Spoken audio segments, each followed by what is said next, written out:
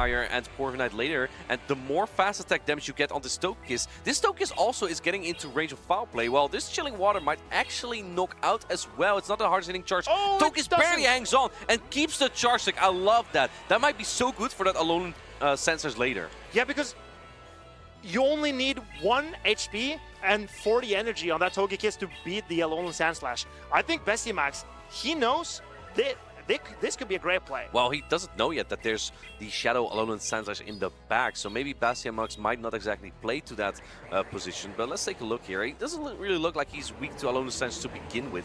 In comes Malamar again, which has energy to spare. Do you protect Corviknight at some point here? He lets the first foul play go. Oh, and it does so much damage. Jeez, now I understand why Malamar players are playing Malamar, even into Steel types, Fairy types, and a Quagsire. There goes Corviknight. Bestiamax is keeping 2 shields for Quagsire. It's not the most powerful Pokemon, but this is not exactly what Chris wants to see. But if you look at his team, he just doesn't really have that great of an answer for the Shadow Quagsire anyway. Shields up the foul play. There's still 1 Protect Shield on both sides, however. And he needs to throw the Aqua. Oh, perfect counting by Bestiamax. He's certainly aware of I love it. Oh, yes. Muy bueno. Muy bueno, Bestiamax. So let's take a look. There is an Alolan Sandslash in the back. But there's an Aura Sphere stored, right? There was an Aura Sphere stored. I think you... Oh, yeah. Double Aqua Tail here will strip the shields away from this Sandslash. Oh, he shields though! It shields already! Do we now see the switch? No. Maybe I saw it wrong. There might not be an Aura Sphere, but if there is... There is an Aura Sphere. Then he has this match in the back, basically, unless Chris can make a crucial catch here. I think catch or no catch, as long as you can shield up this attack and throw the Aqua Tail, depends on how I mean, much you outpace anyway You outpace anyway, as long as their Florges does not have a charge attack in the back. Okay, he gets the catch here on the floor. Just very nice play from Chris here. Very important. Bestiamax needs to preserve his cool. Don't swap in the Togekiss. Let the Sandslash take out the Quagsire, because, I mean, you're farming down if not. Chris knew. I love that. I love Chris. it. I love it from Chris. I love it from Bestiamax. Both of them knew what their win condition was, and they both went for it, and Bestiamax was best in this scenario. Excellent play from Bestiamax, and very heads up by Chris there. He knew that his only win condition is Bestiamax trying to swap in that Togekiss during a Shadow Claw, because then the Shadow Claw would land before Bestiamax could launch the Aura Sphere from the Togekiss, and then you get the farm down and you can launch a Charge Sack into Quagsire. Bestiamax realized, okay, I just gotta be cool, listen to Marcus, just let him take out my Quagsire, then I won't lose a turn when my Pokemon comes in. This only happens when you switch mid-battle. If you switch when you launch a charge attack or when your Pokemon has fainted, then you will not lose a turn, you will not have a delayed switch. And Bestiamax knew. I've experienced that so many times, trying to be clever, swap in the middle of a charge attack. Oh, my Pokemon with maximum energy just faints without being able to do anything. So Bestiamax kept his cool, and he went for the win. Smart. Very going smart. For the win is the play. Sometimes I want to be smart as well. As smart as Bestiamax, maybe. Malamar players, what did I say? Oh yeah, they're going to play Malamar. They play Malamar. Yeah. Chris tried, but it looks like Bestiamax was very much prepared. I mean, what is Malamar even targeting here? I mean, it targets the Medicham and the twos, I guess. Only so much though. Like, you take so much damage from Dynamic Punch. You know I don't what? think this is even a team you might want to play Medicham in, especially if you lose the 2-shield scenario to Alolan Sandslash. Yeah, and why you need a bait, I think. And who baits Ice Punch into Alolan Sandslash? And why would you play Alolan Sandslash into this team? There's the Togekiss that just one-shots. It's the Fortress that's not as good. Quagsire usually wins. That's at least not a... It's not the worst. It's more playable, for sure. For sure, but it's not really a positive matchup. Corviknight, not a positive matchup. Ghostlord, I guess positive, but you need to land 2 Ice Punches, and you probably can't even take 2 Brutal Swings. All right, well, if you know everything, what would you play here? I would play Malamar, of course. I'm a Malamar player. Yes, obviously. Which 2 Pokemon would you pick? I would play Florges, and I would play Quagsire, and I would play Corviknight or Malamar. Malamar just because I have a Malamar. Correct. But the How can you go I think wrong? Corviknight is just a really good generalist that we've seen all over the whole weekend, right? It's probably like the best defensive typing that you can find, Steel and Flying, and it just makes sense to bring Corviknight into many of these matches. I agree. It's just that if you go with both, and that's the thing with Florges though, it's not as bad into Fortress as a lot of the other fairies like Wigglytuff or Togekiss. So I think there's no chance Chris forgoes his Florges here. I think, at least in my opinion, that would be a mistake. Well, we'll see. Maybe Chris is smarter than I am. Chris already has locked in his team. It's Bastiamax who still needs a moment to think. How can he lock down this match? Chris is top 4 in Europe currently, so this is not an easy player to take down. Looks like Bastiamax has decided on 3 Pokemon here, and we are getting ready for game number 2. Is Bastiamax going to take down Chris, or is Chris going to make the comeback? Bastiamax has the round in his hand. There is the Togekiss into Malamar. We see it again. And Chris is bringing it back. He's I might have spoken too soon. He benched the Florges. Man, that Fortress in the back of not to go ahead too quickly here, but that Fortress in the back of Bastiamax looks kind of wicked. It looks wicked as wicked gets. I think the Fortress might be in a prime position to take this game. Let's take a look at Bastiamax over farming there. He probably wasn't expecting Chris to... I think he was expecting Chris to swap out there. Yeah. But, so that's why he didn't throw a charge deck. Do you expect it now? Oh, throws the Aura Sphere immediately. And Chris, like the Malamar player he is, double shields Malamar immediately. So as he's supposed to. Yes, that's exactly what you do. But Bastiamax, I think he's prepared for this. But the Togekiss is getting dangerously low. And now... Are we watching a rocket battle here?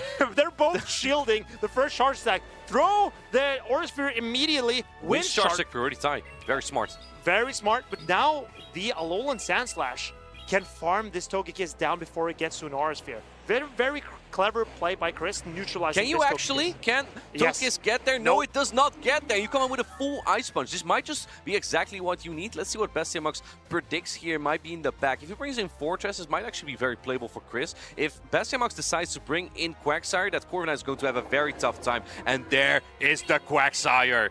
And what are the players' plan? I think Bastiamax needs to go up and throw the Aqua Tail immediately. Well, I guess he might be able... Yeah, throws the Aqua Tail immediately. Just wants damage into this Alolan Sandslash so the Fortress can maybe clean up in the end game.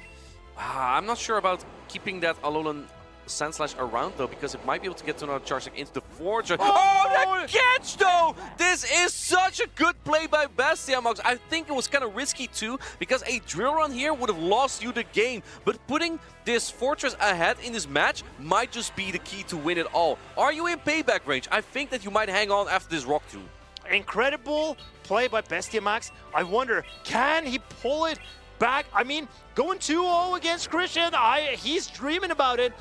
Here comes the payback from the Corviknight. Can it knock out this Fortress with a debuff? I don't think so. This will get really close, but Bastiamax also has the opportunity otherwise to just build up energy. It is actually barely not knocking out here. Has the Sand Tomb ready to go. The thing is, if that Alolan Sandslash can get energy, it might be able to knock out Shadow Quagsire. So let's take a look what Shadow Quagsire can do here. Oh, this is great from Bastiamax. He can actually get an energy advantage. Can he get the Mudshot down? Oh, he doesn't even throw the energy just yet.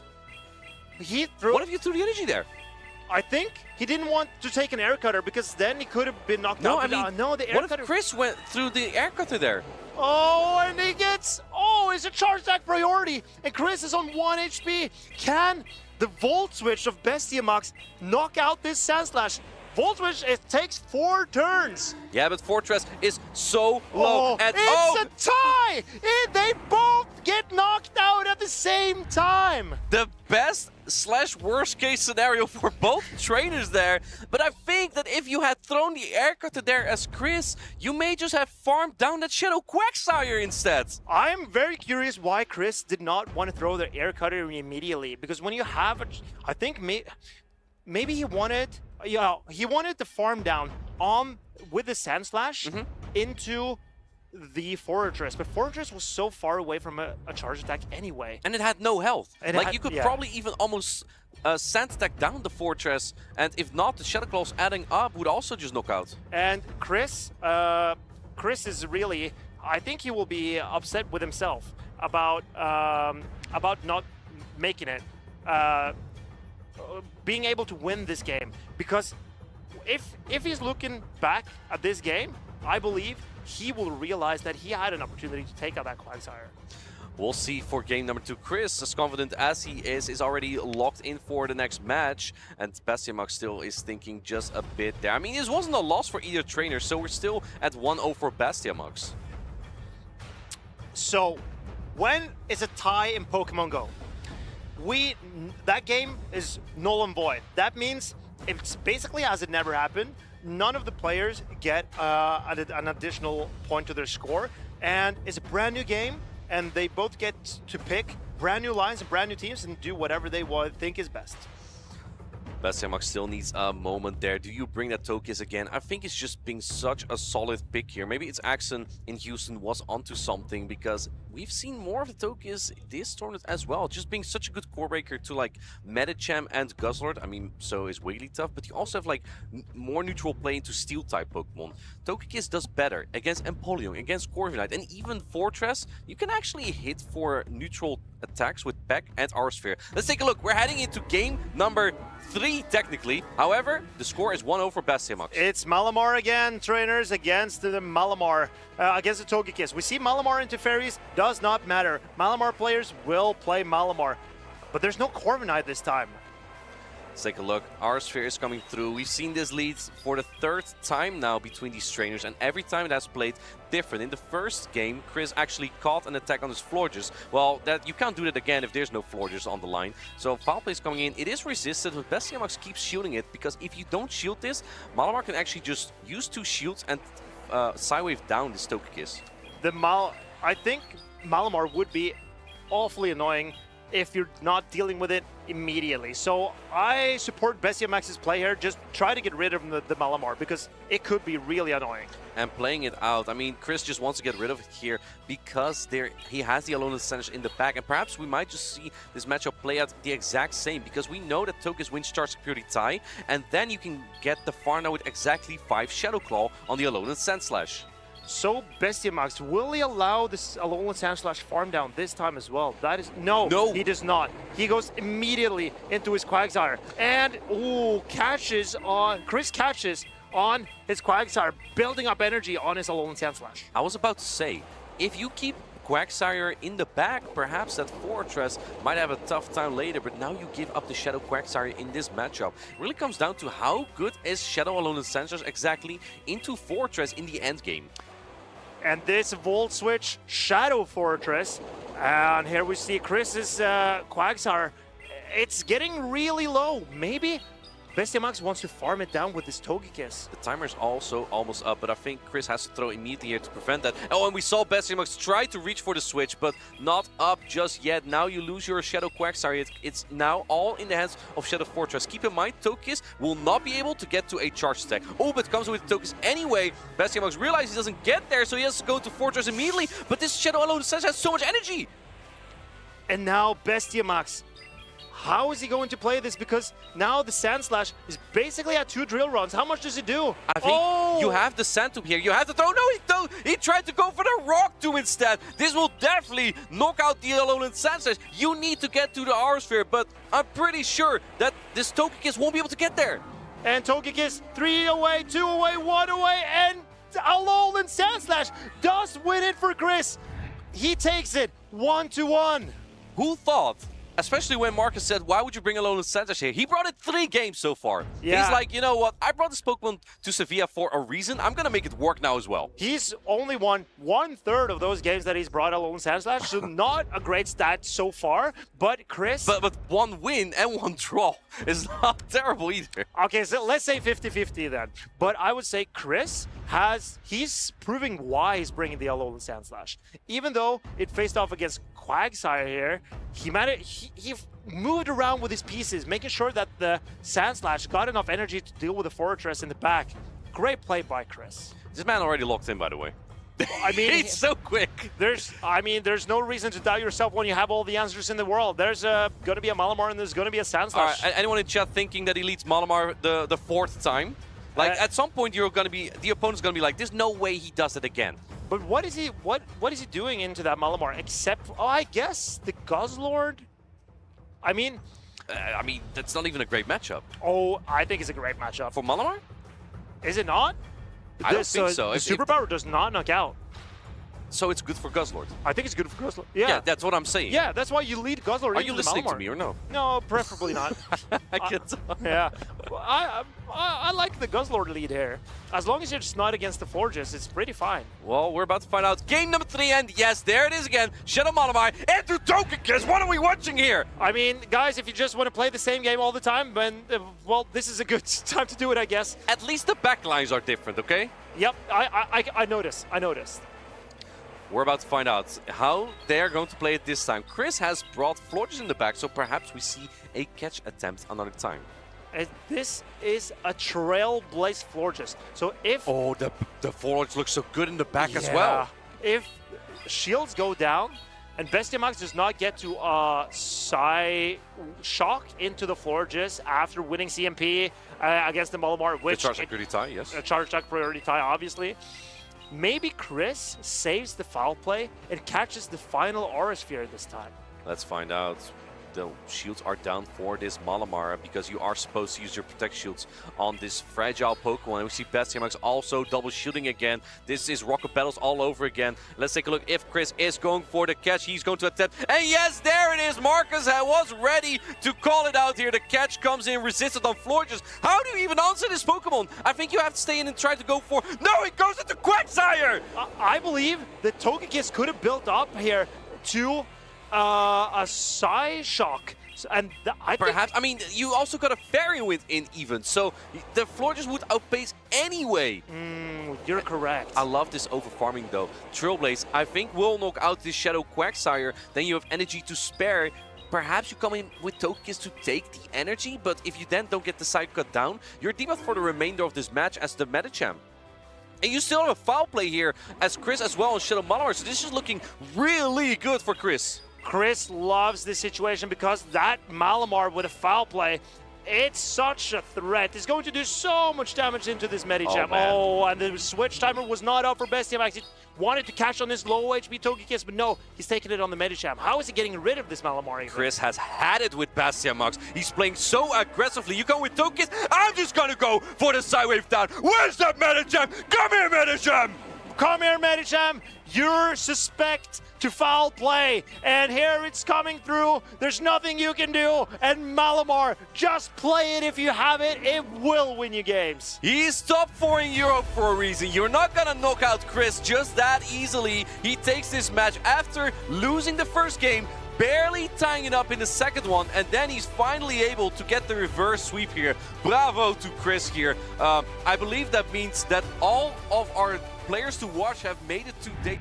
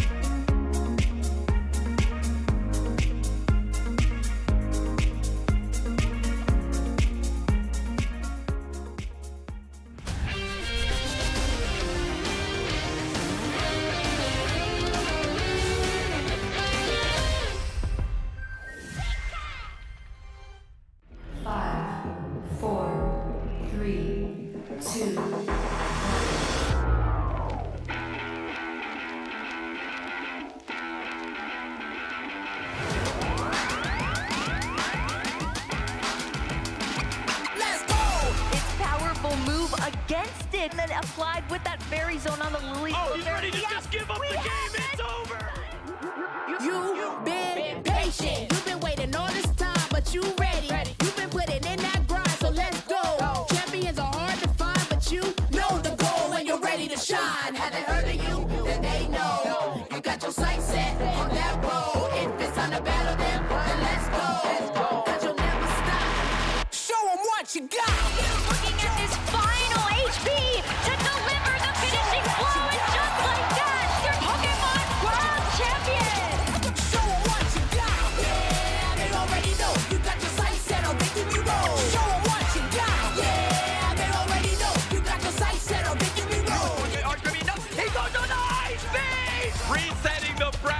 and then winning it in game number 5.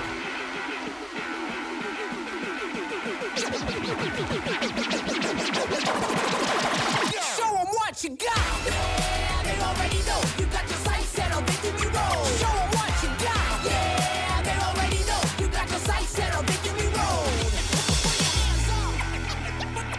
Put your hands up. Bienvenidos a España, trainers. We are here in the colorful and magnificent city of Sevilla, and we are looking at day 2 of the special event championship. I'm Marcus, also known as Arceus Aurelius, and I'm here with Martijn Adequins, Matthias Pokegains, and what are we? Wiggly Lionheart. Wiggly Lionheart. That is exactly who I'm here with. So we are ready for a brand new day of Pokemon. But are we done with yesterday? It was an incredible day for me. How did you guys enjoy? Yeah, I mean, we saw some familiar names. We saw some names rising up again. I'm super curious to see if a Spanish trainer can actually win in a Spanish championship, because for the past 3 tournaments here, we've had a trainer from Belgium, from Germany, and from the UK win here. But every time, the finalists have been a Spanish trainer. Let's take a look at how far we've come so far this season. We have been to several locations already.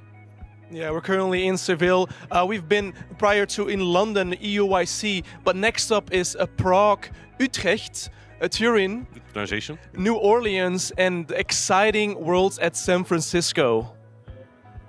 And when we finish off in San Francisco, it's going to be a brand new experience there in the city with the Pokemon XP. And for all the trainers who've been to all the locations that we've already gone to and that want to qualify for the World Championship, they need championship points. And you can get those by placing in these tournaments. If you get first place, then of course you also get the golden ticket, but those 350 points won't go to waste. We'll get into that later. But of course, second place 325 whopping points, third to fourth 300, and so on and so forth. And when it comes to how many players can qualify for the World Championship from each region, you can see that on the right side. For example, if you're playing in Europe, 65 players will make it to the World Championship. And of course, the players who win a golden ticket before, they just add up to that. So some invites will be passed down. So you say the winners get a golden ticket. Is that what you said? So that means when we take a look at the leaderboard, there will be trainers with a golden ticket to their name, as we see here. Right, we'll take a look at the leaderboard here. Some of these players are actually here, and the players that have a gold ticket next to their name already have been qualified for the World Championship. Of course, the leaderboards and the championship points, they carry a lot of weight for these trainers, not just for the flex, but also for like travel awards. And one trainer will be eternally grateful for a Stone Collection because he snatched 1 golden ticket from the NA region. So we're going to have 1 more European player at the World Championship. That is incredible. And the 8 players on the left here, they are looking to win the travel award for Europe. As you can see, the 1st to 5th tier gets a big 3,500 for their finish. Yeah, if you take a look here, the qualification time period is between international championships. So right now, trainers that are gathering those championship points for the travel award will be gathering this for the international championship, the first one coming up next season.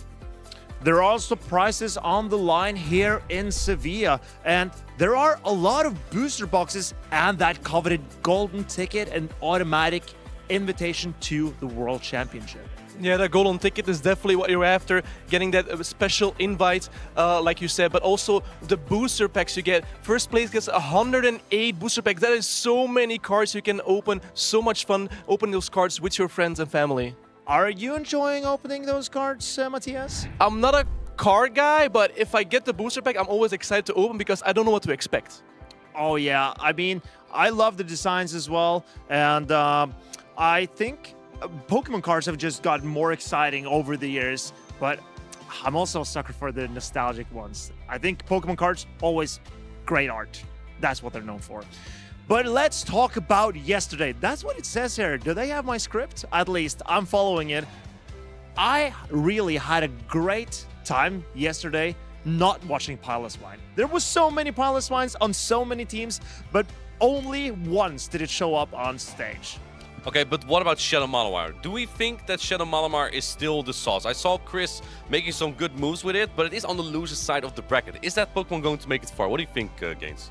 I think like if you manage energy really well and use energy and place it where it actually matters, on an Azumarill, you can dance around like Malamar does, and then potentially get your way into the finals and win it this season, yeah.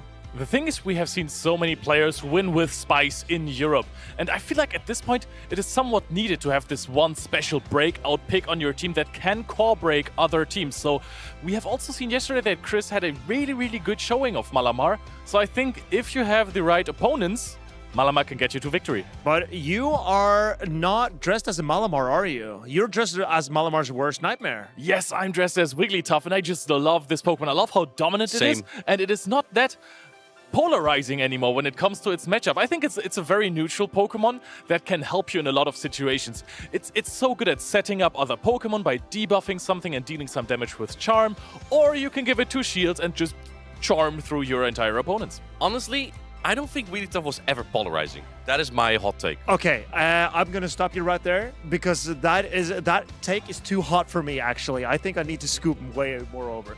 But I agree, Wigglytuff more neutral now. It's not as divisive as before, and there is a reason why so many trainers are opting for it. We had a great day yesterday, but we're gonna have an even better day today. Oh. As Martijn said, there are so many trainers who are looking to win here and fight for their first ever title or some returning champions. Pokémon, he obviously has a lot of trophies and medals from before. Zizwalas also has a few. He maybe only has one. It's his best record ever, he said. Yeah, it was in Barcelona 2 years ago. So maybe... but also maybe we can have a new champion like Dianoski. He went 2nd place in Stuttgart a few years ago. Yeah, I think for a game, it is always a very nice sign of skill when you see some similar names in multiple top cuts, right? Because it shows, hey, these are the best trainers. Skill actually does matter in this game. It is not as much luck-based as some people think. And if you're just looking at the list of players, right?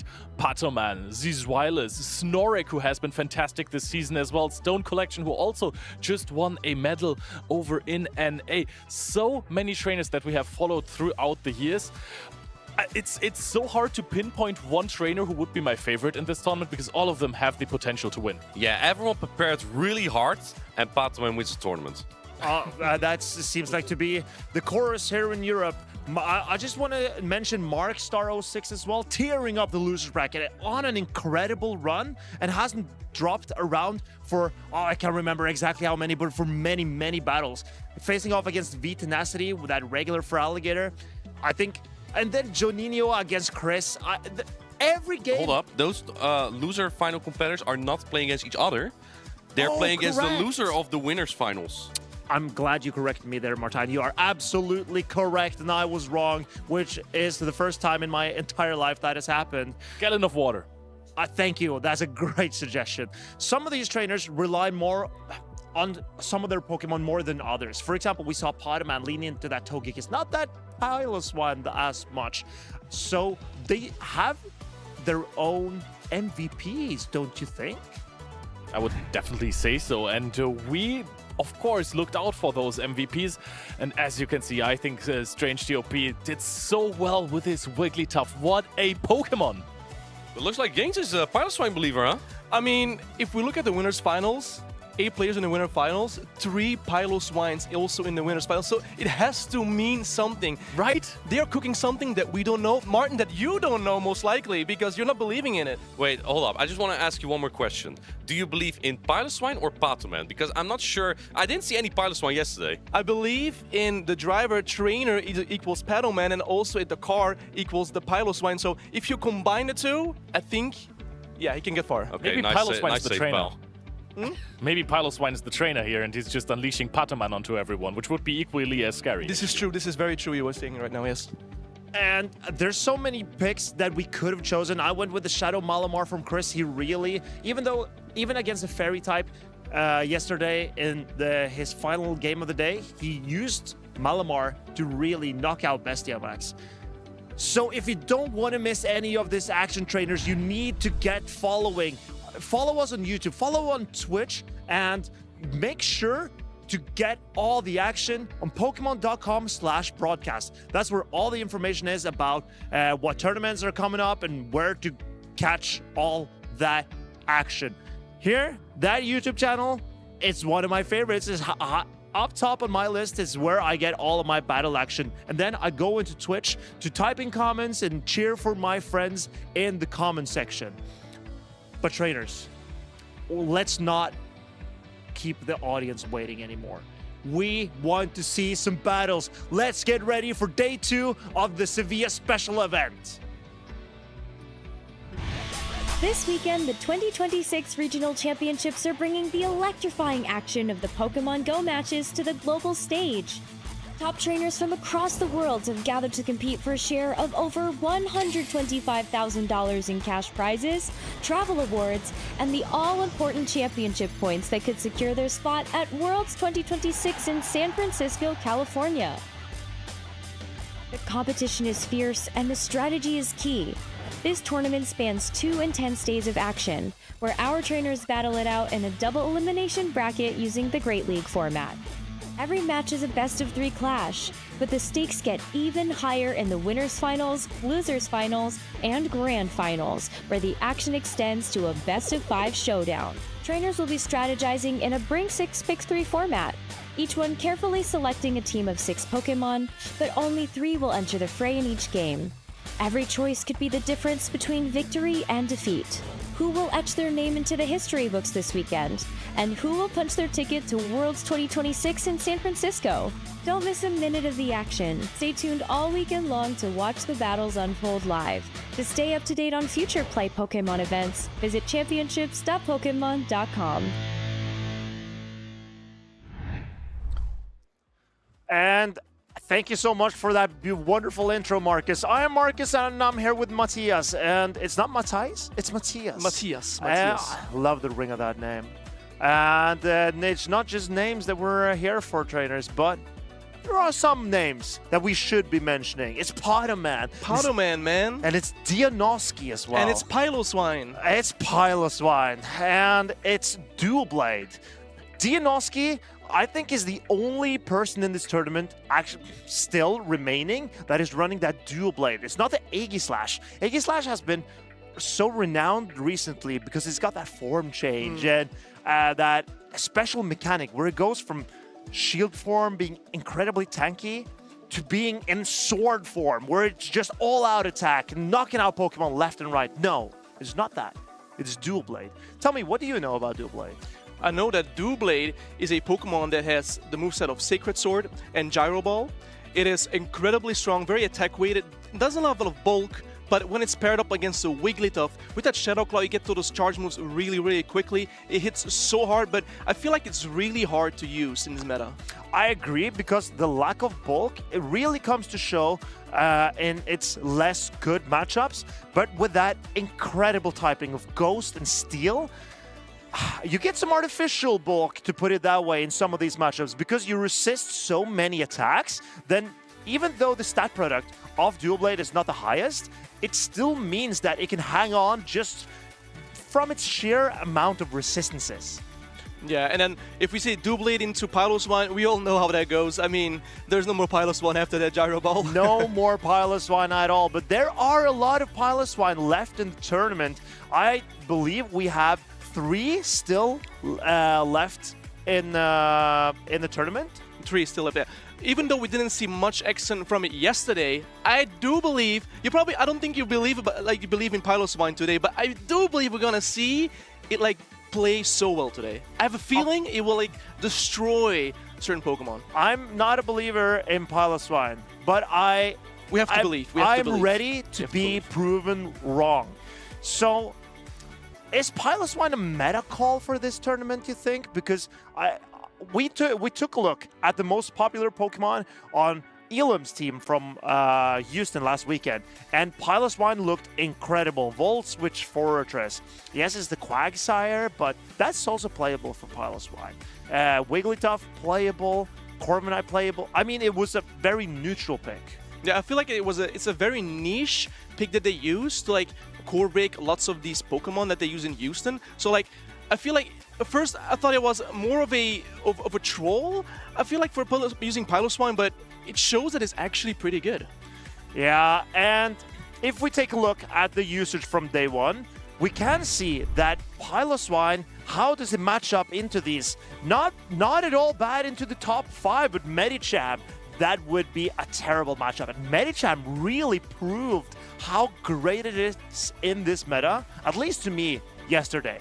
Yeah, but if we see in this top 6, Piloswine is not that strong, maybe against Fortress because of that Volt Switch being heavily resistant, and obviously Altaria, I mean, it doesn't want to tank an Icicle Spear. We see also Guzzler and Clodsire, so like, I feel like Piloswine has some play, but it might be used as a bench warmer more often, or like as a niche pick, as we said earlier. But if we talk about like the top 6, top 12 Pokemon, very stabilized meta Pokemon.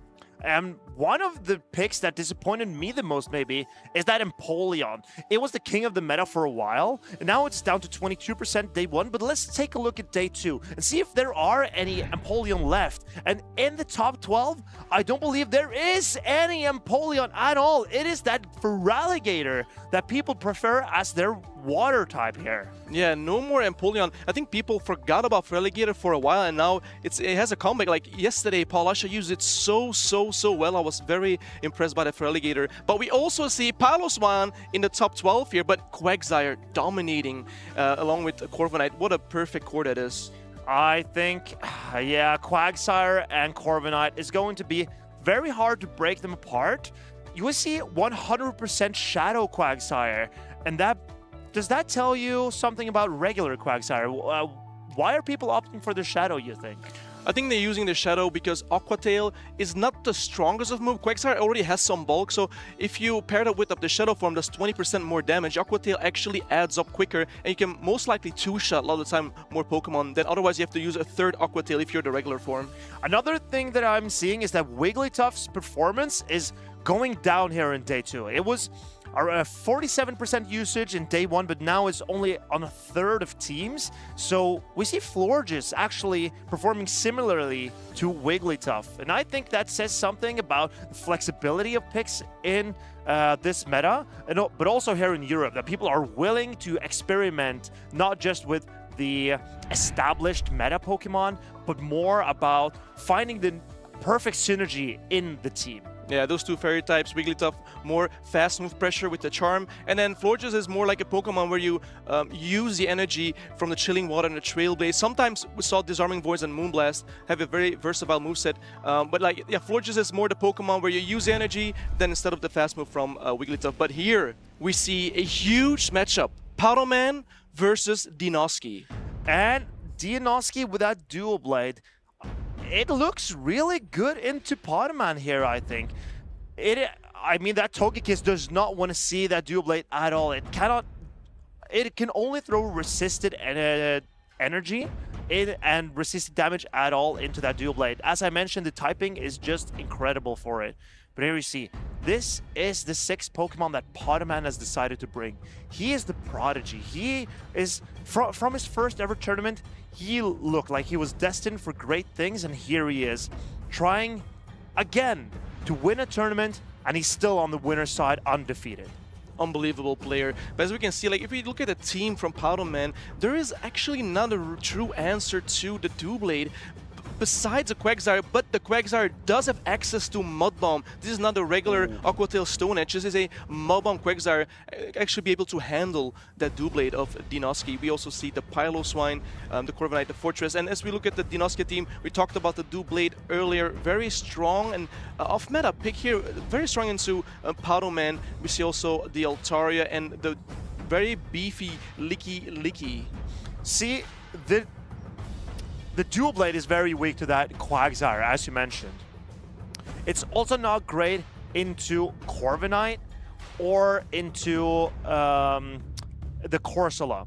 but Altaria has played into all 3 of those. So maybe Dianoski is looking for a way to pair up Altaria with that Dual Blade, because if you get the Altaria on the Shadow Quagsire from Pokémon, then you're very happy, because that Quagsire is not running Stone Edge.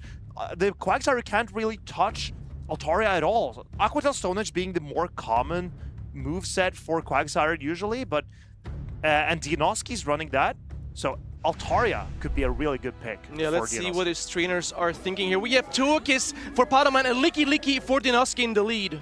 I think this is looking... This is a pretty neutral matchup probably, because the Togekiss has that super effective Aura Sphere, while Dianoski going straight for the Body Slam. The Body Slam is going to land on Togekiss. Spider-Man knows I don't have to shield this. Body Slam will chip a little bit, because Togekiss is not the bulkiest mon around. Rollout being super effective. Aura Sphere also being super effective. We're going to see Spider-Man going for perfect timing here, landing the first Aura Sphere on Licky. Dianoski can hit his Body Slam immediately after this if he wants to threaten the Togekiss. Oh, and here comes a Corviknight. This is a great swap by Pokémon. Dianoski tried to be patient and wait, but Pokémon caught him off guard with this catch. What a great catch it was, and here comes Altaria into Corviknight. These Dragon Breaths are not super effective, but Altaria does have access to Flamethrower, which will hit for super effective damage. Here comes the payback from Corviknight. It's not going to do as much damage. The Corviknight definitely needs 2 paybacks to take out the Altaria, but Altaria has a little bit of a head start here on the Flamethrower. And it might look weird to throw a Dragon into a Steel type, but Altaria actually has a really good matchup into this Corviknight. Dianoski, he wants to get this Flamethrower on this Corviknight. Will Pokémon put up a shield to keep his Corviknight healthy? It boosted for him, but will it go down? Okay, Altaria gets the Flamethrower through.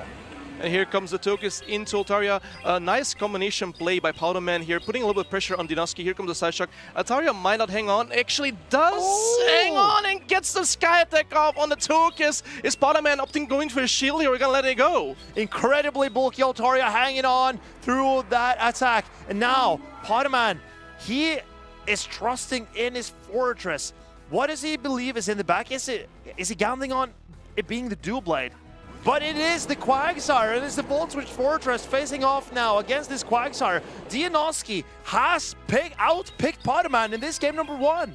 Yeah, Volt Switch heavily resisted on Quagsire. Here comes the first Aqua Tail from Quagsire on the Fortress. Does a good amount of chip damage here. And here comes the Sand Tomb. So I think like Pokémon is going to try to stall as long as possible, try to debuff the Quagsire with these Sand Tombs and try to do some damage with the Volt Switch. But as you can see, this is not a Shadow Fortress, so the damage is not that big.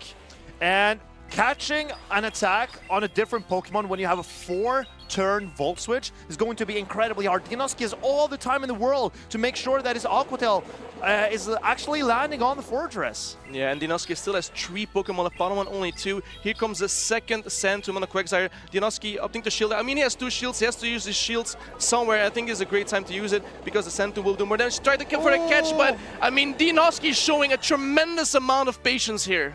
There's no reason to doubt Dianoski in this matchup. He knew what he was bringing in game 1, and he played it perfectly. Dianoski, he has a lot of performances to his name as well, finishing second in Stuttgart a few years ago, and now he is looking for his first ever title, and he has to take down Pokémon on the way. Yeah, Pokémon didn't bring Quagsire. I don't think he was that afraid of the Dual Blade, or they were playing mind games, thinking like, okay, Dianoski preparing for, okay, he's definitely gonna bring the Quagsire because my Dual Blade is so strong, but Pokémon didn't even bring it. So I feel like, I mean, like you talked about, the Sand Attack from Corviknight might be enough to wiggle down the Dual Blade there, but yeah, definitely very hard for him. The Quagsire on the Fortress, very unfortunate for Pokémon, but really good for Dianoski, obviously. Yeah, I think Dianoski, he went kind of weak to that Piloswine maybe. He had the Altaria and he had the Licky. And I mean, it's probably playable for Licky as well. So Piloswine, does it look good here or does it not? It's not that great into Quagsire. It's obviously horrible into Dual Blade and Annihilate. It's not great into the Forges either. So it's just the Altaria that really is the target for Piloswine. Yeah, Pokémon needs to make a call and have it perfectly aligned, I feel like, in this game. I don't think it does that much play. But maybe, I mean... Sounds risky. These players make a lot of risk, so they could potentially do that for sure. But we see right here, like the Licky on the Togekiss was very strong for Dinoski as well. So I do recall it's going to be return of the Licky. But these trainers look to be locked in for game number 2. Fortress into Licky. And here the trainers are tapping away on their phones. This is a very devious matchup. You'd think the Steel type is good into the normal type Licky, but the Shadow Ball from Licky hits so hard. I think this... Oh, Pokémon puts up a shield. Fortress needs to go down in shields to have a shot of winning this matchup, because in the zero shield scenario, Licky actually ruins Fortress. Yeah, Pokémon tries to Rock Tomb first, making sure the heavy hitting move gets shielded, and now the Rock Tomb lands, so the Shadow Ball won't do as much damage. Perfect timing as well, doing 2 Voltages for 3 rollouts. And here we see the Quagsire Saves from Dinoski. Very aggressive play here. And here comes the Corsola. Actually, bold play by Dinoski, trying to... he gets rid of the debuff on his Licky and goes into his flexible Quagsire. Now is bursting with energy, just getting ready to blast off into this Corsola. Yeah, Corsola, very bulky Pokemon, as well as a great moveset of Astonish and Nightshade. Here comes another Aqua Tail from Quagsire. As you can see, Corsola does not really care about these Aqua Tails. And here comes another Aqua Tail from Quagsire. Quagsire is so spammy, but he knows Corsola can still hang on. And there's Nightshade loaded already on the Corsola. And Pokémon does one more Astonish and throws the Nightshade. He wants to get rid of this Quagsire. Dinoski, he believes in his Altaria. Oh, he puts up a shield. He's putting the pressure on because he knows now the Quagsire.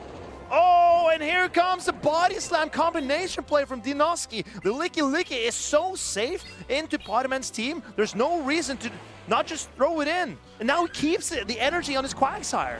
Yeah, very smart. He really loves his Quagsire. Here comes Fortress. Again, perfect timing here from Pokémon, doing 2 Volt switches, getting up the Rock Tomb here. I think the Rock Tomb will be enough to take down this Licky. So finally, the Licky is out of... No, he doesn't even knock out! On. He takes another Shadow Ball. Man, this Licky is so bulky. It is a great Licky for Dinoski here. Here comes another Shadow Ball. It is debuffed, but it does a good amount of chip damage, and there is still a full Altaria left and a Quagsire with so much energy. Let's see what Dinoski wants to do here. And now Dinoski can threaten the knockout on the Fortress with the Aqua Tail, but here comes a Rock Tomb from this Fortress. Dinoski, he's safeguarding himself. If there is a Piloswine in the back, he's keeping his Quagsire for it. He doesn't know that there is a Corviknight. Here comes another Rock Tomb from the Fortress. He gonna let the Altaria go. I don't know what it thinks what's in the back here. This Rock Tomb probably not gonna knock out the Altaria. He's gonna swap out into the Quagsire, and here comes a Corviknight. I mean, Quagsire is so overloaded by energy here, but it only takes 1 Air Cutter to take down this Quagsire now. What was looking so good for Dinoski at the start is now fading away from him because his Pokemon are so low, and now the Air Cutters from Corviknight are threatening knockouts on all of his Pokemon. Yeah, Corviknight is so tanky as well. The Mudshots are double resistant. And another, we see a boost from the Air Cutter. I mean, Dinoski has 2 Aqua Tails left to show here, but it is just not enough. The Corviknight is too bulky. The Mudshots are resisted. Aqua Tail doesn't do as much damage. We only need to get 1 Air Cutter done. And here comes another Aqua Tail, Quagsire. I don't know how many Aqua Tails he threw in this game, but it has to be like 7 or 8 so far. And Pokémon, does he decide to shield? Yes, he does. And does the combination play? Yes! Oh, but Corviknight wins charge attack priority against the Altaria. Dinoski, he was looking for the way back, but the Altaria with the energy, it fainted with it. And now, it's the Quagsire, and he cannot do it by himself. Pokémon pulls it back 1-1. Pokémon brings it all the way back now. He anticipated the combination play from Dinoski there, and Corviknight winning charge attack priority was huge. So Altaria didn't even able to use that energy. It got double debuffed by the Fortress earlier, swapped out, kept the move, but it wasn't successful. And throwing immediately was this a recipe for Pokémon there. Either you take out the Quagsire so your Fortress can win, or you take out the Altaria so the Corviknight can win. So no matter which Pokemon you threw that Air Cutter into, it's the win condition for Pokémon. So great recognition by him. Exactly. If he didn't throw the air cutter, then it would have been a totally different game there. But he knew like, okay, my only win con is just to click my move when I actually have it and show the air cutter. So it was a great play. We saw some Corsola actually handling that Quagsire really, really well. The Astonish does so much damage, but that Quagsire is so spammy. So many Aqua Tails have been shown, but I don't know if we're gonna see a Piloswine because Dinoski loves his Altaria, brought it twice in a row, so maybe, Marcus, we'll see the Piloswine. Maybe, but I know that Dinoski, he's recognizing that Pokémon is not going very weak to that Altaria. Yes, he will bring the Corviknight, which is good for Altaria, but there are also punishes for it. I think Dinoski wants to be stronger into that Fortress, which was so annoying for him in this game. Yeah, that Fortress was really strong. But Dinoski really, like, if you look at the team Pokémon, there's actually no answer for Leaky. Leaky is very safe for Dinoski, so I would assume he would bring it definitely back. We haven't seen Annihilate yet. Annihilate, I mean, after we see the Togekiss and the Corviknight and the Corsola, we're probably not gonna see it there. But let's see how these trainers decided to use for game number 3, deciding game number 3. So these trainers are deep in thought, and will they change it up? I believe we will see the Licky from Dinoski. There's no reason not to bring it on the safe swap or in the lead. It will come for sure. But how does he accompany it? Will he go with a more risky doublade, or is he running that Altaria again? One thing for sure, I believe there's going to be also a Quagsire. That definitely big. Quagsire was so good for Dinoski, spamming all those Aqua Tails. There were so many on the screen, but it looks like Padoman is locked in. Dinoski is locked in. Let's see for game number 3 what his players will be playing. And we see Corviknight into Licky of Dinoski. And this is the tournament life on the line for these trainers. Do they want to go on to win? This might be the game they need to win. You need to keep watching here, trainers. This is the game you don't want to miss. Here comes the Shadow Ball from Dinoski. Shadow Ball, a really good move here on the Corviknight. Corviknight definitely tanks this very easy, doesn't have to shield. This is a very neutral matchup to bulky Pokemon, but look at the damage. Look at the damage. There was really good damage. We see here the first payback. A no stab there, no same type tech bonus, but does way more damage than Air Cutter. And Dinoski, well, and there's a catch! It is Piloswine, baby! It is the Piloswine, and Dinoski is launching a Shadow Ball into it. This is going to hurt it badly. And how does Dinoski play? He goes for the Body Slam. Licky outpaces and puts the pressure on the Piloswine immediately. I love this play because like Piloswine is not the bulkiest Pokemon around. You definitely want to get some shields, and here we see, oh no, it's a duplicate, and this Piloswine is running Stone Edge, not a high horsepower. So let's see how much an Icicle Spear actually does. Doublade, not the bulkiest. Piloswine, Shadow, Icicle Spear. Let's see, like obviously not gonna shield here, doesn't know because there's no. It actually does some meaningful damage. Here comes another Icicle Spear. Piloswine putting up a show, kinda. I think Dinoski wants to shield here, yes. The Dual Blade does not take this damage well, and Pokémon is going back into his Corviknight. This Sacred Sword is probably not enough to threaten a knockout. But can Pokémon decides not to shield? How does Dinoski go about this? Yeah, here comes an Air Cutter. Pokémon playing very aggressive, like swapping, dancing left and right. Here comes an Air Cutter. Dinoski shields the Air Cutter. He knows like, oh no, damn it. It could have been a payback, but here comes another boost, and then comes another Air Cutter. The Sanitex doing damage. Air Cutter is boosted now. This is perfect for Pokémon. And Dinoski grimacing. He knows this is not what he wanted. And here comes the Quagsire, getting the farm down, getting a head start against the Togekiss. And now, I think Dinoski needs to threaten the Stone Edge because he has a Gyro Ball on his Doublade,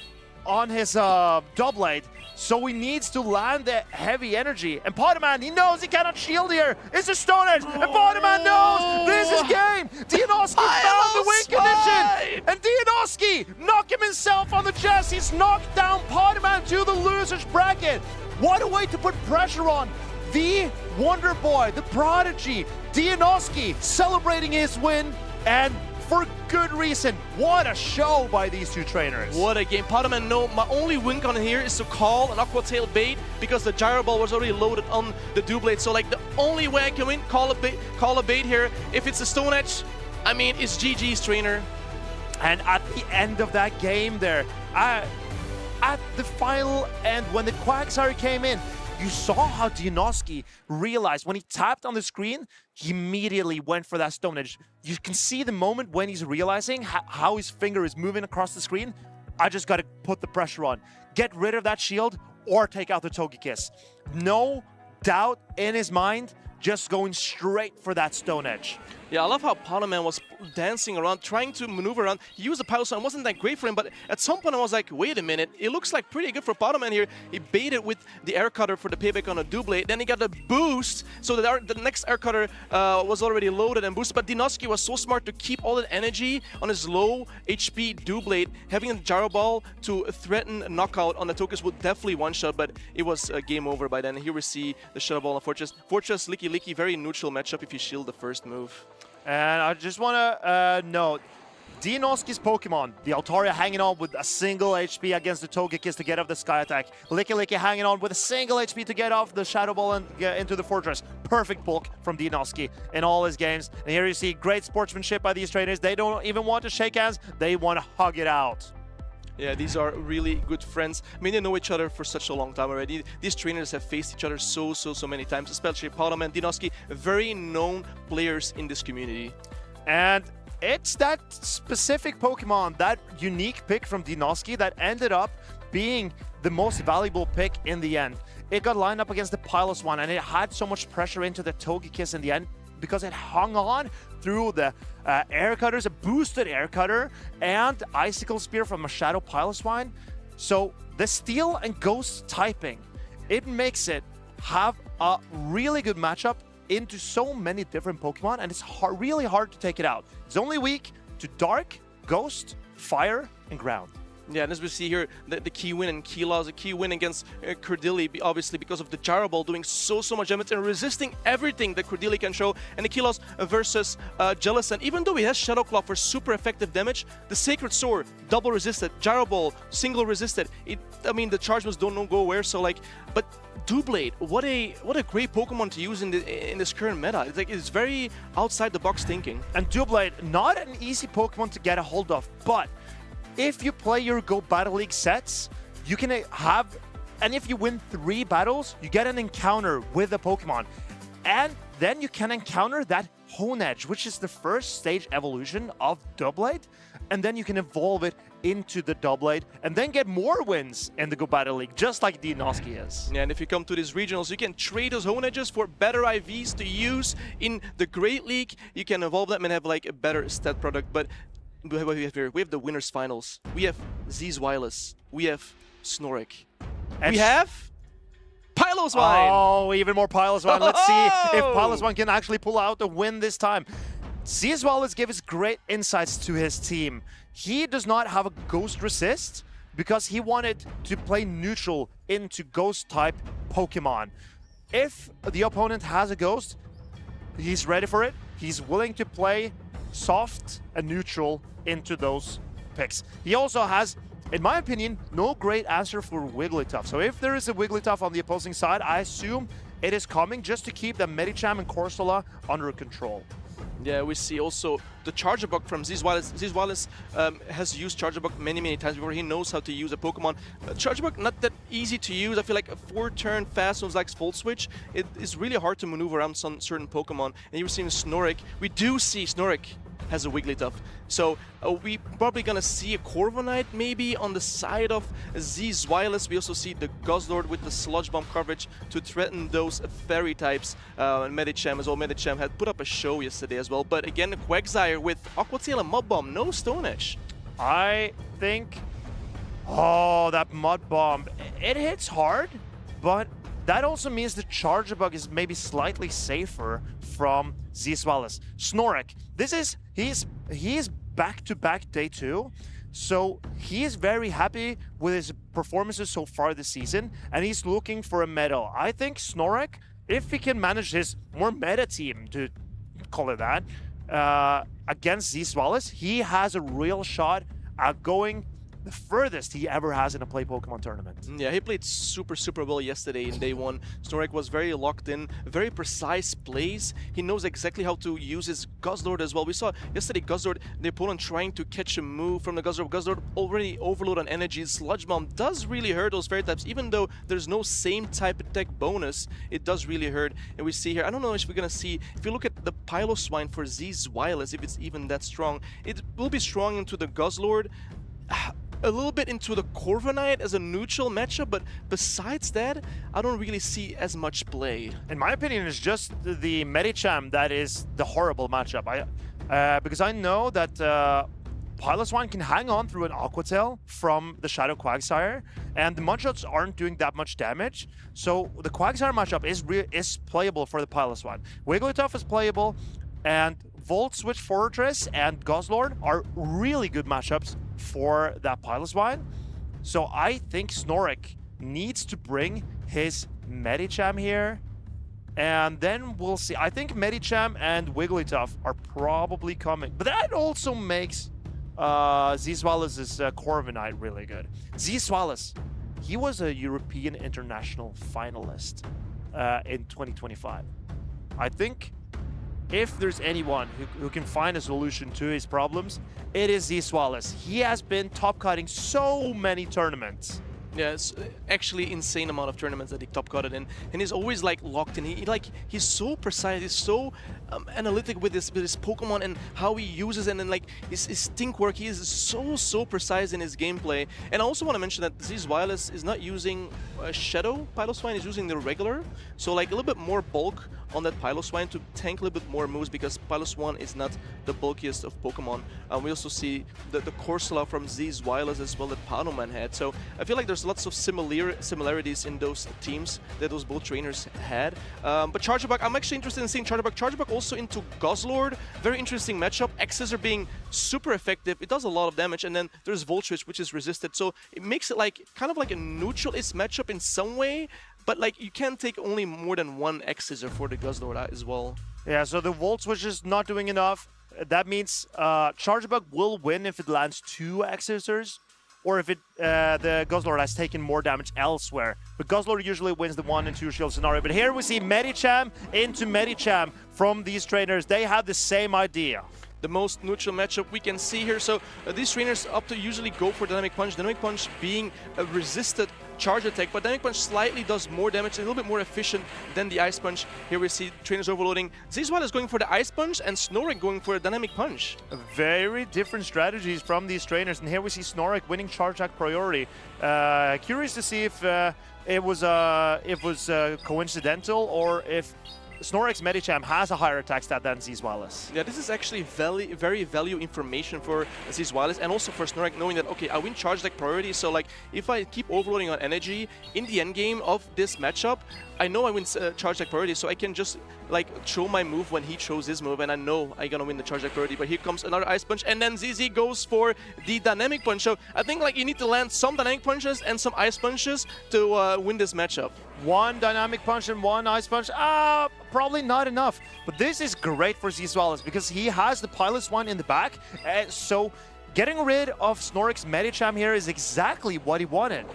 Here comes a Quagsire, quick snipe from Snorlax. The Medicham loads up his energy, and here comes the Azumarill. Azumarill very bulky, but this Quagsire has Mud Bomb, so this is a save time attack bonus from the Mud Bomb, and it doesn't need to reach for a Stone Edge, so he can like spam these Mud Bombs, and it's actually kind of good for Snorlax in this matchup. Yeah, this is a significant improvement for Snorlax, because these Mud Bombs are coming out so much faster than the Stone Edge.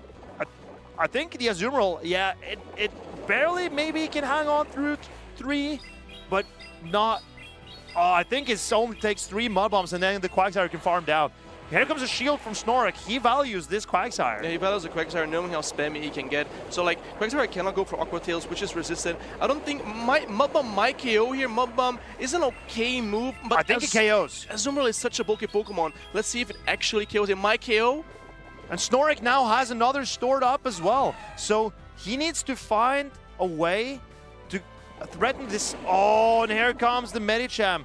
Aqua Tail coming through. Will Zwalis shield up his Metagem here, or does he just want to get rid of the energy? Just expends the energy, keeps the shield. Here comes Piloswine. Piloswine, baby, overloading on some energy. Here comes the first Aqua Tail. I mean, Piloswine is his last Pokemon. He has 2 shields. He's gonna put everything on the line for Piloswine. He knows there's still a Wigglytuff in the back, and here is a Wigglytuff. Oh no! But Icicle Spear does a good amount of damage, and Piloswine has the advantage here of pacing. So here comes the first Icicle Spear from the Piloswine.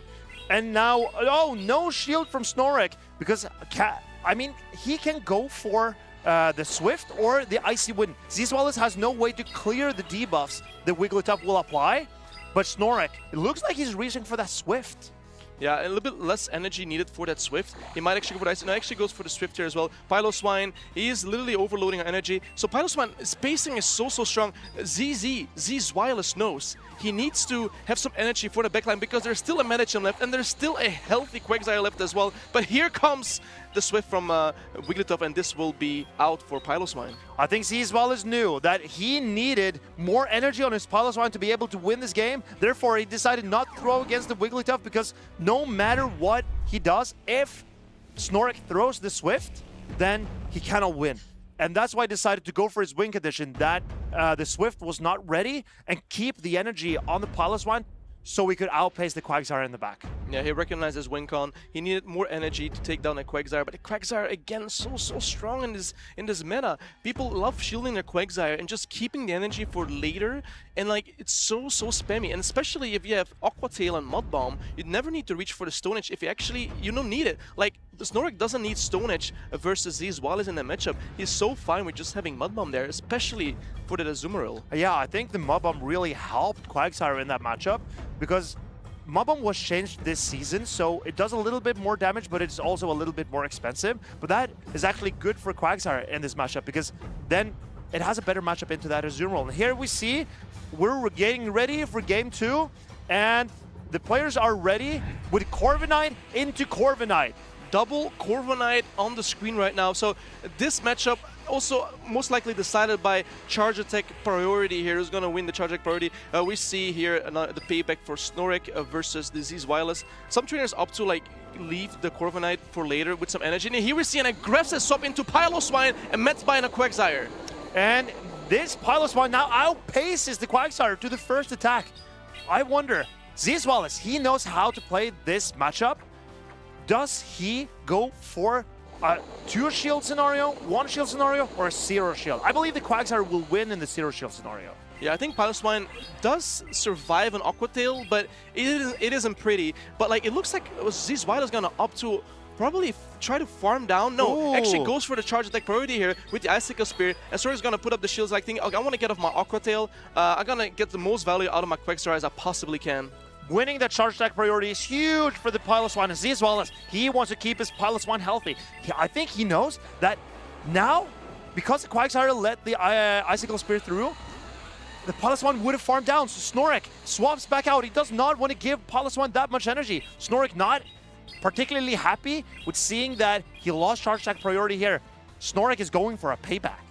Here we see charge priority. Here comes the payback from Corviknight.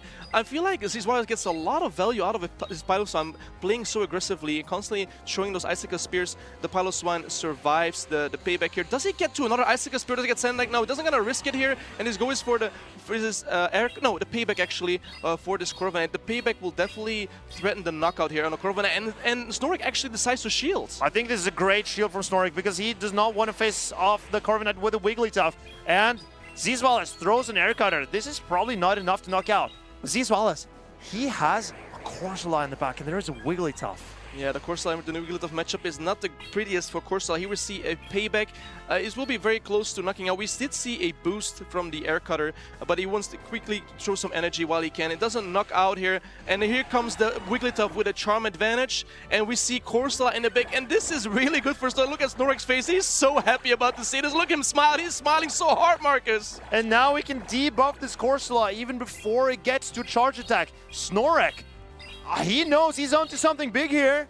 Yeah, Snorlax making all these calls correctly here. Here we see the first Icy Wind, and this is not so great for Corsola, knowing that, okay, when do I show energy? Because, like, I'm debuff here from the Icy Wind. The Astonish are double resisted. In Power Gem, at least neutral, not a bad move. And we see it does a good amount of damage, but, I mean, he needs to reach an Ice Link based on his game, but he doesn't get there. But Wigglytuff chose a Swift, and he knows, okay, I got rid of the Piloswine, and I just have a Corsola left. My Wigglytuff is so happy here. Snorlax celebrating already because he believes he's got this in the bag. 3 Pokemon left. The Corsola is getting lower and lower. It has a parting Power Gem, but this does not threaten a knockout on the Wigglytuff yet.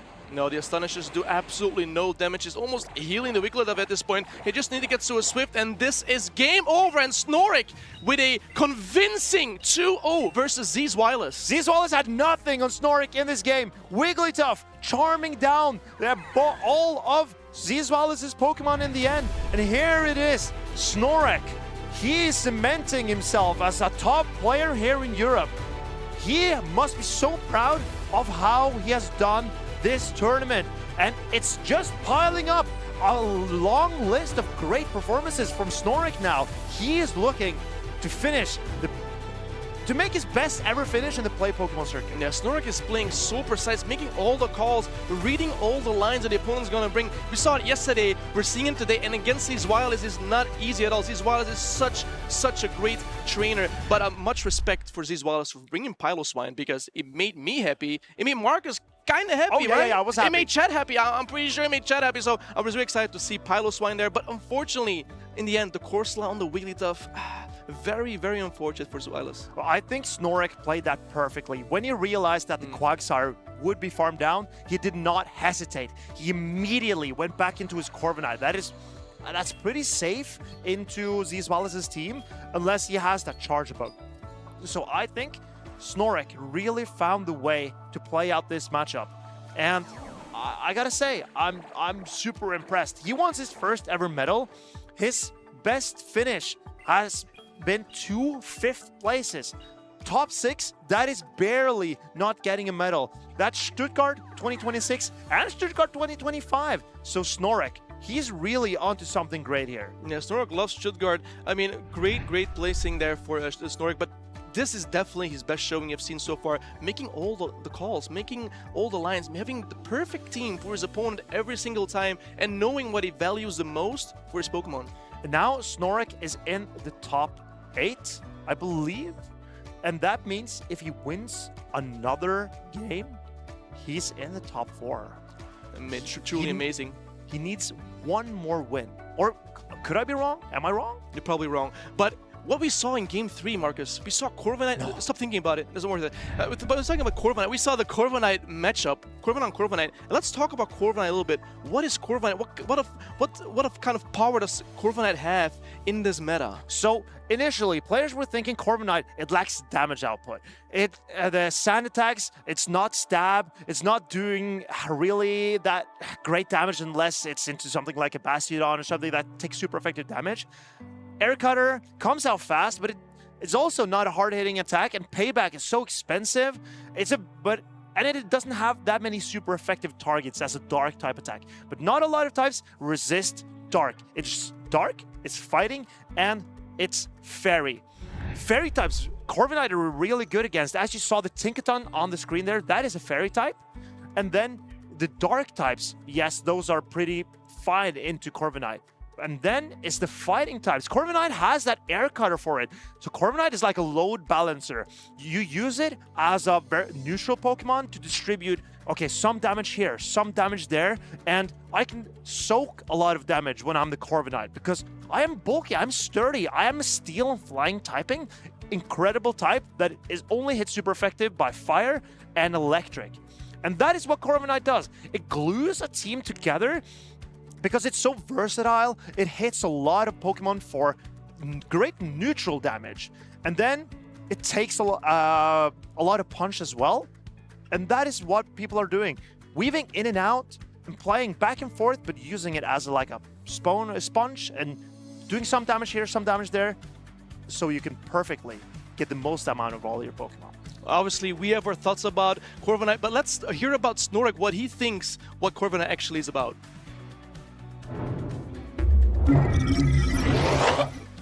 Thank you, Gaines and Marcus. Yes, I'm here with the winner of the second match that we had here on stream today, Snorek. A big congratulations on this big victory. You just told me that you had practiced a lot for this match. It didn't go well. Apparently, your opponent told you that his practice went really well. How did you do this? Yeah, so basically, my team should in theory be good against his because I have a Mad Womp Quack that's fine against everything, but if I win this, he farms up energy with Pilot Swine and I have a bad matchup then. So he wins basically every time if he gets like 2 fast moves of advantage with Pilot Swine. So I had to avoid that at all costs.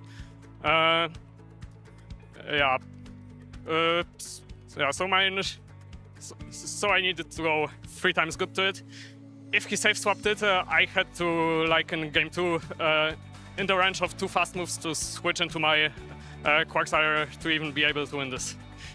Yeah, I mean, you must be ecstatic to actually even pull this off against Z Zweilos, one of the best players. But you are cementing yourself now as one of the best players in Europe as well. You're really high on the leaderboards. How did you get here? Like because I think this is like the first season that you've actually been really rising up high here on top.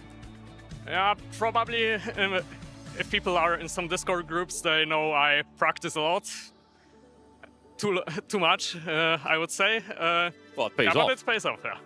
Do you have any shoutouts that you want to give to friends, family, fans? Yes, of course. Mainly to the 3 people that helped me with the team. So, Zhao, Victor, Kuifia, and Nickname. Also to my teammates from Phantom Claws. I won't name them because there's a lot. And yeah, Marcy scrimmed me a lot and Shiner, so thanks to them too. Well, it's good to hear that you have friends that can help you up here. And perhaps there's even a medal this time for you in store. I wish you the best of luck in your next matches. We are heading on to the next rounds on the winner side of the brackets. Take it away, Marcus. Thank you, Martijn, and I will. I did check the bracket. Snorek is now top 8. If he wins one more, he gets a medal. But if he loses one first, he's not out of the tournament, then he goes into the losers bracket. And then he needs to win one more and get that medal. He is now on track for his best ever finish. He said he was practicing too much, but I feel like perfect practice actually makes perfect, and it definitely tells in his gameplay. And here we have another insane winners finals. We have Stone Collection versus Paul Asha. Man, these teams are wild. I love Paul Asha team so much. So versatile, so much fun. I really like Palasha's team as well. I think she maybe has been inspired by Doombug. Water type, Goregeist, and an Ice type. But she has gone for that regular for Alligator. Palasha looking to come back to her throne as the queen of PvP. Stone Collection wants to ride the wave that he is on with his win in Seattle.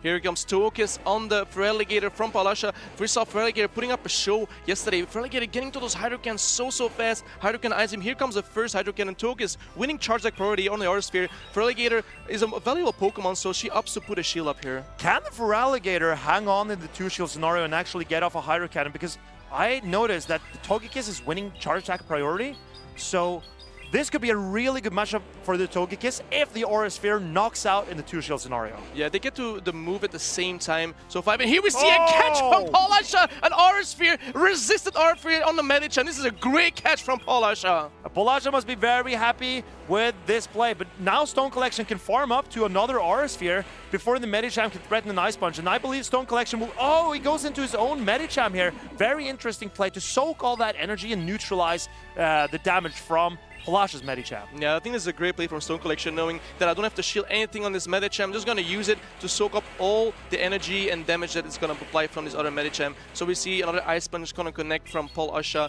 on Stone Collection. Stone Collection knows I don't need to shield. I can use this Medicham just like, you know, to stall some time, think about my next strategy. And the super effective Pex from Togekiss really put a lot of damage onto Palasha's Medicham. So Stone Collection, he's in the driver's seat here. He knows what he's doing. He saw how Oh, and here comes the combination play. Hydro Cannon from Feraligatr. Stone Collection probably won't shield this. Oh, he does. Never mind me. Yeah, great play from Polasha, putting lots of pressure on Stone Collection, but Stone Collection goes for the dynamic punch here. It's like, I want to get rid of this Feraligatr as soon as possible. And we do remember Togekiss still has a move left, and Togekiss wins charge attack priority. Here we see Feraligatr not fainting to the dynamic punch. He can get Psychic down. He actually gets Psychic down by the Medicham. Medicham has some energy, and now we see a Medicham and a Piloswine from Polasha. I think this is very brave by Polasha because there could be a Talonflame in the back. Everyone has been running fire types into Polasha, but not Stone Collection. He wanted another fire. It's the Togekiss. Polasha here tried to knock out Stone's Medicham, and yes, it is knocked out. Here Stone Collection probably going to opt to bring in the Fortress, which he actually does. Here comes in the Fortress. We see a Piloswine, and we see the Volt Switcher are heavily resisted. And this Piloswine is also running higher horsepower. Let's see what I'm going to drop first. We're going to see a Rock Tomb from Stone Collection first. Do debuff as much as possible on this Piloswine. This will be for neutral damage. This Togekiss has an Aura Sphere in the back. That means it's super heavy, super effective damage. Stone Collection needs to strip away the shield from the Piloswine so that the Togekiss can deal with it in the back. But as we see from Polasha, another Rock Tomb does not threaten a knockout. No, Rock Tomb. She can easily tank this if she wants, and she actually lets it go. This is perfect game knowledge here. So here comes another Rock Tomb. You're gonna survive it. The Volt Switchers are so resistant on that Piloswine. We see another debuff coming on. Is he going for up to the high horsepower? She goes for the Armament Sphere. So she kind of has to shield it because there's so much energy on that Piloswine. But I think Stone Collection had an opportunity to throw the... Okay, Polasha is now throwing the Icicle Spear. This will definitely knock out the Togekiss. But this debuff Piloswine... The question is, can the Piloswine get Volt Switch down by this Fortress? I don't think it can. This like high horsepower will definitely like knock out. I don't know what happened there, but the high horsepower is gonna knock out the Fortress. And goodbye, Fortress. Woohoo! Piloswine! Why is Stone Collection not throwing his energy there? It's a question I actually don't have an answer to. Because he stripped away the shields from Polasha, the Sand Tomb would have knocked out the Piloswine, and then I think the Medicham was dry in the back for Polasha as well, so Stone Collection could probably Volt Switch it. I'm not exactly sure. I could be wrong. Maybe he was waiting for a catch from that Medicham from Polasha. I think I'm gonna be patient here to try to catch him so I can farm down the Piloswine. But the Piloswine had so much energy there. The Raid 2 Icicle Spear was a high horsepower. There was so much energy loaded on that Piloswine. And Piloswine actually put up a show here. I mean, like, Polasha is the only one who can actually show how good and strong Piloswine is. Against that Volt Switch Fortress, we saw how strong he was because of that ground typing, you double resist the Volt Switch, and you're only taking neutral damage from the Rock Tomb as an Ice type, which is very rare. I think this is why some trainers opt to go for the non-Shadow Piloswine to tank 2 Rock Tombs so it doesn't get Volt Switch down in the end as well. So I think this was a great showing for Piloswine. Also Feraligatr, but now we know Togekiss wins charge attack priority versus Feraligatr and the pace at the same time. So that's actually really good for Togekiss there. But we see here, the trainers are locked in. And we see Togekiss on Medicham. This is a great lead for Stone Collection, but the Ice Punch are super effective from Polasha. So how does this matchup go? I actually have no idea. I believe Medicham can probably win the Zero Shield scenario because it gets to land 2 Ice Punches, while the Togekiss, the fast attack damage will be adding up. Polasha, no shielding and Side Shock, knowing that this will not threaten a knockout. Yeah, the packs actually do out so much here. We see an Ice Punch going on a Togekiss. Togekiss can definitely hang on, but he cannot take 2 Ice Punch. Togekiss is a very, very not bulky Pokemon here. We see it first Ice Punch. As you can see, it does so much damage, but the pack as well does so much damage. And see Polasha waiting in turn, making sure the Ice Punch is going to connect on the Togekiss. And we see a first shield from Stone Collection. And Stone Collection, he's been trusting his Togekiss this entire tournament. Here comes the Feraligatr. Togekiss wants to either knock it low or strip away a shield so his Fortress can deal with it more easily. Polasha, let's go! Yeah, I love this play a lot. We might see a swap here into the Fortress. Volt Switches are super effective versus the Feraligatr. Polasha still has 2 shields, but Hydro Cannon is such a great move. He does so much damage, but Stone Collection only has 1 shield, so he needs to like make sure that he puts his shield up on the perfect position. But can Polasha get to another Hydro Cannon? She's 3 away? No, she cannot. Stone Collection needs to throw his Sand Tomb to get rid of the Feraligatr before another Hydro Cannon comes out. Polasha, she does not keep the Feraligatr. She's going weak to the Talonflame, but there is a reason for it. Because she has the Piloswine, 2 shields up, she does not respect it. Stone Collection, can he pull this back with his Medicham? A great gameplay here. But I mean, this is kind of not so great for Piloswine here, because even though the Piloswine does destroy the fortress, it's almost the only Pokemon left. So they give it debuff. This is great that they swapped out here. We've seen high horsepower. High horsepower doing way more damage. Whoa. Oh, but we actually puts up the shield, knowing that, okay, maybe he's going for the high horsepower since she has 2 shields, and we see the high horsepower is being shielded here. And Stone Collection will try to bait out both the Palasha shield with Ice Punches. That makes the Dynamic Punch come out 1 Psychic Cut sooner. I think that could be a great play from Stone Collection, but he needs to land a lot of damage into this Piloswine. Will Palasha go for double Icicle Spear or for high horsepower here? I think double Icicle Spear is the play. I don't think high horsepower will knock out. Medicham is so bulky here.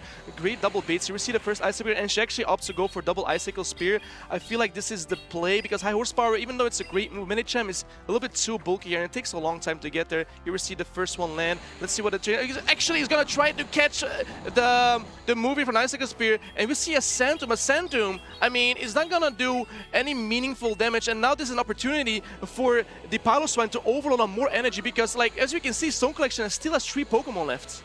And now Palasha, she will always leave this matchup with an Icicle Spear in store because she knows if Stone Collection get his Medicham in, then he wants to throw energy into that Piloswine. I think Stone comes in with Togekiss here, trying to get to that Aura Sphere. Yeah, they have to make it go, and actually goes right. Does Icicle Spear KO? I think it KOs, Marcus. What do you think? I'm confident that this Icicle Spear will knock out. But there is a Togekiss left. Can it get to an Aura Sphere? It's 4 away. No, the Piloswine will win this for Palasha. It powder snows down the Togekiss. Stone Collection grimacing, Palasha celebrating. She's back, baby! She is the best Piloswine user I have ever seen. She used it back to back to back. She's using Piloswine at his top peak performance, as we talked about. Marcus, remember when you said like Piloswine won't give any screen time? And look at this! I was not a believer, but it turns out, number 1, I was right again with Pokémon. Number 2, I was right with Seaswellis. But Palasha, she is proving me wrong. Piloswine actually has a place in this meta, ruining that fortress, playing so well into that Togekiss, and even taking out a Medicham. Yeah, it's very exciting meta. Also, the Feraligatr, we saw like... Oh, I love that pick. I love Togekiss into Feraligatr. I mean, like, Togekiss wins the charge up, but the Hydro Cannon does so much damage. And I mean, the Feraligatr in the end also like using it and absorbing and throwing Hydro Cannons left and right. And we saw the Piloswine in the end was just too strong. And with the Volt Switch, like, they do no damage. The Rock Tomb, she can easily tank 2 as well. I want to say something about Palasha and her team. She's 5 times weak to fire. It's the Medicham that's generally weak to the flying type of Talonflame or this ghost type of Skeledirge. Then she has Wigglytuff, she has Corviknight, both of them not created to fire. Then Gourgeist, a grass type, and Piloswine, an ice type.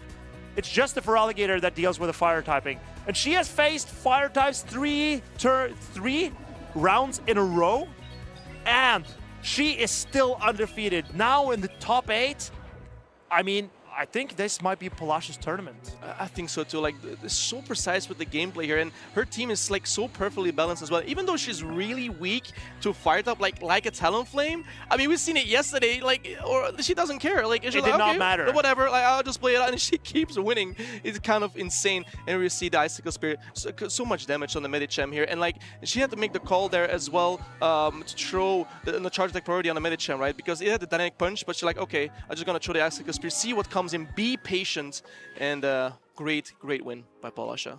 I'm very impressed by her gameplay, and she's definitely back.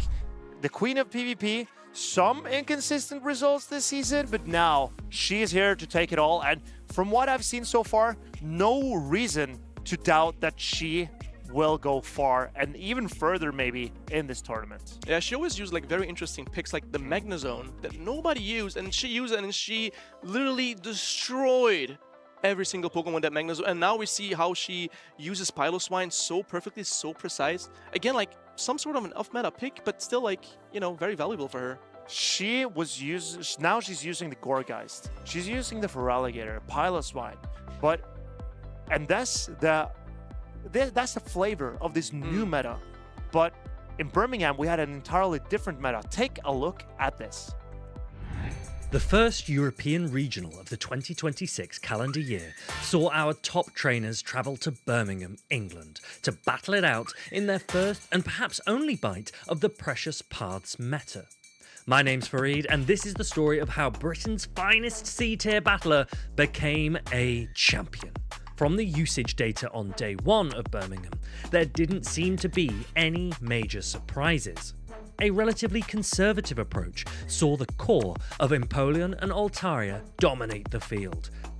Enter Maximilian P, a grassroots legend who, despite having seen various successes in his play Pokemon career, had always remained touching distance away from the glory of gold.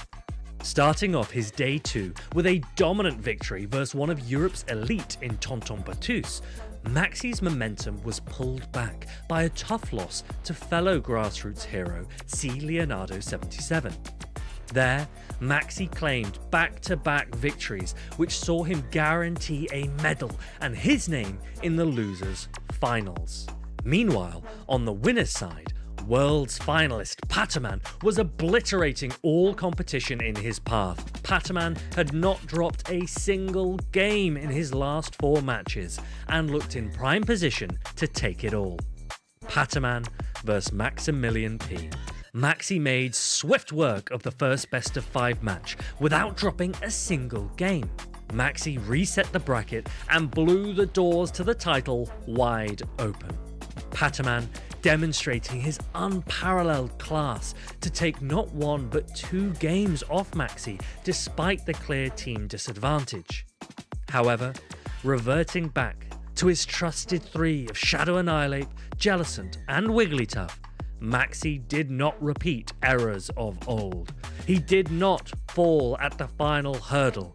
His commitment, his hunger, his determination, culminating one last time.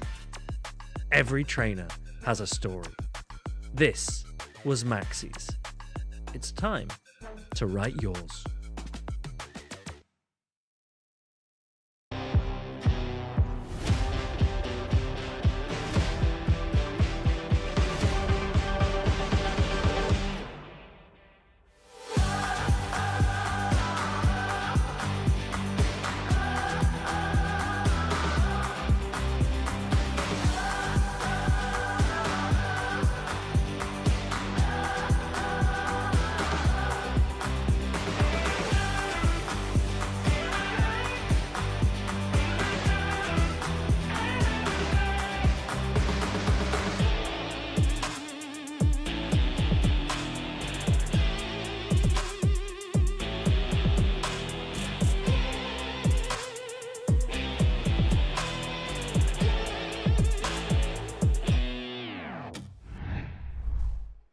Friendship, rivalry, power, all of those are features of competitive Pokemon play. And all of those combined make our next matchup. We have Andres versus Strange TOP, 2 friends who have been comrades for basically all the time of Pokemon Go. And now on the winner's side of the bracket, in the winner's final of Group D, they're facing off against each other.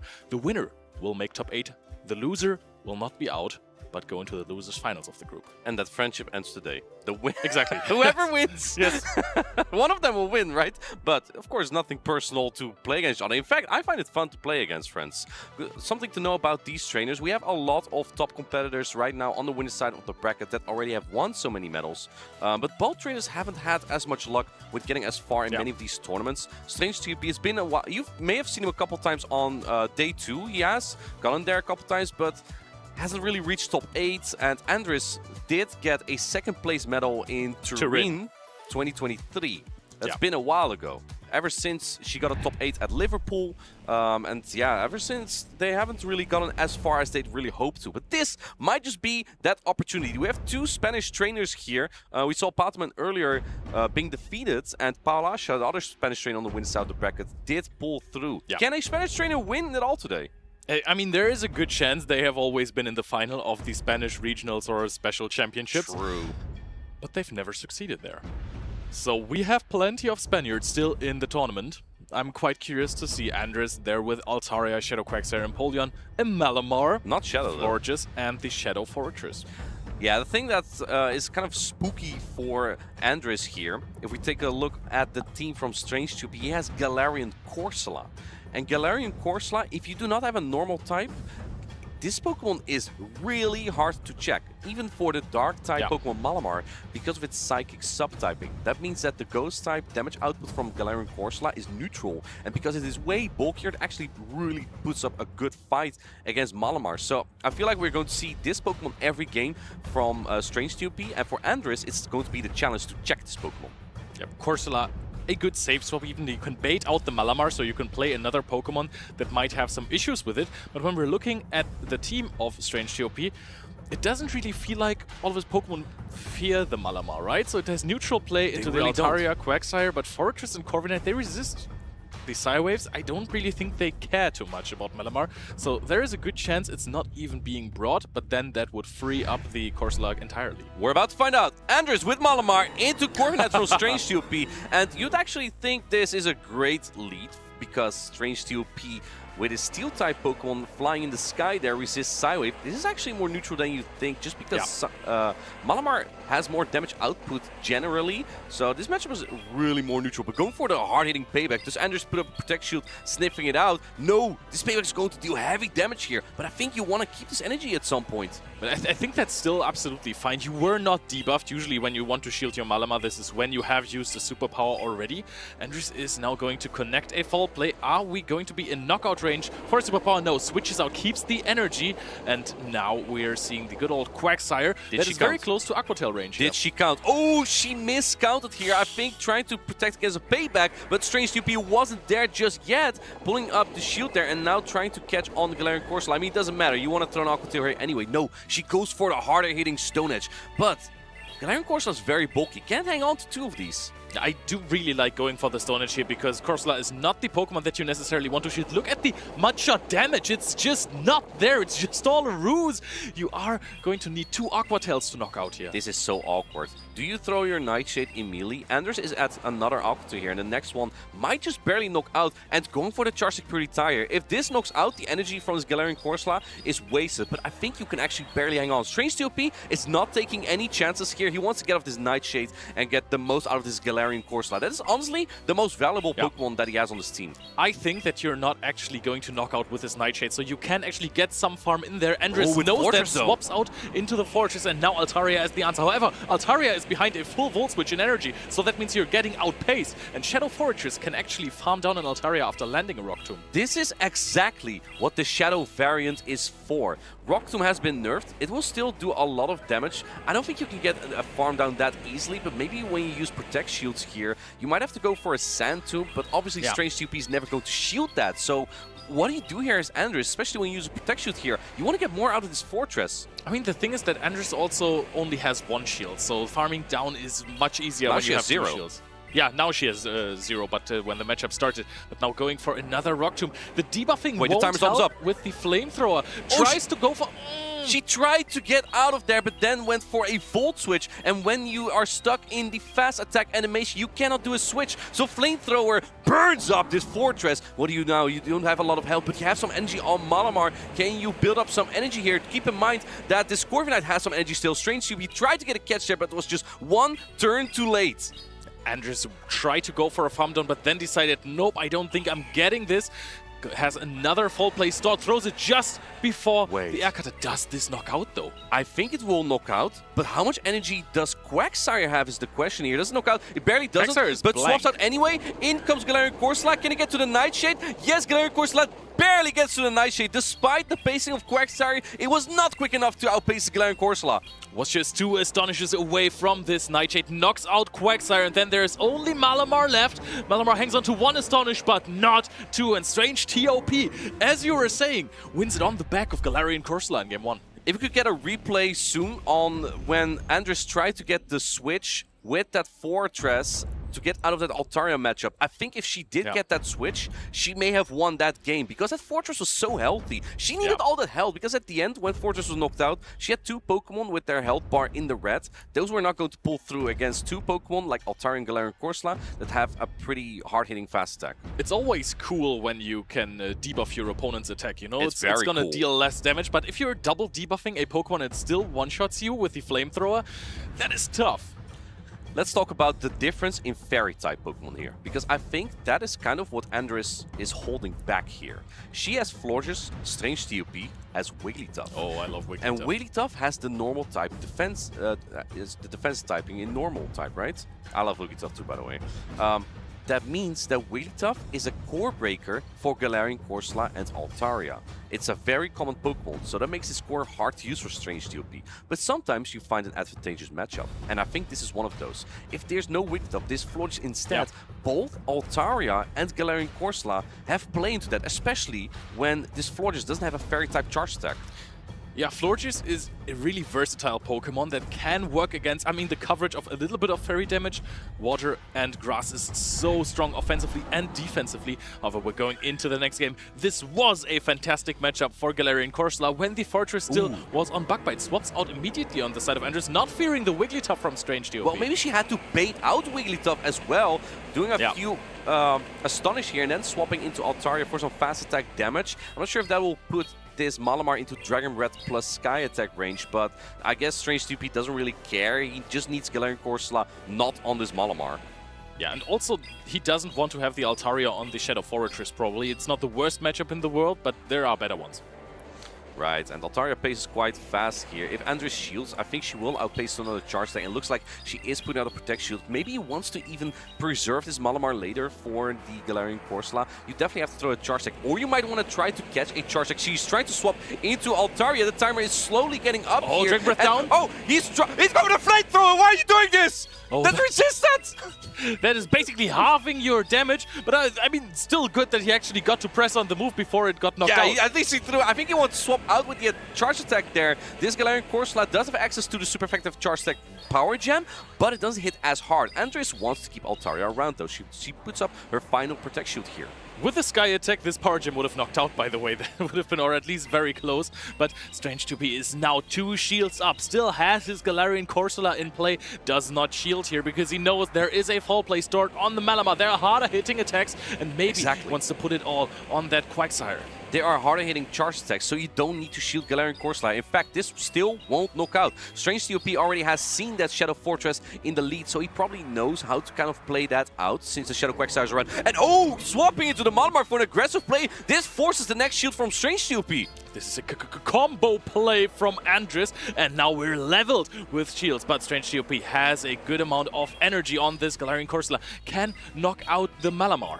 Strange TOP is in a commanding position here. He can now wait for Andres to swap in and then decide to switch in or the Quagsire potentially into that Shadow Fortress. But if the timer's up for Andres, she could answer immediately with that Shadow Altaria. I don't think Shadow Altaria has a lot of energy though. No, he's staying in. No, now he swaps into Shadow Quagsire. This is a great position for Strange TOP to be in. The thing is, you have to store up some energy because you need Stone Edge for Altaria. Yeah, but if you have the energy advantage, I don't think Altaria is at a lot of energy on the side of Andres. I don't think so either. If you have the Stone Edge, then you're gonna get rid of it no problem immediately. And also, you're not pressured too much by the Sand Tombs. And, well, the Sand Tombs are actually the thing that hits a little bit harder here. It's the Voltage that don't really add up. But I like what Strange TP is doing here. I think he's just building up as much energy as possible. Oh, the catch from Andres! Muy bueno, excelente! This might just be what you need to win this game. But the thing is, this Quagsire has so much energy, and it just paces quicker. So the problem is, can you even get to another charge deck later on this Fortress? Oh, but farming so many mud shots here with double debuff defenses. The Dragon Breath run through their Quagsire like it's nothing. It's almost KO'd now. This might be this doesn't look out! Swaps out into the Corsola, chips it down, puts it into farm down range, but throws the Nightshade already before the Sky attack is hit. Now there's almost no energy on the side of Strange Show. Andres still has that Fortress. Fortress is healthy. I think you could have gotten the Astonish down here. Can you get the Full Twitch down? Oh my days! That is brutal here. You have the Sand Tomb ready to go. This Altaria doesn't have much HP, but going for the Stone Edge, it was charging pretty tight into the fortress. Strange TOP actually charged up to that Stone Edge, knowing the HP was not relevant on his side. Stone Edge deals so much damage, it's connecting and knocking out the Shadow Fortress. What a close game in the end, but precisely played by Strange TOP. We did not see the vision at all times, but he had it in mind from the get-go. Those Dragon Breaths were adding up so much that at some point we were just panicking. You're about to lose your Quagsire, man. You might get Volt Switch down there, but Strange 2P was just one step ahead there. Yeah. Saving that Stone Edge, he knew that he wins the Charge Security tie with Quagsire over Fortress. It's really close, but I guess Strange 2P knows his local friend a little bit, knows that she probably runs a Quagsire, or sorry, Fortress doesn't have that high of an attack, and then, yeah, you come back in with the Quagsire, you just demolish the fortress with a Stone Edge, and you lock down the game with that. Well played. I also really like the counting of energy. You know, sometimes it is very easy if you know that I'm going to throw 3 Aqua Tails, you know how much energy you need for that, and that is more than you can get, by the way. But knowing when you have enough energy for a Stone Edge and an Aqua Tail, you know, you don't really see it on the energy bars that you have on the bottom, so I like the precision. You really have to kind of guess or make that precision there that you can you're actually at those 2 moves. We saw earlier that Flamethrower, she tried to catch on her Altaria there. Barely didn't manage to do so, and that's how Strange TP won that first game here. Well played by Strange TOP. In both games, all of them came down to the wire. It looked like it at least, but Strange TOP, he had a vision. Sick catch from Andres as well, getting the Aqua Tail in here, but he immediately pivoted. He knew, okay, well, you know what, if I do 4 more Mud Shots, I still have enough energy for Aqua Tail plus Stone Edge. Very smart play. Now, what I also want to point out here, right, we now Strange TOP getting in the top 8 in a very long time. That's big for him. Yeah. That's another step to potentially a Spanish Grand Finals, maybe? Because Palash is also moving on there. I mean, the result of this game did not really matter when it comes to getting closer to a Spanish finalist, because both of them were Spanish. Absolutely. Another thing, by the way, what I noticed in that catch from Andres is sometimes you're playing a little bit on autopilot, right? You're like, okay, I know how to time Autopilot's fine. That's not what I meant at all. Thank you for interrupting with a very bad joke there. Continue, please. What I meant was, when you're playing too much on autopilot, you're just doing your fast attack timing well, and you're like, okay, they have a 3-turn fast attack, I do 1 Mud Shot, throw my charge stack. They have Volt Switch, I do 1 Mud Shot, throw my charge stack. When you're doing that too much, that's when someone like Andres might wait 2 turns, a full second, doing nothing, and then swap. Because at that point, Strange TOP was like, okay, I just time my charge stack, whatever. But you don't see the fortress actually moving. Yeah. So you don't see the fortress moving, and that should actually be your cue that your opponent is waiting and trying to catch your charge stack. Strange TOP just kind of fell into that. But sometimes you're just so locked in when you're focusing on how much energy do I need. You start to look at the bottom side of your screen. You're ignoring the top side of the screen where the other Pokemon is, which you have to pay attention to. And then you're just going, well, usually after 1 Mud Shot, it shouldn't be possible for my opponent to catch. But if you don't pay attention to what's going on the other half of the screen, trust me, I've been there. Tough times. Honestly, it's a decision tree of 1 second. Like, that's how fast-paced these kind of things often go. The players that you see here, sometimes it just speaks for itself, and it just looks very straightforward. It's harder than you might think. But you're saying that, but you always need to be attentive of it. So you always have to have it in the back of your head. It's not only, oh wow, there's 1 second my opponent is not going to do anything. You always have to be aware of the possibility of your opponent to not do something and then try to catch. You know so much. Maybe, why are you not doing better at tournaments? I feel like I've done okay this season, you know? I've done quite a bit of championship points. I got booster packs in every single tournament I played. I'm happy with my season so far. Okay, I know I'm not day 2-ing quite yet, but trust me, I'm training a lot and I'm getting there. No, that's good. That's good. If you're happy with your own performance, that's the goal you need to reach, arrogance. right? Oh my goodness! What? No. If you're happy with your performance... I'm saying the goal is that to have fun. that you need, yes, you have fun and to walk out of here with a good feeling, okay? That's what I'm saying. No arrogance intended. What are you trying today, bro? Z-Zweilos versus Vitanassi. Let's take a look here. We saw Z-Zweilos play against Snork earlier, and Z-Zweilos actually lost that. Z-Zweilos told Snork that he won about all of his practice battles, and the actual battles he lost. So Z-Zweilos might be a little bit flabbergasted by that. Of course, his team is quite spicy. We saw the previous casters really glaze this Piloswine. We are going to be a little bit more neutral about it. Yeah, I mean, I do like Piloswine. I also liked how it played versus Stone Collection. But the thing is, sometimes when you practice, when you scrim your matchup versus someone else, they might have completely different play patterns or lines that they're picking than your opponent that you're going to face the other day. So if you're playing multiple people, you might get completely different results. If you play against the same person over and over, on the other hand, you don't get the same results per se, but they just might try different Pokemon just for the sake of trying different Pokemon. And that's not what you want to look for. I totally agree with you on that. I also like this team, by the way. Gourgeist, very interesting pick. Like, pretty much the only actual viable Grass-type Pokemon. We did see some Credilli yesterday, but with so many Corviknight around, you kind of need a Grass-type Pokemon with Incinerate. Yeah, Gourgeist is so good. Yesterday we talked about it a lot, saying this might be one of the core breakers that could win this tournament in the end. Because it just breaks up perfectly this Quagsire plus Corviknight and Forretress core. Even though Corviknight does have some play into it, Forretress has a much tougher time. Let's take a look at game number 1 here. Both trainers have locked in. We have Galarian Corsola.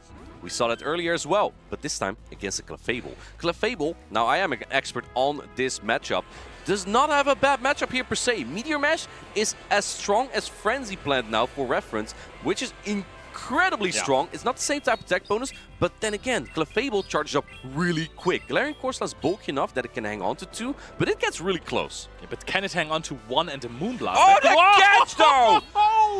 That is so much damage negated by Z-Zweilos, bringing in that Corviknight. Corviknight also doesn't really struggle against this Clefable anymore then, because it is already so low. Now we go into the mirror match. Vitanacity wants to soak up some of the damage from the Corviknight as well, but I think Corviknight has done an important job already, and that is getting the Corsola ahead of an energy.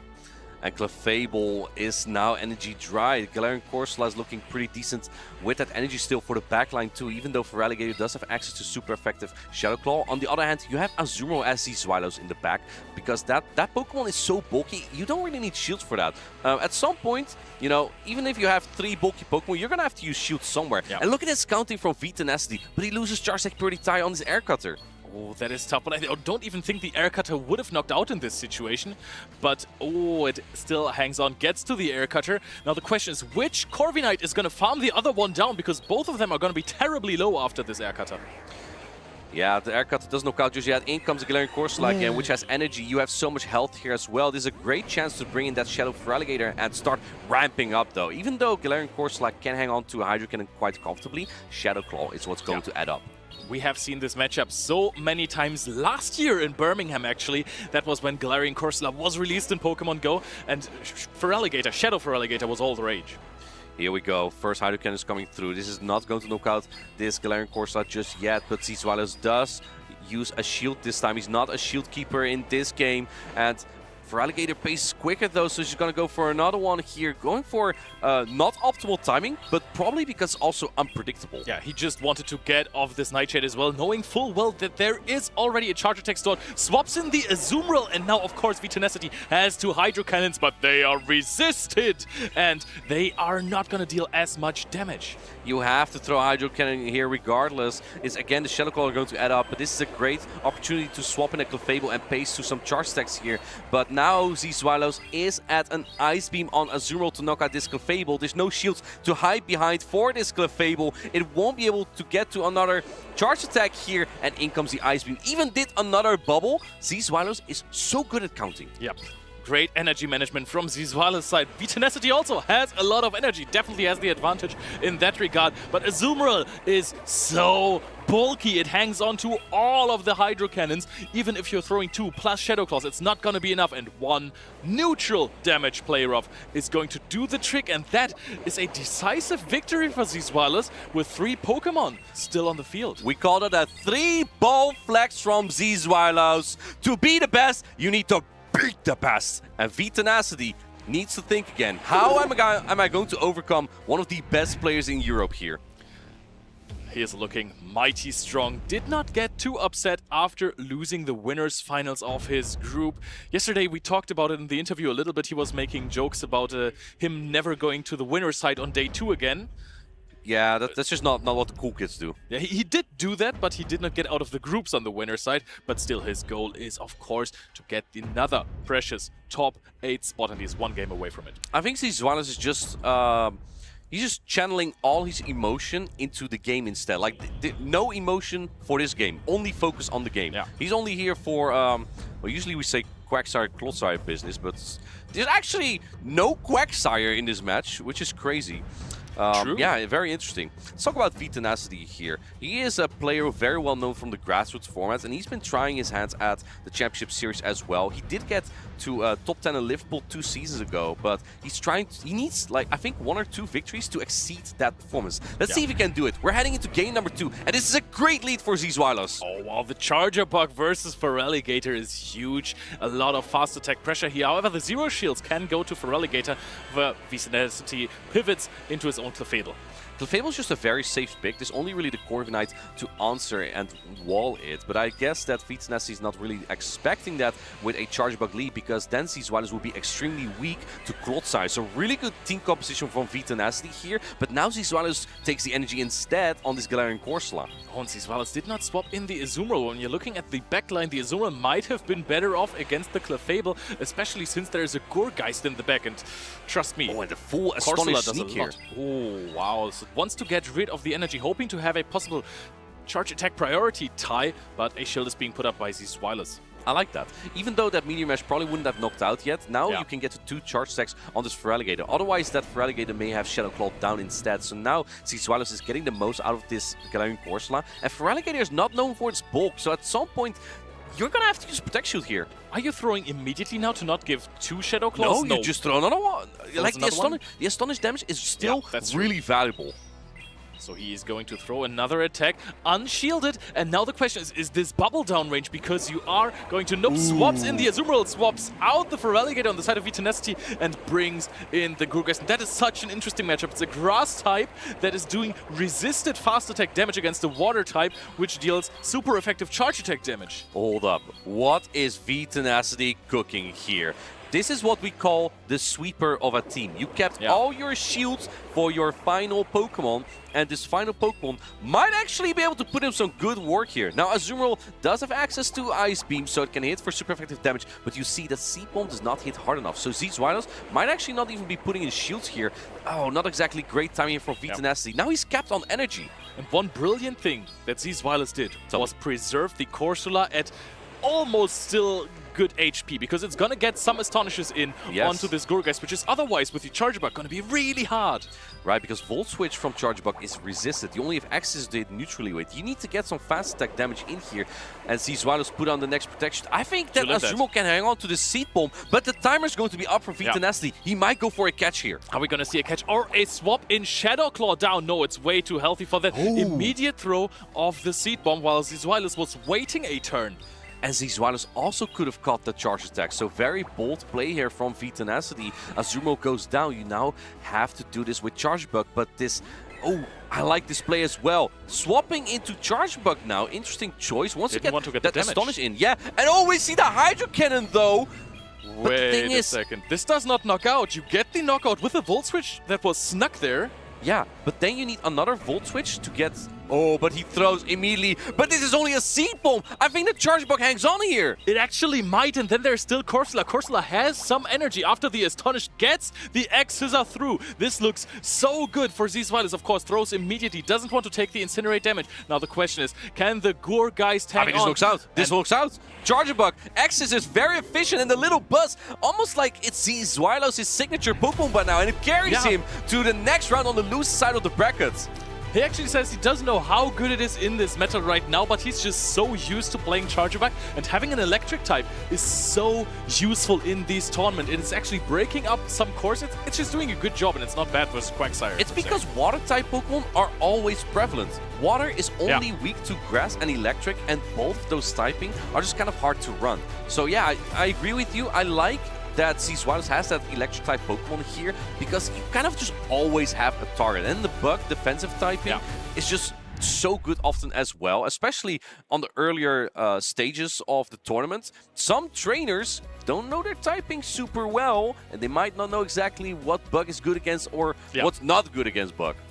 Charjabug is such an all-time classic by now, I want to say, ever since it got the Volt Switch fast attack. Pokémon GO classic. That's true. Actually, it has some occurrences in VG as well. Charjabug? Yeah. Really? That's cool. It's a decent Pokemon overall. Who would have thought, actually, when I saw that Pokemon release?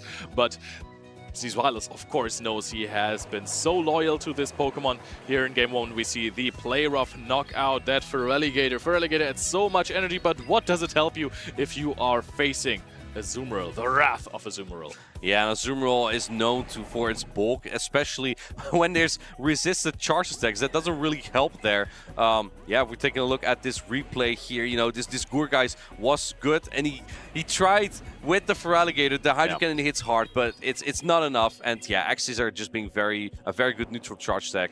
Tenacity, unfortunately, his run ends here, but it was a good run. Yeah, being Shadow would have really helped there, but maybe it would have been knocked out by then. The Shadow Feraligatr. Oh yeah, that definitely would have helped. I mean, it could have been all Shadow. Another interesting thing about the teams of these players, there wasn't only no Quagsire, there was no Wigglytuff as well. There was no normal type in total in two teams. That is something very unusual. It is very unusual. Now, I captured a moment earlier from this match. I want to take a look at that again, because with Anders versus Strange COP, I talked about autopilot, right? Yeah. And I caught a moment here in the very first game as well. So let's get that up real quick. There was a moment there where Zweilous made that catch. And that catch was very interesting because we saw Zweilous. Look. Okay, we got it here. Let's play this, right? Yes. I think maybe we need to go. No. I think this is it. I think this is it, right? Yeah. Because I think here, let's take a look. Zweilous not tapping. Where can I draw on this? Look. Okay, no. You missed it. Yeah, well, I have a different thing on my let's do that real quick again. Okay, so I have to look at this. Look, you see no tapping, right? You see no tap. There's no tapping. Okay, I'm just figuring out where I have to draw. But look, you see no tapping, and that's because Zweilous is trying to catch this charge attack. So Tenacity here is basically just kind of on autopilot, and he's like, okay, I just do one Fairy Wind, and then throw my charge attack, and that's it. And then I throw my charge attack. He's not looking at the Galarian Corsola moving. So you see Zweilous waiting, and he makes that catch. So, you know, excellent gameplay there from Zweilous. Heads up in the mechanics. And yeah, Tenacity, a very tough catch there. Yeah, it was phenomenal because this negated the damage properly. After that, the Corviknight was swapped in behind on energy, and then Zweilous actually reached 2 paybacks before payback and an air cutter didn't even knock out the Corviknight. So the damage of the Meteor Mash did not matter whatsoever. It just put the Corviknight lower into non-farm down range. If it wasn't for the Meteor Mash damage, it would have been super healthy. But still, one payback was just not going to be enough anyway. So, yeah, that just really puts Zweilous ahead in that match to begin with. You need to pay close attention to what your opponents are doing, because guess what? They're also trying to win. Yeah. If you're playing versus the best of the best, there's just no mercy on the other side of the table. If you are slipping up on day 2, you're falling.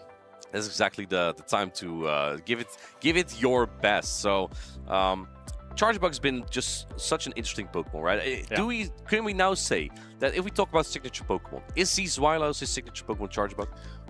It's really hard because this is the one I think he has been using the most over all of those tournaments. Zweilous also always has this creative approach to teams. He always wants to find these crazy core breakers, like this time around the Piloswine, which multiple people have actually picked up.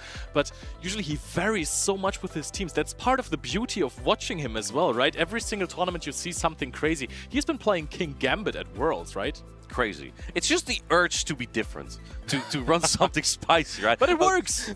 if you can make it work, well, is it the Pokemon that works at some point, or is it the trainer that can make it work? I feel like Patoman does something like that as well. Really good trainer, but he tries off meta. And it's not just to be off meta, it's to throw trainers off, especially when you get further in the rounds. Your off meta picks might incorporate some of the Pokemon that your opponent is comfortable with. And taking that away can really set yourself up here. Yeah. If we're already having a trainer here that is so creative, that throws people off guard, why don't we ask them a few questions about it? So over to the interview. Over to the interview. I think Zizwalos needs a little bit more time. There we go. Yeah, we just needed a little bit more time, but I'm here with Zizwalos, and congratulations on the great win. Thank you, thank you. I think we especially needed the time to listen to Martine's voice a little more, because it's very beautiful, very soothing. I want more of Martine and Leonard, but now I have you here. A bit of a tough matchup on the winner's side, but loser's side. You're still in, and you won. A bit of a,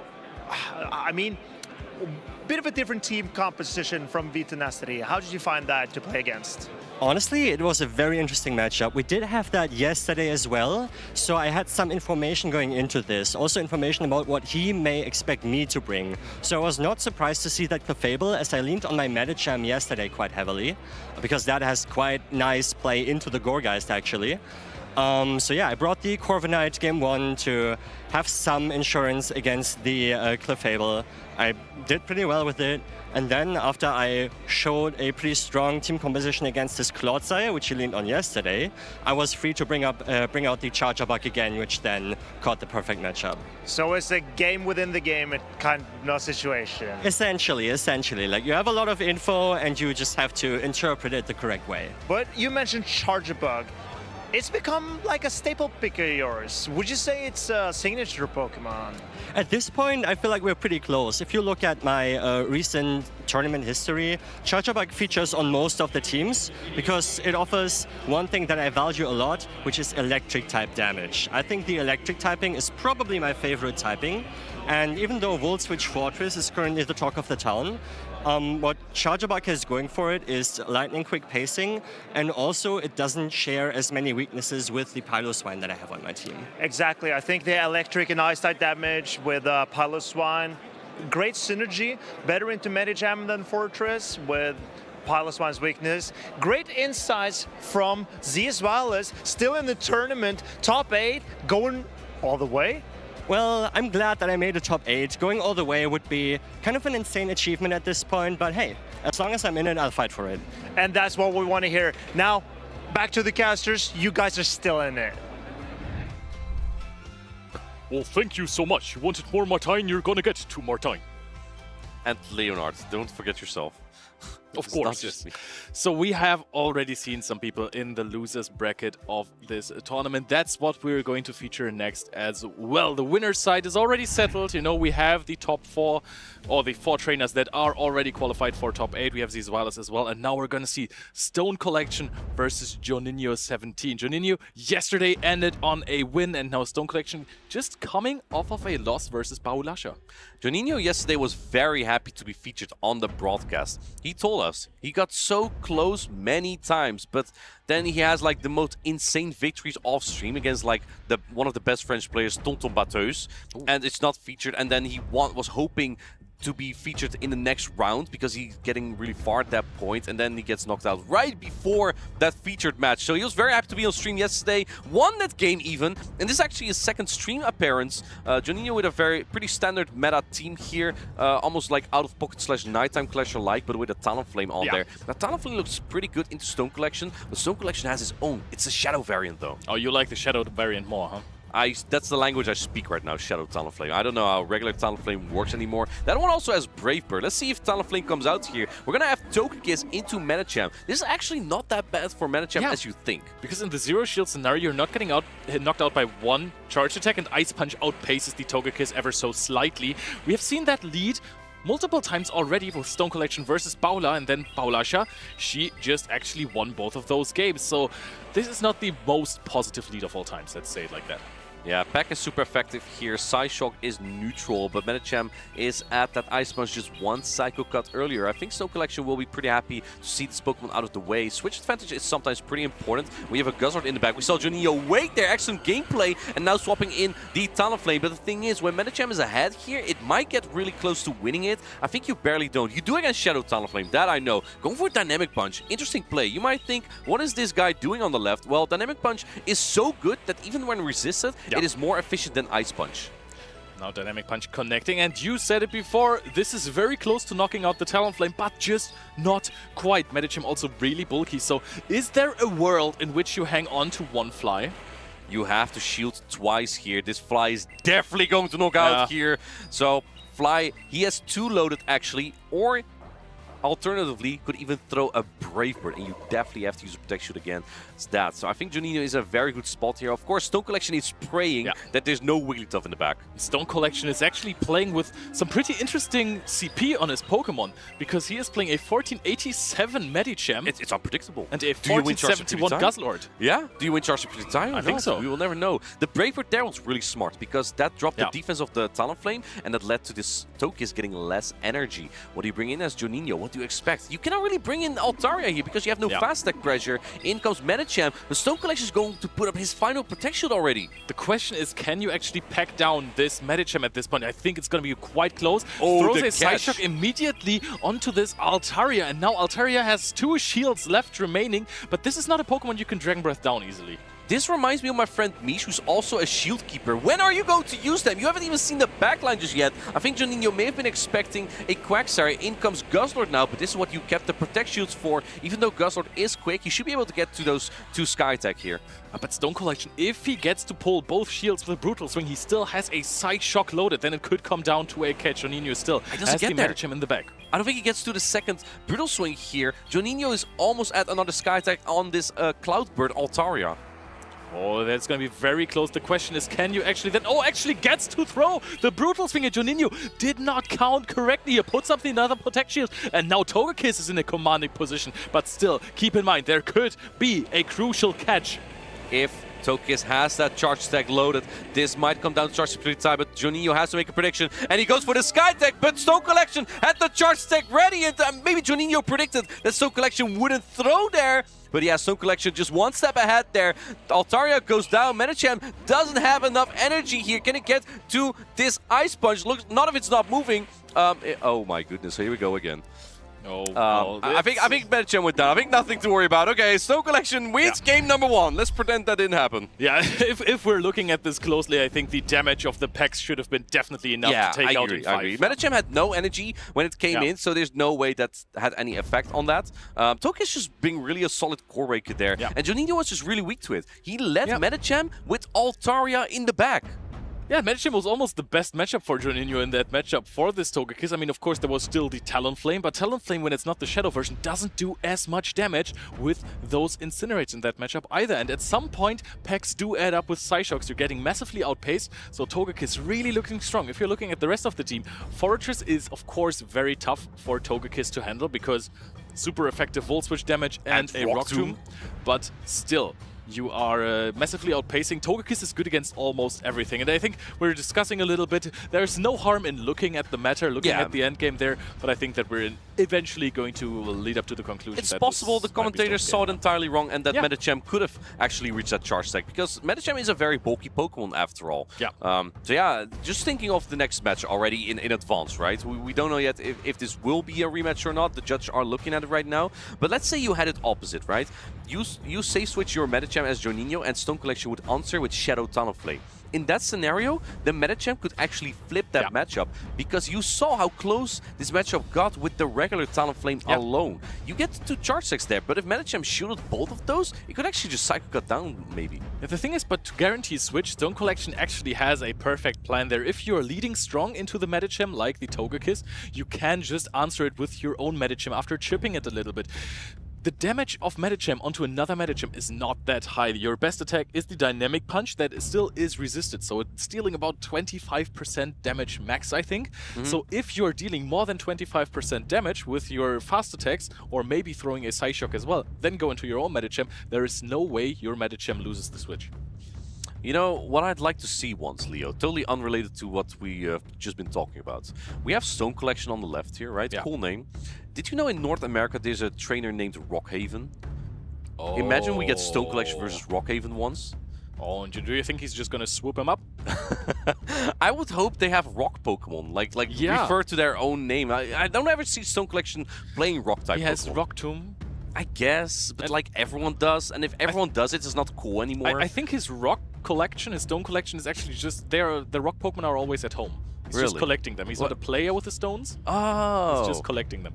Right. Yeah, you know, I really hope that one day Sudowoodo becomes meta. Chad, what do we think of any rock-type Pokemon that could be cool here? Maybe Hisuian Avalok could be cool. I like Sudowoodo. It's very versatile moves that actually has Trailblaze now. When counter was still incredibly strong with 7 energy, Sudowoodo was good. Sudowoodo had Medicham was actually even better. Yeah, but Sudowoodo had some decent play there. But maybe we can at some point get a crazy good rock-type fast attack that would definitely not break the meta. Yeah, it's not like Bastiodon is like really good right now, but Sudowoodo could potentially counter that. I love how we got to Sudowoodo. Sometimes you just gotta force the Sudowoodo into the conversation. Yeah, exactly. Well, these trainers are still looking at it, and with a potential rematch, the trainers could opt for entirely new teams. No rematch has been ruled, however, we just got to hear it from the judge. That means that the score will be 1-0 for Stone Collection as he backed down the Medicham with that Togekiss. Yep, complete farm down in the end. Would have even had another charge attack loaded if there was one more Pokemon. Maybe a Shadow Alola and Sandslash that you can knock out with an Aura Sphere, so even possibly beating 4 Pokemon there. Yeah, not in this matchup, but maybe later from Chris. The score right now, 1-0 for Stone Collection. Hopefully he can have a normal game. But yeah, how do you anticipate that Medicham from Joninho here, if he likes safe switching it? Stone Collection doesn't really have a great answer to a Medicham safe switch, and I just think that we're going to see that Pokemon every single game from Joninho. I think you just need to lead strong into that Medicham or something that can chip, like a Shadow Quagsire. If you're leading strong with your Shadow Quagsire, your opponent swaps in the Medicham onto it, you throw an Aqua Tail, you go into your own Medicham, and then you neutralize it, even though I must say it still is really strong. Basically forces Stone Collection to bring his own Medicham. Maybe he does. The thing is, like, there's 3 good Pokemon against Medicham. Well, I mean, Altaria is kind of playable. Even, regular Talonflame, I don't consider as good for Medicham, to be honest. Like, we just saw that you have to go 2 shields down, and Talonflame has to use 0 in that scenario. Like, you could just use no shields on Talonflame, pull 2 shields, maybe bring your own Medicham, and then soak up all the energy from the opposing Medicham. You're like, still this is putting not fun. it low. You're still putting it low with Incinerate, even if your opponent exactly. twice. Huh? Like, it's just not fun for Medicham to be up against regular Talonflame. Now, Shadow Talonflame might definitely be more playable. So, yeah, curious to see how Stone Collection is going to anticipate this Medicham. I think you have to expect it. Quite curious. I mean, Medicham, as you said, it is a strong save swap, especially if you don't have the Wigglytuff on your team. You would think that a Flying Fairy type is a hard answer to a Fighting type. Not this one. Ice Punch coverage is just so strong. And that's why we run Sudowoodo. Exactly. Does it have Ice Punch? I think my friend Lil Winery said that in Orlando she will use Sudowoodo, so I'm really hoping to see that as well. But for now, we're getting into game number 2, Stone Collection versus Joninho. Stone Collection needs one more win to move on. Joninho is fighting to stay on the bracket, and we have the Bird Mirror. Okay, which one has higher attack? As you can see, there is still 1488 CP on that Talonflame of Stone Collection, so maybe missing a little bit of a level up here. Is that possibly a CMP that you're losing? Going for the regular Talonflame actually wins Charge Attack Purity Tyres. The other one is just not moving at all. I think Stone Collection tried to go for a flyer, putting up his first Protect Shield here. Interesting that he lost Charge Attack Purity. Oh, actually, the Charge Attack didn't go off here. Yeah, another fly is coming through. And yeah, let's take a look what Stone Collection does here. I think the players are already agreeing that this might be a decent time to rematch this, because in the beginning not that much has happened. Nobody is tapping right now, so this is something that we can easily fix by just restarting. Yeah, I think that is definitely what could be done here. Yeah, I mean, both Pokemon charge up so quickly here, and now we still don't know, actually, which Pokemon wins Charge Purity Tire. A very interesting case, actually, still. And maybe a relief for both trainers that information has not been revealed yet. I do like this, because it doesn't change the playstyle of the next game that we're going to see. Game 2. Still, of course, not 3. That's at some point tough for Stone Collection that he has to have so many rematches. But I think he is one of the most calm and collected players that we have, right? Nothing is phasing him. Really. I mean, he won a regional championship, so yeah, it's definitely not stopping him. Even no matter how hard we're pushing against him, Stone Collection is just unstoppable. It seems. That's true. He's just collecting disputes at this point. But Stone Collection, of course. He's just rolling with it. Now, okay, are we gonna see a Talonflame mirror again? Because usually it's the Shadow variant that wins that Charge Security tie, because it's harder to get this particular spread of attack, defense, and HP, where you have a lower attack for the Shadow variant, because you cannot catch it as quickly. We're going to right into this second game here. Let's see how this goes. We're going again with Talonflame into Talonflame. Both birds majestically soaring in the sky and now trying to incinerate each other down. If you're looking at the team of Juninho, he might be pretty happy that she's seeing the mirror match in the lead. Good call from Stone Collection against the team that Juninho is bringing.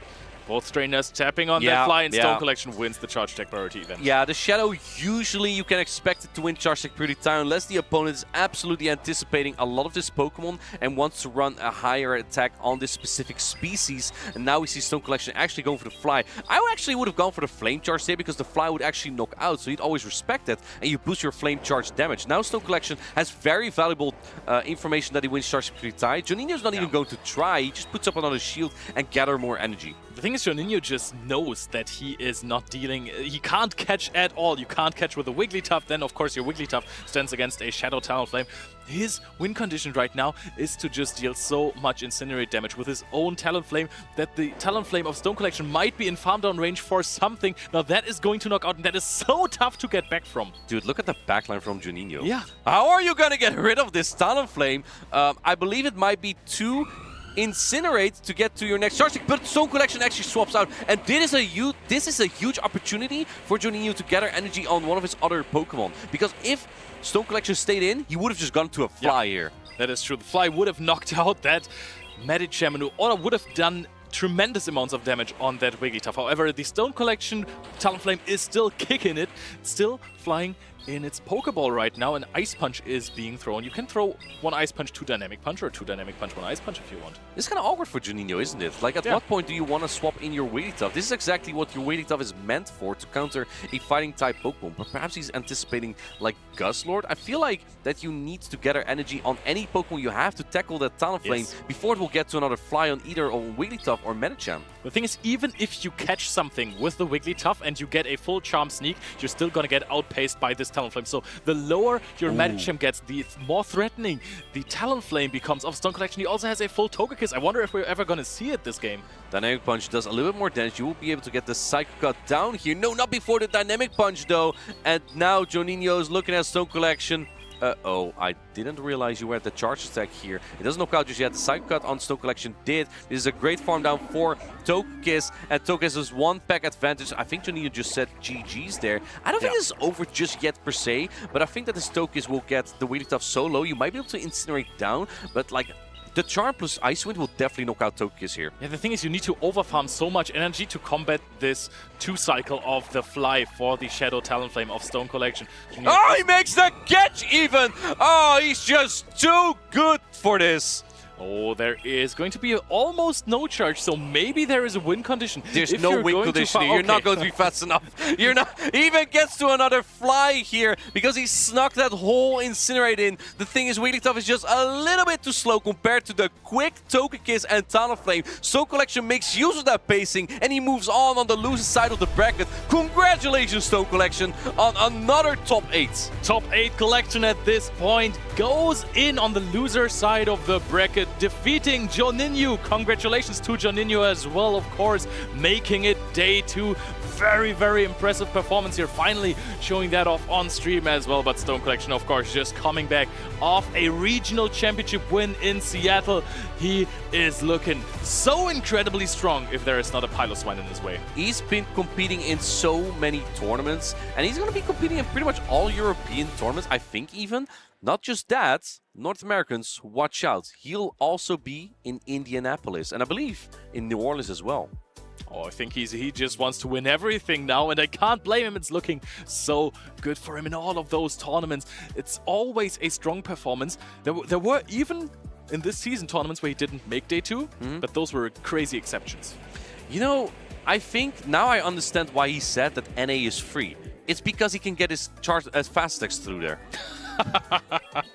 No, let's not get ahead of ourselves. Here you can see the Psyshock that was used immediately on this Altaria. Game 1 a lot closer than Game 2. Wow. With the Incinerate through as well, so you undercharge here, you cannot win at this point anymore at all. Yeah. With this Incinerate sneak, you actually even are one off another charge stack, plus you deal more damage. Like, there was just way too much pressure on that Wigglytuff. I don't even know if you could even win the game at that point. No. Maybe you can get to Swift. You would not get to Swift and Ice in there. I think you just get pecked down. Yeah. I think that's the thing. Not even a charge attack had to be thrown from the Togekiss, which was much closer than the Togekiss was. So if you knock out with 2 charms, that is still not enough, because Incinerate deals a lot of damage. A big congratulations to Stone Collection. Amazing play, of course, from a Seattle regional champion. Phenomenal. And maybe he hasn't won one in Europe yet, so perhaps this could be a first time. But of course, the losers bracket is always an absolute gauntlet to go through. One loss and you're out. But maybe the pressure stimulates Stone Collection to play even better. But I mean, there are players like Patoman and Zizwiles in the losers bracket right now, so I don't think it's getting any easier here. But that was also another example of this. If you're playing versus players like Patoman, like Stone Collection, you sometimes want to take higher risks. You sometimes want to play a line that is maybe a little bit weaker to a threat that your opponent have, hoping that you can either get it on the right matchup or that they're not bringing it. Maybe because Talonflame wasn't brought in the first game. You know, you didn't see it and you're like, okay, I have a little bit more freedom if there is the option that there it is. Yep, there it is. There's so many cool Pokemon, Leo, that you just mentioned. I'm a big fan of Talonflame. And, of course, we're going to see so many more exciting battles. We have Patoman, Zizwiles, and Stone Collection. Just those 3 already are, like, some of them multiple-time champions that we have on the loose side of the bracket. We have the winner side of the brackets, Paola, for example. And more of those battles are to come very soon. We're going to play a quick video. We'll be right back. Don't go anywhere just yet. You do not want to miss any of this. Hey, do you want to play? Yeah.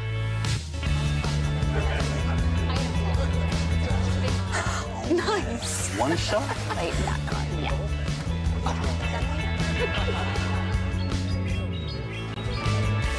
I'll use twin cannons. Great game, guys. Bye. See you next week. Come play at your local Pokémon League. Make sure to scan the QR code. You can find events nearby you and play with your local community. You could even catch Pokemon as well. Triptando's looking at me right now that I'm hoping I'm not saying anything embarrassing about him. But he's actually a really good trainer.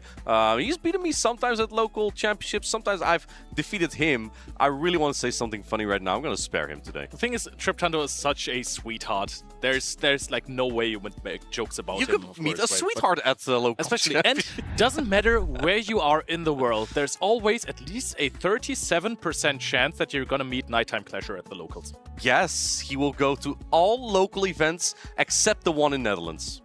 Of course, because there is so many great, talented trainers in the Netherlands, just like Inadequance, of course, or Colin6. All of those trainers you could meet there. You could learn from them, of course.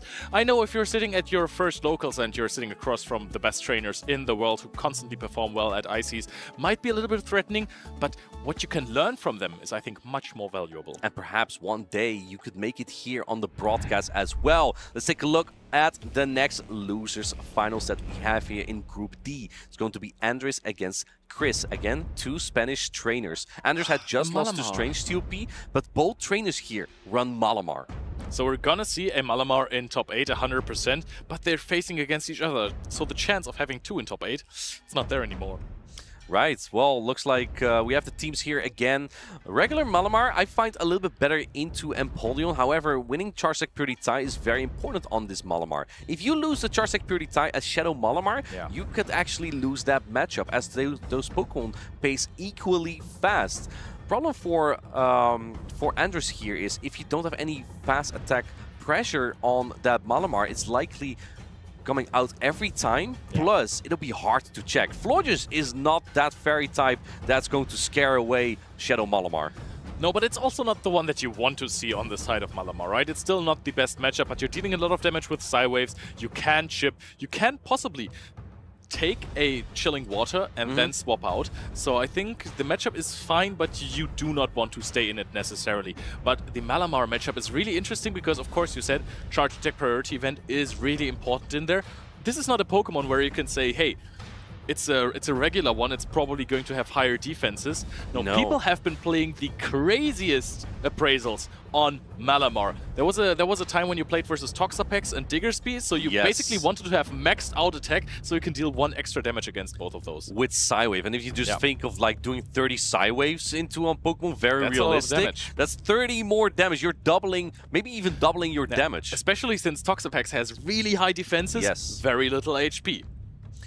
Let's take a look at what these trainers are going to use. A lot of similarities. Like, you know, I said that about Anders' Florges, but Chris also has Florges and not Wigglytuff. So I feel like Malamar is very good on both sides here. Both trainers also have a Pokemon weak to fighting. Now, Malamar is not a fighting type Pokemon, but it has access to Superpower. You do not want to take that Superpower on Empoleon. Maybe on Lickilicky, I guess, because it's bulkier, but it's not exactly where Lickilicky wants to be. I mean, want is a strong word there, right? I think you would like to avoid getting hit on the Lickilicky with a Superpower, but if you have to take one, you absolutely have the bulk to do so. What about this one, though? Superpower on Alolan Sandslash. Well, get out of here. Sandslash is just going on vacation. I don't think that this is the matchup for Alolan Sandslash. Even into Altaria, if Altaria is able to get like a farm down or something, it has access to Flamethrower and can just melt this Alolan Sandslash without Powder Snow too. A lot has to come together for that one, because then you also need to be down shields, because Flamethrower just paces so slowly that if you get a massive farm down even of 6 Dragon Breath, for example, if there are shields, you're still going to get outpaced. I think for Andres, if you are not expecting Alolan Sandslash here, Altaria could be really good. Especially if your opponent's going to bring Corviknight. But what's Chris going to play here? Is he going to play Corviknight? He needs to look for answers into that Fortress and Malamar. And I'm not really sure of a Pokemon that comes up to me to deal with that. Like Quagsire is probably most neutral, maybe Florges, but it lacks some power as well. And the Florges does have Chilling Water and Trailblaze on both sides. So there's no Fairy-type charge stacks to hit that Altaria either. I mean, maybe you have a really high attack Malamar and then you want to use this one as your answer to the other Malamar. So that could be an option. It's a Pokemon that is so strong in the lead as well as a closer. You can play it as both actually in one game, but the players are ready, so we're going to see. It is going to be, as you said, the Shadow Malamar as a neutral answer. The regular Malamar, actually. And there it is, the Shadow Quagsire, rather. Shadow Malamar is sitting in the back from Chris. This might just be where Anders wants to see it. She has 2 Steel-type Pokemon in the back, but if you expect a Malamar in the back, you cannot use any protection here as Anders. No, that's true. Aquatail never really deals so much damage. Oh, I like that swap indeed from Chris. Setting up for a Superpower knockout or potential Foul Play knockout after a few more Psy Waves. Goes for a Superpower, swaps out immediately, so the Malamar is preserved in the back. Brings in the Fortress, the Shadow Fortress, and I think we're in Sandtomb range. I like this play a lot from Andres, because now she can not only just secure a switch advantage, she also makes sure that she doesn't need to use a shield here. This does set up that Quagsire just a little bit though. Oh, she's going for the entire farm down here. So now you kind of have to use a protection, or do you just let this Fortress go and farm down with your Empoleon? Yes, that might just be what Andres is going to do. A Psywave down with your own Malamar would be very difficult, because this Malamar triple resists Psywave. Yeah, that is really not a lot of damage. It's just 1, but we're immediately swapping out. No farm downs are being given. And now, of course, the Foul Play outpaces the Aquatail from the Quagsire. Both trainers are still sitting on shields. Chris decides to use his first one. First protection used by Chris means that he has 1 less for that Alolan Sandslash. And Alolan Sandslash looks very... Oh, that catch though from Andres! She's dancing around, but does it help her this time? She made great catches in her previous match against Strange TOP, but this might only allow Chris to farm some more energy and set up his other Pokemon. Problem for Chris is though, he doesn't exactly have great matchups into this. Empoleon goes for the Charge Security tie, but Quagsire loses that. Yeah, Chris throwing on Charge Attack Priority is surprising me a little bit, because of course you're forced to shield now. And I mean, do you really need to shield this as Andres? You're getting lower and lower with your Pokemon, but this is not a lot of damage coming out from this Aquatail. Actually, no shields. I mean, she's kind of running low on health here. At some point, you might get just fast attack down. I think that's exactly what you don't want here. Going for the catch, but on Alolan Sandslash, I think this is exactly where you want to use your energy as Andres. That is true, but this is not going to knock out. This is only putting you in a foul play range. However, how close are you to that foul play? Are you outpacing?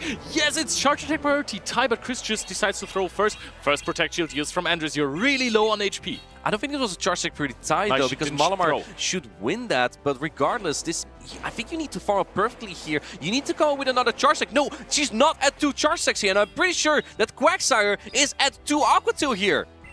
Oh, but are you 1 away? Because then you would still be able to get to another charge attack priority. Just throws 1 into the Malamar immediately, gets to 2 foul play, and that could be game for Andres. I think that Andres may have expected that Shadow Quagsire to come in, but now it comes in. It has 2 Aqua Tail loaded. Quagsire is known for being too spammy. Does Andres potentially have a catch that could save here? I don't think it would even matter. The thing is, let's see, does she try to catch? No, she does not try to catch, but I think Shadow Quagsire would have outpaced regardless. Yeah, that was too much dancing around for me in the end there. I thought she had 2 foul play there, but it was Chris who had the double Aqua Tail. Farms down. So well played. Andres in the end just actually got too low on HP.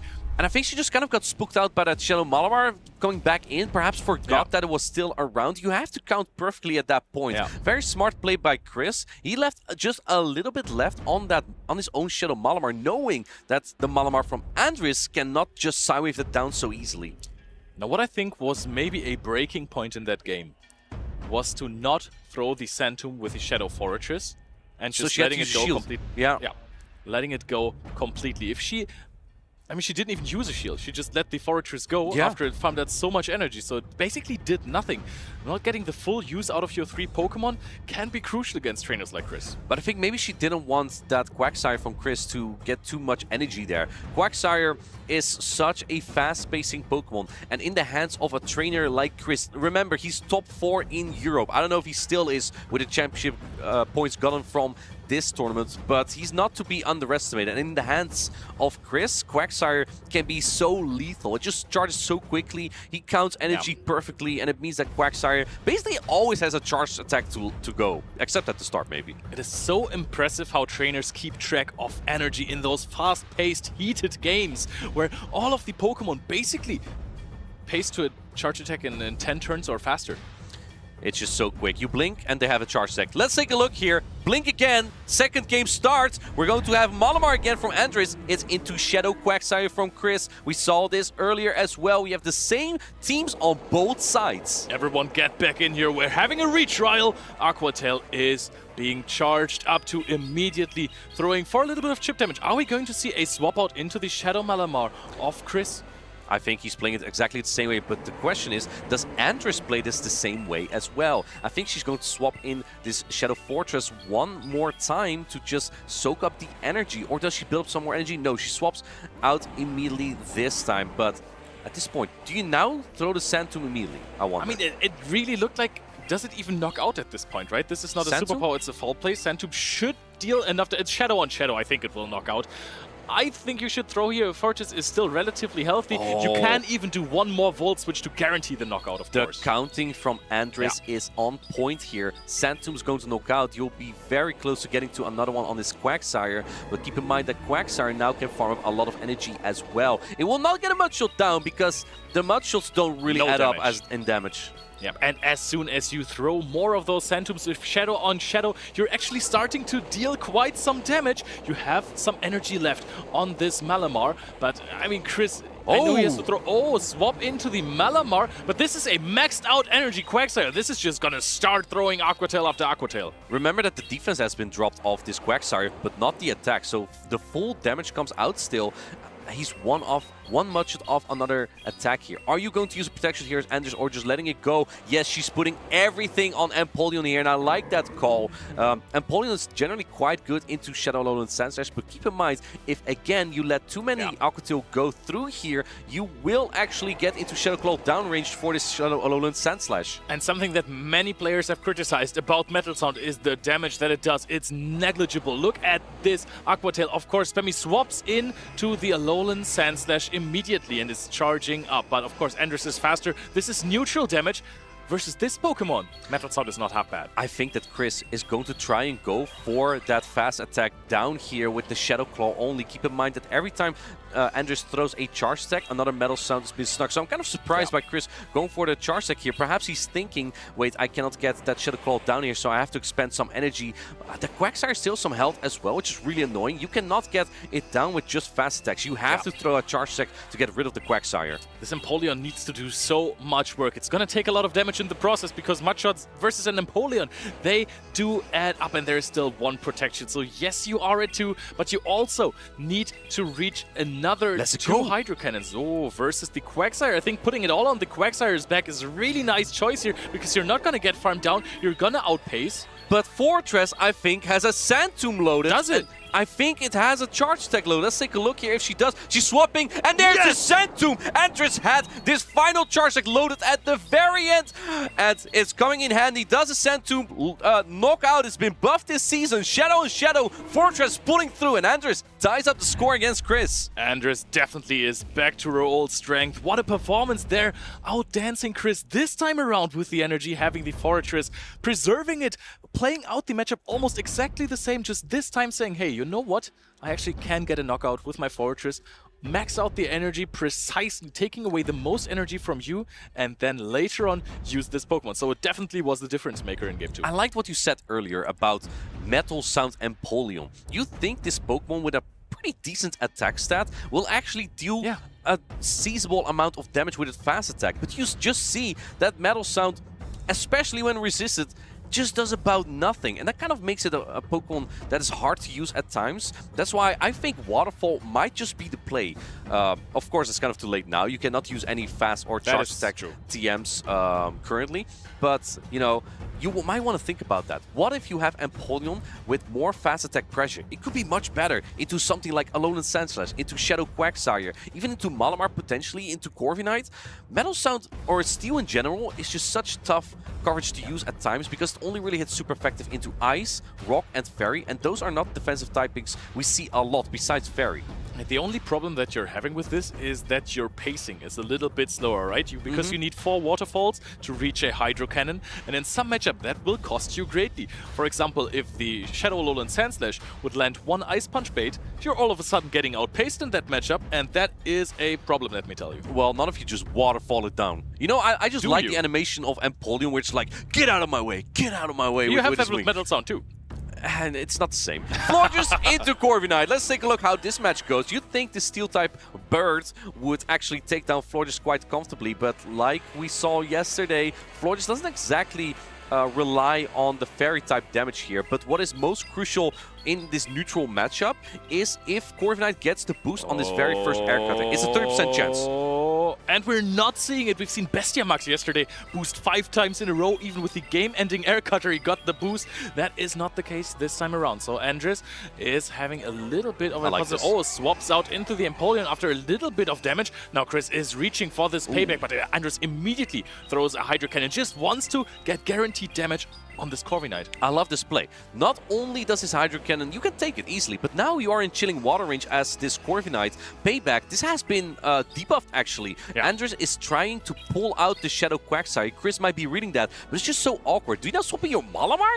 Yes, he does. He is reading Fortress in the back. Excellent call by Chris here. The timer has been extended so long though that Andres might just be able to swap out at this point. And if you're not swapping out as Andres, I mean, Psywaves deal some damage, but I think it might actually not be enough to get the knockout here before the next Hydro Cannon is reached. So Andres is going to get another attack, stores it, swaps out, goes into the Florges. Timer of Chris is not up yet, so you're going to resist all of the damage that is being thrown. Genius, absolutely genius. The problem is though, if you put it all... Oh, that actually does a lot. But the problem is, if you put everything in the hands of that Fortress, it doesn't have any hands, but no matter, you get what I mean.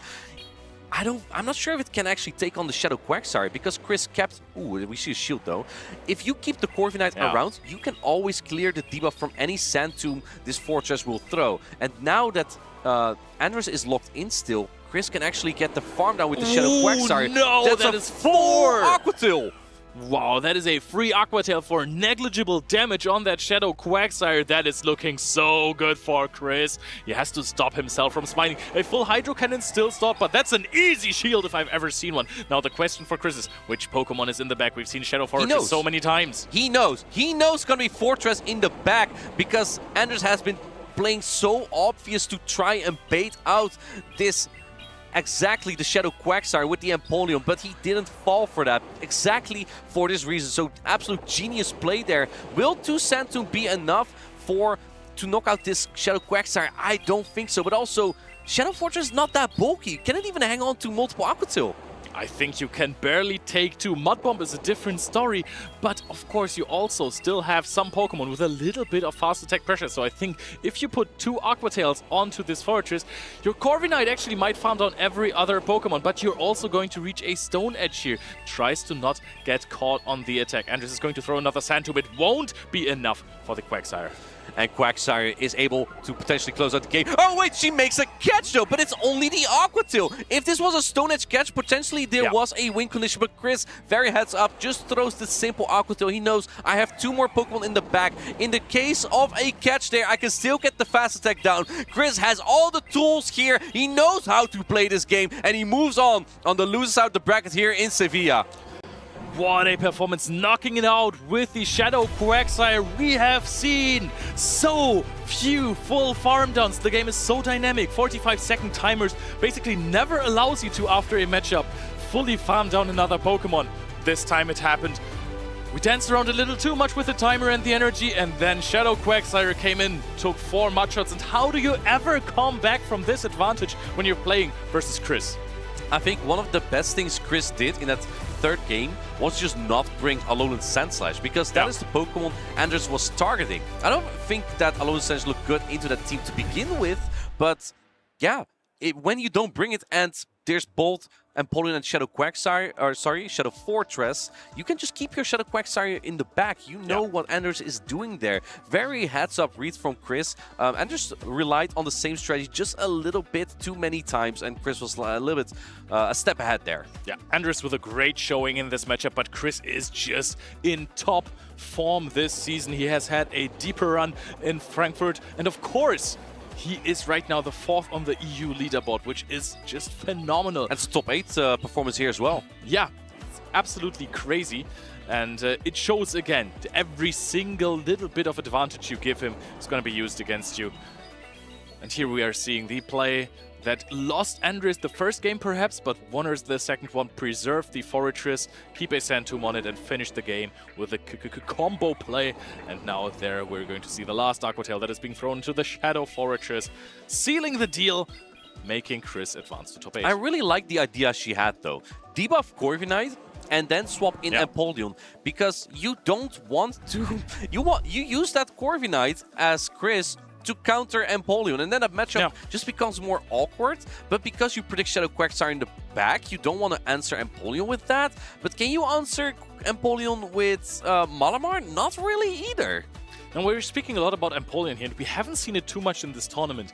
Why has the usage of Empoleon declined so much? Because quite recently it was all the rage.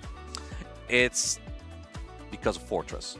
Fortress is a very solid answer to Empoleon with super effective Volt Switch and Sand Tomb, and because no one is running Waterfall, you're not dealing any damage with Metal Sound either. The Corviknight matchup, kind of awkward for both, so I guess trainers don't really want to use either. It's just kind of the choice you make there. If you run Empoleon and Fortress, Medicham might become a little bit of a problem. You add a Wigglytuff to cover the Medicham, then the Talonflame could be a little bit difficult. So it's really offsets that you make in your team choices. I just feel like trainers don't choose for Empoleon, not because Empoleon is bad, but because they have better options in the Steel-type choice. I like that with the decline of Empoleon, we're seeing a rise back in regular Talonflame, right? Because Shadow Talonflame, despite being a fire type versus a water type, actually, with the help of Flame Charge, can fully farm down an Empoleon in the 2-shield scenario. It's close, but you're winning it every single time, basically. If you're playing versus the regular one, it doesn't have Flame Charge, it doesn't have the damage. You can even no-shield the attacks of the Talonflame. You're getting so much advantage out of that matchup.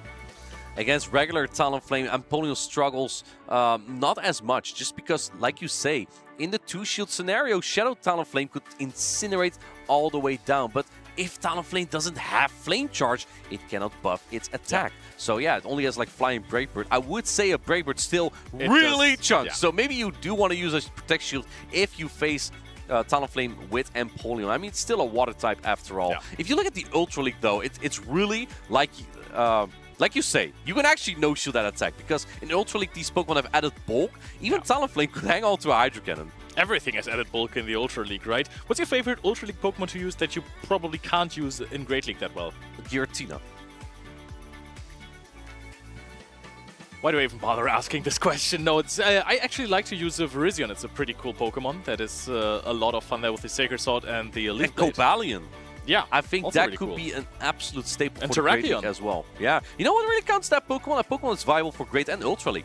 Florges. It's a very accessible Pokemon as well. We saw both trainers use this Pokemon, and it's a very diverse moveset. We saw them earlier with Fairy Wind, Chilling Water, and Trailblaze. I think if Andres used Florges a little bit more to counter the Quagsire, perhaps you could end the game with a Trailblaze at some point, because that's very useful coverage. But we've also seen Florges with Disarming Voice, just to tackle Altaria a little bit better.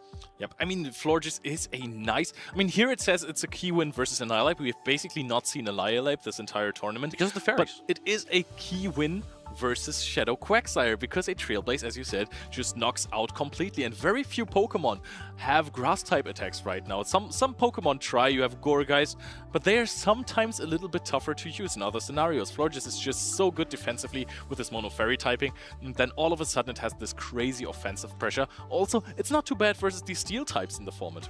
It's funny how this is like what we call a pseudo-grass-type Pokemon. It doesn't have the grass-type defensively, but can have the damage output of it. Looks the thing like is, a grass-type.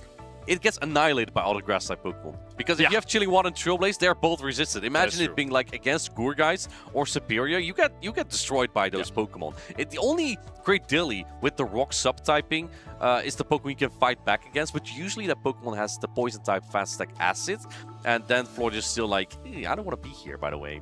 Yeah, I mean, you're debuffing first, but before the Rock Tomb hits you. But then again, you're also gonna get debuffed the entire time, so there's just this type advantage. And also, Cradley is just a little bit bulkier, which makes it much better in this matchup. That's not really something you want to be in.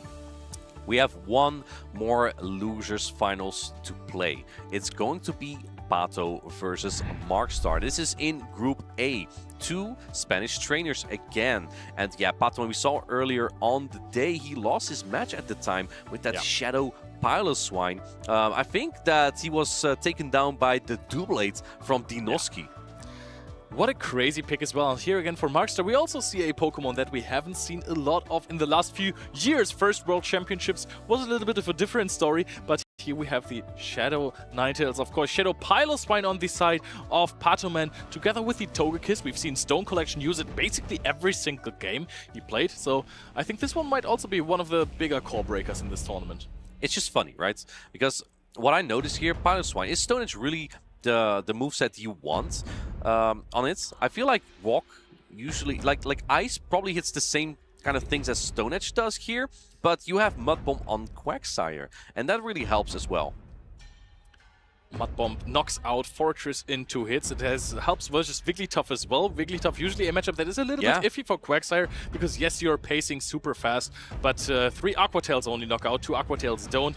Mud Bomb is a different story, got changed a little bit with more damage. On this side we have the Stone Edge, but also of course the Ninetales with Weather Ball and Energy Ball. I was talking to Gaines yesterday when we saw the Shadow Ninetales for the first time. We want to see an Energy Ball land on a Quagsire. Yeah, I don't think Batman wants to see that though. That's a good point, yeah.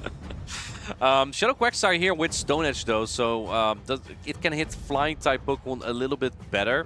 An example of that is Corviknight and especially Togekiss, so Stone Edge is going to be very useful there for Shadow Quagsire. And on the other hand, you're not exactly missing out on Stone Edge against Markstar, because he doesn't really have like an Altaria or something that you need Stone Edge for on his Shadow Quagsire. He has Mud Bomb instead, and that is specifically very helpful against Empoleon. Yeah. Empoleon and of course other Pokemon, but Empoleon is a prime target for it.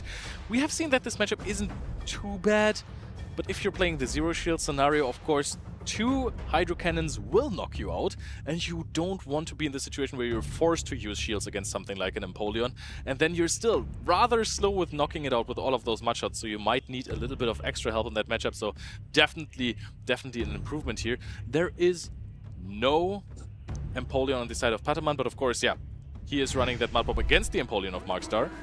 Here we go. We have Galarian Corsola against Shadow Quagsire, an absolute staple of a bulky Pokemon here. Shadow Quagsire can actually win this match when both trainers are using 2 shields.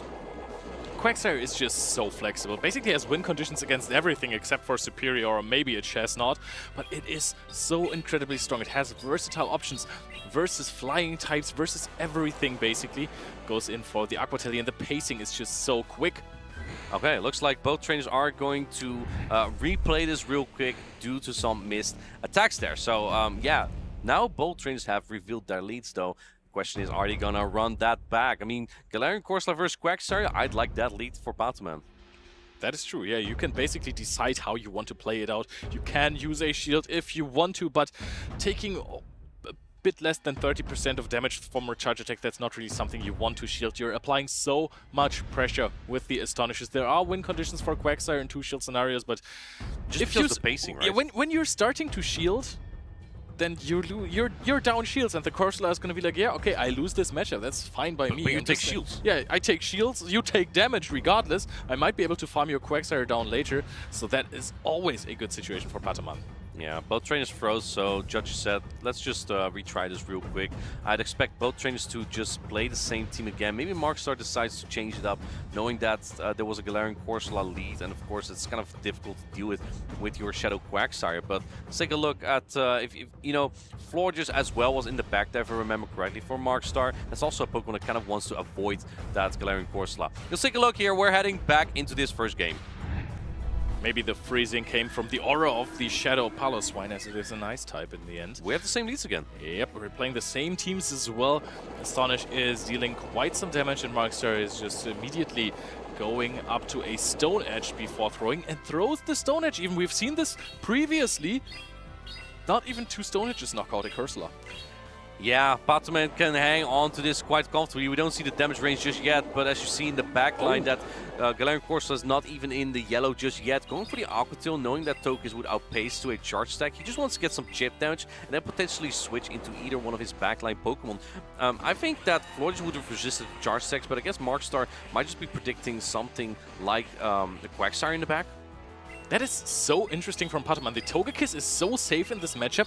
It is a fragile Pokemon. You swap it in aggressively to just immediately get the pressure going and have some energy left on that Corsola. Markstar, of course, gives it a Aqua Tail from the Shadow Quagsire, goes into the Corviknight. Corviknight, it takes massive damage from Aura Spheres. Yeah, this is kind of an awkward matchup for Corviknight here. Charge attack priority as went as well. Excellent counting there for Pataman. Aura Sphere is coming through. Won't knock out just yet. This might leave the Corviknight in a nice farm down range for Galarian Corsola, maybe even for your own Corviknight. So I expect a no-shield here from Pataman. Yeah. Does he use a protection? He is still thinking, and he is letting this Togekiss go. Now he can get the Astonish down. But does Markstar accept that? No, he swaps immediately. In comes Corviknight anyway. Maybe Pataman predicted Markstar to swap out there and going for the Aqua Tail just before an Air Cutter. Air Cutter wouldn't have knocked out just yet, but would have gotten quite close. Yeah, I think what you can do if your switch timer is up on the side of Pataman is you can throw an Air Cutter just before Markstar reaches the Aqua Tail and then go into the Corsola to actually soaks up more damage.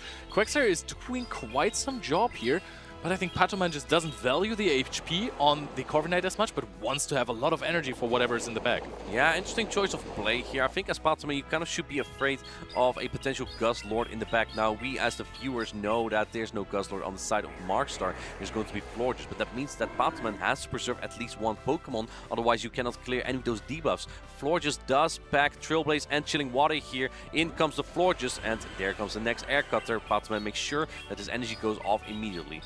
The energy is not as valuable of the Corviknight versus Florges as in other matchups. I expect a bring-in of the Corsola quite soon, but maybe you also want to take a Chilling Water first. In comes the Air Cutter. It will put Florges at a little bit of half health here. Can you potentially get an Astonish down here? Both trainers are still shield keeping. Markstar is trying to get a catch here, but this is only an Astonish down, and Corsola is gathering more and more energy. This is a full Astonish down, even throws the Nightshade immediately. Maxstar, of course, shields that, gets a full Fairy Wind through, but he was at maximum energy. Patoman Astonishes wouldn't have done anything except for damage anymore. Now Chilling Water is being thrown. That wouldn't even knock out from this range, but you want to shield at some point, right? It wouldn't knock out still. No, he's still not shielding this, Leo, because he has Corviknight in the back as well, which resists Fairy. I think Patoman might just be looking for a 2-shield flex here. Markstar might be giving him that. No, the no shield here on the Nightshade also does not knock out, but there is, of course, the Astonish damage. And Patoman wins the first game, as you said, with a 2-shield flex versus Markstar 06. I feel like this is just a really good matchup for Patoman as well. When you run this Galarian Corsola plus Togekiss core, there's just nothing on the side of Markstar to core break that. Because Gustar is just kind of hard to bring when Togekiss is so good into your team. I love the flexibility of this game when it comes to the usage of Pokemon and how they are used, because in a few tournaments back then when Corsola was hard meta, it was maybe a bit more of a day one Pokemon, right? It was extremely good and you were facing some teams it would break, but this time around there's so many Wigglytuff on day one. In day one, you might have not used your Corsola as much because there were Wigglytuff on every team and that's a horrible matchup. Now Wigglytuff has dropped significantly in usage from day 1 to day 2. And now look at this team. There are so many teams, we've said this earlier before as well. There were matches with no normal types. Look at how good Corsola is here. The one Pokemon that could be neutral into Galarian Corsola and Togekiss is that Empoleon. Yeah. But the problem Empoleon has, the attack stat of Empoleon and Togekiss is very similar. So if Patoman is running a Togekiss with a higher attack, you could lose a Charge Attack pretty high, and guess what? Togekiss can actually win that matchup because an Aura Sphere hits incredibly hard. It's kind of the offset that Markstar might be making here. Do I bring Empoleon to tackle both Togekiss and the Galarian Corsola? It has neutral play, it doesn't even really hard counter them, but you have to think of something to break that core of Patoman. Maybe the Empoleon is the reason why Patoman swapped in the Togekiss offensively against Markstar in the previous game, because he said, okay, if I get a pack advantage, I'm not even risking a Charge Attack priority event. However, then, when you take an Aqua Tail from a Quagsire, are you perhaps getting farmed down by Metal Sounds? Could be. That could be. I mean, the chip and dip always works, right? Yeah. And that's what Quagsire is just so good at, because it just outspams pretty much everything. There's pretty much nothing that's this quick to a charge attack that I can think of besides Shadow Drapion. And yeah, chip and dip could always work. We've seen Quagsires going for Aqua Tails instead of Stone Edges just for the pacing of it. Here we go, game number 2. Patoman is 1 ahead. He needs one more win to seal the deal. Markstar needs to make a comeback here. He's leading Florges into Fortress. Now Fortress does resist all the Fairy Wind here, but this is a more neutral matchup than you might think, just because the damage output here from Florges is going to be all water, basically. Yep, you're also always debuffing your opponent before they deal damage to you back with the Fortress. So the first Rock Tomb is going to be debuffed 1 stage. The second one's going to be debuffed 2 stage, while Markstar is always a little bit ahead of the curve when it comes to debuffing. However, you're seeing they're almost at the same HP even before Markstar threw that attack. So Volt Switch definitely do add up. Going to be a bit of a tedious matchup here, as it takes long when both Pokemon are debuffing each other. I would not be surprised if Patoman swaps out at some point, but he probably wants to get the floor just a little bit lower, simply because the charge attacks from Togekiss are entirely... Actually, that's not true. Only R-Sphere is resisted. So maybe he just wants to get the Togekiss ahead at some point. If you look at the back line, you can't really answer a Togekiss safe switch at all. Yeah, that's true. I mean, Empoleon is being brought in offensively. Swaps in the Mud Bomb Quagsire. Yes, you are behind on energy. This is what it's for. This is why you have Mud Bomb. Yeah, did Markstar read the team sheet? That is another important question that has to be asked right now. I mean, we've talked about the Mud Bomb Quagsire a lot. Questions, are we even going to see the Mud Bomb here? It's slightly more energy. Shield is being put up immediately. He read the... Well, even the Stone Edge would have done a lot, I guess. That's true, yeah. Markstar is going to protect this Empoleon here. He wants to get more value out of it, potentially save it even, because you gotta know there is either Galarian Corsola or Togekiss in the back.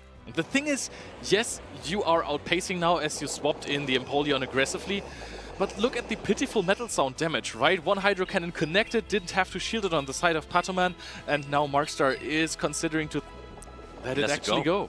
Going for a farm down on probably his Quagsire, I would think, but Pataman still has some energy there. Brings in his own Shadow Quagsire. The energy is going to be... But oh, he catches, though. Interesting play. I would expect Pataman to go for the undercharge here, which means he's going to swipe less bubbles, and this means he will deal less damage. Pataman needs to make sure he's ahead in energy, because otherwise... This Quagsire from Markstar would get to multiple Stone Edge. Let's take a look here. Who paces quicker here? It's only 10 Mudshot to get to Octil plus Stone Edge, and I think that Markstar might be outpacing to that. Oh, if he gets a bait, that could be crucial. If Pataman lets go one Aqua Tail. But he also has the option to catch some attacks here. Pataman is very, very close, but I think that Markstar might already be there. Is Pataman going to shield? No, he always makes the right call, and he does it again! This is peak Pataman, knowing where he is in the game. Throwing an Aura Sphere does that knock out, but then again, he has so many Pokemon. First game was a 2 shield flex. Is this a 3 Pokemon flex? It's just another day in the office for Pataman. He comes to a tournament, and it's like, okay, where do I go when I reach top 8? Because that's basically already secured. Togekiss backs down this Shadow Quagsire. Pataman moves on to the top 8 here in Sevilla. Sublime Pataman again.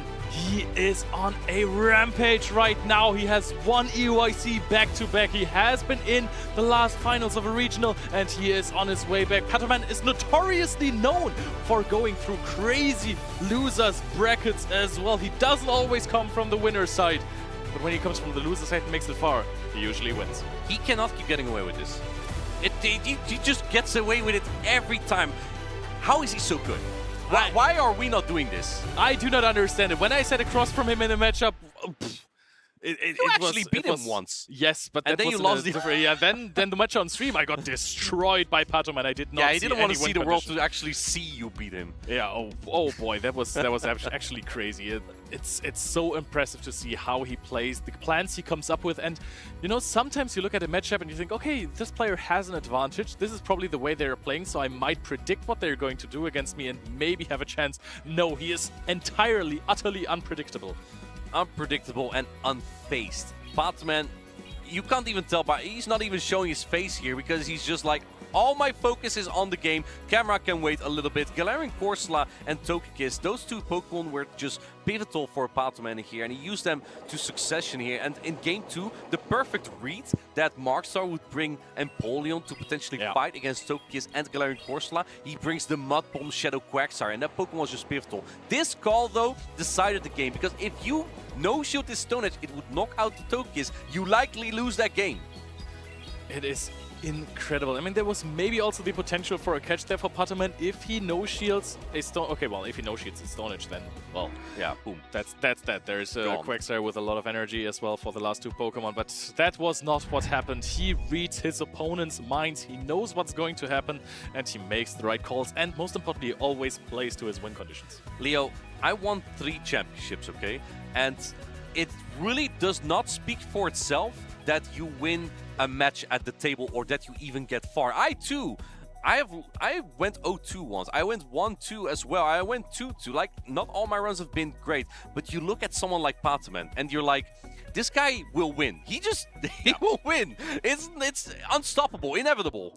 He's on the loser side right now, so it's not even looking that crazy for him. But when Pataman is in form, you're just looking at his pace and you're like, okay, well, now he is locked in. There was one match that he might have lost Select for just one tiny minute, and then he gets angry. At EUIC, he lost in like winners round 3, I think, right? And that was the biggest championship we've had to date.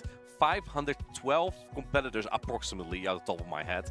Might be 1 or 2 off.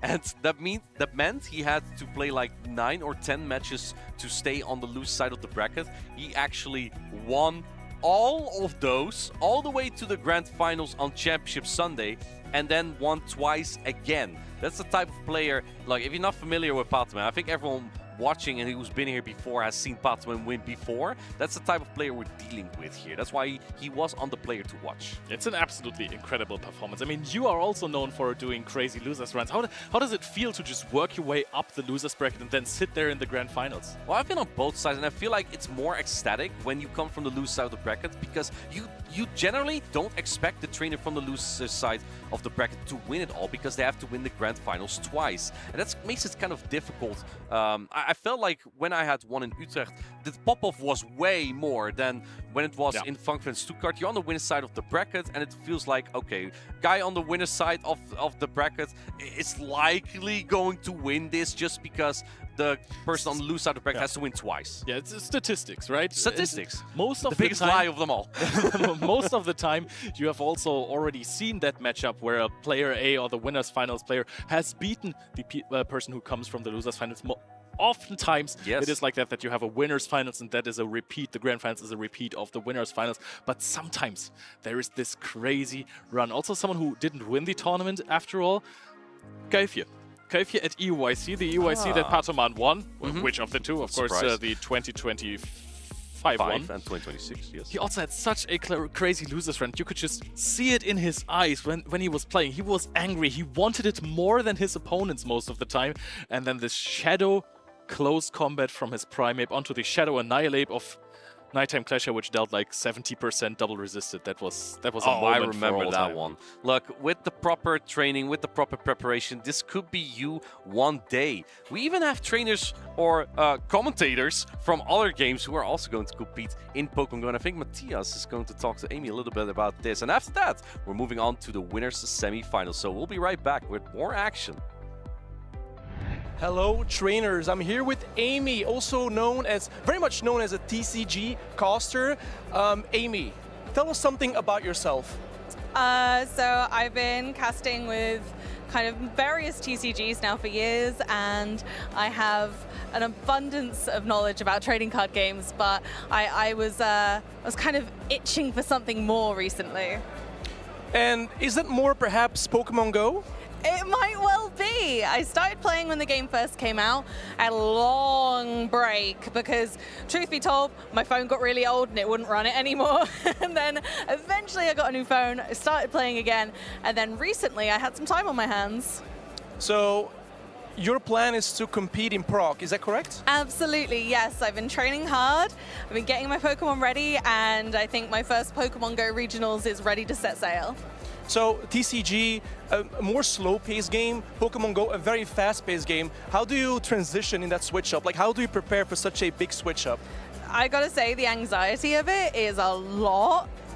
Having to make really quick split-second decisions without having my up to 15 seconds to think about it has been the most troublesome part for me in playing competitively, and something that I'm still very much working on. And how have you been grinding for Pokemon Go? Have you been going to events, lures, use incense? Like how do you grind in the game Pokemon Go? So there's a lot of ways, but realistically, yeah, finding those great community days, the events. I've just been going out on lots of light walks around the neighborhood and finding the kind of really good spots where there's a lot of spawns in the same place has been really useful for kind of trying to get up there in the ranks without spending kind of too much time away from TCG. Yeah, also these regionals are also great. So they have specific spawn events that are actually used in the regionals as well. So I feel like it is very possible, even for you, like a newer player, to transition into Pokemon Go and actually to start being competitive. I think a lot of people have the misconception that Pokemon Go is too difficult to get into if you haven't been playing before. I've been trying for about 6 months, and actually I've been able to build multiple competitive teams within that time. Coming to regionals has been a big help, like you mentioned, because of the spawns that happen here. So naturally, obviously, I was playing TCG, and whether you play TCG or VGC, you can prepare for Pokemon Go on the side of doing your kind of full-time game as such. And have you been thinking like a specific team or Pokemon you want to use?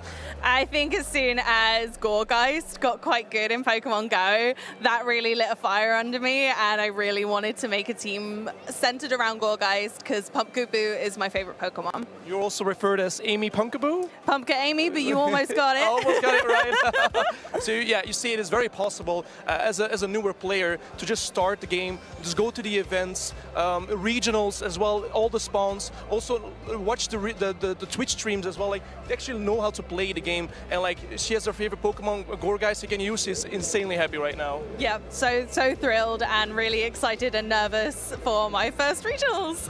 So Amy, I wish you the best of luck in Prague. I know you're gonna do well, and I know we're gonna crush it. Make sure you keep watching the streams, the people, how they play, and I know it's gonna be awesome for you. Thank you. Wow. Ninor, what a great interview by Gaines there. Oh yeah, I'm very envious of Gaines and having that conversation with Amy. But she provided a lot of insight for like how it is for a new player to get into Pokemon Go, and yeah, I'm very happy to hear that even as a newer player, it's possible to build teams in not that much time. Yeah, in 4 months' time, she was able to prep, make Pokemon ready for regionals, where she's gonna compete in Prague. She's very excited. I mean, TCG, very slow-paced. Pokemon Go, insanely fast-paced, so the difference is huge. I think that her inspiration of using her favorite Pokemon is also, it's inspiring me.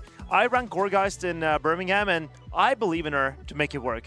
But let's dial in. We are here in Sevilla, and now this is the top cut. We're down to the top 8 players, and we have the winner's side ready and the loser's side ready. They're split into 2. So I believe the next matchup we will see is okay, this is the loser's bracket. Stone Collection will face off against Pokémon. These are our 2 players to watch, or 2 out of the 3. With Stone Collection and Pokémon facing off, one of them will be eliminated from the tournament in that round. Yeah, they're definitely one of the 2 favorites, along with Paul Asha as well. Like, one of the favorites in this tournament, Pokémon, obviously very known. But we have Stone Collection, just got a win in Houston last week. No, in Seattle. Sorry, in Seattle. Like, he's like on that grind of like, okay, I'm in the mood right now. Let's just keep winning. But Stone Collection showing great gameplay so far. Chris LB is also taking on Ziz Wireless. Chris, one of our standout performers in Europe so far this season. Against Ziz Wireless, who's been one of the standout performers in previous seasons. So the losers bracket is really on fire today, trainers. Yeah, loser bracket looks really, really stacked so far. And then we see here, let's go to the winners bracket. We have Dinoski versus Paul Asha. 2 pillars, 2 strong players of the community. We have Dinoski with that beautiful Pokemon of Doublade, and then we have Paul Asha with her Pillowswine and Gorgeist. Winners bracket, a little more of the newer names, except for Palasha, obviously, very a staple. And then losers bracket with the Titans. But there's no match you want to miss here, trainers, because all of this is going down it's going to be incredible. And I'm excited. I'm happy that I get to be here. Front row seats into this Dinoski against Palasha. Dinoski, no title yet. He has a medal from his runner-up in Stuttgart, but no first place finish. Can he bring down the queen of PvP, Palasha? Honestly, I think he can. I mean, he showed perfect gameplay with Doublade, a very unique pick as we already talked about. Dinoski showing really well how to play with the Doublade. But we here see is called a lucky trade. Lucky trade you can obtain if you open gifts as a friend on your friends list from your Pokemon friends. You can actually trigger a lucky trade, and lucky trade is a guarantee lucky Pokemon, and it looks like they're going for a shiny Rolls versus a very cute Wurmple with a party head. Shiny Wurmple with a party hat even. And when you're at these events, you got extra special trades here in the venue. So these trainers have decided to spend their lucky trade here and share it with us. And let's see.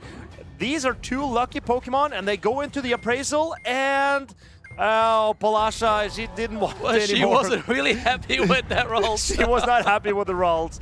And Dean, I wonder if he's happy with his party hat Wurmple. But at least it's shiny, it's lucky, and it's got a party hat. Well, it's from this event in Seville, so maybe he keeps it as like a lucky charm for later. But they actually got, you guys don't see it, they actually got lucky again by doing a lucky trade. Whoa, So no way! yeah, you can actually trigger a lucky trade from actually going in another trade. And they actually might be able to do another lucky trade if you can see that. And they actually have back-to-back lucky trade. That is very, very rare. Incredible! So this was their first interaction of the day. And the first interaction you have of the day with best friends or higher, that can trigger a lucky trade. So their lucky trade triggered the lucky trade, and now they're trying one more time with the Ralts and the Wurmple. Polasha probably maybe saving up to that shiny Mega Gardevoir. Chad, we promise this is not pre-record. They're actually doing the same trade, and we here see the Wurmple. Oh, not different so appraisal, great, and Polasha not happy with the another rolls, and another Chess rolls in the box. Plus one Ralts candy there for Polasha, plus two actually. But no more lucky trades. Like it only happened once. So that was a fun showing there. Both Ralts has been deleted, but now they need to lock in for this battle. The fun games are over. Fun games are over. Now it's all getting serious. It's all getting serious from here. The Licky of Dianoski was so valuable for him against Pokémon. But there is a Medicham on this team. Will Polasha bring the Medicham to deal with this Licky? Or can Dianoski find his way with a little bulky blob and wiggle his way around Polasha's Medicham? I think the Licky looks really good into Feraligatr and the Gourgeist. Yeah, looks like the trainers have locked in here. Let's see what they're going to play. Maybe not. I think. Oh, yeah, they have to retry here. Yeah. I think what happened was both of them challenged each other, so they both had locked in on their own side. Yeah. And here, I think we're already ready for the game, and the trainers are locking in, and it's the Licky into Wigglytuff, a neutral matchup. Yeah, very neutral matchup. Obviously, you're going to opt to throw body slams as a Licky because Shadow Ball is very resistant on normal typing of the Wigglytuff. We see here the Licky. So these are a rollout 3-turn move, Charm also a 3-turn move. So there is no move timing here. You just throw your charge moves whenever you feel like it. I'm very surprised Dianoski did not decide to throw a body slam before the Icy Wind came through, but he wants to store up the energy and go straight into his Florges. The Florges is really good into this, or really safe into this team of Polasha. Getting to a Chilling Water, debuffing the Licky. Polasha really does not have a great answer to this Florges. Even the Corviknight is a bit iffy. We've seen this before where Dianoski keeps his Licky alive because he knows like I can get to multiple body slams on many other Pokemon. So he keeps the Licky alive. Here comes an Icy Wind from the Wigglytuff on the Florges. And we see a swap here on the Corviknight. Corviknight very bulky. The Fairy Wind is resistant. The Chilling Water will add up slowly and actually chip down the Corviknight and debuffing it every single time. I think the Corviknight will struggle to farm this Florges down. They will take at least another Chilling. Oh, and there's a catch! This is great recognition by Dianoski. This Air Cutter does not threaten a knockout on the Licky, and Licky has so much HP, so farming this down, but the Corviknight gets a boost. He gets a boost, and here comes the first Shadow Ball. Dianoski's Licky has so much energy. He's only one rollout away from another Shadow Ball. Will he make it before the Air Cutter and actually throws the Shadow Ball? This actually might threaten a knockout here on the Corviknight. Will Polasha no shield? No, she realizes that getting rid of this Licky will be problematic. Now the Feraligatr will have one shield less, and she has to throw energy to get rid of this Licky still. Dianoski nodding his head. He's happy with this position. Yeah, perfect counting from Polasha here. Just throwing just shy before the Shadow Ball is going to be reached. Here comes another Air Cutter. We don't see any boost. There's a Florges there's just with Doublade, but kind of a tricky position here for Dianoski. Brings in his Doublade here. Here comes the first Air Cutter. This Air Cutter is not boosted. He is still boosted, yeah, but he actually puts up the shield. I think he might be thinking like, oh, it could have been a payback. It might have been scouted here, and we see Feraligatr into Doublade. And this is where Doublade will outpace. So Dianoski is building up to 2, so he can threaten the knockout on the Feraligatr, and he has a Trailblaze stored on the Florges, so he can combo play against the Feraligatr. Polasha is switch locked. Dianoski will shield up here, throw the Sacred Sword immediately to threaten the shield, and then he has the opportunity to go for the combo play. Yeah, timer's slightly misaligned here, which actually works in the favor of Dianoski. Here comes another Sacred Sword, but the Shadow Claws are super effective on the Doublade because of that Ghost typing. You will see a shield on the Feraligatr. Feraligatr still has a lot of energy, very valuable. Here comes the Trailblaze combo play, perfectly played from Dianoski. But now Dianoski is realizing that the Corviknight might now be problematic because if he gets a farm down, I mean, Palasha still has significant HP left on both of her Pokemon. Will she farm down with Wigglytuff or with a Corviknight? I think it's safe to go into Corviknight here. I don't know if they can reach to a Chilling Water. It'd be very close if they gets there. Actually, it goes for the catch and it actually gets the Chilling Water through. But now, how do you deal with this Corviknight with so much energy? And now this was exactly what Palasha needed. Dianoski, he is realizing that he needs so much energy on this Dual Blade. Can he get there? Farming down a Wigglytuff. It's going to be a tall task. I mean, this Shadow Claw double resisted. I mean, it looks like it can farm it down, but the Charms also chunk away here. He needs to go for his Wing Gun, which is actually farming down this Wigglytuff. Double resist, gets a double second. No, but the Charm goes through, and there goes Doublade. Oh, Dianoski's so close. If he got to that double Sacred Sword, he could have taken out the Wigglytuff and the Corviknight, but Palasha navigated that game perfectly. Getting the Feraligatr in against the Dual Blade, getting that shield with that Air Cutter was what changed the tide of that battle. Dianoski will look back at this game and think, that shield on the Air Cutter, that was what cost me.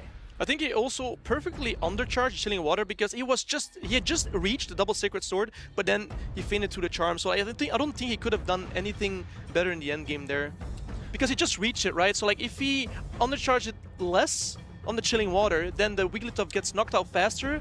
And then, but then you only need one. So if he had, maybe, yeah, the perfect farm now would only be needing one Sacred Sword. So if he charged that Chilling Water a little bit more, maybe he would have got the farm down with the Dual Blade to get the Sacred Sword off on the Corviknight. Yeah, you're right.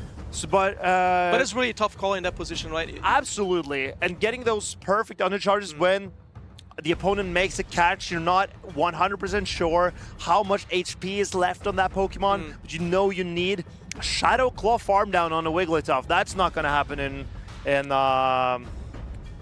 anytime soon. Yeah. No, that Shadow Clawing down at Wigglytuff was really, really tough. But like, I mean, he tried for sure. But as we can see, the Doublade did so much work, but lots of the trainers were dancing on both sides because the timer was constantly misaligned.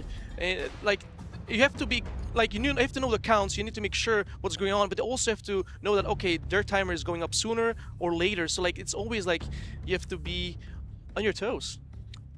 And the players are ready to lock in, and we are getting here ready for game 2. We see the Doublade into the Corviknight. Great lead for Palasha. Yeah, Stanatech being super effective against the Doublade here. Corviknight does have to throw a payback to do massive damage, but I mean, Corviknight likes to bait sometimes, and here we see the first Sacred Sword. I mean, Doublade's attack is pretty high. Doublade Sacred Sword does hurt, and Corviknight and Shadow Claw is such a great move. Sacred Sword is an incredible attack, but Corviknight's so bulky. And here comes Florges. Yeah, the Corviknight is throwing Air Cutter. At least that is the correct move to throw into this Florges. Yeah, this Corviknight doesn't have Iron Head. And there we see the Wigglytuff, so Florges can throw the Chilling Water first, debuff the Charms as much as possible, debuff the first charge move that comes from the Wigglytuff. Good timing here from Dianoski. Here comes the first Chilling Water. Doesn't do much damage, but like the point of Chilling Water is basically nerfing the attack here and tech drop from the Wigglytuff. I think throwing the Trailblaze would have been the play here from Dianoski first, because you are always getting to 2 charge attacks, and if you throw the Trailblaze first, then you have the opportunity to maybe knock out with the second charge attack. And the Dual Blade is, as we saw, it's going to struggle to farm down this Wigglytuff with Shadow Claws, but maybe that is what Dianoski is going for, a Shadow Claw farm down on a double debuffed Wigglytuff. Yes, he is. This actually doesn't sound too bad, right? Here comes, she doesn't want to let that happen. Makes sense. And here comes the Leaky versus Corviknight. But this Corviknight is so loaded up on energy. There is already a payback loaded. I mean, the Leaky is not even close to a Shadow Ball yet. And here comes the payback. Ooh, it does a big chunk to this Leaky. But as we see, there's a Feraligatr in the back. It's not easy for the Feraligatr to get rid of this Leaky. It needs to land Hydro Cannons. Here we see we're chipping away the Licky. I mean, there's a Doublade. I mean, as you said, that's like a Shadow Feraligatr in the back with Shadow Claw. So Doublade doesn't want to see this. Here comes the Shadow Ball. She ups to let it go. I don't know how she's gonna deal with this Licky. I assume she's gonna deal with it with the Wigglytuff first. I think you're correct. Probably coming in with the Wigglytuff here. The Licky is so low now. She can go for, like, if she goes in Wigglytuff here, farms down the Licky or make it through energy. She has, she chose it. What a catch! Great catch! What a great catch from Dianoski here. The Swift, very resisted on the Doublade, insanely resisted. I think triple resisted. This is like insane. There's no damage, but here, she actually could go for fast moves right now. And the Feraligatr will probably, no shield here, but it needs to shield up the second Sacred Sword. And if it can get to 3 Hydro Cannons against the Licky, then the Feraligatr can possibly win this game for Palasha. Yeah, it looks like the Feraligatr is gonna farm down, Shadow Claw down the Doublade completely. As you can see, like 1, 2, 3, and there he goes. But there's a Licky with 2 shields. She needs to get to 3 Hydro Cannons. And Dianoski only needs 1 Body Slam to get rid of, all it needs 2 to get rid of the shield and the Feraligatr. But there is a Wigglytuff in the back as well. And it's gonna be very close. Licky has to do so much work. Look at the Feraligatr. Another Hydro Cannon has been reached. And Palasha, how is she deciding to play this? Because there needs to be... Okay. Oh, there's the catch! There's the catch! For Palasha! Palasha knows. She knows where to find her win conditions, and it's not in the thrift store. This is premium win condition recognition. But Dianoski, can he get the rollout down? Oh, and it hangs on. But can it hang on through a Shadow Claw? I don't think so. Palasha, is she Shadow Clawing down a Licky? Even though this is a normal type, the Shadow Claw is coming through here. The Licky will feed a Palasha with a 2-0 victory! Boy, what a play! Palasha, she is back! Winners finals, and Dianoski, he is, he's just in awe of Palasha. How can you play against, what can you do against a player who does everything perfectly? She is so back. Perfect lane play we saw there, making all the right calls, using the Corviknight so perfectly, managing all of the energy, and in the end the Shadow Claw down the normal type was beautiful. In Pokemon Go, we have a different type of relations. As we saw there, usually ghost type damage normal types are immune to ghost type damage. That means they do 0 damage. It's impossible to touch a normal type with ghost type damage. That's not how it works in Pokemon Go. Every attack will do at least one damage. And we don't have immunities. We have resistances and double resistances. So instead of an immunity, it's a double resistance. And that is why a Swift from a Wigglytuff does do some damage to the Doublade. And the Shadow Claws from a Feraligatr is enough to farm down the Licky. Yeah, exactly. Doublade even triple resisting the Swift there from the Steel typing and the Ghost typing. But yeah, the Corviknight usage from Palasha was so incredible. Good here. The Doublade, I mean, he tried a few times. Like, this was an unfortunate undercharge for him. If he undercharged slightly less, then he would have gotten this farm down. But like we said, like Shadow Clawing down on normal type is not an easy task. You need perfect execution there. And as we can see, like here we can see actually the Swift coming through on the Doublade, and I mean this Swift is not doing anything to this Doublade. Triple resisted, look at that. I think Doublade really did a lot of work for Dianoski in this game. It and Licky are covering each other so well. It's just the Corviknight that are like slight issues for both of them.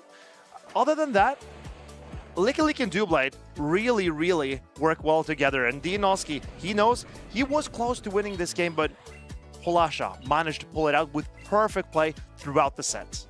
Yeah, Dianoski is not out yet, but Dianoski showed how good Licky can be. Like, using it, if you use a shield on it, it's fine because you can later on, you know, okay, a few rollouts later, I have another Shadow Ball or a Body Slam that I can show my opponent. So, like, I feel like this tournament, Dianoski really, I think his favorite Pokemon in this tournament for him might be Licky. I think so too, and I just want to say, like, we have a meta where the most popular Pokemon are players are just going that direction, going the same way as the tried and tested Dianoski. He's proving that with some great strategy and willing to take a risk, you can find a great pairing of Pokemon that is not common in the meta with Licky and Doublade, and it performed so well if it puts you in winners semifinals. Yeah, I loved seeing Doublade as well from Dinoski there. Doublade, I mean, is a very specific typing as well. I think it's not really easy to use, but with the pairing with Licky, he was really able to use a Licky as a body slam spammer, settle ball spammer, and being such how much HP Licky has, and Doublade is so frail. I think the combination of both Pokemon was actually great in this tournament for him. Licky's bulk allows Dinoski to spend all his shields on the Doublade, but it was Palasha that pulled out the longest straw in this matchup. The Corviknight play was exquisite. Paired with that Feraligatr, we've seen Feraligatr every game from Palasha. She's been so weak to fire types. No fire type on Dinoski's team, and then it was, I think she was happy to get a break from all those fire types. I remember when Shadow Feraligatr was actually the Pokemon people used. Oh, I and loved then it. People transitioned to the normal Feraligatr, because I think like in certain matchups you want a little bit more bulk than the Shadow version, because Feraligatr is the kind of frail Pokemon as well. And here we see two big trainers in the winner semis, Snorlax versus Strangetop. And Strangetop has been aching for a high finish. Snorlax also aching. They're both out for their first, I believe both of them are looking for their first medal. Correct me if I'm wrong, chat, but I think so. So this match has insanely high stakes. Snorlax or Strangetop. Very similar teams. We see Snorlax here, back-to-back day twos. He's very happy with his season so far, as you can tell.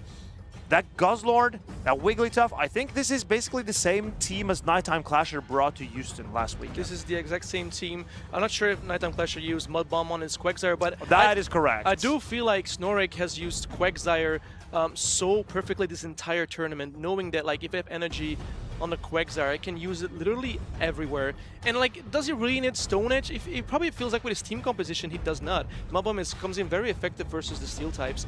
And then here we see Strange team. We see that Corsola, Wigglytuff, Altaria, and also Quagsire Shadow, but this one with Stone Edge.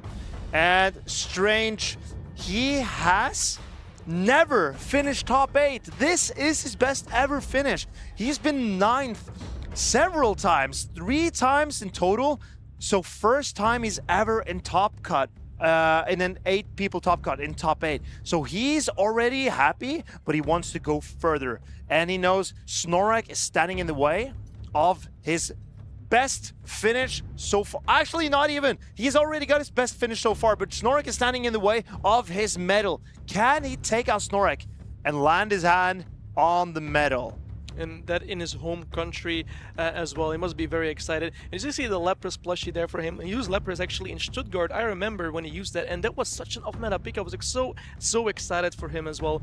But these trainers trying to find a combination of what team they need to play. I do assume that we're gonna see the Quagsire of Snorlax, how much he loves the Quagsire. Quagsire is so good in this meta, and even with Mud Bomb, I feel like it's even better. And does he really need Stone Edge? Again, I don't think so. Against Strange, he doesn't need it, but it looks like the trainers have locked in and are ready to battle.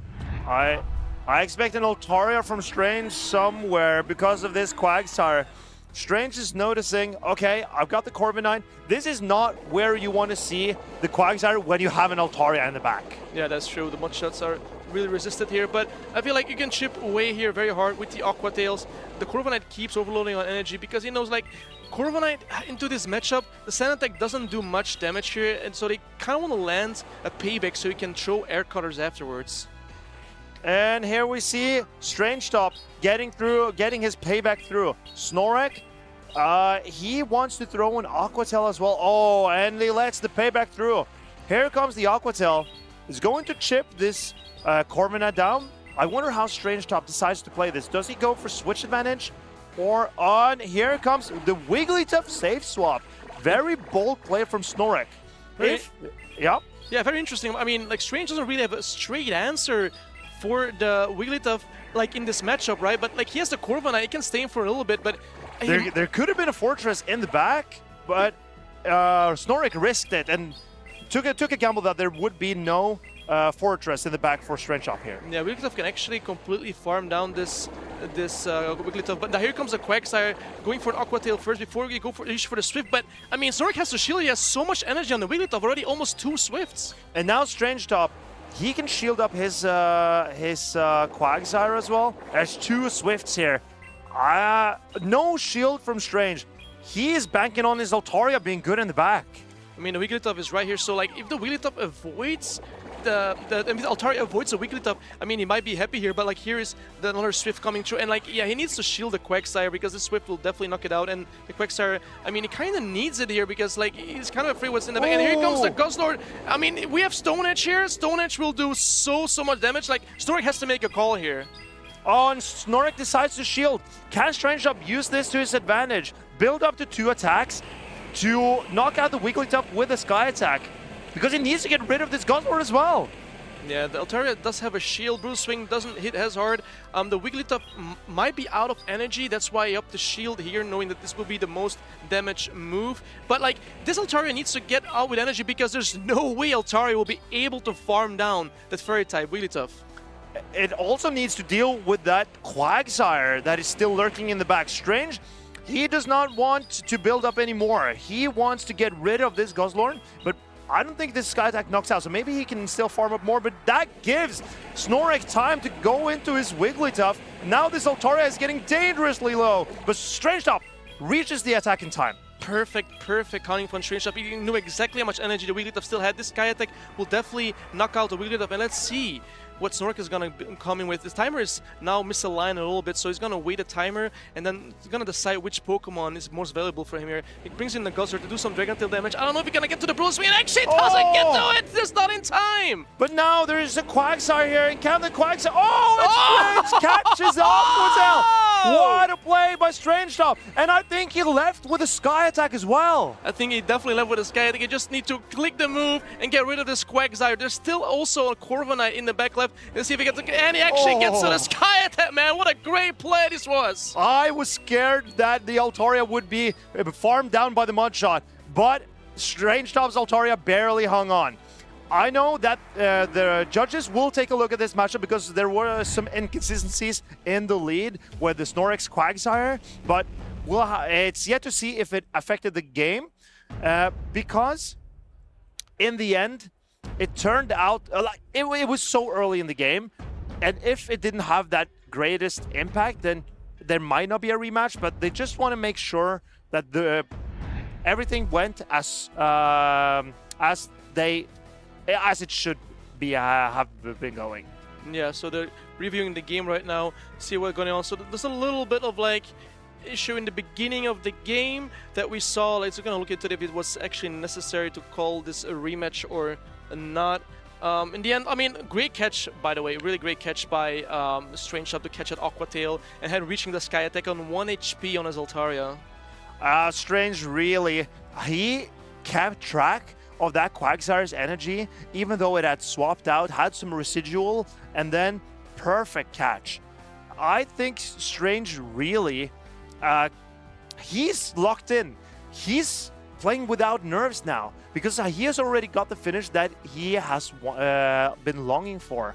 So now, he's unleashed. This is a new level of Strange-Up, and now it's up to Snorlax. Where we still have to see what the outcome of this matchup will be, but Snorlax still got a little bit outplayed by Strange-Up in the end there with a catch and everything. The Altaria barely making it to that Sky Attack.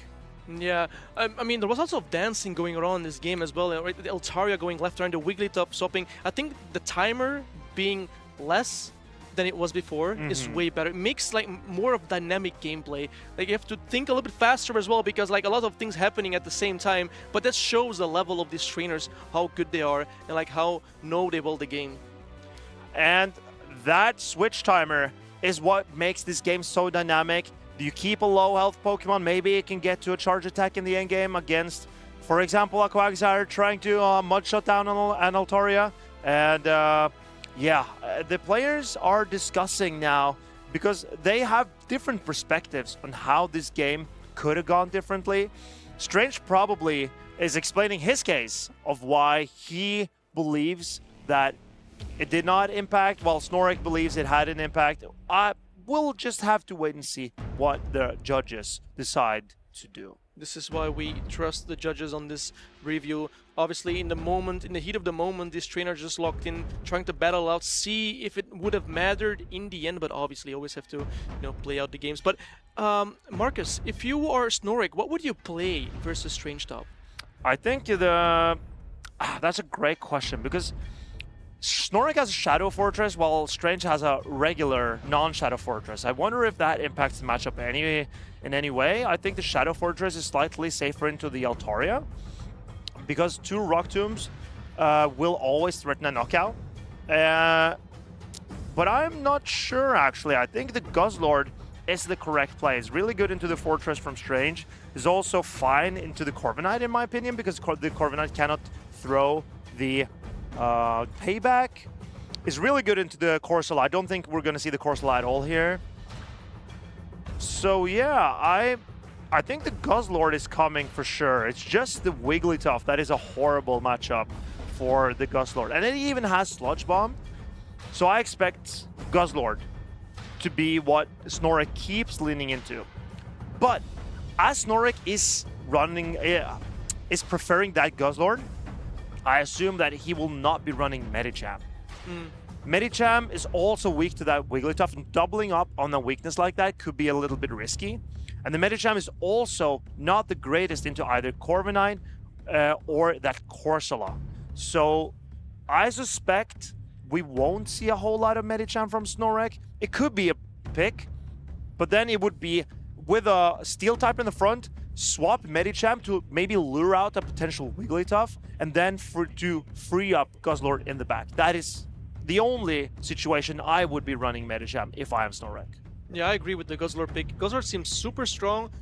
If it avoids a Wigglytuff from Strange Shop, I think Guzzlord looks like the perfect pick for Snorlax here, especially for that Corsola and also the Quagsire that has to land a Stone Edge, because Strange Shop's Quagsire has Stone Edge, Snorlax ones has Mud Bomb, so kind of different there. Because if it was a Quagsire from Snorlax into a Guzzlord, then the Mud Bombs actually do some good amount of damage, and I mean, it's Shadow Quagsire, so like, I mean, that case, but like if you shield the Stone Edge as a Guzzlord, it is really good for Guzzlord in this situation here. I think Snorlax Quagsire is way better into a Guzzlord than Strange Tops.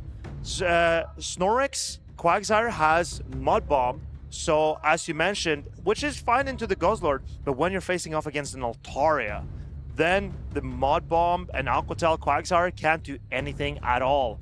So Strange maybe should have been the one to run Mud Bomb in this case, because there is a Guzzlord on Snorlax side of the field. Yeah, I agree. Like the teams are kind of similar, right? We have double Shadow Quagsire, double Wigglytuff. There's Fortress, one is Shadow, one isn't. There's double Corviknight, and there's 2 Dragon types. One is Guzzlord, the other one is Altaria. I don't know which one I would prefer the most, because I feel like the Altaria from Strange Top did so much work as well, but as well as the Guzzlord from Snorlax. The thing is, the Snorlax Guzzlord takes double super effective from the charms. It gets the lead in a few charms, and then it's out. I don't even know if it reaches the Sludge Bomb. It does reach a Sludge Bomb because Charm has been nerfed. It's not doing as much damage as it did before. But I think I prefer the Altaria over the Guzzlord. But I also think I prefer the Medicham over the Corsola. So it's a bit of a trade-off. I guess the only difference then that can separate it is that I also prefer the Shadow Fortress over regular. So in my opinion, Snorlax is if I was playing this tournament, I would have played Snorlax team over Strange.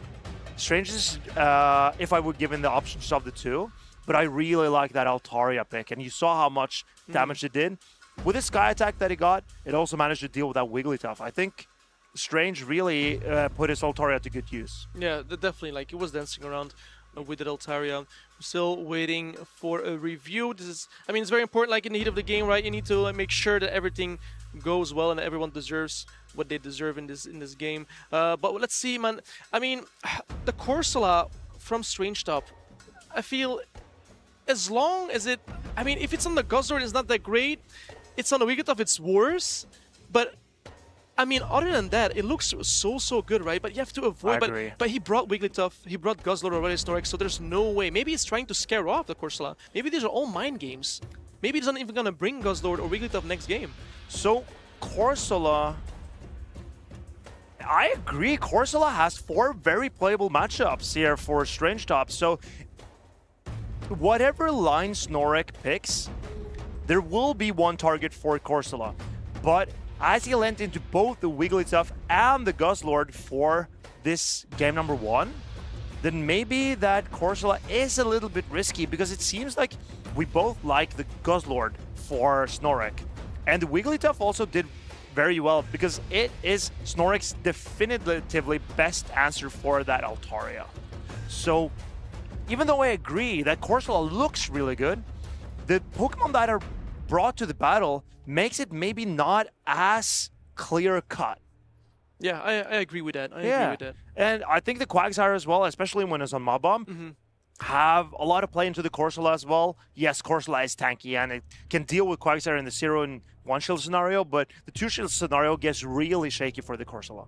Yeah, and the thing is, what I don't like about Fortress as much is that it doesn't have non-stab attack bonus moves. Like the Volt Switch, no stab. There's no stab on the Sand Tomb or on the Rock Tomb. So like, what is stab? The same type attack bonus. So basically, when the Pokemon shares the same typing as the attack, it does slightly more damage because it's part of the typing. But like Fortress is like jack of all trades, kind of, right? So like the Fortress is like helping to debuff the opponent constantly. So we have a ruling here, trainers.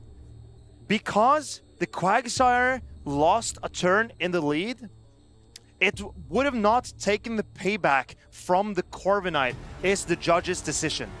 That means the entire game would have been very different from how it actually played out.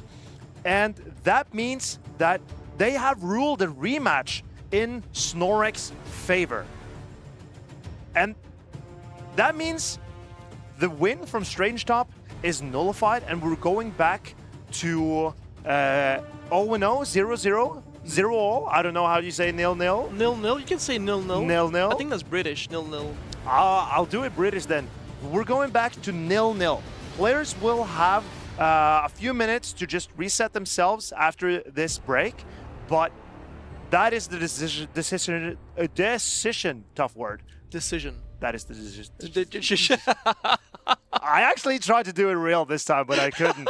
Oh boy, that is the decision, and we're just gotta wait for the next game.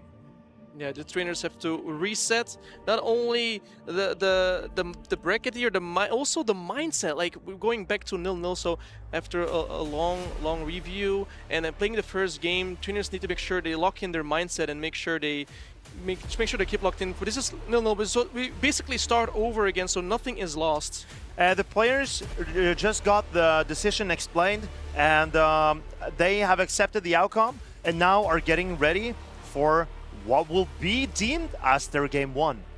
I wonder if they're gonna change anything up, maybe change the Pokemon, because now they slightly know what my opponent's gonna bring, so maybe they're gonna swap some Pokemon out and decide for a completely different strategy here. I expect the players to adjust a little bit, because I do think that there won't be a rematch of game number 1. That would surprise me.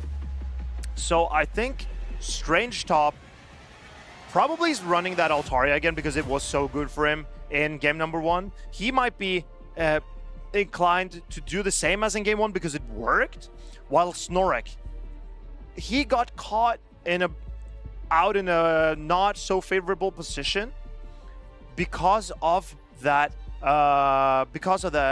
unfortunate technical malfunction. So here we go into game number 1. Game number 1, we see Medicham into Wigglytuff with the bow tie. And this is not where you want to see this Wigglytuff for Snorek. He has a Fortress in the back. He dropped the Guzzlord, as we mentioned. You cannot play Medicham and Guzzlord together. And Strange Top, does he know that Wigglytuff loses the zero shield scenario? The zero shield scenario, and here comes the first Dynamic Punch. Does a lot of damage to this Wigglytuff, and here we see another Dynamic Punch being reached on the Wigglytuff here. But I mean, Strange is the charm doesn't go through here. Yeah, Strange is not pleased with how this game played out. He got a break on his Wigglytuff that let Medicham get to its charge attack without the Wigglytuff being able to reply. So we're looking at We're looking at the feedback from judges here. Strange Top is clearly not happy is with having fun. It's like I'm playing a Team Rocket battle here. Yeah, they're not gonna swap out here, so they're gonna reset the game, reset the mindset, and we go again. Yep, and the judges are just making sure that everything technical is as it's supposed to be. There was an unfortunate happening in the start of that game, so we will restart.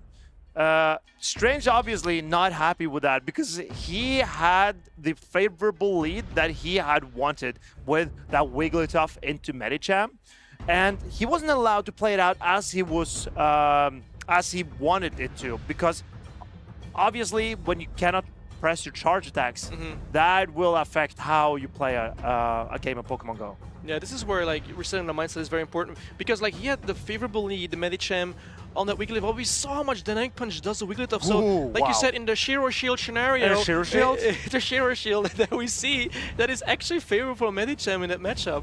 And I'm very impressed by Medicham and how well it deals with that Wigglytuff. So yeah, even against the Togekiss, it can win this Shiro Shield scenario because of those ice punches. So I don't know, which fairy type would you run to deal with that Medicham? Is it Azumarill maybe coming back? Azumarill, because it walls all the energy besides the Psycho Cut, which just doesn't do much damage anyways. But I mean, also Florges kind of likes it because, I mean, the Medicham cannot throw dynamic punches there because there's no normal typing on the Florges side, and Florges can constantly debuff the Medicham. But Florges is often not running a fairy type charge attack. If it's running Chilling Water and Trailblaze, Medicham can even put in work against the Florges. Yeah, Medicham always been able to put in work. Also back in the old days where Medicham was the king of PvP alongside with Azumarill. But Medicham is now running Psycho Cut and Dynamic Punch, unlike it was before. But that means also that its way of playing is so different. It cannot just punch through on a Alolan Sandslash, for example, like it could before. Now it needs to rely on that fighting type charge attack. But as we've seen, it does very well with just fighting type charge attacks instead of that counter fast attack that he used before. Yeah, Medicham definitely changed up his role. He went from fast attack pressure, more like with the old counter, now to having to rely on the charge move, like you said. But these trainers are ready to lock in here. They're choosing a team, thinking like, okay, are we gonna play something different again? 3 times in a row, we're gonna play the same team. We have to find out. And it looks like trainers, they have locked in, reset the mindset, trying to win game number 1, which feels like game number 3. We have Corviknight into Corviknight. And this should be pretty okay for Snorlax, I think, because he is keeping his Wigglytuff away from that Corviknight. But look at that Altaria in the back for Strange. If Strange can get his Altaria on that Quagsire, oh boy, that will be a tough situation for Snorlax. Yeah, whoever wins the lead here is gonna be a little bit more favorable because we see Wigglytuff, Altaria not great, and then there is the Quagsire for Altaria. I mean, there's like, it goes both ways here. So like, actually, Strange actually goes for the shield here on the payback because he knows like maybe winning the lead here from me is very important. Having another flyer in the back, expecting most likely the Wigglytuff. And now Strange has the he will let this payback go. Snorlax, will he match Strange's shield or no? Let's see, I don't remember who wins charge attack priority here. The Corviknight of the game. Oh, we see there's a Wigglytuff! Wigglytuff safe switch from Snorlax. That means Strange Up can avoid his Altaria landing on this Wiggly. Oh, and he gets the boost as well, and he has 2 air cutters loaded. This is actually really good for Strange. He knows like, oh, my Altaria is so safe in the back. I don't see the Wigglytuff, so I'm happy for my Altaria. And the air cutter, the first one is boosted. We get another boost. We get another boost! 3-2 boosts in a row. This air cutter will do actually a good amount of damage on his Wigglytuff. Snorlax is not happy about this. And now maybe the sand attacks are doing real. Oh, look at this. Oh, another boost! It's farming down. This Corviknight is doing everything he can to grant Strange the win that and he gets a catch as well. He's keeping this Corviknight healthy, awake in the back. There is a Corviknight still with an air cutter left. He catches on, and here comes Quagsire on Quagsire. There is no more Wigglytuff. There is still an Altaria left on the side of Strange. We see here the first Aqua Tail connect. 2 Aqua Tails nearly knocks out the Quagsire with some mud shots. So Strange, he's just launching attacks into the opposing Quagsire. Snorlax will have to start shielding. He knows he's got to build up energy, because if there's a Fortress in the back or a Wiggly or anything about the Altaria, the energy can be valuable. The thing is, Marcus, tell me. Snorlax doesn't know there's an Altaria in the back yet. He doesn't know, and this Quagsire does not have Stone Edge to threaten anything from the Altaria, and here comes the Altaria. Oh, and he catches a Mud Bomb! Strange is pulling all the Strange moves. He is doing everything he can to win this game. Snorlax, can he go back into the Corviknight? I think he has to, but he wants to build up again. So I think Snorlax is resigning. He is throwing a Mud Bomb for being a good sport. Strange looking at this Strange play and wondering what is going on, but Snorlax is resignated. He knows that this matchup did not go as he planned. Strange played this so perfectly. The moment he saw the Wigglytuff coming into the Corviknight, I'm like, oh, like I'm so happy here. My Altaria is safe in the back, and then they got 4 boosts from those air cutters, which was saying I don't think he's gonna get any more boosts in this tournament now. But what do you do against a triple boosted Corviknight? I mean, the Wigglytuff could not even get to a charged attack against that Corviknight. Incredible game here by Strange. And the home crowd is cheering for their hometown hero. And they're yelling, "Una más." Vamos, vamos. I think like Strange, great composure. I also have to give this to the trainers here. After a couple of issues and reviews from the games, they have to constantly reset their mindset. Constantly like have to like, okay, I need to make sure I lock in and don't forget how to play perfectly. But I mean, Strange was on top of his game right now. Oh, he absolutely was. And keeping calm and collected in those scenarios where you might be distracted, you might be shaking a little bit. No. You gotta stay focused, and these trainers are doing exactly that. Snorlax did pull some good plays. He realized what he needed to do, and that was gamble on his Quagsire when it ended up being so that the Wigglytuff got knocked out by the Corviknight. But as it was the Altaria in the back, there was just no way for Snorlax to win that game. I don't think he was expecting Altaria in the back. That's why he most likely safe swapped his Wigglytuff. They're like, okay, I'm fine. If there's no Altaria, I don't have to get it locked in there. But like, I mean, getting the first air cutter boost and then getting another one, and you saw on both their faces, one was happy, one wasn't so happy, even though they were both smiling. When you've just ruined a Quagsire like that, like Strange just did, can you gamble on Snorlax not bringing it in the next game and maybe bringing your own Fortress, the Volt Switch Fortress, to take a risk that there won't be a Quagsire this time? Yeah, I think Snorlax has to take some risk here, maybe calculate. Like, he's been so good in this tournament, calling all the lines from his opponents, and he needs to like lock in again and do the same thing. With Corviknight lead, we saw like Strange shielding the first payback because it's unlikely that your opponent's gonna bait with an air cutter when it's a Corviknight matchup. So like again, it's a safe shield. I feel like maybe he felt like, okay, I need to win swap because I'm always suspecting Wigglytuff in the back. And it looks like trainers have locked in for game number 2, and we see Corviknight on Corviknight again. And this time, Snorlax has left the Quagsire out, but he would have been ABA weak to that Fortress. Soft with the Corviknight in the front and Wigglytuff in the back. Oh, we see a catch on the payback. Strange. This might be strange, but because this payback is going to hurt. Oh, and he puts up a shield. Okay, I guess he's thinking of something in the back. Maybe he wants to bait something out, but the thing is, I'm kind of scared of the Wigglytuff, and it still has an Altaria, and here comes attempt of a catch, but this Quagsire is Stone Edge. It takes a way longer time to get to Stone Edge than into the Mud Bomb, and Stone Edge will do some good damage. It depends if Snorlax actually gonna shield anything here. And he decides to put up the shield. I think this is a wise decision from Snorlax because this Quagsire is still so healthy. Here comes a Brutal Swing. This will not threaten a knockout. It will take definitely another Brutal Swing for Snorlax to knock out this Quagsire. And here comes a Stone Edge from Strange Top. Does he have another fun play up his sleeve? I feel like Guzzlord now, like even though the Stone Edge will connect, will do a lot of damage, I think Guzzlord can farm it all the way down, but he actually comes in with the Corviknight, putting a little bit of pressure. I don't think this Air Cutter will be enough to knock this out, and might actually help Snorlax to also swap out, and actually does into his own Corviknight. Here comes a payback from Snorlax Corviknight. I think this is great for Snorlax because there is an Altaria in the back, and Snorlax is keeping his Wigglytuff free from that Corviknight. Strange needs to get rid of Snorlax Corviknight, and that as soon as possible, but also keeping his own Corviknight healthy. Yeah, we got a shield here for Snorlax. It's a very smart shield. I feel like the Corviknight from Strange is very, very important, knowing that there. I mean, he doesn't know what we know, what the caster know, the viewers know, chat knows. There's a Wigglytuff in the back for Snorlax, and that is very scary for the Altaria there.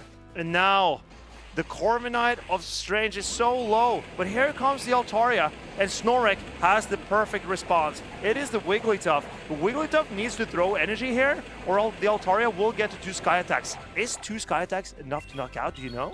I don't think it's enough. I don't think it's nearly enough. Look at the Dragon Breath. It's not doing any damage. Very resistant on the Wigglytuff. Here comes the first Sky Attack, and it's not enough. But this is literally Altaria's worst nightmare. Here comes the Ice Event, and it might take out 2 Altarias in a row. And a healthy Wigglytuff is not what Strange wants to see here, because he has 2 lower HP Pokemon, and he needs to get rid of this Wiggly. How can he deal with a Guzzlord who has a Brutal Swing and a Corviknight over 50% HP?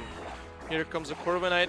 Corviknight resisting the charms. Here comes the first Air Cutter. Air Cutter we have seen is not enough, but maybe Strange gets his 7th or 8th or 20th boost of the tournament. Here comes the Air Cutter. Is there a boost? There's no boost. It will never stop that. And here comes a Swift from Wigglytuff, taking out the Quagsire. I think this is kind of what Strange needs.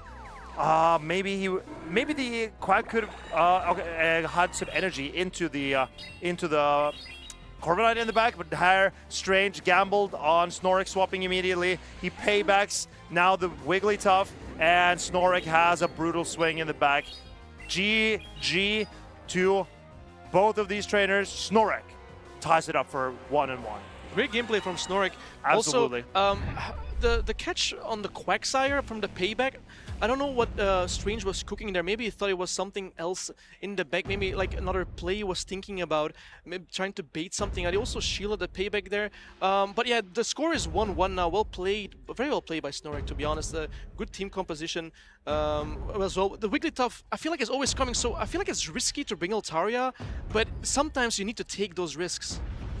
It is risky to bring the Altaria, but at the same time, the risk of not bringing Altaria is that the Quagsire might just run free for Snorlax. So I think Altaria is looking pretty good, but it is that Wigglytuff. It's come every game so far, and that is the issue for Strange Top. If he gets the Altaria on the Wigglytuff, it's so hard for him. This is a very important game. It is 1-1 right now. I mean, this game is very important. Like, this is game number 3. Whoever wins this game goes through to the winner's side of the bracket. And they win a medal! And they win a medal, which is the most important thing, taking home a medal. Medal, top 4, eternal glory nonetheless. So, I think both of these trainers, they are feeling the pressure right now. None of them have ever finished top 4. None of them have a medal. But now is their opportunity.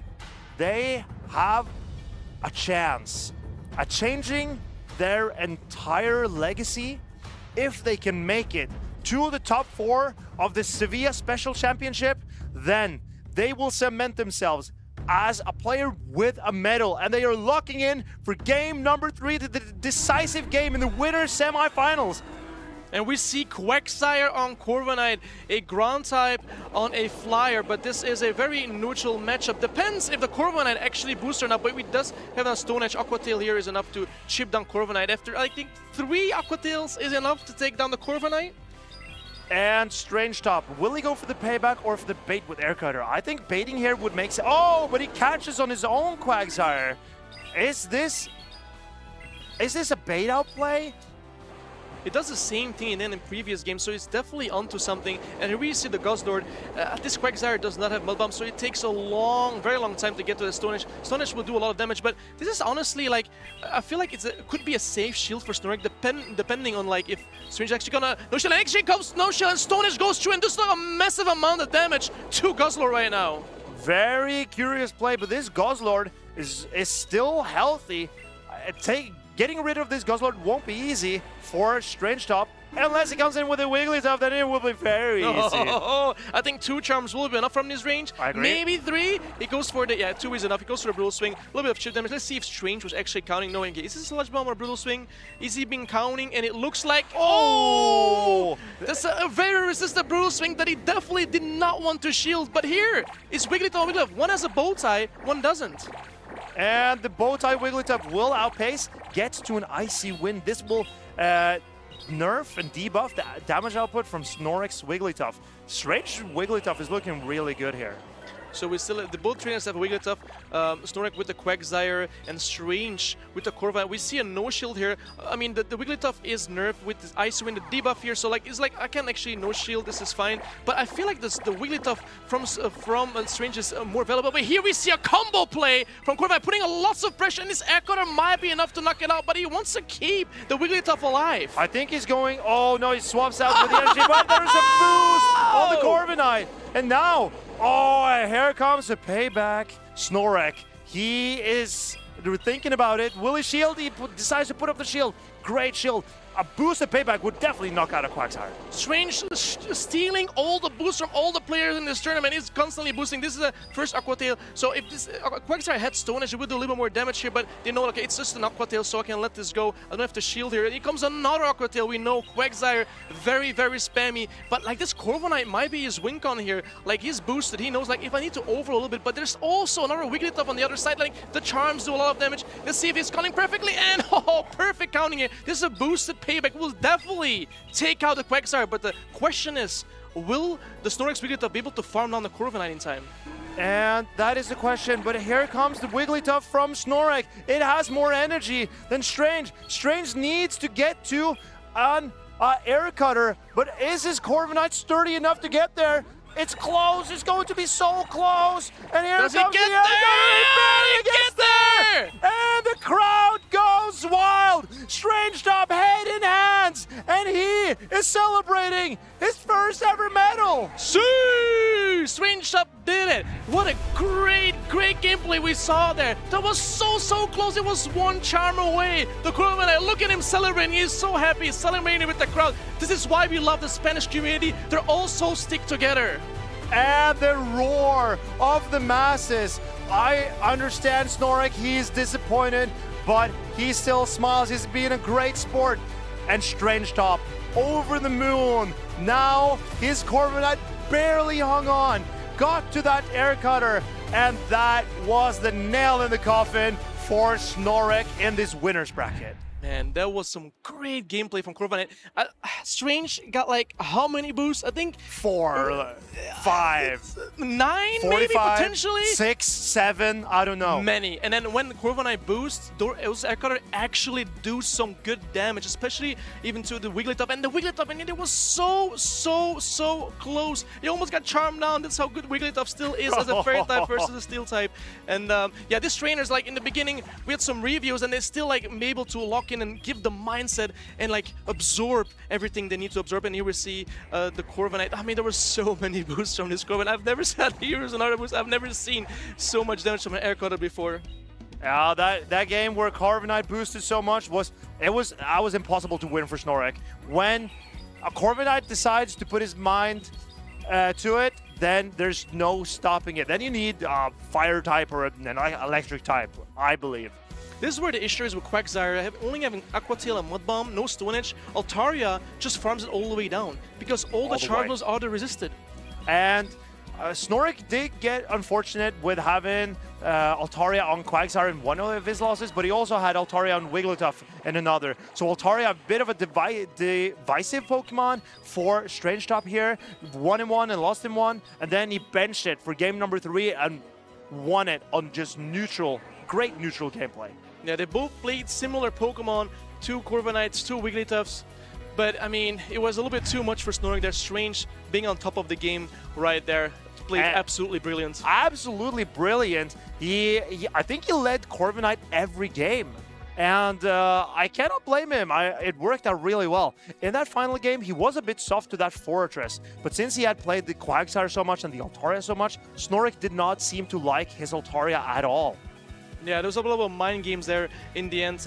If you bring the Fortress, though, being as a double flyer, but the thing is, Altaria has Flamethrower, and Flamethrower double super effective against Fortress, does massive damage, so you don't definitely want to avoid that. That is the curious thing about Altaria in this meta, because it is a Dragon type, so you would think Steel types usually really pairs well up into those Dragons, but Altaria, having Flamethrower and not being threatened by one-hit knockouts by Empoleon, by Corviknight, by Fortress, it can hit them so hard back. I'm not decided this yet, like, as in what Quagsire I would play, the one with Aqua Tail Mud Bomb or the Aqua Tail Stone Edge, but like I feel like sometimes the Stone Edge, in this scenario, the Stone Edge has won the game, but I feel like the Stone Edge is a little bit more coverage against those flyers. When Altaria comes in and you have Mud Bomb, Aqua Tail, what are you gonna do? I mean, honestly, I'm a little bit convinced by the Mud Bomb Aqua Tail, but someone who is a believer in Stone Edge Quagsire and a baby future is Strange Top here with his family. Yes, thanks. Thank you so much, guys. Indeed, I am joined by Strange Top and his wife, Mon. Strange Top, congratulations, your first medal. How are you feeling? I cannot express what I'm feeling. It's been years persuading this top 8 and medal all in one. My last tournament before being a proper parent, although I'm already a parent because the baby's there, Rodrigo. I don't know, just ask me and I'll try to answer something. First of all, Mon, thank you for being here as well. Thank you. How do you feel watching your husband play like that? Yeah, it's unbelievable because I know that he wanted this for a really long time. So I'm so proud of him. I don't understand anything about the game. So for me, it's like really exciting, everything that's happened. So yeah. Do you have some other players to explain to you what is happening while your husband is playing? Or are you just watching and seeing where it goes? I'm just like watching with friends and they're like narrating me what is happening. So they're like, oh, this catch is really nice, or this movement is like, and I don't understand anything. I just understand if he goes well or if he's like doing something not so well. I mean, you can see it in his face when he's playing as well. This was one of the most intense series I think we've all watched in a while. What were your thoughts going through this after you lost game 2 as well? This was probably the last mental breakdown I had to go through because I've never been on a stage having two, I mean, a rematch after a head judge call on good lead. And I was like, okay, so I saw him my A line, my B line, and we are 0-0. Now he knows my big plan. Now I need to find a C plan and somehow manage to find it and perform it. And then what was your plan going to the last game? Because the matches were incredibly neutral there. What were you thinking? How are you beating Snorek? Because Snorek has been phenomenal all season. Yeah, I heard he did day 2 on the winner's side twice in a row now. So that says a lot of his high level. And I pretty much thought that I was playing with 5 Pokemon. I try to say Corsola off here because there's Gastlor and Wiggly. So I started to think about it. And I talked with some good friends. I talked with Sardi from LATAM, and then with Chris, with Leo, with my Mahada Ravens team. And what was the most solid line was the Double Bird and Quagsire. And then I knew I had to risk Wigglytuff somewhere, and I decided to use it in the third game, and it paid off. Yeah, it definitely did pay off. Your first medal, congratulations again. Mom, there's one last question I want to ask you. Do you think he's going to take it all the way and win the Seville Special Championship? I hope so. It's very difficult, but he can do it. So, yeah, we are so proud of him. So, I believe in him too, but only time will tell because there are so many talented trainers, and we're going right back to the action. Marcus, that was so wholesome. Like, his wife supporting him so much. That was awesome to see. And you could tell she's very excited. She's got to be screaming from in front of the audience. Whoever we're hearing here when Strange Top is winning is probably Mon, because I'm sure she has been cheering for her husband for this entire weekend. A lot of things are happening, right? She like she said, like this is like mostly it's new for her, so she gets explanation from her friends, from his friends, and then have to like it's so awesome because like what is going on the screen? Oh, but my husband is winning, and that's like the most important thing I feel like, and the support is amazing here. Absolutely, and I recognize the feeling because my fiance is also not really into Pokemon Go, but when she's been watching me play, she's leaning on the casters to explain to her what is going on and if it's going well or not, and of course reading my face, but that is our job. And let's get back into it because we have Stone Collection against Pokémon. What a matchup this is in the losers round 1. I cannot believe the names and the players we are seeing here.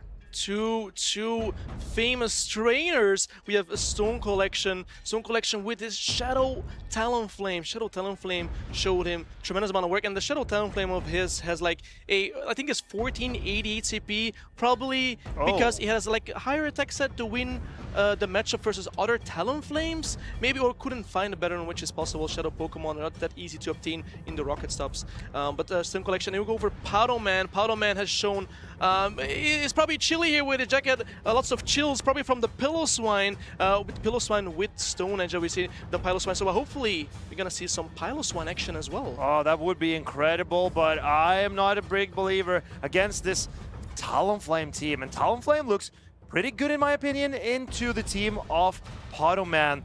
Pokémon did have some issues with Marcos Shiny's Talonflame yesterday. He did get a little bit lucky to get off that final Psyshock to win the 2-shield scenario against the Talonflame there. So let's see if maybe Stone Collection can turn this around with his own Talonflame play. These are two massive trainers. They know exactly what to do.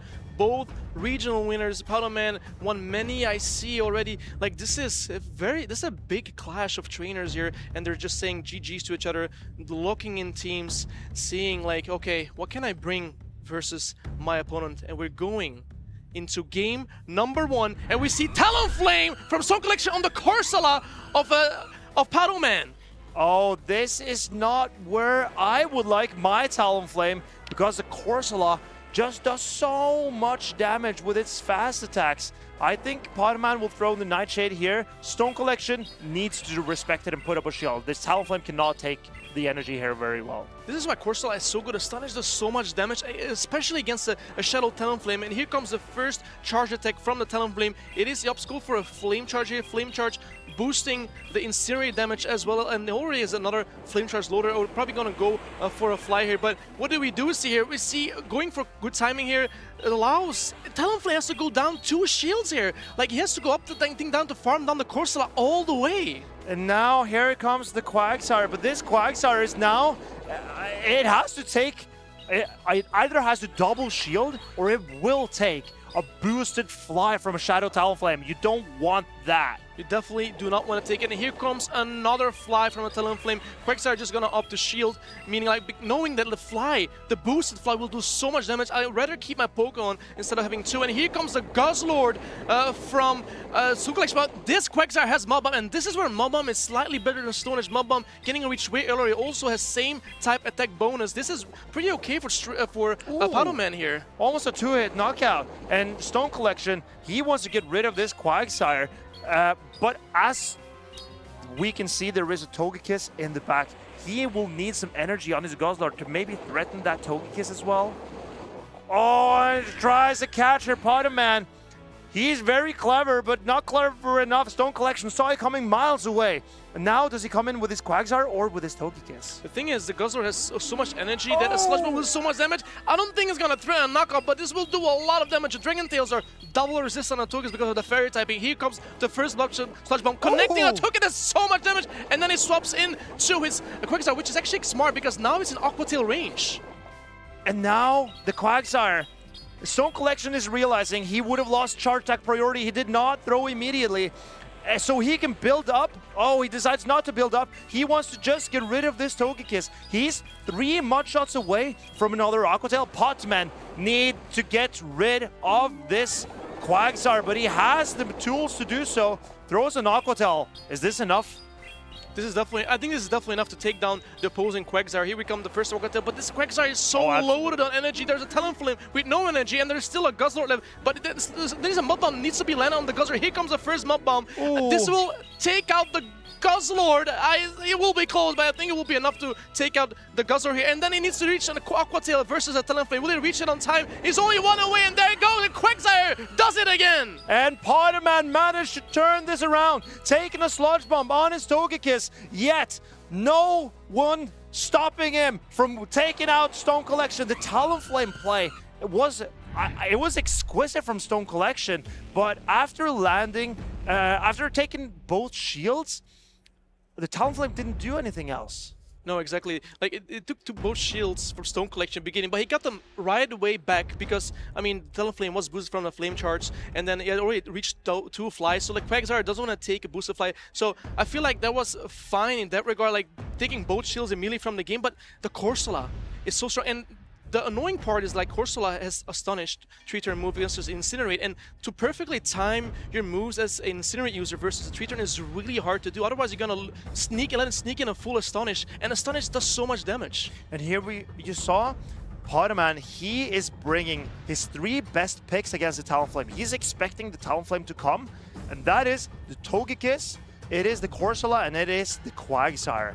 Will Stone Collection now read into Pokémon still picking his 3 best picks against the Talonflame? Because if he is, then maybe he can lead the Guzzlord. If it's not on the Togekiss, it's pretty fine into Quagsire. Well, the Quagsire has Mud Bomb. That Mud Bomb of the Quagsire is proving to be really valuable here. Yeah, actually it does. But the Togekiss from Padoman feels like it's really strong, and there's like a really straight answer for Togekiss. I feel like there is the Fortress, but I mean, this R-Sphere does so much damage, right? And it needs to land a Rock Tomb to do any damage here. But we're going into game number 2. Trainers are locked in, and we see again Shadow Talonflame on the Shadow Quagsire from Padoman. And Stone Collection not happy to see this here, but he goes straight into his own Quagsire.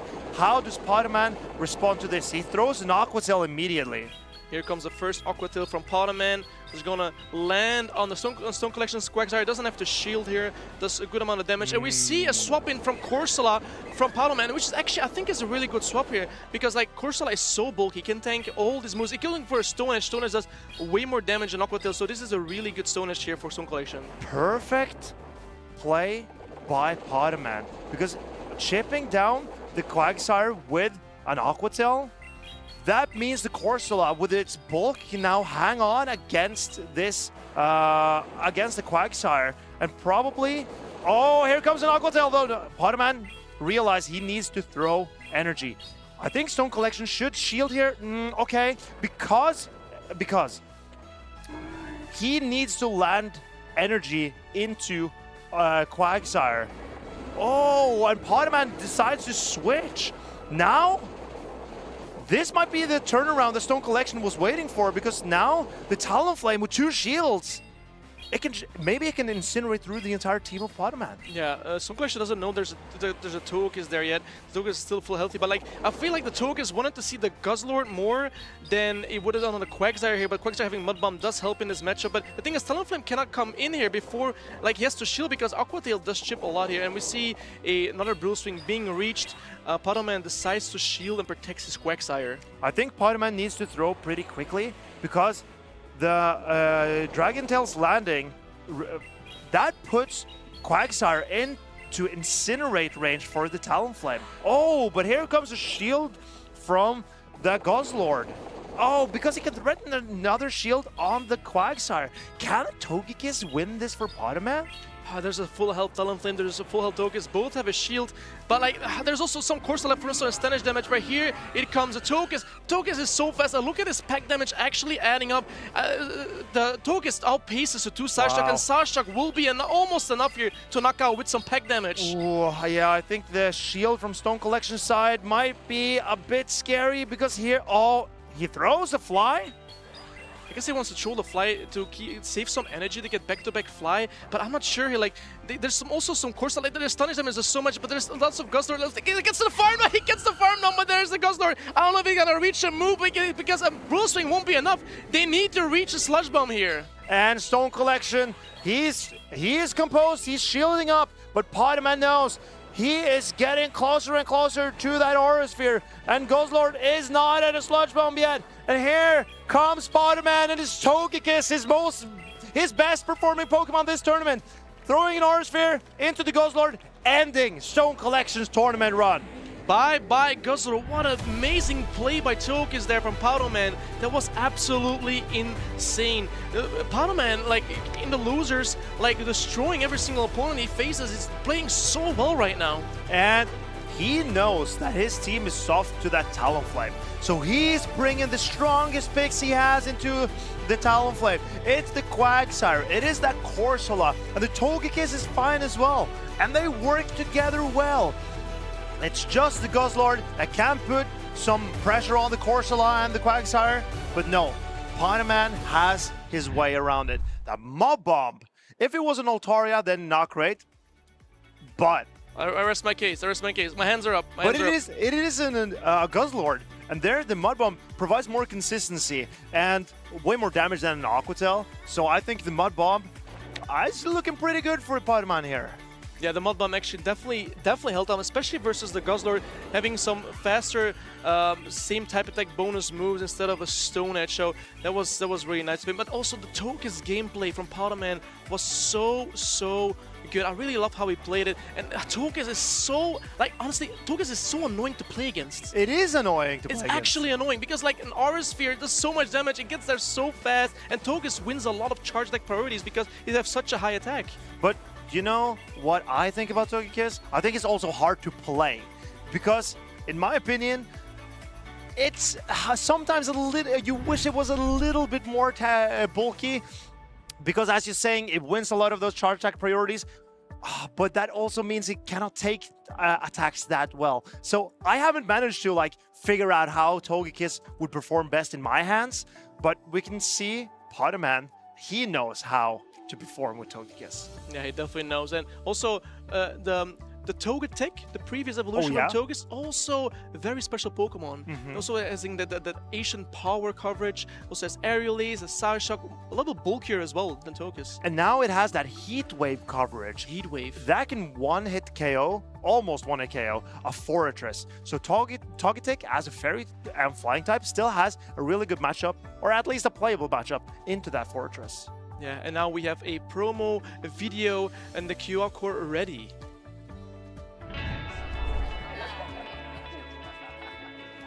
Hey, do you want to play? Yeah.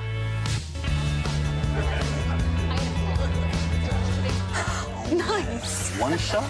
Wait, that card, yeah.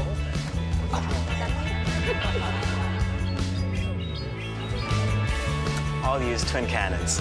Great game, guys. Bye. See you next week. Come play at your local Pokémon League. So if you want to play with your local friends, scan this QR code and find the nearest event close to you.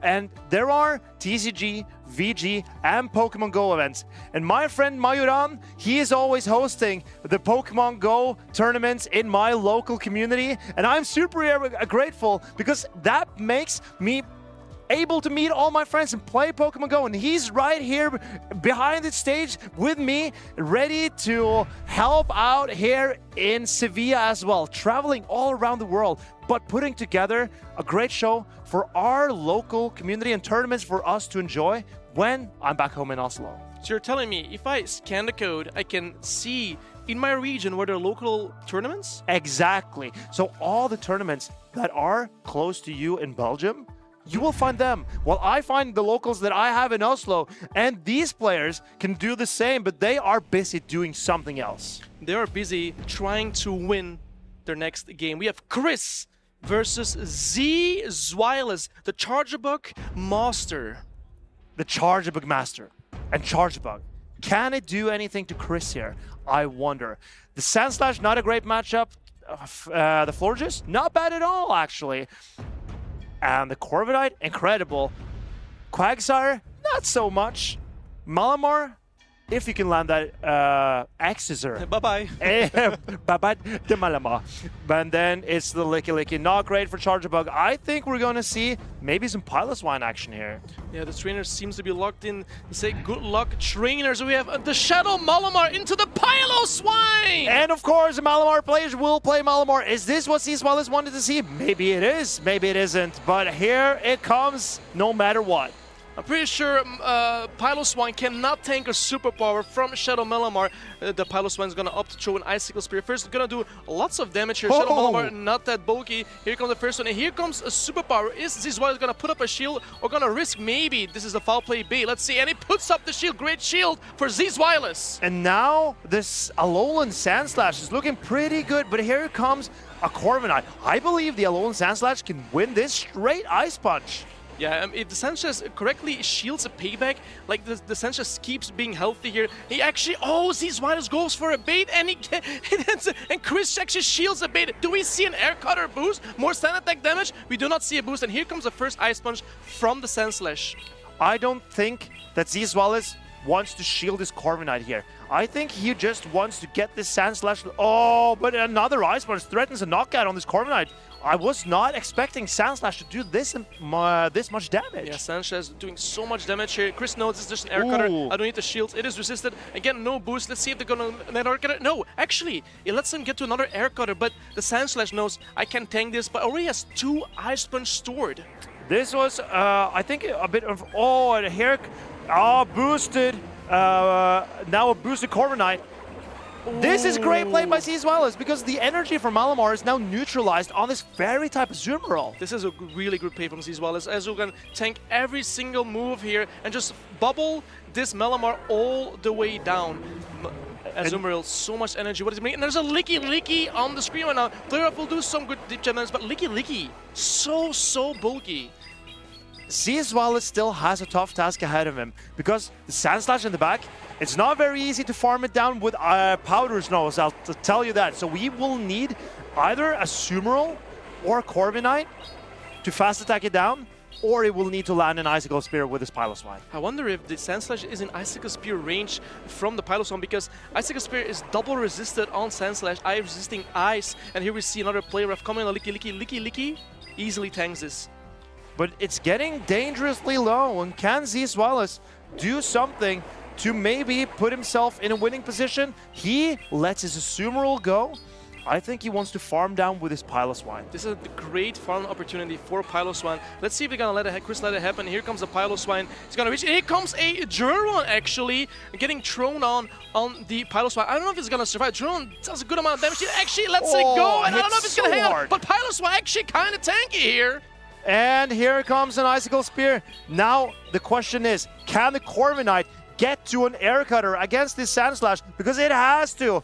It will have to. He predicted the swap there, but here comes the Ice Punch. I mean, the Corviknight has to throw an Air Cutter as soon as possible because he's almost in Shadow Cloud farm down range. But it gets to the Air Cutter. And now, can Seaswallis get rid of the Licky Licky in the back? That remains to be seen. I wonder how many rollouts this needs. It gets the boost with the Sand Attack, doesn't do as much, but he needs to get to a move ASAP. And then here comes the Body Slam, but the Body Slam is tuned up. And there goes Piloswine. No, Piloswine, my beloved, don't go away, please. Sandslash, Malamar, and Licky Licky. Chris, has he played other Pokemon? Maybe he has. But what a show from him. He's been trusting in that Malamar and that Sandslash core the entire tournament. And they have not let him down. Incredible display so far. This is the Ice-type show. This is Piloswine versus Sandslash. The thing is, Piloswine, like, it cannot throw Icicle Spears into the Sandslash. It is way too resisted. And, I mean, we saw how strong Sandslash was there. I mean, Sandslash with so much energy, the energy literally goes everywhere.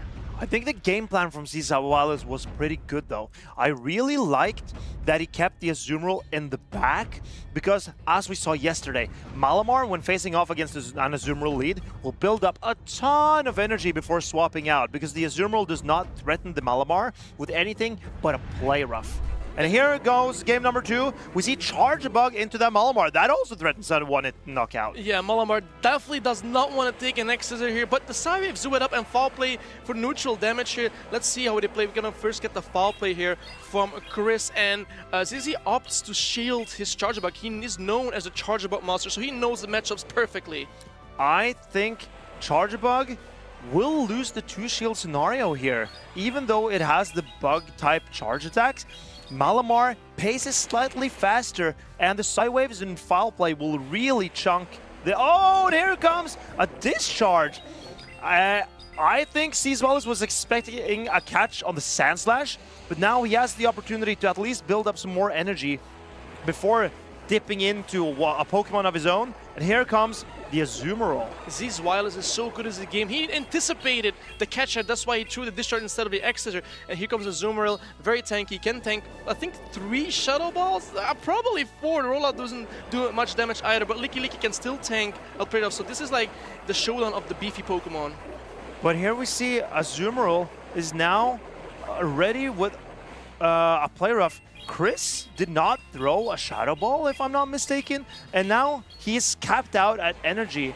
He wants to swap into his Sand Slash to start loading up on energy here. This is a pretty smart play, honestly, because every single charge move is resisted on the Sand Slash, and that Licky Licky has over 100 energy. Has so much energy can throw other ways, but the thing is, Licky Licky is very low, so if he gets sniped by one Volt Switch, he can only control one move. But here comes the Corviknight, another Ice Punch comes in. We saw how much damage Ice Punch actually does to Corviknight. And I think it's smart by Seaswallis to preserving HP on that Azumarill, because you don't want it to be an easy target for that Malamar in the end.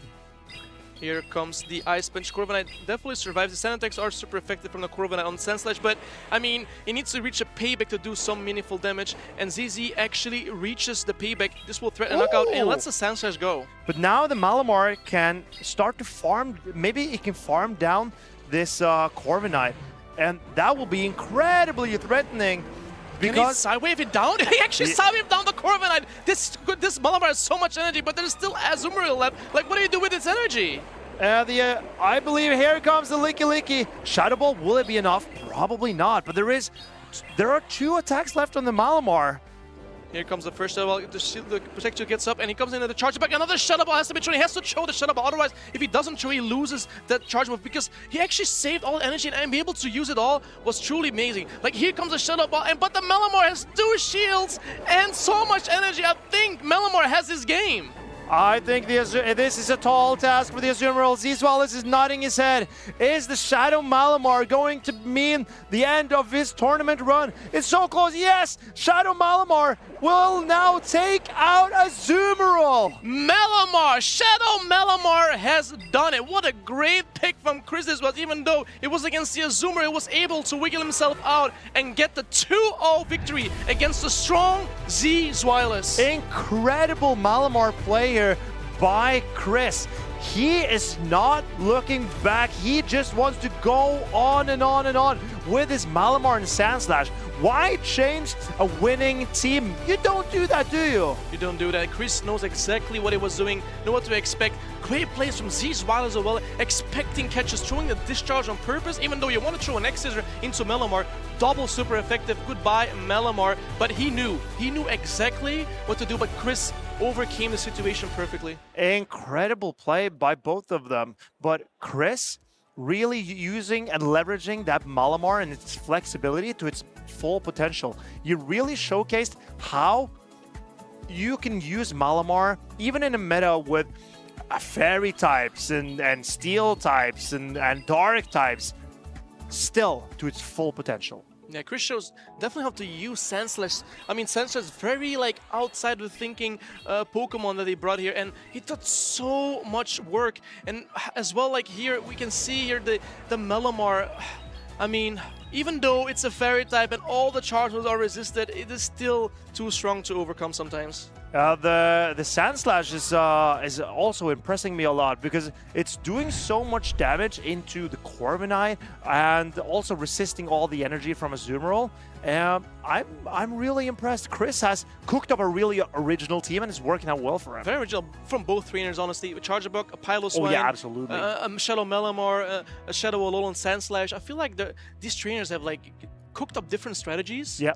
And like they're not like, okay, I'm not gonna look at the top 6 meta usage, and I'm gonna use something completely else and surprise my opponent. And then, so construct your team to counter the top meta usage. You gotta make sure that you don't have big holes elsewhere in your team.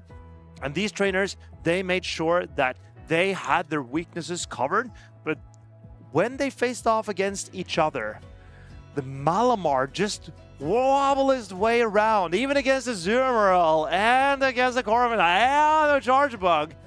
Didn't drop a game. No, Malamar just loves dancing. Oh, it does really love dancing. My friend Malamar, I'm bringing Malamar to my next tournament. You are? Well, I can say it, but my tournament, I'm not when the next one is going to be, but don't hold me to it. Honestly, don't hold me to it. Definitely don't hold you to it. But, I mean, we've talked about Chris, we've talked about Z's Wireless, but let's talk a little bit more about Paddleman. Who is Paddleman? Who is his trainer? What is Paddleman? Exactly. Every legend has a beginning. Around the world, countless Pokémon trainers share the same dream. Become the very best. My name is Martijn. And I'm Amanda. Together, we're here to share the story of a young trainer whose journey has taken him across the globe. Paddleman. Paddleman stepped into the Championship Series stage for the very first time. But to his opponents, he was no unknown. Like so many of today's elite battlers, his journey began in the GO Battle League, and the skills he honed there translated perfectly to live competition. One by one, he defeated veterans like a Mind Joke, Dex, Statistan. The only one to stop him was the champion, Human Catcher Bug. And so, in his debut, Paddleman claimed an incredible second place finish, a result that marked not an ending, but the beginning of his promising journey. Paddleman's world debut in Yokohama proved he was no one-hit wonder, opening with 3 straight 2-0 victories. His streak eventually ended against Inadequance, and Ishikawa Boy closed out his run. Still, a top 20 finish in his first ever Worlds made one thing clear. Paddleman came to play. Then, the 2024 season opened with one big question. New year, new Paddleman? At the very first Special Championship of the season in Barcelona, Spain, he made sure his name stayed on everyone's radar, once again climbing all the way to the Grand Finals. But this time, from the winner's side. But German trainer Z's Wireless flipped the script with a reverse sweep, taking both the finals and the reset. At his very next tournament, Paddleman once again battled his way to the Grand Finals, and this time, the third attempt was the charm. A fairy tale coming true, he overcame Tonto Bateus and his Sea King to claim his very first gold medal. Paddleman gazed upon his gold medal, and he said to himself, I want more, and I want bigger. His next challenge was Europe's fiercest stage, the Europe International Championships. But it didn't go his way. Caleb Peng and his Bastiodon eliminated Paddleman, and for the rest of the season, Paddleman faded from the spotlight.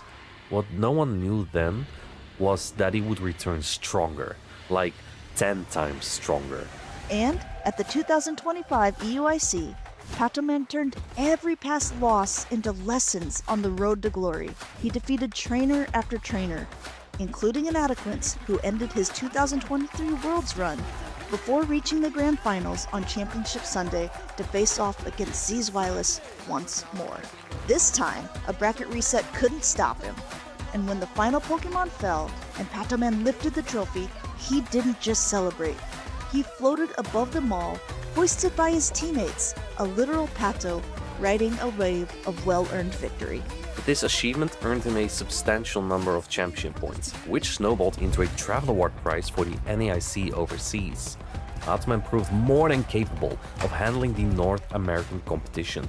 He didn't drop a single matchup on day 1 and 2 and landed himself an impressive 3rd place trophy. That performance boosted his confidence heading into the season's grand finale, the World Championships. And boy, he did not disappoint. He lived up to every expectation, sweeping up opponents like a whirlwind. For the first time ever, Championship Sunday was staged in a full arena, and Batman was determined to be part of it. In the grand finals, Beelzeboy stood as a tough and worthy rival. His Galarian Moltres proved a constant thorn in Patoman's side, forcing him to adapt and refine his strategies with each passing battle. Though Beelzeboy often held the upper hand, Patoman fought back again and again, mounting comeback after comeback. Both trainers carefully weighed their choices for the decisive match, locking in the Pokemon they trusted the most. The tension was electric. Batman stood on the brink of becoming world champion, but in the end, Beelzeboy edged just ahead. Patoman may not have claimed the title this season, but he showed the world beyond a shadow of a doubt that his skill is undeniable, and that he is never going to be counted out again. Are you ready to ride your own wave of victory? Just like Patoman? Begin your adventure at Pokemon.com/compete. I would not want to play that player, but looks like Snork will have to soon. He is absolutely incredible. He's on a rampage, and I think at the end Amanda said he might not have gained a title this season already. Well, that changed quite a bit. Title, that is. That is true. Has been in the finals, of course, already. Patoman is just always a massive force to be reckoned with. If you take a look at the bracket, you can type in !bracket to get the challenge link, and if you look there, it's like Chris and Batman are just cleaning up all the non-Spanish players right now. And we see here one of the two non-Spanish players remaining, Snork. And Snork, he is one win off a medal. He's been so close for like 3 tournaments in a row, and every time so far, he hasn't been able to yet. He needs this one win, but in his way is arguably the best player in the world at this moment, Patoman. Good luck defeating that. It's going to be a tough challenge for Snork. And Leo, let's take a look at this Piloswine. This Piloswine looks beyond insane against Snork. I mean, there is, of course, the Guzzlord. Really good target. It is actually a strong Pokemon against Forretress because it doesn't have super effective damage from Rock Tomb, and you're double resisting those Volt Switches. It is decent versus Wigglytuff. It is actually very fine into Quagsire. When shields are up, the power snows add up, the mud shields don't. That is true. And then there's Medicham. We don't talk about Medicham. That's not a great matchup. But Corviknight is also a fine matchup. You have a lot of fast attack pressure. The question I'm asking myself is, do you actually live an Aqua Tail from the Shadow Quagsire on the Shadow Piloswine? But the players are already ready. We're going to find out soon. This is a rather neutral lead. The Medicham into the Corviknight. However, Corviknight has decent pressure with Air Cutter. Yeah, Air Cutter doesn't add up too much, but the thing is about this matchup, if you remember the LAIC matchup, 2 Dynamic Punch wouldn't knock out an Oranguru. It's kind of the same with Corviknight here. Corviknight has similar bulk to that Oranguru, so 2 Dynamic Punch will barely not knock out. You need a lot more Psycho Cut. Generally, Corviknight will take this matchup, and this is a great opportunity, honestly, for Corviknight to try and get those Air Cutter boosts in. And now that the teams are so neutral into each other, when your Pokemon is very low after you have fought out a matchup and you beat your opponent's Pokemon, you can easily just swap out, not give your opponent a big farm down, and then have it as a sacrificial catch later, or sometimes, even when you're at 5% HP, a farm down in the endgame. If you take a look at the backline, Batman did bring that Shadow Piloswine. It looks very strong into the team of Snork, but this is exactly where you want to see that Medicham. And if Piloswine has an energy lead as well later, he is going into Togekiss for that energy lead actually, but the Togekiss is not moving. Yeah, Batman is a little bit surprised by that. This Ice Punch is going to deal super effective damage. I haven't seen a Thunder Wave, but this Togekiss looks like it was paralyzed and it couldn't move. Stunned. But I think it is still, it's still chilling. Both trainers agree, hey, this is not how this game is supposed to go, so we're going to reset this rather quickly, of course. So there's no point in playing it out at that point, course. right? Because obviously that impacts the game a lot. So I like that call. But what do you think about the call that Snorlax made to aggressively swap in this Togekiss? Because it looked like he was... Patoman swapped in the Togekiss, right? And then he went for the Ice Punch into that Togekiss. Yeah, it looked like he wanted to get a aggressive farm down there, but Ice Punch really does a lot of damage against Togekiss. It does like 50%. Why would you swap it in if you know that you would have to give a shield up immediately? Yeah, maybe he's trying to bait out the Fortress in some way, or perhaps Patoman's thinking Fortress not coming out, my Togekiss is kind of free to bring in anyway. Maybe he wants to keep the Corviknight around. All those possibilities might be going through Patoman's head there. Like, especially if you think of there's likely Quagsire in the back. If I have Corviknight around, that's not a Pokemon you can farm down with Quagsire. So if you can leave it like at an awkward range, then maybe that Corviknight can still put in work. That is true, with a little bit of HP and a dream. And keep in mind, both of these Quagsire have Mud Bomb, not Stone Edge, so you cannot even deal hard-hitting 50% HP draining attacks like Stone Edge to the Corviknight. That is true, and also versus the Togekiss, it's a lot harder that you have to throw Aqua Tails. You cannot force a shield with a Stone Edge, but it makes the mirror match so much more interesting as well, because that is a lot more charge attack priority dependent. And here we go, we have fresh new teams. We have that Shadow Quagsire into Togekiss. You'd think this is a pretty okay matchup for that Quagsire, but that you don't have Stone Edge, it's pretty hurting the Quagsire here. So Snorlax opts to swap into Corviknight immediately. But Corviknight doesn't exactly have a great matchup here either, because the fast attack of Corviknight's Sand attack is double resisted. It hardly hurts Togekiss. It's already doing little damage, but that's even less. But you're taking so much damage from Aura Spheres.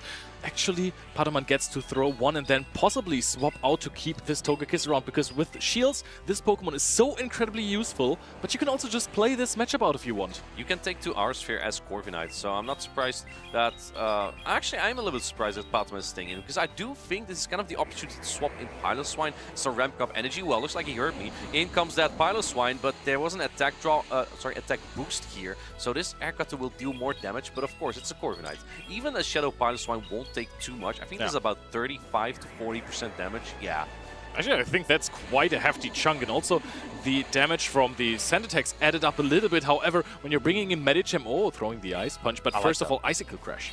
This is going to do a lot. This Icicle Spear will do about 40 to 50% as well. Like, look at this chunk of damage. You think, why would I give up Avalanche? One of the most efficient charge stacks in the game. Well, it's because of the pacing of Icicle Spear, a very strong charge attack that comes out super quickly, and because Medicham doesn't have any fighting type fast attacks here, you can actually hang on a little bit longer to these Psycho Cuts. And we see again the charge attack prioritize. Snorlax is really trying his best to get rid of this Piloswine, because he cannot fast attack this down with Corviknight or Quagsire. No, absolutely not. Also, Psycho Cut is not known for the damage, even though it has been helped a little bit in this new season. But if you're looking at the team of Snorlax, how good does this Togekiss look? I'm surprised to see anything else get shields on the side of Patoman, because nothing really deals any damage to it.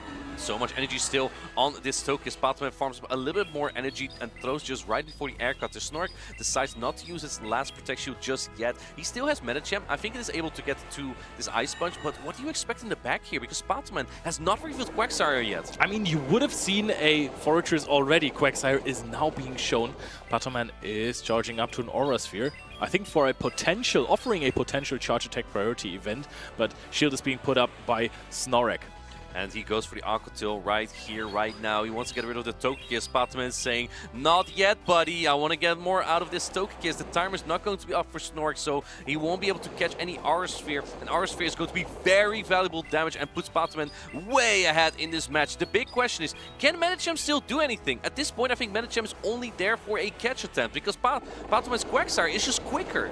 The question is, how much energy does this Medicham have? Oh, there is the catch! You talked about it! Aqua Tail is being caught by this Medicham. Good for Patoman that it was not a Mud Bomb that would have cost more energy, but such a precise undercharge once again. Comes out with almost an Aqua Tail here. The Aura Sphere was so much damage before. 2 Aqua Tails on the side of Snorlax. How much damage did those Psycho Cuts do? But I think that Patoman is also at an Aqua Tail. The charge attack pretty tight. Who's going to win? I think you need a Mud Bomb though. Snorlax is going to leave that information here, and we won't find out because he knew that his Aqua Tail won't knock out. He needed a Mud Bomb there. Patoman with that incredible undercharge, he takes game number 1. On the brink of elimination, Snorlax so close to a medal, but yet again so far. Patoman on his mission to just take out every single non-Spanish player in this tournament. It's almost personal, right? He wants... Last season, we had 4 Spanish trainers in the top... 3 Spanish trainers in the top 4, and the one who wasn't Spanish, HK Assassin, won that tournament. So maybe the Spanish trainers are now like, okay, top 4 all Spanish, por favor. You thought this was Europe, but this is Seville. We're going to keep this in Spain. Patoman leading 1-0. And honestly, in this matchup, the Togekiss just did everything. Togekiss is not one of those Pokemon that you see on every single team, but every time a player runs it, it's just used all the time. How's Togekiss so good in this meta? I think Togekiss and Quagsire just make such a good core. I mean, Quagsire just pairs so well with flying types. Any flyer, yeah. Exactly. And then you put like Shadow Piloswine, a third strong Pokemon in there. I don't even feel like you have to run another Pokemon. Maybe Corviknight, because that could replace Togekiss in this case. But the thing is, Togekiss and Corviknight kind of share the same weakness, except that Togekiss covers Guzzlord better. Do you even expect Guzzlord, honestly, when Togekiss and Piloswine are so good? I don't think so. Let's see if these trainers brought into this Pokemon we predict. We have Medicham again from Snorlax. It's going to be met with Corviknight once again from Patoman.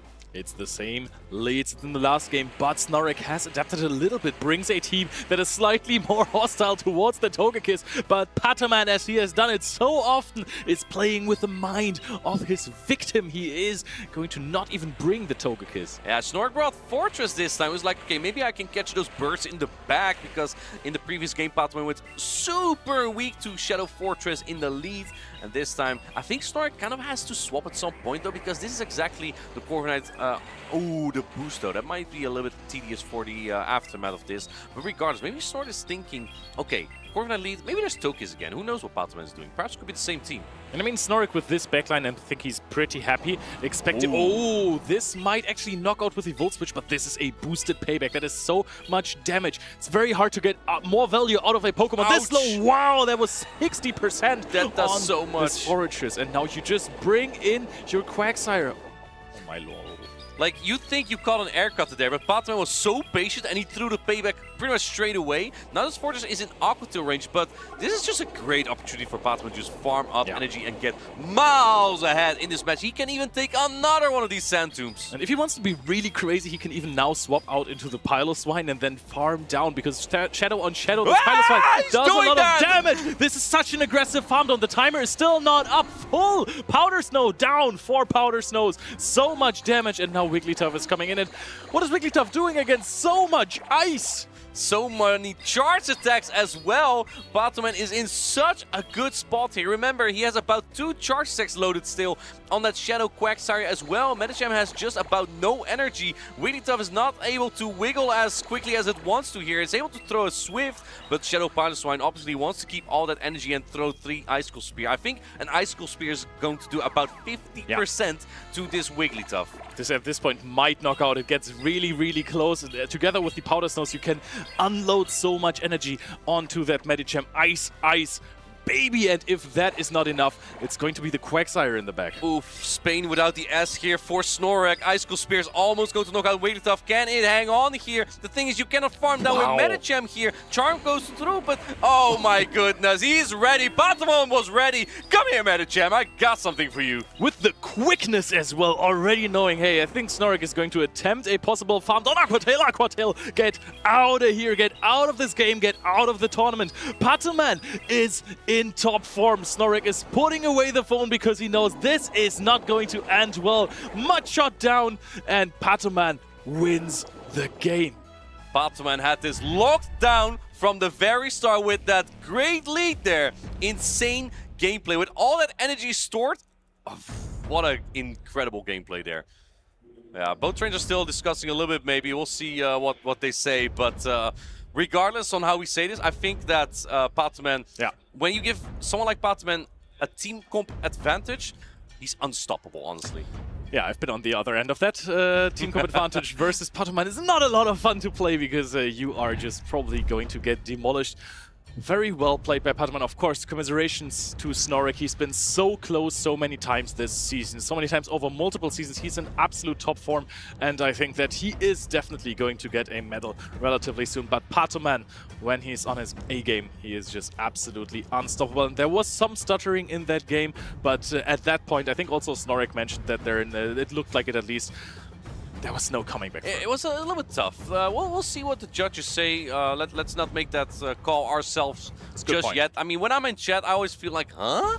That cannot be true. But, you know, maybe they see something we have not seen. So let's just have them sort that out. No backseat judging from us. Exactly. No backseat judging. Shadow Piloswine. I feel like yesterday we hardly saw this Pokemon. But now we're really facing team compositions where this Pokemon is actually putting in a lot of work. Wigglytuff, Fortress, and Quagsire are like the dominant Pokemon that you see currently. And Piloswine, in this case the Shadow variant, is exactly the Pokemon to tackle that. Now, I was a bit surprised to see that there is a Shadow Piloswine on the side of Pataman, because when you're playing the regular Piloswine, you have a little bit of attack on it, maybe a bit more than a little bit. You're actually reaching a so-called breakpoint, which means that every Powder Snow does 1 more damage, to a point where in a certain shield scenario, you can just farm down the Quagsire after taking 1 Aqua Tail and landing 1 Icicle Spear. And I don't think that's the case for the Shadow Piloswine, because I would say an Aqua Tail unshielded, that's gonna lead in a farm down of the Mud Shots. I might look up later how much that does. Yeah. I'm just curious. Like, maybe we can do a quick experiment battle later, you and I. And we just would love that. Yeah, we just check it out real quick, and then I'll defeat you. Yeah, I'm curious. I'd like to see you try. Remember that Paula's also still in that winners finals with a Piloswine as well. Perhaps it is the call for this tournament specifically. Orlando competitors, pay attention, because this might be the core breaker you're looking for. Man, some people, like for example Arceus Aurelius, who never believed in the Piloswine, they must think right now, man, I wish I would have made a better call about that specific Pokemon, because the 3 of us all believed. So good. Yeah, yeah, you were believing so well, of course. Yeah.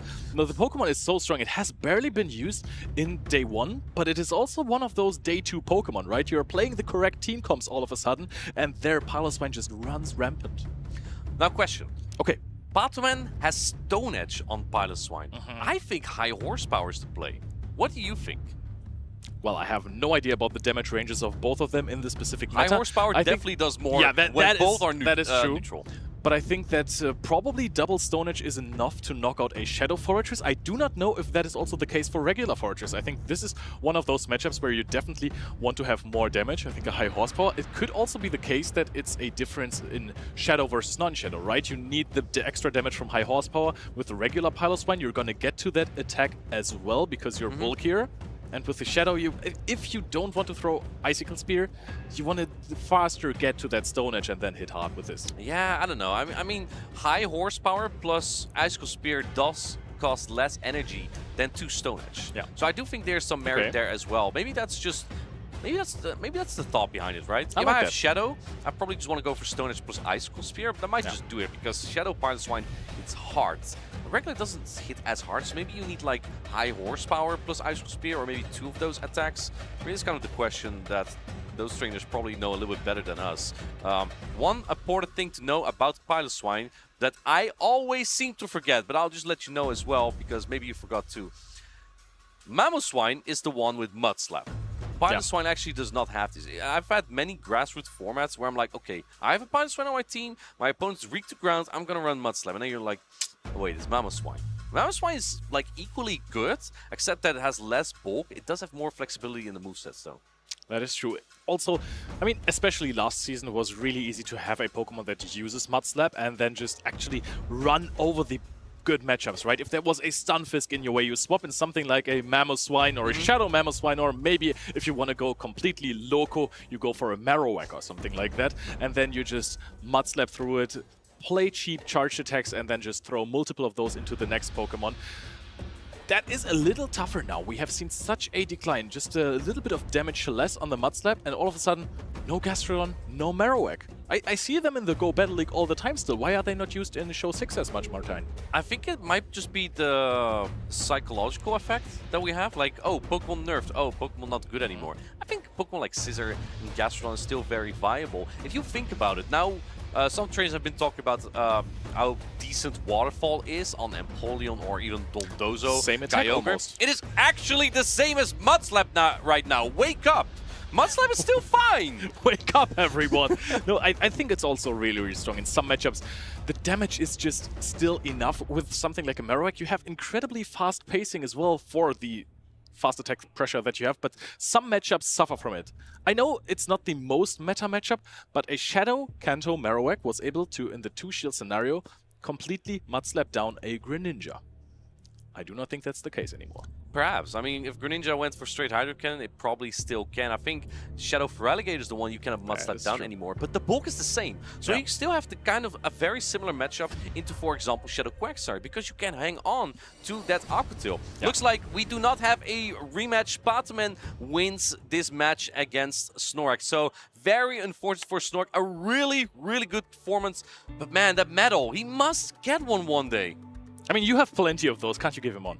No. Okay, I do Gotta earn it, understand bro. that. But of course, he has been so close so many times. I think he's going to get there. He just can't lose his hunger It's so for a tough medal for now. him. It's really tough Yeah. for him because he's been on the brink. He came from the winner's side, and he needed to win one match on either winners or losers. So very, very tough for Snork there. But I mean, there's no shame in losing to someone like Batman. Like Batman has the plan ready before the match even starts. He probably already thinks of, okay, I'm playing this person right now. I may as well plan for the next person already because I'm winning this anyway. Just minimal preparation for the first opponent, but the entire possible bracket is planned through. Okay. Now we can see in the end game that this aggressive swap in for the Shadow Piloswine. Of course, the defenses did not fall for the Piloswine there. Got a full Icicle Spear almost.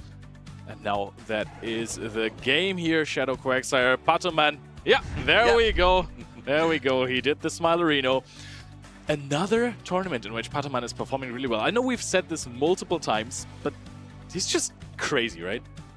You know what I'm curious about? Every time I see a Wigglytuff go down, how does that make you feel? Like, because you're like with this curl here and this pink suit right here.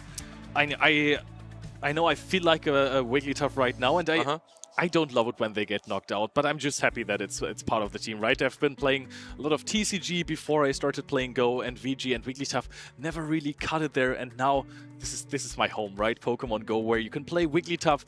People love it. Everyone loves Wigglytuff. Yeah, It's just, everyone. You're making so many friends when you're playing Wigglytuff at tournaments in the Go Battle League, especially with your favorite Rock and Steel type Pokemon together, or a Shadow Victory Bell or something. Yes, Shadow Aggron. Oh yeah, exactly that. Yeah, that's the polarizing one, exactly.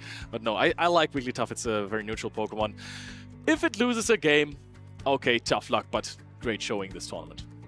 If you want to register for these events as well, if you're having a good time here, make sure that you check out RK9. Perhaps there's an event nearby you that you can sign up for. We're going to have many more regional championships or special championships in Europe, but there's also across the pond in North America, in South America as well, in Oceania. So make sure that you check out RK9 to check out nearby events. Register for one. If it's close by, trust me. Just go. If the travel is not far, I would definitely go if I'm a Pokemon fan. Yeah, and if you're a Pokemon fan, you might want to travel far and wide.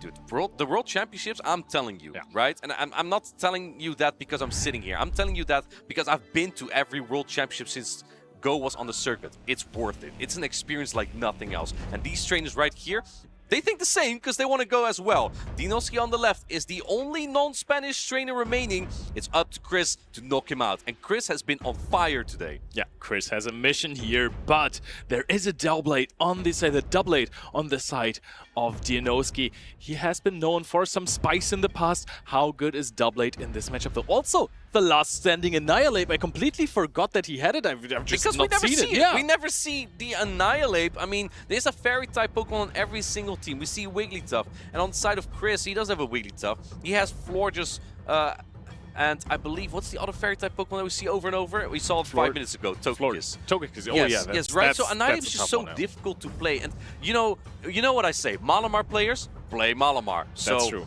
Annihilate just gets shredded by that as well. But Annihilate players play Annihilate. Usually. That is every single time. I played versus Tomahawk UK. I had Galarian Corsola and Wigglytuff, and he still brought the Annihilate 3 games in a row. It was crazy. So I would definitely say, hey, play the Shadow Malamar. That's great. Maybe give the Shadow Sandslash a break. I think Shadow Malamar is 100% coming out. Yeah. Because there's no Wigglytuff. The fairy type of choice for Dinoski is Florges, and Shadow Malamar is just not afraid of that. Yes, you have Foul Play and Superpower, both resistant, but Psywave is strong and neutral, and they just add up on Florges, which already doesn't have that much bulk to begin with anyway. So, like, Malamar is just always kind of safe to bring for Chris. Let's see what these trains are going to bring. How is Dinoski going to tackle Malamar? We're heading into game number 1. Dinoski leads Florges and is met up with Corviknight. A very neutral matchup here. I hope Dinoski is not tackling the Malamar with Tackle, because that attack really does not do a lot of damage or energy, so would rather go for some Chilling Waters, which we're going to see now as well. Chris immediately at 9 Sand Attacks throws the Air Cutter. Are we gonna see the boost? That might be very crucial for this matchup. I just want to point out, by the way, no Malamar from Chris is absolutely beyond insanity, in my opinion. But Chris instead went really weak to Altaria. Keep in mind that Altaria defeats Corviknight pretty convincingly with that flamethrower, but then you also have that Quagsire in the back, which has Mudshot. So kind of interesting team composition here from Chris, and it looks like to be a really good call as well, because there is no Altaria on the side of Dinoski. Yep, but also probably thought that his opponent is going to prepare a lot for this. Malamar saves the Florges in case there is a Malamar in the endgame, but at this HP range, Florges would get knocked out by a superpower, but we are first going to throw some Aqua Tails into this Corviknight. Are we going to see a payback soon? I like this no-shot from Chris. Even the Stone Edge would have not knocked out here. And now swapping into Florges finally. I think Chris maybe flinched a little bit when the Quagsire came in. Because yes, Florges is pretty fine here. You have access to Trailblaze, but when Quagsire is up in energy and all shields are in play, Quagsire just makes this kind of annoying. Yep, Quagsire can throw 2 Aqua Tails just before the Florges reaches the first Trailblaze. So now Chris is having the decision to either shield this up or let it go. Does put a shield onto the name of this Florges. Goes for the Trailblaze. I feel like you could be baited into a Chilling Water here. But then your attack won't be boosted either in case Dinoski wanted to swap in his next Pokemon again because the timer is up. But I think at this point, there's no room for switches anymore. If you swap as Dinoski here, this Florges is going to go rampant. So I think you just want to take it out with this Quagsire here. And it looks like... but still has to take this charge attack here. I mean, Dinoski doesn't hit hard with any fast attack on his team right now. 1 HP and a dream for the Florges. Very important that it hung on there to debuff the attack of the Licky. That is so huge. Rollout doesn't do any damage anyways, but now Shadow Ball is also not knocking out the Quagsire with 2 Shadow Balls. Shadow Ball is a very efficient charge attack in this season, but yeah, with that debuff, it's actually quite crucial here. I think at this point, maybe you want to go for double body slam, but by that time, Quagsire may have already knocked out this Licky. It is very bulky, and good heads-up play by Chris. Stone Edge hits harder, but it barely won't knock out, so you probably just want to go for 2 Aqua Tail here. Do you throw immediately here, or do you go for good timing? Oh, actually lets another Shadow Ball come through. No shields. This Chris has another mission to win this game with the Corviknight. I mean, listen. There's no fast attack pressure on the side of Dinoski. So, like, what are you going to farm down this Quagsire with? It doesn't even matter there. You cannot surprise it with, like, an Altaria. The whole line already was revealed from Dinoski, so Chris knows that Dinoski can just not get rid easily of this Quagsire. It just gets to another Aqua Tail there. He even overfound one there. He does not care about the damage he takes from an extra Mudshot. This Quagsire of his is not going to reach another attack. Swaps out, has almost 3 Air Cutters loaded on the Corviknight as well. But does Chris still have a Protect Shield? Because this Florges now has a charge stack. Yes, he has a Protect Shield still. You have to use it here. It's going to be pretty close here, but I think the Corviknight of Chris looks quite fine here. Still has a lot of energy. The Licky is probably not really getting anywhere. But there's a potential catch for Chris as well. Now this Florges does have an attack. Now this would be a charge attack priority tie. We know that Florges wins those. What is going to happen? Are we going to see a charge attack priority or are we going to see a potential catch? No, not even that. Chris' timer is not up yet. Does he have enough HP on another Pokemon to farm down this Florges? Both Pokemon don't have a lot of fast attack pressure either. Florges doesn't have a lot of health. Quagsire doesn't have a lot of health. I think going with the Florges to get 1 Fairy Wind in. Now hopefully as Dinoski you can Fairy Wind down, or do you Mudshot down as Chris here? Yes, you get the Mudshot down. Do you have an Aqua Tail here? He does have an Aqua Tail yet. 1 rollout and the rollout knocks out! Chris feigns here! Dinoski takes game 1 with the Licky. It has done so much work. It was debuffed immediately. Couldn't quite get the knockout on the Florges, but it didn't let that stop it from knocking out that Quagsire. Got the precise farm down with that 1 rollout and takes the game by just the slightest of margins. Who would have thought that a Licky would roll out down a Quagsire to win the first battle in this medal match right here? Because whoever wins this is top 4 here in Sevilla. Dinoski with a team that didn't have a lot of fast attack pressure. But if you look at his team, right, Annihilate, in my opinion, hardly playable. You have 2 Blades, but is 2 Blade that great? I guess you're okay-ish against that Florges, but Corviknight, Quagsire, and Malamar are all not really matchups you want to be in. Altaria, I think, is kind of the Pokemon you want to bring into the Pokemon that Chris brought, but if there's Alolan Sandslash, man, that's not a good time for Altaria. I think Doublade versus Malamar could be fine, no? Because you are pacing to 5 to the first Sacred Sword, and then the second one is 4, so you're slightly outpacing the Malamar, and you're resisting Psy Waves. I think there is play for it. perhaps in the 2-shield scenario. But the thing is, Sacred Sword is not the same type attack bonus, so it won't hit as hard. While Malamar's Foul Play with the same type attack bonus, Fragile Pokemon is usually very heavy damage. That 2-blade might just go down after 1 Foul Play and like, what, 6 Psywaves? That is a good point. You would definitely need some shields for that. But I think we might actually see it. If it gets a farm down on something, if it gets some energy advantage, Licky suffers from Sacred Sword. The Florges has another problem with this Pokemon. Then Sandslash suffers from Sacred Sword. I think there is a way in which we're going to see the crossed swords, but the leads are starting. We're going to see Shadow Quagsire versus Corviknight. Again, no doublate from Dinoski. We do see Malamar in the back from Chris. This is a pretty neutral matchup. We've seen this a few times before. If you thought Corviknight was fast, meet Quagsire. Quagsire is even outpacing one of the fastest Pokemon in the metagame. And let me tell you, Aqua Tail is a lot stronger, a lot more efficient than Air Cutter is. And attempting to make a catch here. Interesting play from Dinoski, perhaps trying to bait something out here. Little does he know, this is his best Malamar check. But having that energy on Quagsire might still be valuable later anyway, because both of Chris' Pokemon are pretty fragile. If you even look at the backline of Chris, you can't even answer this Florges with any of your backline Pokemon. So maybe it's just good for Chris, because this is where he wants to see Florges. I think he's just going to stay in this one. Chilling Water, yes, okay, you take some damage from it. It's going to chip you quite a chunk, but you are already applying 2 undebuffed charge attacks onto this Florges. I think he's just very much fine with this, even though I think the next Fairy Winds will put it into the Chilling Water range. It's going to be very close. Meanwhile, another Air Cutter is coming through, and this is pretty debuff, so Florges can hang on here quite well. I think at this point, yeah, there's the buff. I think at this point, Chris is fine with Florges at his health range, because it is pretty much in Psywave down range. I think that this Florges might not even get to another charge stack if Malamar comes in now.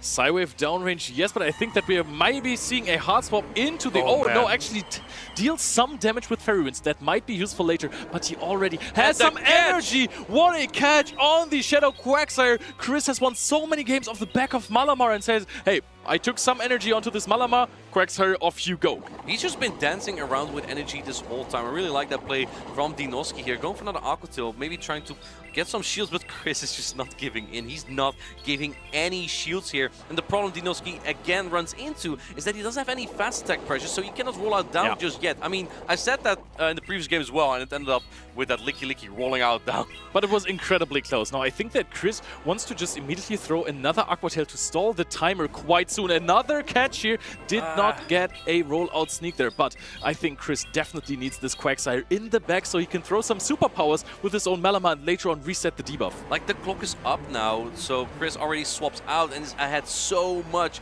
with this Malamar. Goes for the foul play bait, or at least tries to, and going for more rollouts. Foul play is coming in finally. Do you use a Protect Shoot here as Dinoski? I think if you don't, you just get Psywave down. Yeah, this would be definitely in a range where you could do that. Body Slam is now going to be reached. Nope, not before the next foul play. Now Chris is in a position where he needs to catch up on energy, unfortunately. He has something to reset the debuffs. Double Shadow Ball on the side of Dinoski. Lets it go? That is interesting. Perhaps calling a Body Slam. I'm not sure if that's necessary. This is going to deal a lot of damage. Can you even get to another charge stack? You don't. I think that judges are going to look into this matchup, but we are going to see, funnily enough, another rollout down on the Shadow Quagsire. The irony of it all.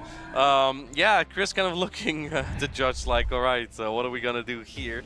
Yeah, both players are definitely going to reveal this one, but I feel like even if you shield that, you might just win the game, because you were so much ahead. Perhaps Chris had the feeling that this Licky just caught on so much in energy, or he lost track of energy because it threw him off. And he was like, well, at this point I have to call the Body Slam to win this. Yeah, that might be the case, but I think he got one free complete attack, and I think calling a Body Slam was the right choice there. Because you said it, if you shield the Shadow Ball, you might still win the game, but if you call a Body Slam, you might also have it. So I think that was one of the 50-50 calls. In the end, did not work out, but the judges are, of course, reviewing the situation. Quite a bit of time lost for Chris there, but that is no problemo, because we could just remake the match. We saw Shadow Malamar finally from Chris. And I'm looking at Shadow Malamar at how Chris plays it, right? He plays his Pokemon to like perfection. It's one of his favorite Pokemon. Yeah. Why did he not bring this in game 1? I felt like, right? The game that he lost. This Pokemon is so incredibly flexible for him. I mean, so what? There's a Florges. That thing doesn't even have Fairy-type charge stacks. Yeah, I'm looking at the team of Dianoski and I'm just trying to find an answer to that question, but just looking at it, it looks super fine against everything. Yes, Shadow Quagsire is super spammy. Of course, it outpaces you, but you can take one Aqua Tail, no problem. You take no mud-shot damage. Shadow Quagsire excels at these bulky matchups, right, where you spam, you don't take a lot of damage, you get to 20 Aqua Tails, but with the Shadow Malamar, yes, you deal 50% damage. So what? Every charge attack of the Shadow Malamar threatens to put you in farm down range. And that is so oppressive. And then again, Annihilate, easy peasy. The Licky Licky, easy. They will have to shield their Licky Licky. They don't want to shield their Licky Licky. If they don't... That's not a Pokemon you shield. Superpower. Altaria, you can play around against it as well. It is pacing so much slower than you are. You deal a lot of damage. It's fine. And then Doublade. If you manage to pull some shields, maybe even in the 2-shield scenario. I haven't done any research on Shadow Malamar versus Doublade, if I'm completely honest. You should have done that. Yeah, that's true. If I had known, I would have.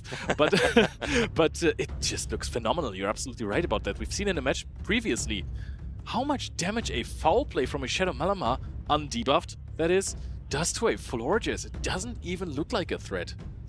And that's why I think Malamar is the key Pokemon for Chris to bring in. And I also think that even though Altaria does pace less fast, as you just said, it's like one of the bulkier Pokemon that Dianoski can kind of hang on into. Especially when Chris keeps playing Shadow Quagsire plus Corviknight. Altaria is the one Pokemon can deal with both of those.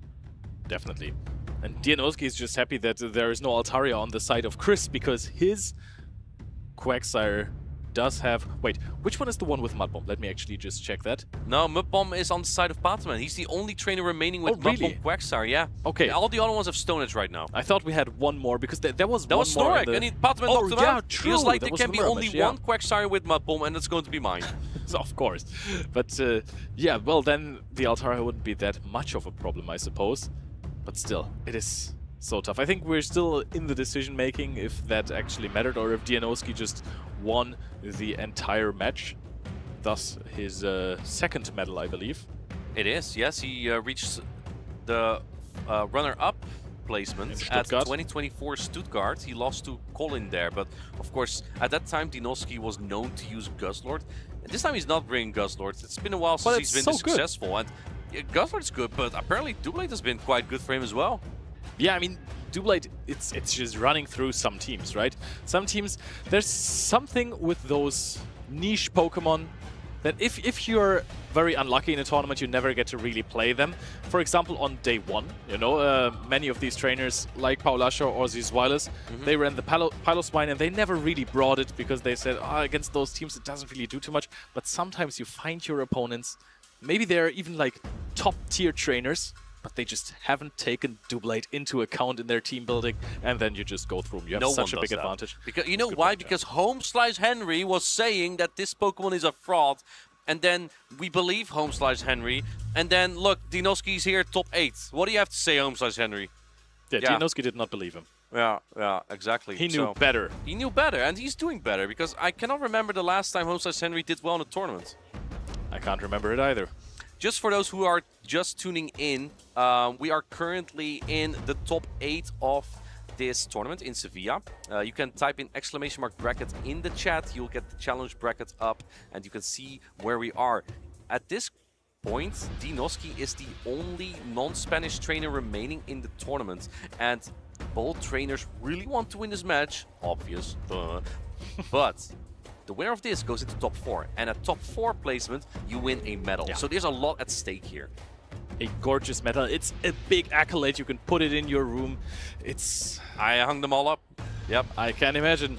You must have a big room then if you can hang up all of your medals. Actually, that's quite the stone collection that you're having. But those trainers, of course, they still need some of those medals. They have prepared a lot for this tournament, and now there is so much on the line while the head judges are reviewing the situation. And yeah, we can only analyze the teams here right now. You have said the Shadow Malamar is an outstanding Pokemon, but which Pokemon? And now I don't want to hear about a Piloswine or a Doublade or a Shadow Malamar, but I want to hear from you which of the meta Pokemon impressed you the most this weekend? Because sometimes you're playing some meta Pokemon and they feel underwhelming. People are super prepared for it. Something like a Wigglytuff was at 50% usage and then it dropped to 30. Quagsire was pretty good. Huh? Quagsire is just always playable. Yeah. Like, trainers are hardly using grass-type Pokemon. I'm not sure how many Gourgeist we still have remaining. I'm not sure if we have any at all. If someone in chat knows, please correct me, because I actually really like some Gourgeist action. What else really blocks off this Quagsire? No one's playing like Cresselia with Grass Knot. We saw Ferret yesterday, but trainers were using Brick Break on it, so that doesn't even have Trailblaze anymore. We don't see Lil Winery with Sudowoodo and Trailblaze, so yeah, I don't know. There's just not a lot that really threatens Quagsire. The great thing that I like about Quagsire, it also doesn't even really hard check anything because of Mudshot being such a power attack in terms of dealing damage. It only charges up charge stacks, but sometimes you need a little bit of fast stack damage, and Quagsire does not have that at all. But what it gives you is time. Time to jump around in matchups, time to just, if you get a little farm down, if you get a little bit of an advantage and your opponent has an oppressive Wigglytuff or something like that, you can lock it in those matchups. You can throw so many charge attacks, you can swap out immediately. That makes the game so incredibly flexible. And the same thing, just a little bit slower, goes for something like a Corviknight. I have barely seen Corviknight disappoint in this tournament. Every single time it got brought out, it locked up some problem Pokemon for the players. There's very few electric type heavy hitters, and there's also very few Talonflames. We had Charjabug earlier in this tournament. Z Swallows, the 2024 Barcelona Special Championship champion. He likes those electric type Pokemon. He had a Charjabug on his team, and that's the kind of Pokemon that can actually deal with that Corviknight. I mean, we have Fortress as well as the pseudo-electric type, but it doesn't have the same power and coverage behind it even. Like Fortress doesn't even knock out with the Rock Tomb, so Corviknight can still kind of put in some work there. Yeah, electric types, we don't really see them a lot, and it makes sense, right? If the Quagsire is going to be so good, which is basically the prime counter for electric types, what do you run? He's suing Electrode, a grass and electric type Pokemon? Wait. I've heard that people were trying this out. Wait, did we just find the sauce for Orlando? The crazy Core Breaker Hisuian Electrode. Which electric Pokemon would you like to see succeed? Yeah, you know which one I want to see be meta, but that's probably not happening. And my call only will be Raikou. No one else can take this electric type Pokemon. If you've played me in the Go Battle League in the last few weeks, you have seen plenty of Raikou. Seen that I do enjoy playing this Pokemon, even though it, quite frankly, doesn't win too much for me, but maybe that's also a driver situation and not a car. Even though I think you could ride on the back of Raikou, actually, so... I like the epic music in the background of this conversation when we're talking about riding on a Raikou. As if Raikou is about to jump on the desk. We're having a race. Which one are you riding on? Which Pokemon? Suicune.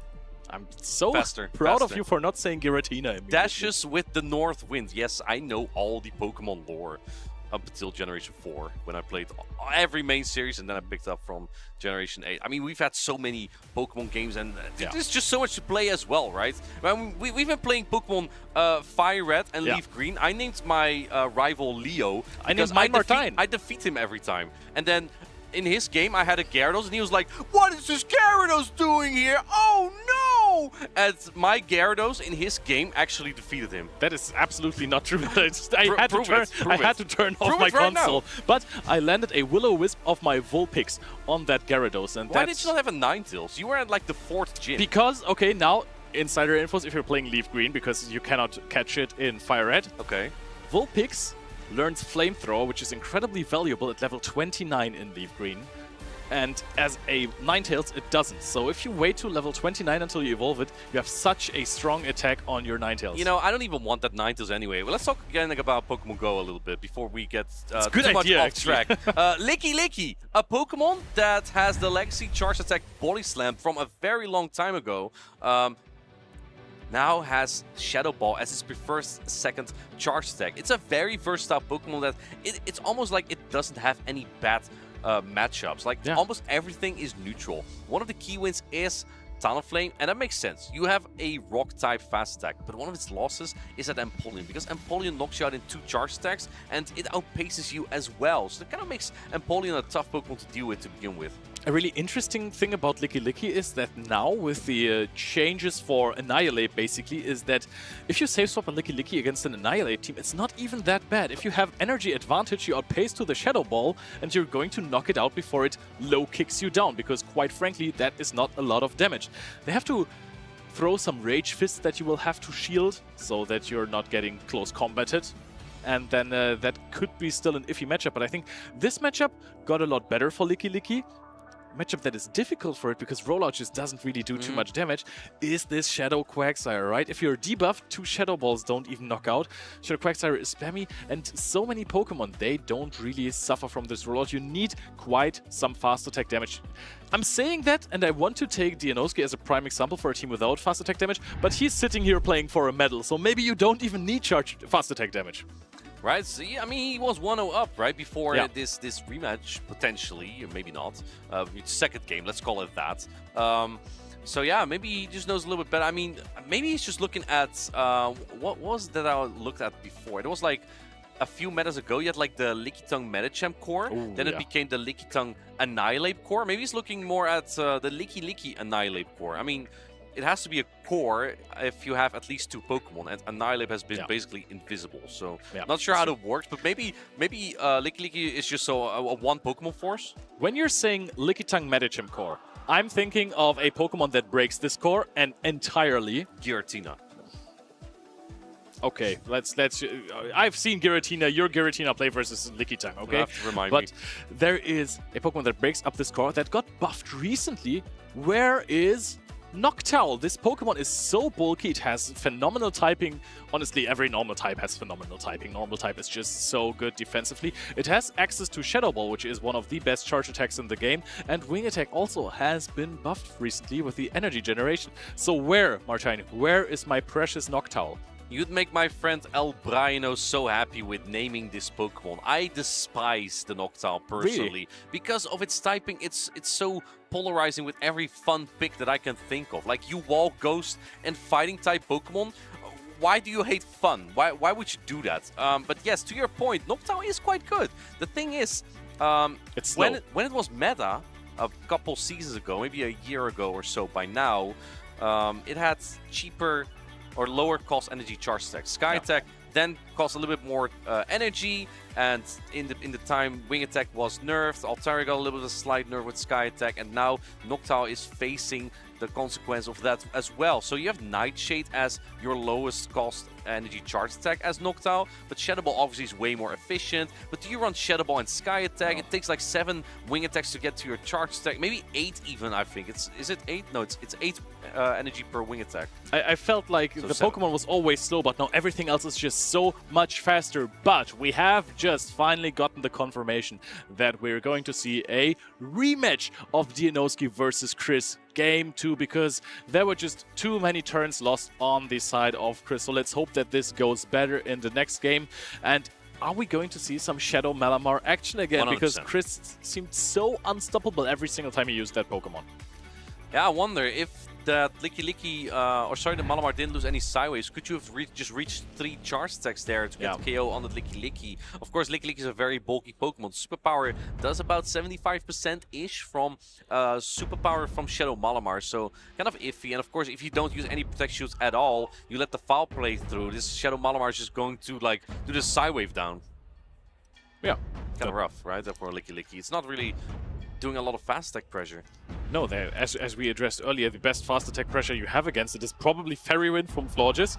And that is just fast attack pressure because it's super effective, right? or Doublade. Doublade has a pretty decent attack stat as well, but it's just also very fragile, and not having the same type of attack bonus in Sacred Sword is kind of annoying. We're going into game number 2. We have Florges into Shadow Alone Sandslash, and this is a decent lead for Chris, but the Florges is not exactly helpless here either. In fact, I think Dianoski's probably happy to see this Shadow Alone Sandslash here because there's an Altaria in the back. Yeah, that's true. And since Florges, it looks so bulky for some reason, but it has so much attack, so it would win the charge attack priority event versus the Shadow Alolan Sandslash. Shadow Claw, Shadow Alolan Sandslash. That's a tongue twister. Let's take a look here. I think Florges will win the charge attack pretty tight, so you can comfortably get to another chilling water here, and now going for this charge stack. Shadow Lone Sense can hang on quite comfortably. In fact, it would be very annoying here for Dinoski if Chris decides to farm up much more energy. Oh no, he throws immediately actually, and now you leave your Shadow Lone Sense prone to a farm down. But, oh, look at this, I love this play. Is he now going to switch into Shadow Malamar? Yes, he is, he's going for the energy advantage! Oh, there's a swap from Dinoski. He smelled it just a mile away, swaps into the Shadow Quagsire, which of course still outpaces the Shadow Malamar. But you can let the first one go, it doesn't matter. There's no fast attack pressure. And both trainers are locked in this matchup for quite a while now. So I think that Dinoski will have to shield quite some attacks here.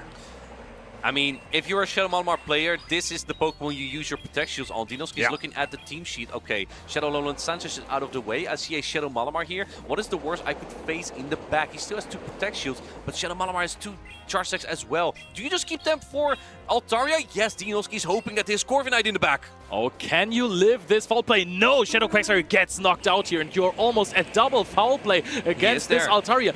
No switching yet. No possible catch from this one, but the next one could be caught. No shielding this as well. He must really be predicting either Quagsire or Corviknight. In comes that Corviknight. I think that Chris was hoping that Dinoski would predict a catch attempt there, but that wasn't coming. In comes the Flamethrower. Immediate Protect Shield here by Chris. You need a full payback, but I think this is exactly the perfect opportunity where you're going to bait Air Cutters. That is true, but there's also the potential for he goes for it! He goes for it! There's 2 shields, and Dinoski is like, I'm not taking any chances. What a bold call here by Chris. That was a potential win condition to just say, hey, the bait is so obvious that my opponent is not going to go for it. So the Dinoski Flamethrower is going to connect. This does not knock out the Corviknight quite yet, but it does a lot of damage. If you can get to another payback here, that Malamar has a charge stack loaded, and Corviknight is a Steel-type Pokemon, so can hang on there. No catch attempt just yet from Dinoski. He puts up another Protect Shield. I'm curious also if that Malamar is in Dragon Breath down range. If one Dragon Breath will knock it out. Play. He does have a foul play, but does he switch yet? No, he's not switched. And it's a switch! Chris comes in, he fires off the foul play, and he's gonna eliminate this Altaria. It's the fantastic combo play from Chris that might win him the game here, but there's still a low HP Florges. Can it? Fairy went down. No, gets Psywave down immediately, and Chris takes back the second game in the rematch. So quick with such a fantastic Shadow Malamar performance. You cannot count out Chris here. Top 4 in Europe on the leaderboard currently. You gotta expect him to put up a good fight here. And he did. These goofy commentators were saying, why is he not baiting here? Well, you didn't need to. That's why Chris is doing so well. He knew exactly what he was doing. There was some chip damage from the first foul play on this Altaria. So he said, hey, I can just freely throw paybacks. If my opponent does not shield, payback knocks out. If my opponent does shield, I later on have the potential for a combo play with my Shadow Malamar because he just kept the second foul play on it, didn't throw it immediately. So well played by Chris. And Dinoski, he needed to go for a catch with the Florges, but just didn't find the right moment. To be honest, it's super hard to try and catch something when you have to predict a combo play against a one-turn fast attacker. That's going to be really hard to pull off. I mean, Dinoski, he was very much aware of the situation. He had a catch attempt in the back, but wasn't able to pull that off. This time, he probably gets the leads he wants, but like we talked about before, Shadow Malamar is not afraid of this Florges. He does one Psywave and then swaps into Shadow Lone Sanchez. Answered! There it is! It's the Doublade, but Doublade takes super effective from the Shadow Claw here. Is this even a good match? This is so incredibly fragile, but it is going to pull quite some shields here from the Shadow Lowland Sandslash. I think that Chris is going to overfarm, then try to go for a drill run here. But I think in the 2-shield scenario, even goes for a bait with the Ice Punch. In the 2-shield scenario, Shadow Claw, Shadow Lowland Sandslash has the upper hand. Do you even get to 3 charge stacks here as Dinoski? I think if Chris didn't throw any charge attacks, then he would not have gotten there. But now that he's letting all these Shadow Claws through by throwing charge attacks on the Shadow Alone Sandslash, I think Dinoski might be able to secure switch advantage here. Can he actually do it? You need 2 more. Oh, he gets the Shadow Claw down! And this energy is going to be good on both Pokemon of Dinoski. Chris is looking phenomenal here. Chris knew exactly how much Shadow Claw damage he needs to deal to beat this Doublade. And now look at how loaded this Shadow Lowland Sandslash is. Super effective damage from Mudshot is still not doing so much. You might even reach triple Ice Punch. Let's take a look at Quagsire's fast, but this Alolan Sledge had so much energy going to attempt the charge attack pretty tight. Dinoski is not going to fall for that, and the cheeky drill on this does a little bit more than Ice Punch. Dinoski sniffs it out, otherwise this Quagsire would have fainted. In comes Corviknight to now take some energy here. Makes sense, because the thing is, this Malamar doesn't want to take the energy, and you cannot let your Alolan Sledge get farmed down, so you have to swap into Corviknight. This does leave Shadow Malamar a little bit prone for to Florges, so it's not exactly over just yet. And now going for the harder hitting Stone Edge. I like what he does. I think Dianoski just wants to put this Corviknight into chilling water range, might immediately go into this Florges, knowing the energy from the Corviknight of Chris is not too strong against him, and then he can possibly ramp up a little bit with Trailblazes even. I don't know about this one, Leo. Keep in mind that this Malamar has one Cyrus, so you need to be overfarmed by at least one here, which Dinoski does. But now that you take more damage, the problem is now you are so prone to foul play and Psywave damage. Yeah. That is true, but maybe you can almost get a farm down here. Somewhat, I think he's going to have to throw a Trailblaze. Throws a Chilling Water, so decides to knock out the Corviknight now. You are not boosted on this Florges. It is so low. There is even a chance for the Sand Slash to come back, and no, brings in the Shadow Malamar. One attack is never going to be enough for it. Chris is exactly where he wants to be, fighting for another medal here. Bringing the Doublade was not exactly paying off, but he wanted to show it one more time. Malamar is getting to the foul play. Chris is going to knock out the last non-Spanish trainer here. The title in Sevilla stays in Sevilla. Chris knocks out the Quagsire and farms down the Florges. Chris advances, and he is going to face Pataman in the next match. He won a medal. Dianoski out of the tournament. Phenomenal. Wow. No other words possible for Chris. He started the day on the loose side of the bracket, and he is still in it. His determination is huge. He told me before that the only thing that counts for him is just winning a tournament for once. He's played in so many tournaments. He has so much confidence in himself. Maybe it's time. Maybe it's time. He still has to overcome some really good trainers, because after this, we have a top 4. We have on the loose side of the bracket, Chris and Pataman, who will be facing each other very soon. An excellent challenge for Pataman. Those two go way back. And then on the winner side of the bracket, we have Palasha against Strange TOP. 4 Spanish trainers. And I mean, the story that we are seeing right now unfolding in front of our eyes, it is so interesting.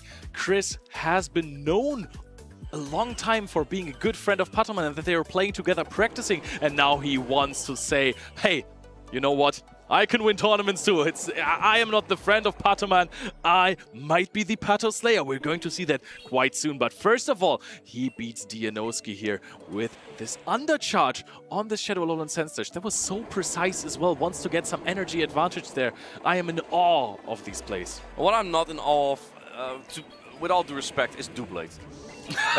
it has a fighting type charge attack, and it did not defeat Alolan Sand Slash. I mean, that just shows that it's a very fragile Pokemon, and it didn't even matter that it doesn't have the same type of attack bonus here. It wasn't even able to get to 3 charge attacks here. But I will never give in to Home/Henry. I will catch him on other things. If it was a Powder Snow Shadow Alolan Sand Slash, yeah, maybe it would have done a lot better. I mean, if you're a fragile Pokemon, you're playing versus super effective fast attack pressure, it is always going to be tough, especially when you're preparing for a tournament like this with a spicy pick like your Doublade. You are doing so much preparations. You know exactly against which Pokemon you need to throw so many fast attacks until you reach a certain amount of charge attacks. But Shadow Alolan Sand Slash is not a Pokemon that many players have had on their radar for this tournament. There's so many good Steel types right now. Who would have thought that Shadow Alolan Sand Slash was going to be so good? It takes a unique trainer to make a unique Pokemon like that work. I know it's a Mind Joke's favorite, but it's Chris who is about to carry this Alolan Sand Slash potentially to a title. I mean, phenomenal performance, like I already said before. Top 4 for Chris. Again, that's another medal for him. Incroyable. I don't know why I'm going French to in French Spanish, already, but Spanish championship here, by the way. Fantastic performance by all of these trainers that are still in the tournament, everyone who made day 2 as well. I'm quite excited to see who's going to end up winning this tournament because, yes, Chris, fantastic season. Pataman, incredible season. Don't need to explain even. Paulasha, 2 times champion. But it's been a while. The other person in the finals, in the winners finals, is Strange TOP. We take a look at how far we've come on the winner's side of the bracket here. Palasha beat Dinoski earlier on the day. And you know the fun thing about Palasha's matchups is here that up until this winner's semi, she faced a fire type in every single match. Palasha is weak to fire like 5 times. She only has Feraligatr. I think she actually has the Gurkais, by the way, that we talked about earlier. True. So yeah, and then Strange CP defeating Snorlax. Snorlax has been so close to getting a medal so many times in a row now. One day, it's gonna be his day. And it was this week it wasn't it, but for Strange 2P, this is his first medal actually. Yeah, and he is the bit of an upset player in this tournament, right? But I think he has the power of family and friends on his side in this tournament. I've interviewed him and his wife before. Yeah, I saw you were also almost crying. Yes, that was really tough for me, but not to cry there. But I think that it might be his tournament, and then you're going to see Patoman versus Chris. So plenty of stories in this tournament. I think Patoman, let's do a Patoman and Chris simulation here. Give me a hand like this. Let's take out the non-Spanish trainers. Yes. That's how they started today. And Patoman knocked out Stone Collection Snorlax. Chris knocked out Z, Zwalos, and Dinoski. And now, they did their job, but they have to do it together now. I mean, Strange COP ended his friendship with Andres today by knocking her down. And now Patoman or Chris is going to end their friendship here by... One of them has to go. I don't think that you need to immediately end a friendship if you're losing in a tournament. Maybe that's a you thing. Maybe that's a you thing that you're breaking off all ties, cutting the ties when you're losing it. Thankfully, you're not losing as much. But the next thing is that Strange TOP versus Paulasha. I think that's not even the next match. I think we're seeing Patoman versus Chris before. Yes. But I'm so curious to see if the first-time medalist, Strange TOP, can actually win this tournament. He has looked so incredibly strong. He has made it a 2 before in this season in Stuttgart, I believe. And there's sometimes in some matches he looked a little bit slippery. There were some mistakes. When I saw him play versus Snorlax, that was incredible. This was peak Pokemon GO gameplay. So I think he might be my call. Yeah, I would not be surprised if Chris makes it to the losers finals, potentially makes it to the grand finals even. I mean, you know, you always have winners and losers, so there's still a lot that's going to happen. Yeah. Our next match is going to be Patoman versus Chris. That will be a best of 3, and then we move into the winners, losers, and grand finals. Those will all be a best of 5. That's plenty of Pokemon GO action here. And you can on see the it channel. all here. So make sure to follow the channel, follow the YouTube channel as well. You know, don't miss out on any of the action. But we are still waiting for our players to go to the table. Of course, high stakes right now. Everyone needs to have a little bit of a breather. Right, Chris has just had a match with a big rematch, so after that you have to maybe sit down for 1 minute before you can go into the next match, especially if that is the loser semifinals when you're playing versus Patoman. I think that it's just very much reasonable that you're saying, Can I give me 1 minute to have some water? Yeah, exactly, and then maybe have a snack, and then I'm probably ready to play, because he has been looking so incredibly strong with his Shadow Malamar. Yeah, let's talk a little bit about Patoman's as well. Of course, with his titles, all great, cool, but his team is very unique, right? With Shadow Piloswine and Stone Edge, so he drops the ground coverage there. He instead puts the ground coverage on his Shadow Quagsire. We hardly ever see Shadow Quagsire with Mud Bomb, because water and rock is just better coverage. You cover flying type Pokemon, and Stone Edge is just a very good hard-hitting neutral charge attack. But Patoman instead is like, I see more use in Mud Bomb. We saw the Wigglytuff deck where 2 Mud Bomb plus a Mud Shot actually take it out. We saw that it's good. Yes, well, I mean, you beat Fortress regardless. That is true. But it's the other steel type Pokemon that you are thinking of, obviously. It's Empoleon. Yes, there we go, Leo. Yeah, this Pokemon also gets knocked out by a few Mud Shots and the Mud Bomb connecting there, so that's pretty strong. I also do enjoy, or I like the theory behind putting the ground type attack on the Quagsire, saying, hey, you know what, the only reason to really play Stone Edge on my Shadow Quagsire is, of course, Altaria. If you're playing a Piloswine, what are the chances that your opponent is really going to play Altaria versus you? I mean, of course, if the other team of yours, it's just grass-type Pokemon, yes, there is probably going to be Altaria. But I mean, that's definitely not the case. Not just Piloswine, but also a Togekiss. So you have a Fairy type and an Ice type Pokemon to cover this this Altaria. The only thing that's really missing is Bastiodon, but I guess you don't really need it if you're good in team prediction here. And yeah, Patman is a player that can do stuff like that. So really curious to see how that goes. Also a reminder is that, of course, the Ice typing is also weak to Fire. We've seen quite some Talonflame today. Yeah. They have all been knocked out. No more regular Talonflame, no more Shadow Talonflame. So all these teams, like Palasha, face so many of those Fire-type Pokemon. The Gourgeist, the Piloswine, the Alolan Sandslash, the Fortress, the Wigglytuff. All these Pokemon that are weak to Fire, they don't have to fear that anymore. That is true, and Talonflame surprised me a little bit because Quagsire is just everywhere, and every time it is played, it is also used in every single game almost. This Pokemon has been absolutely dominating the entire tournament series. There you can see it. It's the key win of it is versus this Talonflame, most importantly the Shadow one, but also Charge Attacks, Aqua Tail and Stone Edge, of course, but you could also run Mud Bomb and have great success, or in some metas, sometimes, you know, in a restricted meta like at EYC or LAIC, you could run Sludge Bomb. That's also valuable coverage sometimes, if you need to catch some grass types, of course. It just really depends on the meta that we have here. Yeah, I mean, sometimes you don't even need Stone Edge, because Aqua Tail could just almost knock out a Shadow Talonflame. So, yeah, in that case, you don't even need it. Then Aqua Tail Mud Bomb just makes sense. Quagsire cosplay. Exactly. I mean, I'm dressed like a Wigglytuff, but in my heart, I'm a Quag. Oh, that's also a theme. Is Quagsire secretly just a Ditto? Well, they do have kind of the same face. What about Clodsire? Okay, so we're doing a race. I'm racing on the Raikou, and you're sitting on either Quagsire or Clodsire. That's not fair. They're not equally fast. I'll still beat you. All right. It's like the old tale with the rabbit and the turtle. I've just put Clodsire on Raikou. This sucker doesn't know.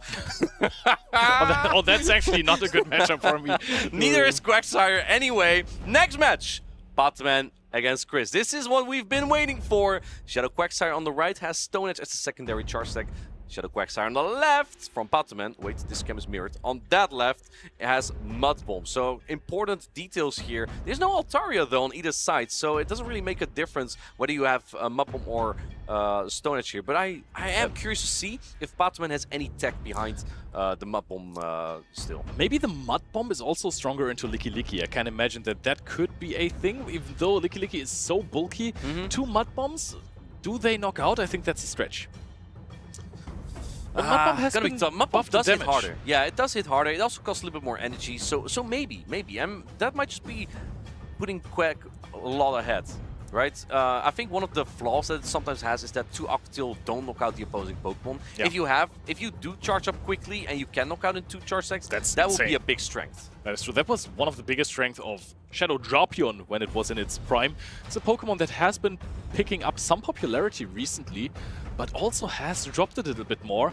And there you can see, I mean, there is a Corsola, Galarian Corsola, on the team of Patman, but there's 2 pretty strong answers on the side of Chris. He has the Licky Licky, of course, which is a huge answer. And then he also has the Shadow Malama, which is not the hugest answer, if that is a word even, but Astonish it does up. It's not the hugest matchup like Leo would say here. But I mean, Corviknight is also decent against Galarian Corsola. If Yeah, you don't that's want to good shield play. your Corsola, then it's gonna be tough to deal with all of those paybacks and then followed by Akatis. I just think that the team of Chris has the only flaw that I can really see here is Fortress.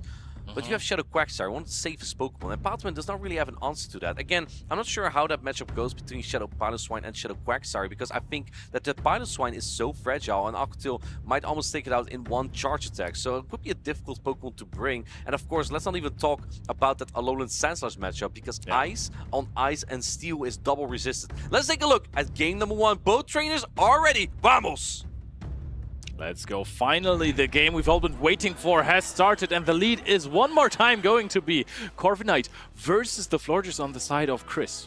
We've seen this matchup many times. If you thought this is a good matchup for Corviknight because of its steel typing, it's really not, because the damage output from Florges isn't really fairy. Yes, you have Fairy Wind as the fast attack, but you generally drop the attack with Chilling Water. We see an attack drop actually, which could be very nice for Patoman's Corviknight here to solidify this matchup. That is huge. What attack drop, because it is up now, neutralized of course, but still the damage that you're dealing with this Corviknight is not as much as with other Pokemon of course, but it is very, very bulky, and the typing I is saw you throw a payback as Corviknight into Florges the other day. Can you explain why you did that actually? I'm just not as good at this game, and there is a Togekiss as a fast answer to this Shadow Malamar. But Shadow Malamar, I think in the two-shield scenario with a little bit of energy advantage, I think that's quite good. But Patoman, huge play, goes for a no-shield here. Question for you, Leo. What do Shadow Malamar players do with the Malamar? They put 2 shields on it! Yes, that's the rule! That's the rule! And there's the first one. Chris is following the rules. He plays according the rules. You have to double shield Malamar. You go for another foul play here. Resist it will still knock it out because the Psywave damage just adds up so much. And if you use a protection to your Spatoman, which he does, then you will get Psywave down. But perhaps after 3 or 4 charge stacks, the timer will be up for Patoman, so he could switch out again. Patoman is going to the next attack, and he is going to take the next shield away from Chris. So he is 1 shield up. Now, can he combo play a possible air cutter? No, goes into the Shadow Quagsire. So Shadow Quagsire is going to farm up. There's going to be another charge attack. I think that is something you would want to shield, because what in the world does more damage than this? Trailblaze from Florges. There's still a Florges. In comes Florges, but Quagsire was such a pretty time. Patoman shakes his head. He expected to switch, but Chris already had the Trailblaze. This is going to do so much damage to this Quagsire. Quagsire is gone. Go touch grass, Quagsire. Fully knocked out. Corviknight or Togekiss, which flyer will it be to answer this Florges? Florges now as well also attack boosted, so you can hit it with an air cutter, but does it even knock out? Then you're gonna get hit with a boosted Chilling Water. Thing is, does the sand attack after knock out here? Otherwise, you get to this Chilling Water, will drop the attack. No, it actually does barely knock out. That must have been on the dot. In comes Shadow Quagsire. This is awkward. This is kind of where, yeah, you have to Stone Edge exactly for this. Trying to catch the Stone Edge here, ironically, on his other flying type Pokemon. The thing is, this Quagsire is not even remotely close into payback range. So Chris is looking really good here. And I think that the Corviknight is in Stone Edge range. Chris should have one, just immediately throws it, and that is going to deal so much damage to the last Pokemon on the side of Patoman. Chris is going to knock out the Corviknight and leads this loser semifinals with 1-0. That Shadow Malamar just posed like such a threat. And here we see the same problem rise again that Dinoski had. Dinoski had Florges as his prime Fairy-type Pokemon. Patoman has Togekiss as his prime Fairy-type Pokemon. But these Pokemon only rely on their defensive typing. Wigglytuff has Charm and relies on the Fairy-type damage output. If you don't have something like Charm, Malamar is basically unchecked. Your Fairy-type does not beat it. If your Fairy type doesn't beat Shadow Malamar, then what does it even do? Because this Pokemon is so good. Togekiss was not an answer into this Shadow Malamar. It was so healthy after that matchup. Yes, Chris went down 1 more shield, but he already was at the next charge attack into the next Pokemon, got the shield back immediately, swapped out, was at 60% almost with this Shadow Malamar. That is so much HP for such a flexible Pokemon. I'm so impressed with Chris, and not just because he's playing well, because he's being chill, because he has cool Pokemon, no. All day long, Chris locks in within like 20 seconds. He does not need a lot of time to think. Chris is like, let's just go with the flow. I know the Pokemon I like. I'm just going to defeat my opponent with that. He locks in so quickly, and then especially when he's 1-0 up, his opponent is on the brink of defeat. What do you do here as Spatoman? Yeah, you want EUIC, but try to beat Chris here. Chris is 1-0 up, and he has a great matchup against Spatoman. That is an interesting feature of this meta, that team building or line choosing is not always the most important part of the game, but energy management and damage management is much more important. The lead matchup is going to be Fairy versus Fairy.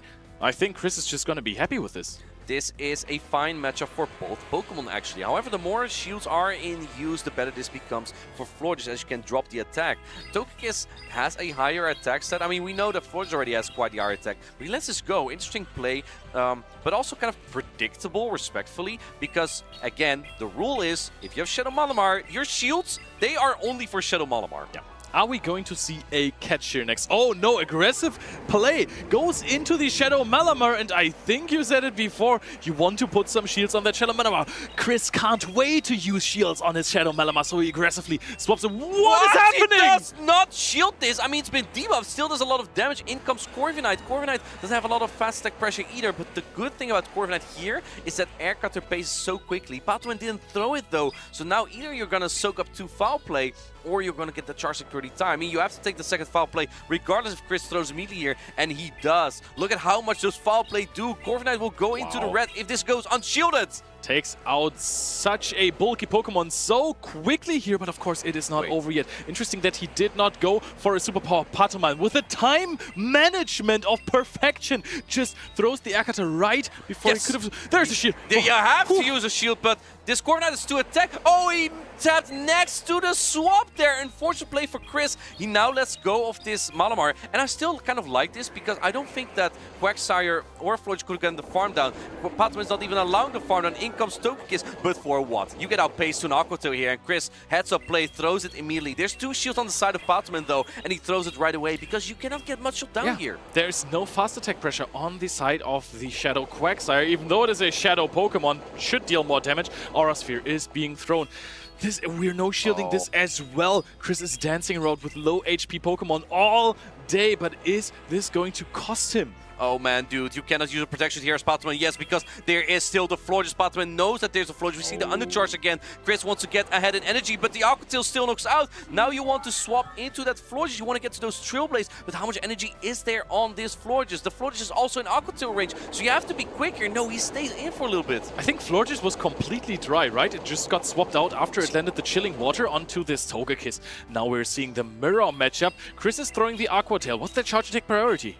Interesting choice of play here. Yeah, Patoman knows he cannot use a Protect Shield because Trailblaze will do way more. But now I think you have to strip the last shield here as Chris. But if you have no energy on this Florges, I don't remember how much there was on it, but you have to strip the last shield here. Timer's up though. Does Patoman make the catch? No, he does not. Perhaps he knows he doesn't need to. Do you use a Protect Shield here? Yes, he does. Now you are open to Trailblaze, but can you just outpace Florges here? I think you definitely do outplace the Florges. Aqua Tail is dealing so much damage. Shadow Quagsire Florges is not the bulkiest. Is Patoman going to equalize this game? Almost knocks out the Florges, but I doubt that it's going to reach the Trailblaze. And that should be game 2 for Patoman. Multiple time championship winner Patoman. He is still in the race to win his first medal, gold medal actually, of this season. It's going to be a tough one for this game number 3 here. 2 good friends playing against each other, but 2 very focused friends. They are not even giving each other a look. They're that focused. No, because then they start smiling because they like each other so much. They're such good friends. Waste of energy. What? Oh, very funny. What happened with the Shadow Malamar? Where were both shields? Did it shield it? I think it would have helped. I would have liked to see a shield. I'm guessing Chris was like, okay, the purpose of debuffing the opponent is that I don't have to shield the next attack. Yeah. And then none of that happened. Perhaps Chris could have also just let Florges go down on charge security tie on that second charge attack and then get an energy head start on Malamar. The thing is, Patoman 100% predicts this and probably just swaps out. So maybe then Florges is just kind of wasted. And Chris kind of got trapped into that. I feel like if you use a Protect Shield on that Aura Sphere on Malamar, Corviknight can just freely get to those payback. Yeah. So it would have been awkward regardless for Chris. Togekiss may have just been the worst lead he could face there. That's true, but I think that maybe Chris needs to just lead Shadow Malamar so that he doesn't even get into the situation of having to shield another Pokemon. He can just play out the lead and shield twice. And then bing bang boom.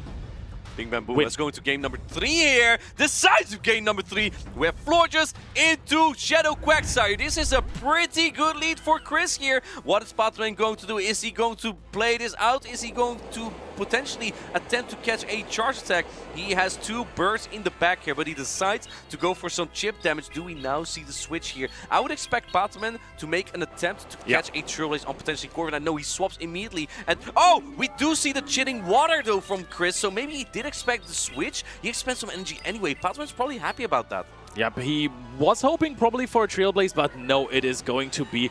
Oh, this is such a nice swap-in from Chris, because once you have chipped with the Chilling Water, 2 air cutters might soon be enough to take out this Togekiss. You're also quicker, so potentially this Corviknight might be able to knock out this Togekiss before. That might have been necessary, because otherwise that would not have knocked out. No, the Togekiss does get to 2 R-Sphere here, but you can take them easier. You can build up a little bit more. Quagsire has no energy, so he cannot really get rid of this buffed Corviknight easily. Oh, doesn't even throw just yet. Oh, I think Pataman just expected him to not throw at that point, because why would Chris throw? If this was a charge attack parity, he's losing so much potential energy because the packs don't really add up. However, the switch timer is out. Chris is going to throw an air cutter. Catch on the air cutter resisted. Tremendous play by Pataman. I think this is, honestly, even though it's so little energy, this might just be what he needs, because Corviknight's not easy to get rid of. He gets another boost here. This might just be the chance to bait. Yes, he does. A double boost of payback would do so much damage. Does Pataman sniff it out though, Loud? Is he going to use a protection here?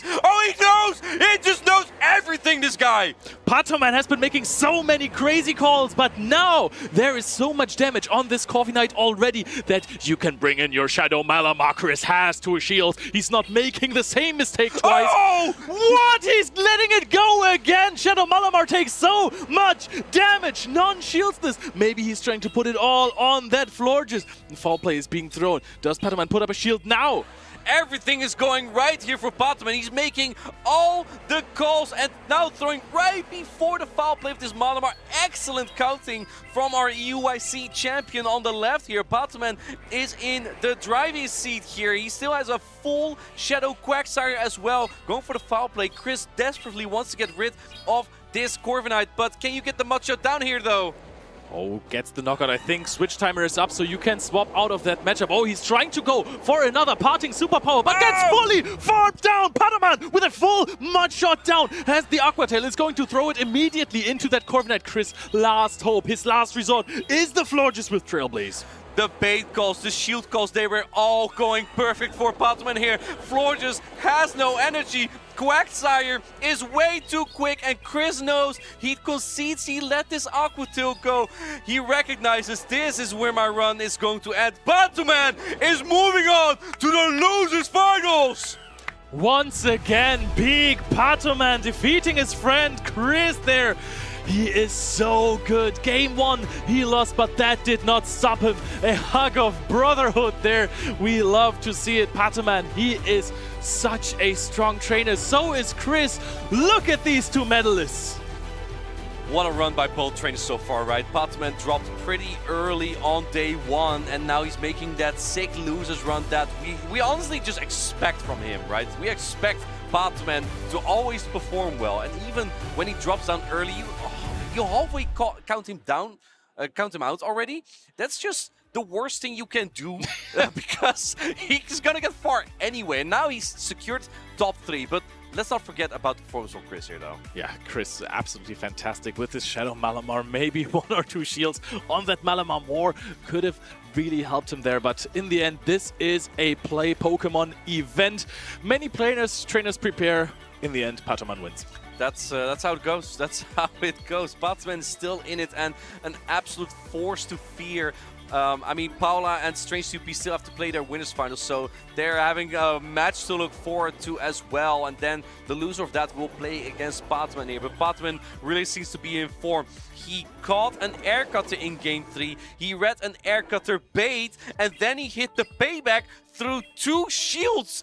Chris had like no chance against all the perfect calls here from Pataman.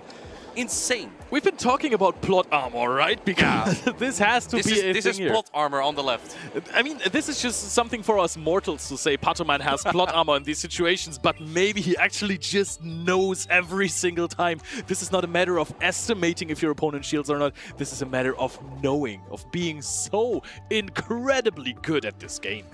I just really hope that Chris is satisfied with his incredible performance. Like I know I hope so too. He's been saying over and over that he wants to finally win a tournament and that he has it in him. Chris, we know that. Trust me. You have convinced everyone that you are capable of doing so.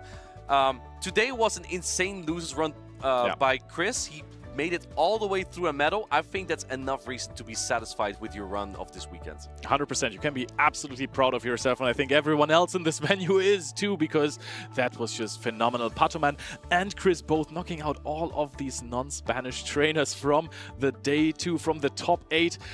They've just been going through them, and eventually one of them had to fall down into the not even losers bracket, the non-existing bracket anymore, but still both of them are medalists. And now, after we have settled the dust on this losers bracket semifinals, the winners finals, the winners bracket is going to happen again. We have 2 trainers from Spain who have made it all the way into winners finals. And that is, on the one hand, Pau Lascia, a 2-times champion already, known for cooking so much with the Shadow Magnezone. We were there. Versus Strange TOP, a trainer that has been known for quite good performances so far, but no real breakthrough run. First time medalist now, 100%, got this in the bag secured. But the level of plays he showed this tournament have been higher than any time ever before in his matches. So I think that he, especially with the power of friendship and the love, I think he has it. Strange TOP is just a great example of someone who carries that experience into a tournament and can really push it so far. We've seen HK Assassin last season, has competed in many tournaments, and one day he's just on the winner's side of the bracket on day 2 and you just sweep it all. Hickory, another incredible example. I believe he was his furthest performances to until Lille 2026. He kept reaching the winners finals, lost, then lost the losers finals, barely missed out on day 2, over and over and over. And then in Lille, made it on the winner's side of the bracket to day 2, won it all. And to finish it off, top 3 at the Europe International Championship, the largest tournament to date. So, you know, one day, that could be just you. If you put in the preparation and the work, anyone can make it this far if you beat Patoman. Trust me, that's honestly, that's not optional. You will have to beat Patoman in order to play there. I mean, the thing is, if Patoman loses the losers finals, then there's one player who didn't have to beat Patoman. Yes, correct. The trainer who wins in this winners finals. Is he the new final boss? Do maybe, we take away the title from Colin now? After all these years? It's hard to say, right? Colin wasn't here. Yeah, exactly. That's what I'm trying to say. But it's not exactly fair to take it from Colin just yet. Let's just give Colin the chance in Prague and Utrecht. I know he's competing at those to keep his title. But otherwise, yeah, maybe we have to give that to Patoman. Because, I mean, in the Championship Sunday of EOYC, there was also Colin and Patoman. So both of these trainers, they're just absolutely phenomenal. Very happy to see that Colin got his first trophy recently. Yeah, absolutely. I mean, we gave Colin that name at the time when he just seemed unstoppable. Colin at the time seemed to be the trainer that you have to defeat. And I think Patoman is kind of the trainer that you have to defeat now. I mean, heck, even Colin wasn't able to defeat Patoman at the EOYC. That is true. And honestly, when you see Patoman in your bracket, trust me, I know that. That's always so scary. Oh my goodness. Hey, look, honestly though, everyone seems to be defeatable, because if Patoman was undefeatable, he would have won every single tournament. Let's take a look at the winners finals here. Keep in mind, another reminder, this is going to be a best of 5. So if one trainer wins 2 battles in a row, they have to win 1 more to actually defeat the opponent. And of course, we see that hard meta team on the right from Strange TOP, and on the left, we see that team from Pau Lascia with much more spice, the Gourgeist, the Feraligatr, and the Piloswine really standing out there. And honestly, when we look at the Pokemon is not Spice anymore, Medicham. But the other team, we haven't seen it quite in a while here. And now all of a sudden, Medicham, it is back. It hasn't had the best performance in the tournament, but now it is sitting in the grand finals. Numbers don't speak for it, but Pau Lascia's performance does, next to a Gourgeist Piloswine core. Who knew? Yeah, I mean, when there's no Talonflame, that core works really well. I mean, Paula had to defeat like 3 Talonflame and a Skeledirge to get to this point where she could actually use that core of Ice and Grass, or almost Ice and Fire, with that Gourgeist having Incinerate. And Gourgeist just looks insane here, by the way. Fortress, Quagsire, Corviknight kinda, and they just all fall to that. But if you look at Piloswine, looks even worse for Strange TOP, because that has play into Corviknight, Quagsire, even Galarian Corsola, which is bulkier but gets outpaced. Wigglytuff, we don't talk about regular Altaria here. They all don't match well into that Piloswine, so I think this is going to be a tough match for Strange TOP. specifically, but of course, like, he's been playing phenomenally up until this point, so he has to push it up just a little bit further to defeat Paulasha here. How weird is a meta that an ice ground type can be a safe swap because it has no weaknesses against another team? Well, it That is does have the crazy. water type weakness, but it's not enough. Here we see the Piloswine led into Galarian Corsola. This might just be where Strange 2 wants to see this. The thing is, if you look at the team from Strange to begin with, he doesn't even run anything weak to this Piloswine at all. Yeah, I think that's probably a good choice because, as you said, it looks so good. It's probably going to come out every single game. I think he did not throw after 5 Astonishes here because he anticipated maybe a little bit of a catch. But now if he wants to throw on correct timing, Paulasha is just going to get another Icicle Spear through. Dude, that Icicle Spear did so much! Yeah. Isn't this a bulky Pokemon? Yeah, I thought Piloswine was also a little bit bulkier, but no, apparently this is just absolutely great. Oh, I like this one, throwing on suboptimal timing, because then if this goes unshielded, you actually reach another one, but Strange TOP, he identifies this. Astonish damage does not even knock out there, but brings in. Yeah, he was trying to eat his pen there, now riding something down after maybe the count, but yeah, that Astonish damage doesn't allow Piloswine to get to another charge stack. In comes Feraligatr, which is really strong with that energy advantage, but this is the strength of regular Feraligatr. 2 Hydro Cannon will barely knock out here. A Shadow Feraligatr would do the same, but you take more damage from the Charm. Yep, that is true, and then you get almost charmed down, or at least a Swift would definitely knock you out. If you're looking at this now, Strange 2 has to use another shield, can get off a Swift, but the Swift is not going to be enough to knock out the Feraligatr, because regular Feraligatr has a little bit of bulk to its name. However, you're not going to reach another Hydro Cannon in the process. I think Paula kind of has a shield here. She wants to get more of that Feraligatr. You need to get rid of the Wigglytuff here. Timer's almost up, but not just yet. I don't think Strange still will be able to get a catch here. And yeah, we see the charge attack 30 time, going a little bit too fast.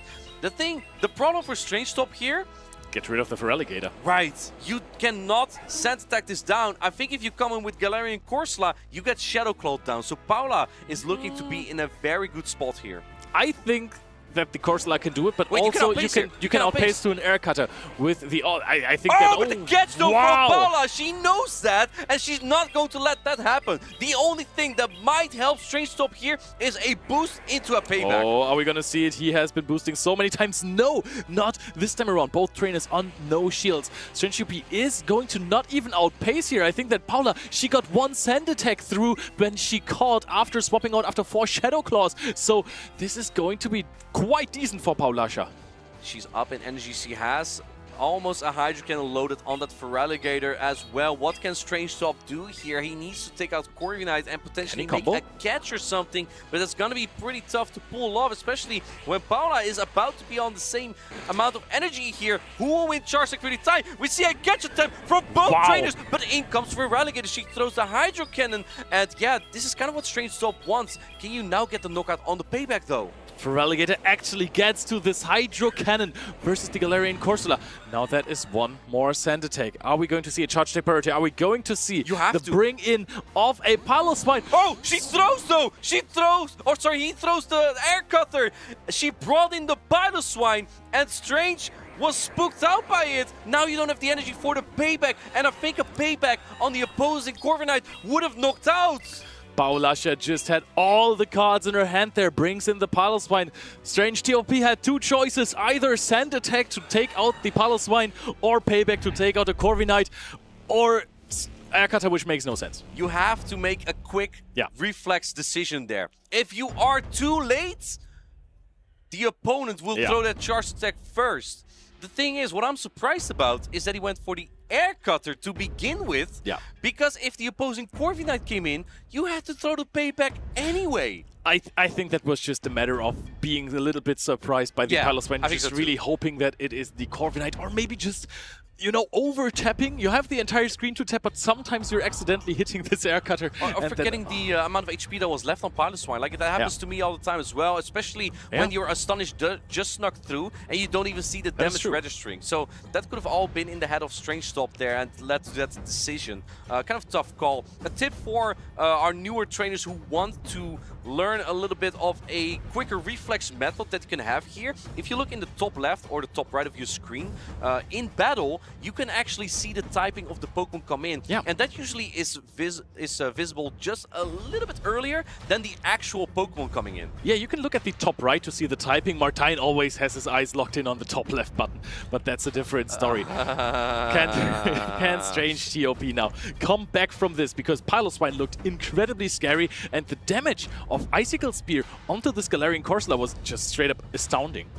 It did so much. I mean, I know that Icicle Spear is an efficient charge stack, but man, that just reminds me of that Avalanche being just as efficient. Here we go, game number 2. We have Feraligatr from Palasha into Altaria from Strange Top. This is a rather neutral matchup. This can get really nasty for Altaria if you actually bait Hydro Cannon. But in comes Piloswine. Strange Top is staying kind of long, and a full Charm sneaks through. That might just be what saves Strange Top here. I'm surprised that he didn't bring the Galarian Corsola in, because it just tanks energy quicker. But perhaps he's making the read that there's a Corviknight in the back, and he doesn't want his Wigglytuff on that. Yep, and he might want to have the Altaria for it, wants to go for the switch here. I mean, there is the thing, Shadow Malamar players always shield the Malamar, but Wigglytuff players, they tend to shield the Wigglytuff as well, especially if you're bringing Corsola and the Altaria with you, because those Pokemon, they are very much fine avoiding your own shields. This is so awkward. Okay. This is just so awkward for Strange Top. Like, yeah, you can get a farm down with Galarian Corsola. You definitely don't bring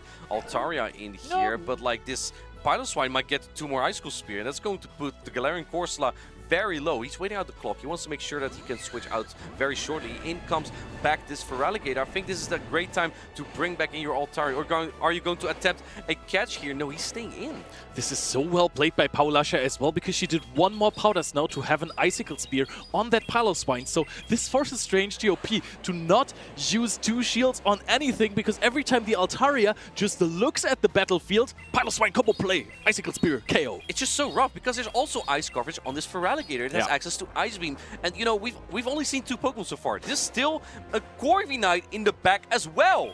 Wait, but I think that you actually can get all of the energy off of this Feraligatr now if you go for 1 Astonish and then swap in the Altaria. But then again, your Altaria might be facing... No, you get the full farm down. That is so good. But now Corviknight is in a good position to just farm down this Galarian Corsola. I think you can get to another charge stack even on this Galarian Corsola. Even though you're such low health, the sand attack just really don't add up. But looks like Strange Top is not taking any chances. In comes Piloswine. He's going to get a lot of Powder Snow damage here. Icicle Spear comes in. Piloswine won't be able to get to another one. And even though Altaria has a decent matchup into that Corviknight, Palasha still has a shield here. Yep, and I think that these Powder Snows, they put the Altaria perhaps into a payback range at some point. Wait, but there's no energy, so much energy on... Wait, the bait? He's going for a Sky Attack bait. I don't think it was necessary. She takes the bait though, and the shield is going to just block a not super effective attack. And now we're going to see a Flamethrower connect. But how much damage does it really do? How much damage can he do with the Galarian Corsola? Palo was looking to be in such a good spot, but it looks like Strange Top is not down and out just yet. Ooh, hold up. Let Corviknight cook. Let's Corviknight. Can it do anything? Go for the air cut if you can get to a payback. I mean, Dragon Breath resisted on this Corviknight. Oh, this might be the win condition for Palasha. Takes out Galarian Corsola, racing to the payback. But the Dragon Breath, they add up too fast, and Strange TOP ties the score. Damn, that got closer than I thought it would be. Wow. Corviknight just barely not being able to get to the payback there after taking the Flamethrower like a champ. Whew. I mean, you said that looked closer than you thought it would be. I thought that Palasha had the game the entire time. Well, I thought Strange Top had the game the entire time. Oh, maybe you're a bit smarter than me, huh? Well, it got really close regardless, because that Corviknight, even though I do consider that as a positive matchup for Altaria, because you double resist the ground type fast attack sand attack, Flamethrower just does so much damage on Corviknight. It's not exactly the most efficient charge stack, but it's super effective, and Corviknight doesn't have anything super effective to hit back with. Payback will chunk, but generally Altaria takes that matchup head to head. But the Dragon Breath down, as you saw, is just kind of tough because of that steel defensive typing from Corviknight. It is a positive matchup for Altaria usually, but it is not one that is absolutely crushing it. Like back in the day, Noctowl versus Trevenant, where when you were a Trevenant, you could really do nothing against it. You were just getting farmed down, and the Noctowl still had 60% HP and 100% energy.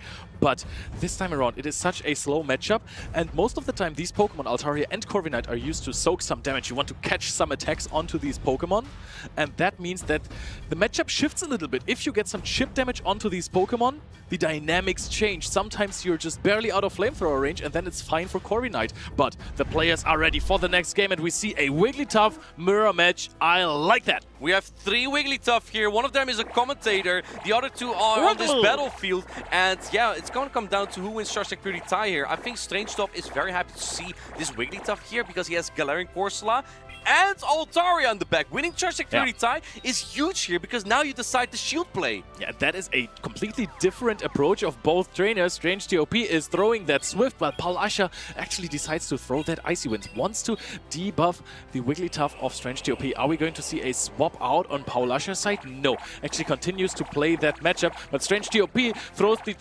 Wait. Hold Whoa, up. Okay. We're throwing a Swift into this Galarian Corsola. Tremendous catch by Strangetop. Not exactly what I expected here to happen. And Icewind could have really set this Feraligatr even more up by taking less damage after the attack drop. But now you're taking the full brunt of these Astonish. And because Galarian Corsola is so bulky, it can hang onto a Hydro Cannon while dealing solid neutral damage to this Feraligatr. But Paulasha knows she can just shield up the first one. She's going to outpace to 2 Hydro Cannons. Actually farms up so much more energy. I don't think this knocks out though. No, you have to throw another one. You have to throw another Hydro Cannon here as the Feraligatr if you want to prevent this Galarian Corsola to getting to another Charge Tech, and she does throw on this Charge Tech Purity tie, which Feraligatr wins because of its higher attack stat. But now you already have half a Hydro Cannon stored on the side of Paulasha. That is still a bunch of energy. Strange TOP decides to shield this, gives off a parting Nightshade, but now there might be a swap on the side of both trainers. Oh no! Doom and despair! There's an Altaria against a Piloswine. And yes, you have a cute and adorable Charge Tech called Flamethrower, but Piloswine is just faster and faster. Bringing the Altaria when Piloswine is so good was a very, very bold decision from Strangetop here. Can we find a win condition on the side of Strange TOP? Because I think that both of his Pokemon are very, very low, but Wigglytuff still has a Swift there on the side of Strange TOP. True, it's a strong attack with the same type attack bonus from Wigglytuff's normal typing, but it won't be enough to take down this Wigglytuff. The timer's also almost up for Paula. She could have potentially a switch, but I don't think it's going to matter. Look at the health of both of these Pokemon from Strangetop. This is not going to be enough. This needs to be the Flamethrower, but Wigglytuff doesn't have that. That is true. Oh, that would be fantastic. I mean, only 20 charms until you reach it. Yeah, but that is the Powder Snow farm down, and Paulasha one step away from the grand finals on the winner's side here. Yes, just another reminder, it's going to be a best of 5, so Paula's not through just yet. Strangetop has 3 more games to come back here. Sorry, 2 more games he needs to win to come back and make it 3-2, or is Paula just going to run wild with that Piloswine? It's a difficult Pokemon for Strange to deal with, but he did manage to do so in one game. You need to keep up that momentum though. I mean, it really speaks for how strong the Piloswine is against the team of Strange TOP, that he still feels like he needs to overcome some other Pokemon with the Altaria. The risk that you're taking by bringing this Pokemon, we've just seen it. If Paulasha manages to bait out the other Pokemon, it's really, really tough. Yeah, I mean, you know from Paula, there's always Piloswine coming. It's more like, okay, there's Piloswine, which other 2 Pokemon will my opponent use? I mean, Gourgeist, I think, looks okay-ish, but it's not exactly necessary. Feraligatr is insane. Yeah, Feraligatr is also really good because it also packs ice coverage, and Strangetop doesn't have a water-type resistance, so ice and water is just so good into Strangetop here. Like, yes, you could bring the Fortress to try and cover the Feraligatr, but then you're kind of prone to the Piloswine as well. You're already weak to that Pokemon. The thing is, Strange TOP hasn't seen a Gourgeist from Paulasha's side yet, and I believe that the Gourgeist is maybe the reason why he isn't so keen on using that Shadow Quagsire of his. If he brought the Shadow Quagsire instead of the Altaria in the last game, I do think that could have helped him quite a bit in the end game versus the Piloswine. I mean, anything other than Altaria would have done better into Piloswine. Let's take a look if Strangetop can overcome the Piloswine in game number 3. Sorry, game number 4. We have the Piloswine against Shadow Quagsire. Great call from Leo here. This is a matchup that Quagsire wins when no shields are being used. But Paula's like, okay, well, you don't really have a lot of answers to to Piloswine. I'm going to throw in my other Pokemon you don't really have answers in, which is going to be the Feraligatr. Feraligatr with some energy here can actually be very annoying for the Wigglytuff. And I like the swap from Strange Top. If you look at the back line, there's a Wigglytuff. Yeah. And we have Fortress on the side of Strange Top. That is true, a Fortress and a lot of energy on the Shadow Quagsire. Maybe his goal is not having the alignment, but dealing some damage with the Wigglytuff. Perhaps looking like you want to force alignment here. Wait. Can you get to 2 more Hydro here? Is the Charm Nerve hitting Wigglytuff that hard? You might be able to flip this as Paulasha. I think she's I don't know. very close to doing so. Oh, Strange TOP does not agree with you here. He wants to shield this up, but this looks like it might need more than 3 charms. I think Feraligatr needs to hang on to 3 charms. Can it do that? I think it will barely go down. Oh, it goes down with the Hydro Cannon. That was a knockout on the dot there. In comes Piloswine. But we know this energy is going to be really good because I think 2 Icicle Spear are going to obliterate this Shadow Quagsire. That is true, but Shadow Quagsire also still has quite some moves up its sleeve. But Strange Top is just going to go through this throw. Another Swift here. He immediately laid back when he saw that he actually got the farm down there, knowing, okay, this could have gone really south. Comes in with the Wigglytuff, storing all the energy, and Strange Top has the call correct. In comes Fortress. Paula saying GG. I wouldn't say that, Paula. You still have a lot of energy on that Piloswine. Maybe there is some way to get past some of these Pokemon, but obviously we know that Fortress, the shiny Fortress, will resist all of the damage from Wigglytuff, and then you still have to knock out this Shadow Quagsire with a lot of energy as well. And the pacing of the Wigglytuff really doesn't help you in this matchup here, right? You deal a little bit of damage with Charm. I mean, for only resistant attacks, this is very impressive, the damage that Wigglytuff does. But yeah, Strange Top is just so far ahead in this game now with the energy on this Shadow Quagsire as well. And that is a Sand Tomb bait that is going to be shielded. Paulasha has some more plans with his Wigglytuff. I don't think it was a bait per se, but I think Strange Top was just looking to get as much energy off as possible before swapping out into Piloswine.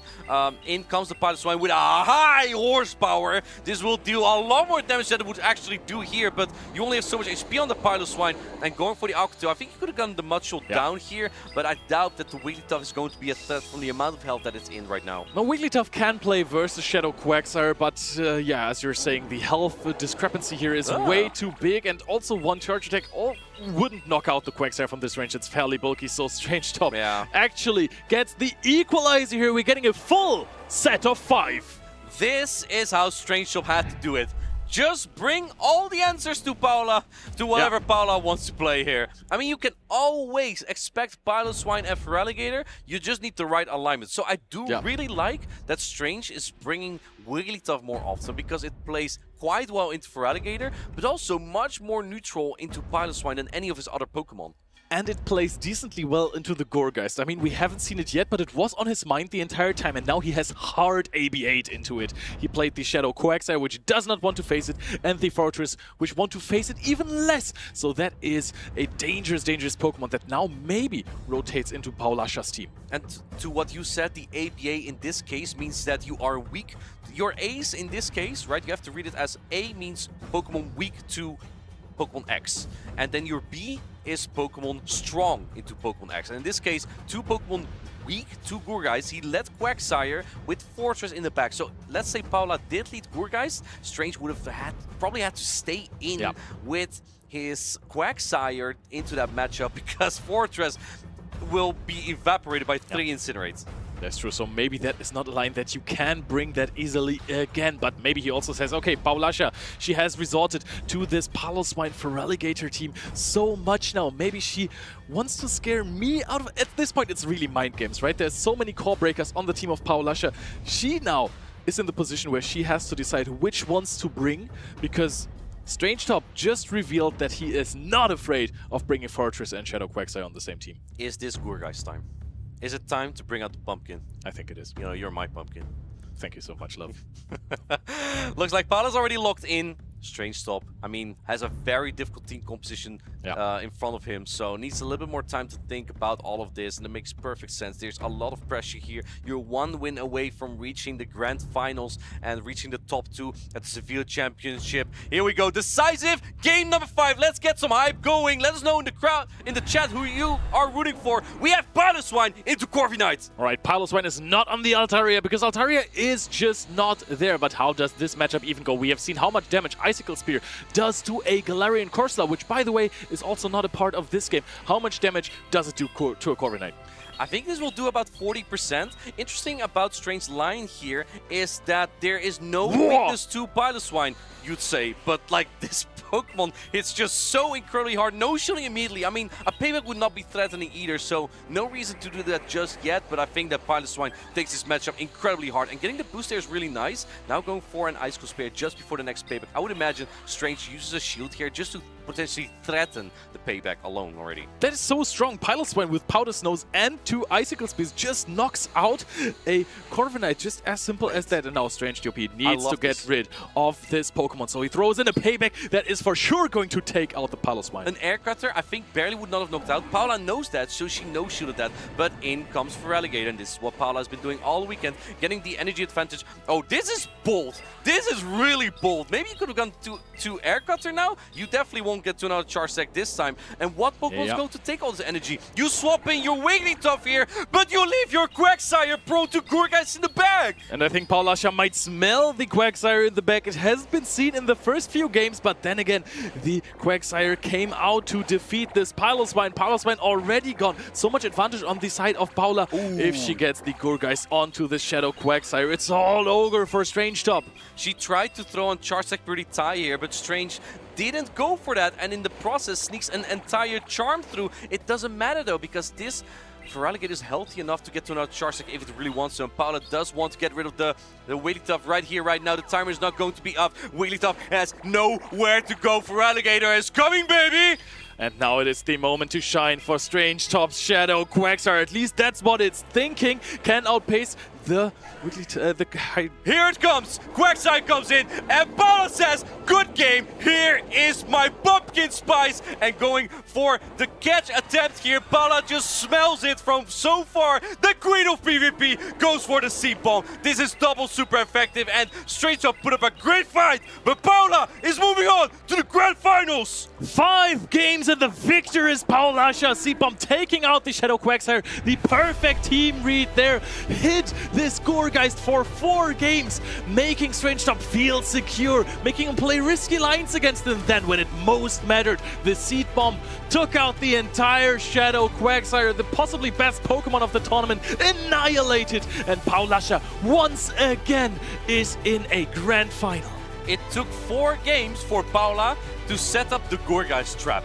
We've not seen Gourgeist in the entire set until the very last game, where Paula was like, okay, I think he's going to be very comfortable with his combination of Steel-type Pokemon and Quagsire. Yeah. And that is exactly what the Gourgeist is for. It core breaks that core. It makes Quagsire and Fortress impossible to play together. And even against Wigglytuff, when shields are up, Gourgeist still has some good play there. So, incredibly well played. If you're playing a team full of core-breaking Pokemon, team reading is so incredibly important, especially in best of 5 sets. It is so interesting how many times you can overcome your opponent by just reading what they are trying to do, by just trying to figure out how to get out of the difficult situations against your Pokemon and then using that against them. Because Strange Top, in Game 4, he found a really good way to overcome Paulasha's team, and then she was like, yeah, I know what you thought you have figured out now, but this was a trap. And just props to Strange Top, right? This was an incredibly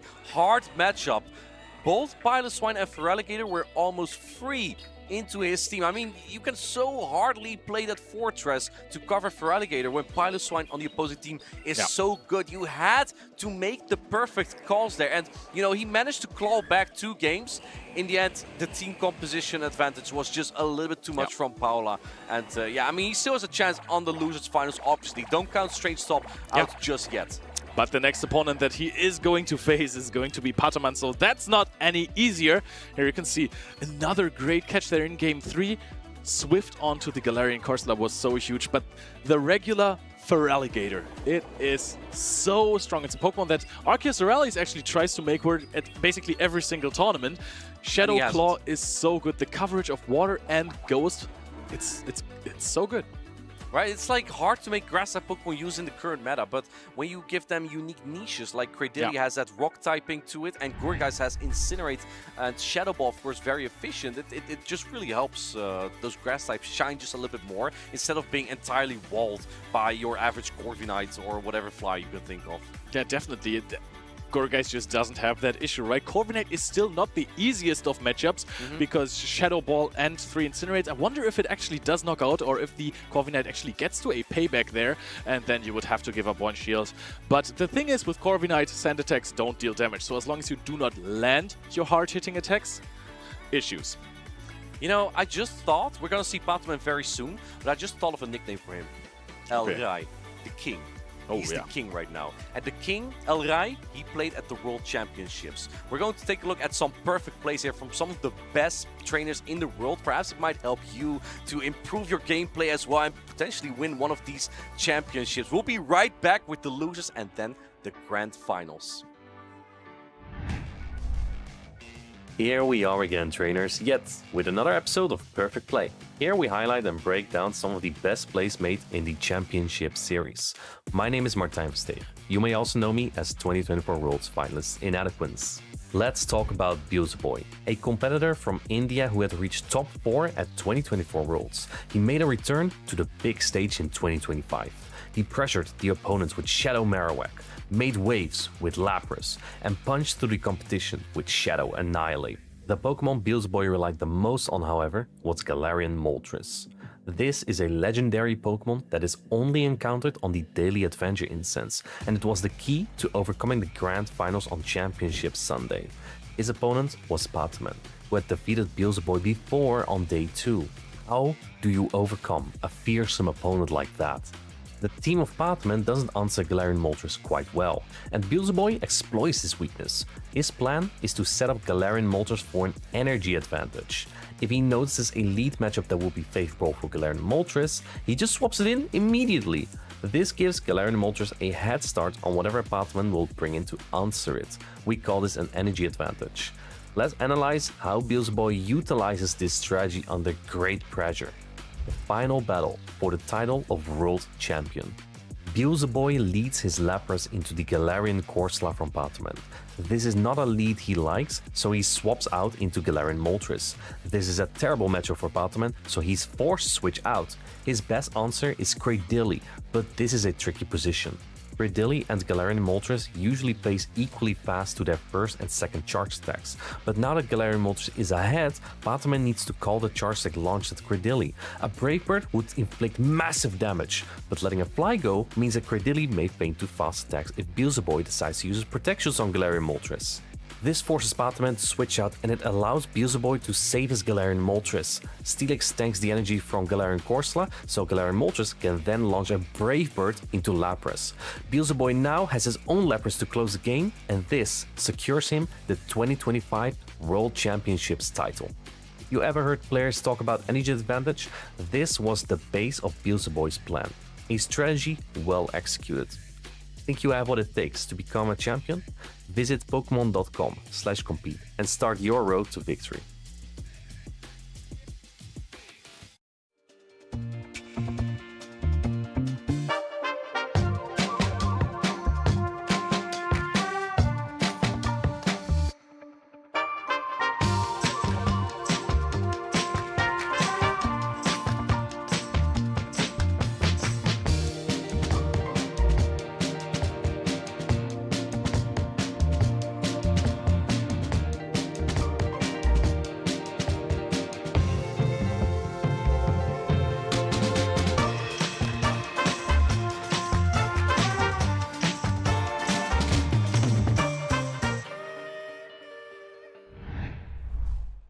What a great rivalry we saw there, almost as great as Pokémon versus Beelzeboy in that World's Finals. And if you want to be a part at of future events, you have to register at rk9.gg. That's an R, that's a K, and that's the number 9.gg.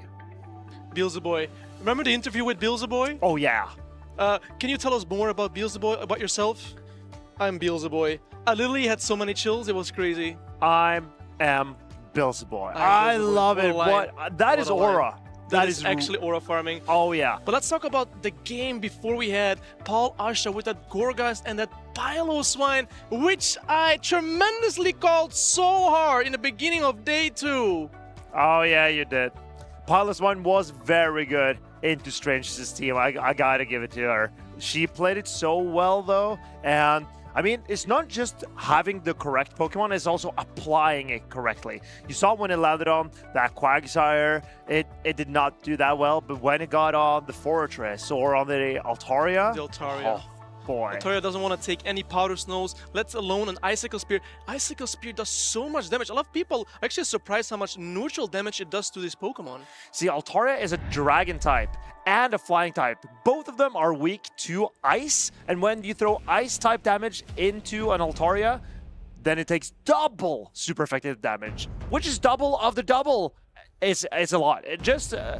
Lots of doubles, but here we see Strange Top versus Powderman. Powderman also likes Piloswine, the Shadow form, and man, this is a great... Also, we have 3 Spanish players in the top 3 here. Fully Spanish finals, and Strange Top. He's now facing off against another Piloswine, Shadow this time, with the Stone Edge instead of high horsepower, but it's still going to be an uphill battle. Powderman has been relying so much on his Togekiss. Can we see it here? We see Quagsire into Corsola. This is a pretty good matchup for Strange Top. We've seen this matchup a few times already. Quagsire being able to spam those Aqua Tails after Aqua Tail, but Corsola having the really hard-hitting Astonish and a really hard-hitting Nightshade. Quagsire is going to land the Mud Bomb first, actually going for a Mud Bomb instead of Aqua Tail. Powderman knows something that we don't know here. And Strange Top has a Corsola. Powderman does not have a Ghost Resist on his team. There's no normal type and no dark type. So Strange Top can actually play with the safety of his Corsola here. Very neutral matchup.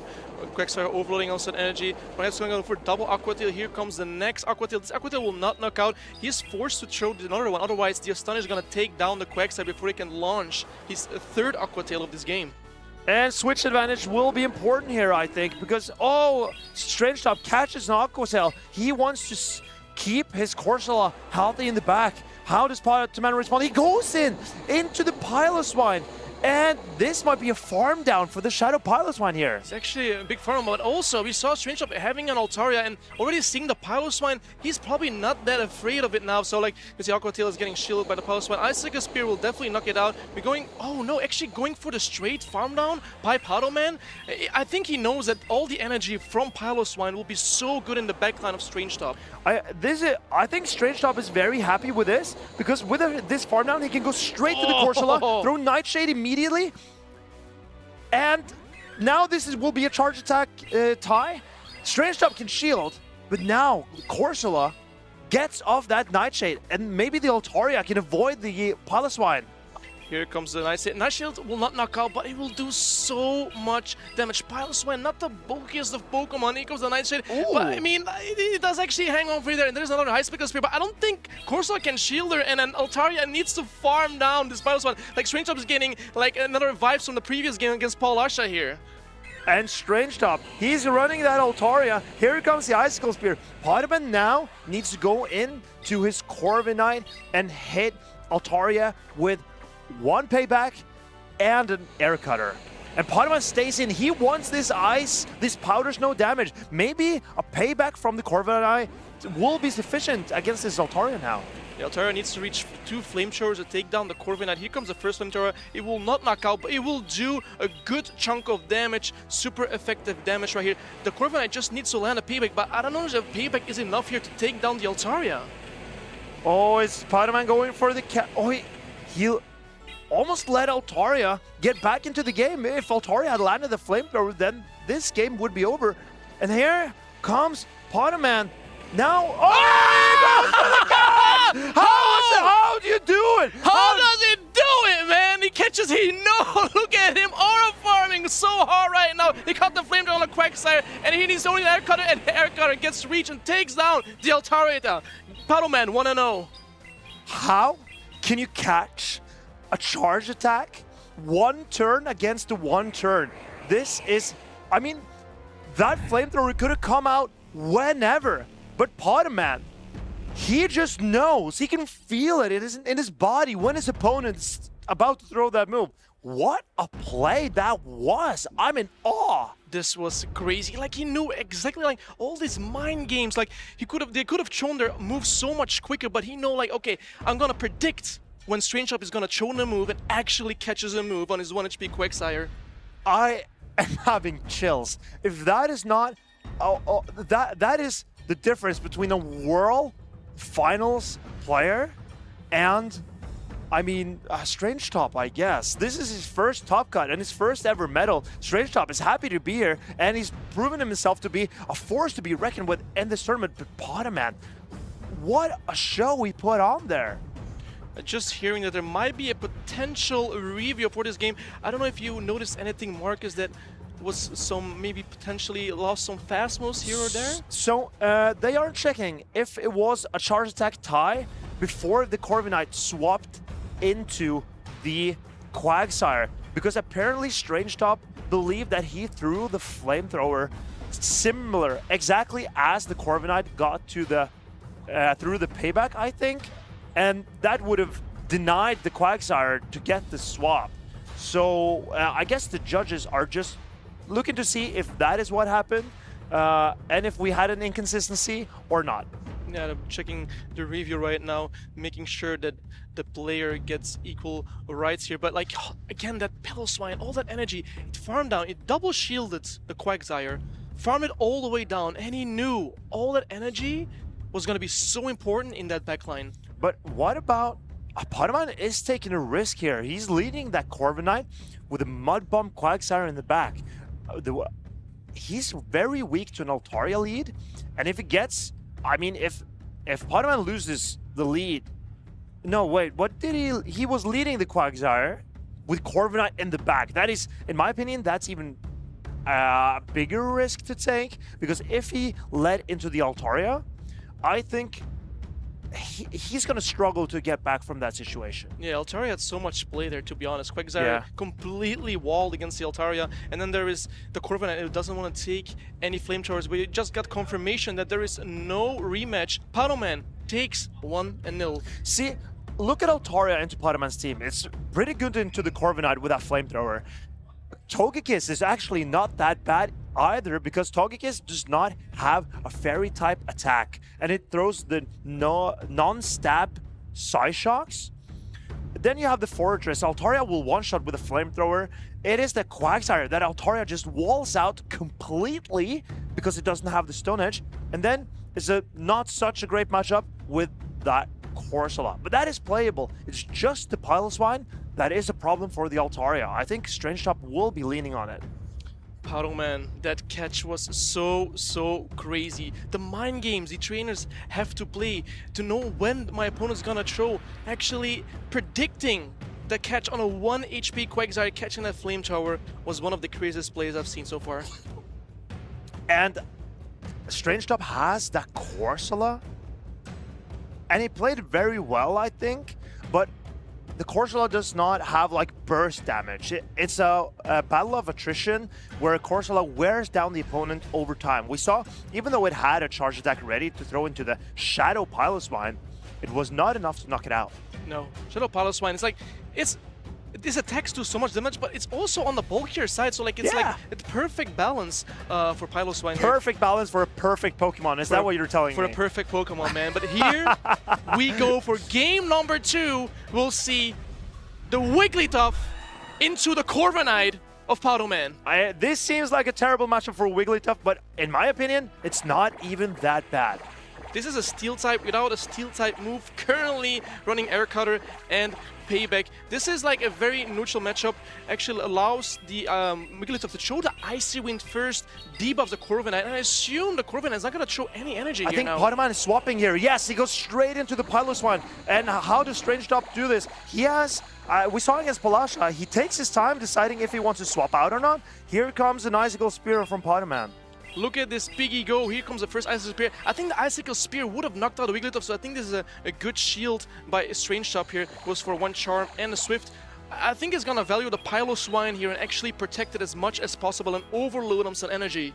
So how does Strange Top go about this play? He goes into the Corsola. He knows that Corsola can take most of what Piloswine has to offer, but there will be 2 Icicle Spears coming out here. I think this is going to chunk even the chunky Corsola. Yeah, I don't think anyone wants to take any Icicle Spear. And we see a shield here from Strange Top trying to protect his Corsola. But there's another Icicle Spear coming. No, it actually goes into the Corviknight, and it's a charge attack priority on the payback. And this is why Pokémon was a bit surprised, because this payback is going to do more damage into the Corsola than the Icicle Spear. Here, the Corsola is taken so low already. This is actually perfect to show your energy, and this is why you want to show your energy. You don't want to show it in a Wigglytuff, but you want to show your payback into a Ghost type like Corsola. Let's see if Corviknight is going to overload on some energy before he's a nice hit and trying to go Air Cutter. No, actually goes for the payback. Air Cutter, I don't know if it would have knocked out, maybe, but I assume so, but he plays it safe, chose the payback, and get rid of the Corsola immediately. This is perfect for Pokémon. I mean, there is a Wigglytuff left. Oh, Strange Top is clever. He's farming down with the Sand attacks, and he comes out loaded. There's almost an Icicle Spear left on that Piloswine, but getting rid of this Togekiss will not be easy because the Corviknight is running that Sand attack fast move. That is a ground type. Yeah, double resisted on the Togekiss. Here comes the first Air Cutter. I mean, Strange Top has gotten so many boosts so far. Does he get another one right here? It might help him a lot. Let's see if he gets the boost. And he does not get the boost. Not so lucky this time. Here comes another Air Cutter from the Corviknight. Togekiss tanks these so easily. And I think, how low is this Piloswine? Can it hold on to a Charm? I don't think. Oh, but there is an Icicle Spear. This will do so much damage into the Corviknight. Icicle Spear lands on the Corviknight. I assume like it's gonna charm the Sand attack down. Oh, actually comes in with the Charm and gets a little bit more energy. But the thing is, Pokémon still has a shield and already has 2 moves loaded. And here comes an Aura Sphere. This will definitely knock out the Wigglytuff with a cube bow tie. And then Togekiss looks ready to take on the Steel-type Corviknight as well. Togekiss, the best flyer in this matchup, currently going to land the Aura Sphere on Corviknight, and Corviknight is out. 2-0 Paddleman. Oh, Strange Top. He was so close to glory.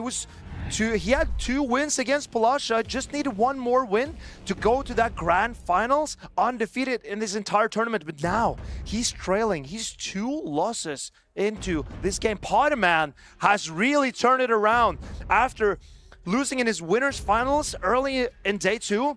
He has now gone undefeated for so many battles, and he's 2-0 up. 1 more win, and he gets that grand finals against Palasha. He's going on an insane streak in the losers bracket right now. Chat, keep in mind, this is a best of 5. The first trainer that reaches 3 wins wins this matchup. Paddleman currently 2-0. Strange needs to lock in right now to get back into the game. And how do you lock in? When you're 2-0 down, do you think, okay, you know what? Take the pressure off. Whatever you do, it can't get worse than this. No one's expecting it. I mean, you're 2-0 down, off the chains, right? Or do you actually feel the pressure? You feel the pressure of elimination, knocking on the door and about to end your tournament run. That is what Strange needs to decide. Will he take off the chains, or will the chains weigh him down and make this harder for him to play?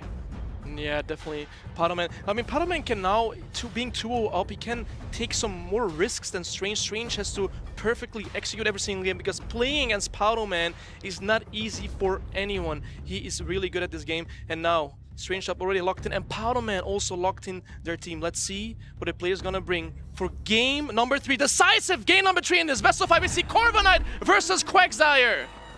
And here we see, this is a pretty okay match. Oh yeah, Pokémon goes out immediately into the Piloswine and is answered by that Quagsire. I think the Piloswine got too much of a lead for the Quagsire. I think Quagsire might lose this in the two-shield scenario now. Yeah, you have to be so quick on the swap there because, I mean, Piloswine having such a head energy start right now, Aqua Tail is gonna always protect it, but Icicle Spear does so much damage as we see. Now Piloswine outpaces the Quagsire very easily. And Strange Top, he is now ready for his second Aqua Tail. Pokémon double shielding. He is investing in this Piloswine. It looks incredible for him here. Piloswine overloading on energy, but we're gonna come just before the Aqua Tail is reached, and here is double Icicle Spear already. He cannot shield because Piloswine wins the charge attack priority over Quagsire, and Piloswine still has an Icicle Spear. Look, it's still in the green, Marcus. It's still so healthy. Oh, this boy. Piggy is crazy. It is crazy, and Pokémon is realizing that the advantage that he got on his Piloswine can really win him the game here. Here comes another Icicle Spear. We've seen how much damage it does on Corviknight. It does so much neutral damage. Here comes the first Icicle Spear. Strange doesn't have any more shields, but look at that damage. And oh, it catches a payback on Corviknight. Maybe expect an air cutter to be thrown, but this is fine. Corviknight tanks this like a champ. Now do you go in Corsola? I think you have to. Okay. Pokémon needs to decide how he wants to deal with this Corviknight, but he needs to get rid of it because, okay, here comes another payback. How is Pokémon deciding to play this? What Pokemon is he investing in the more? What is he valuing? I think Pokémon is dancing a lot here. He's going to throw a payback here, gets a little bit more energy. There's a steal from Strange Top, but there's a full health Corsola. But, I mean, there's Piloswine with the move. There's still a full healthy Quagsire. Two Pokemon with so many spammy moves. Like, this is going to be so hard. Can the Corsola farm it down? No, it still gets a little air cutter. And Strange Top knows it's just an air cutter, another payback. I do not have to shield. And I think this is looking better for Strange Top by the second. If he can deal with this Quagsire, he still needs to land a Nightshade on the Piloswine as well. Yeah, Corsola needs to perfectly manage his energy. Here comes the first Nightshade. Nightshade will do a good chunk to this Quagsire, but Quagsire, we know how spammy it is. It's only 4 mud shots to an Aqua Tail, and it's just overloading on some energy. Here comes the first. Oh, he actually goes for the Mud Bomb. Mud Bomb does a little bit more damage than Aqua Tail. Pokémon knows this matchup perfectly. If this Mud Bomb threatens a 2-hit knockout, then I think. Oh, there comes an Icicle Spear. This is getting so tough for Strange Top. He now needs to do 3 more Astonishes. Let the Piloswine get as close to an Icicle Spear as he could. He threw immediately. I think he needed to build up because the Quagsire might now get to a Mud Bomb. I think Strange needed the Nightshade to have a shot at winning this game because the Quagsire, it's now ready. It is loaded. And the Mud Bomb, the weird choice, it is sealing up the fate here for El Rey de España. Pokémon wins Lucius Finals 3-0. Pokémon! Piloswine, what a game! What a tremendous amount of games to play. 3-0, what a victory over Strange Top. He was so decisive with his Piloswine, did everything perfectly, so much dancing from both trainers, but Pokémon, too strong. I was a Piloswine doubter for the entirety of day 1. For so long in day 2, it lost game after game after game. But now, in the final winners and losers side of the bracket, in the best of 5s, Piloswine has really cemented Paula, the queen of PvP, Grand Finals against Pokémon El Rey de España. The king and the queen will face off against each other in the Grand Finals. It's Piloswine versus Piloswine. We have a matchup. 2 strong Spanish players with these off-meta picks. There's a Gorgeist, there's Piloswine. This is gonna be literally insane. But Pokémon was so locked in. Like, he knew, if I safe swap my Piloswine fast enough and he doesn't respond exactly when I swap out, then, I mean, the Piloswine just outpaces that Quagsire so quickly, and this catch was so crazy. 1 HP Quagsire, the Flamethrower. I mean, this pair moment for Strange, for sure. Pokémon smiling, and here we see the Togekiss. Togekiss also was very strong, like this Aerosphere doing so much damage. And Pokémon with a unique team with Togekiss. It's Axon ran Togekiss in Houston last week as well and got a medal. And now Pokémon, he is running that Togekiss as well, but with a unique pick of Shadow Piloswine. Trainers, we're heading into the grand finals. The grandest of finals. The grandest of finals, trainers. We have Paul Asha Piloswine. We have Powder Man. But these trainers are so good, man. This is kind of crazy. And we're actually gonna have a Spanish trainer winning a Spanish regional. This must be such a great feeling for them. Such a great feeling. Call me crazy, or I actually don't do it. But I think Pokémon's Piloswine is unplayable into Palasha's team. She has that Feraligatr. And that Feraligatr, I think it's incredibly good into Pokémon because it has that Shadow Claw damage, and Pokémon does not have a normal type or a dark type, as we discussed. So I think the Feraligatr is going to be incredible for Palasha. She also has the Medicham, just ruins that Piloswine. And the Gourgeist is fine and playable. I don't think there is a chance for Pokémon to bring his Piloswine. What about Palasha's Piloswine? I think that is better because Corviknight, we just saw, is very playable. Togekiss is also very playable. You do have that super effective Powder Snow. Of course, you cannot take the Aura Sphere from Togekiss, but it's very playable. Fortress, very good matchup for Piloswine. We saw Quagsire being also a very playable matchup for Piloswine. And then the Galarian Corsola. I think Palasha is going to run both Piloswine and Feraligatr every game into Pokémon.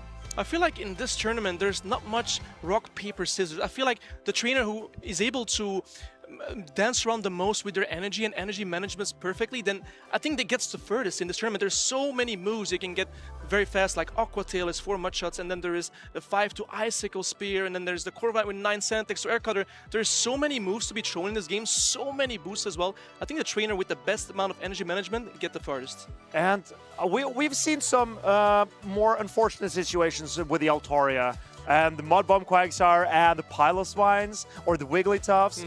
But I agree with you. The way that Pokémon played his Piloswine now in Losers Finals, it was not a very alignment dependent at all. It was all about energy and where you apply your shields. Pokémon, he did not.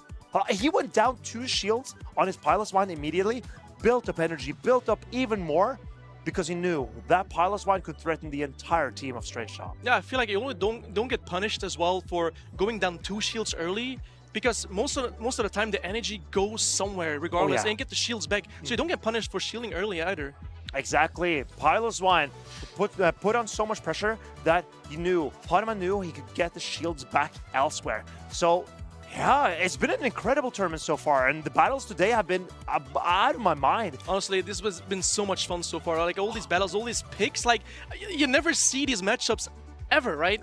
Not at home, not on stream, and now like hardly in GBL. Hardly in GBL, and now you see it live on stream here in Seville. I gotta say, I was a bit apprehensive about this meta coming into this tournament because when I saw Houston, there were so many Wigglytuff, so many Quagsire, and yes, there have been a lot of those as well. Corviknight, we've seen a lot of it, but there's always been that I could say unique picks thrown into the mix, like the Togekiss or the Piloswines or the Feraligatr or the Gourgeist, the Doublade. I don't know. It feels a very refreshing take on what I was scared of was going to be a stale and condensed meta, but no, it is the Wild West out here. It is very wide open. We also saw an Alolan Sandslash, which we haven't seen in such a long time. And the Malamar. And the Malamar as well. So, but let's see what Martijn has for us to offer to talk about in this interview for the grand finals.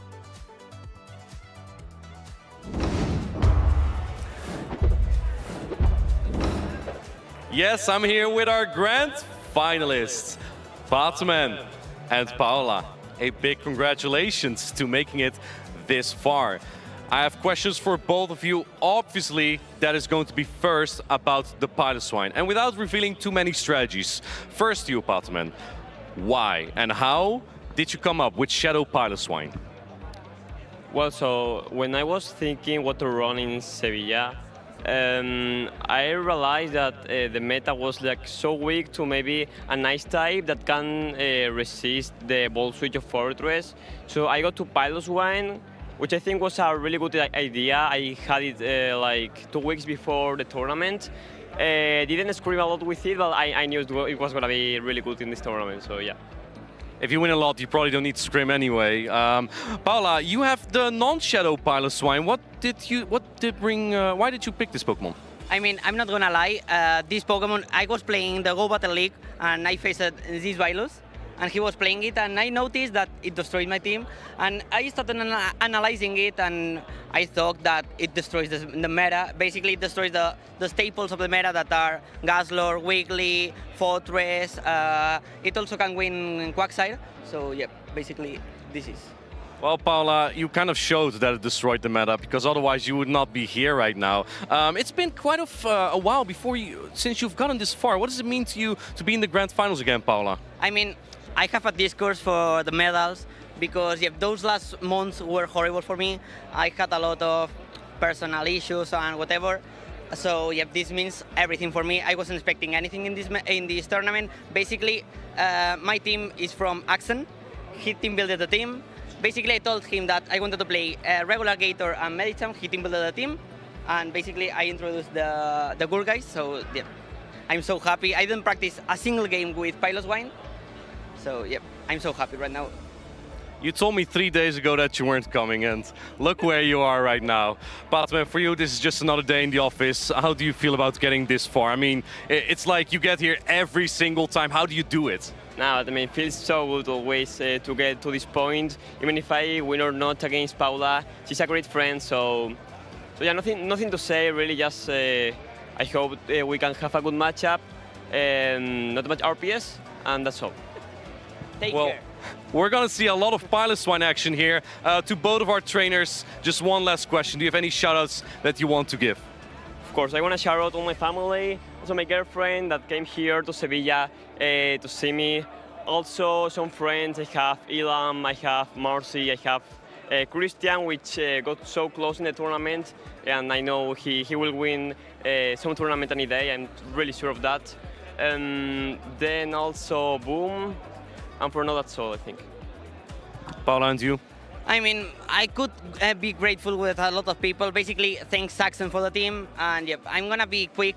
Thank you for my boyfriend, thank you for my mother, os quiero. And yeah, this is all for my dog that passed away on Monday, so I love you both. Muchas gracias, and a big congratulations. And of course, we're going to get that grand finals going, because we are not done yet. Let's get this grand finals started. A big good luck to our competitors here. Let's roll. And roll we will. Thank you, Martin, for the insight of those great players. They are now getting ready to face off against each other. The queen of PvP against El Rey, as I like to call him, because that means the king. And Pokémon is the king, isn't he? He currently is the king, I agree. But like Marcus, we have a grand finals here. What does a grand finals mean for the newer viewers at home? What happens? So, in the grand finals is a best of 5. We have a double elimination format. That means you are not eliminated until you've lost 2 rounds. Pokémon, he is now the only trainer left in the tournament with 1 loss. Paula doesn't have a single loss. So if Paula beats Pokémon in the next round, Pokémon has 2 losses and he's eliminated from the tournament.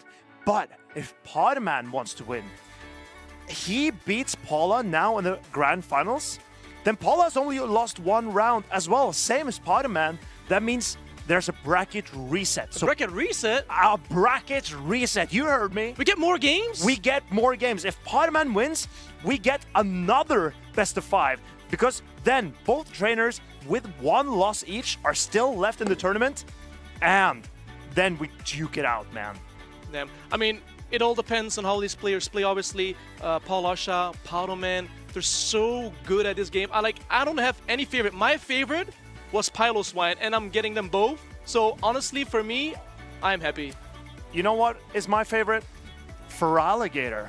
I played Feraligatr in EYC a bit over a year ago, and ever since, it's been so close to my heart. It was my first ever partner Pokemon when I first played Pokemon Gold when I was 7 years old. Oh, I played Pokemon Silver, also chose Feraligatr. Oh yeah, because it's the cutest one from Johto. It's the cutest. Totodile, man. But Feraligatr has proven so important for Paula. I don't think I've seen Paula play a single game without Feraligatr in this tournament. I could be wrong, but not from my memory, I can't remember she ever benched that for Alligator. Yeah, I feel like no one is really prepared for Alligator either.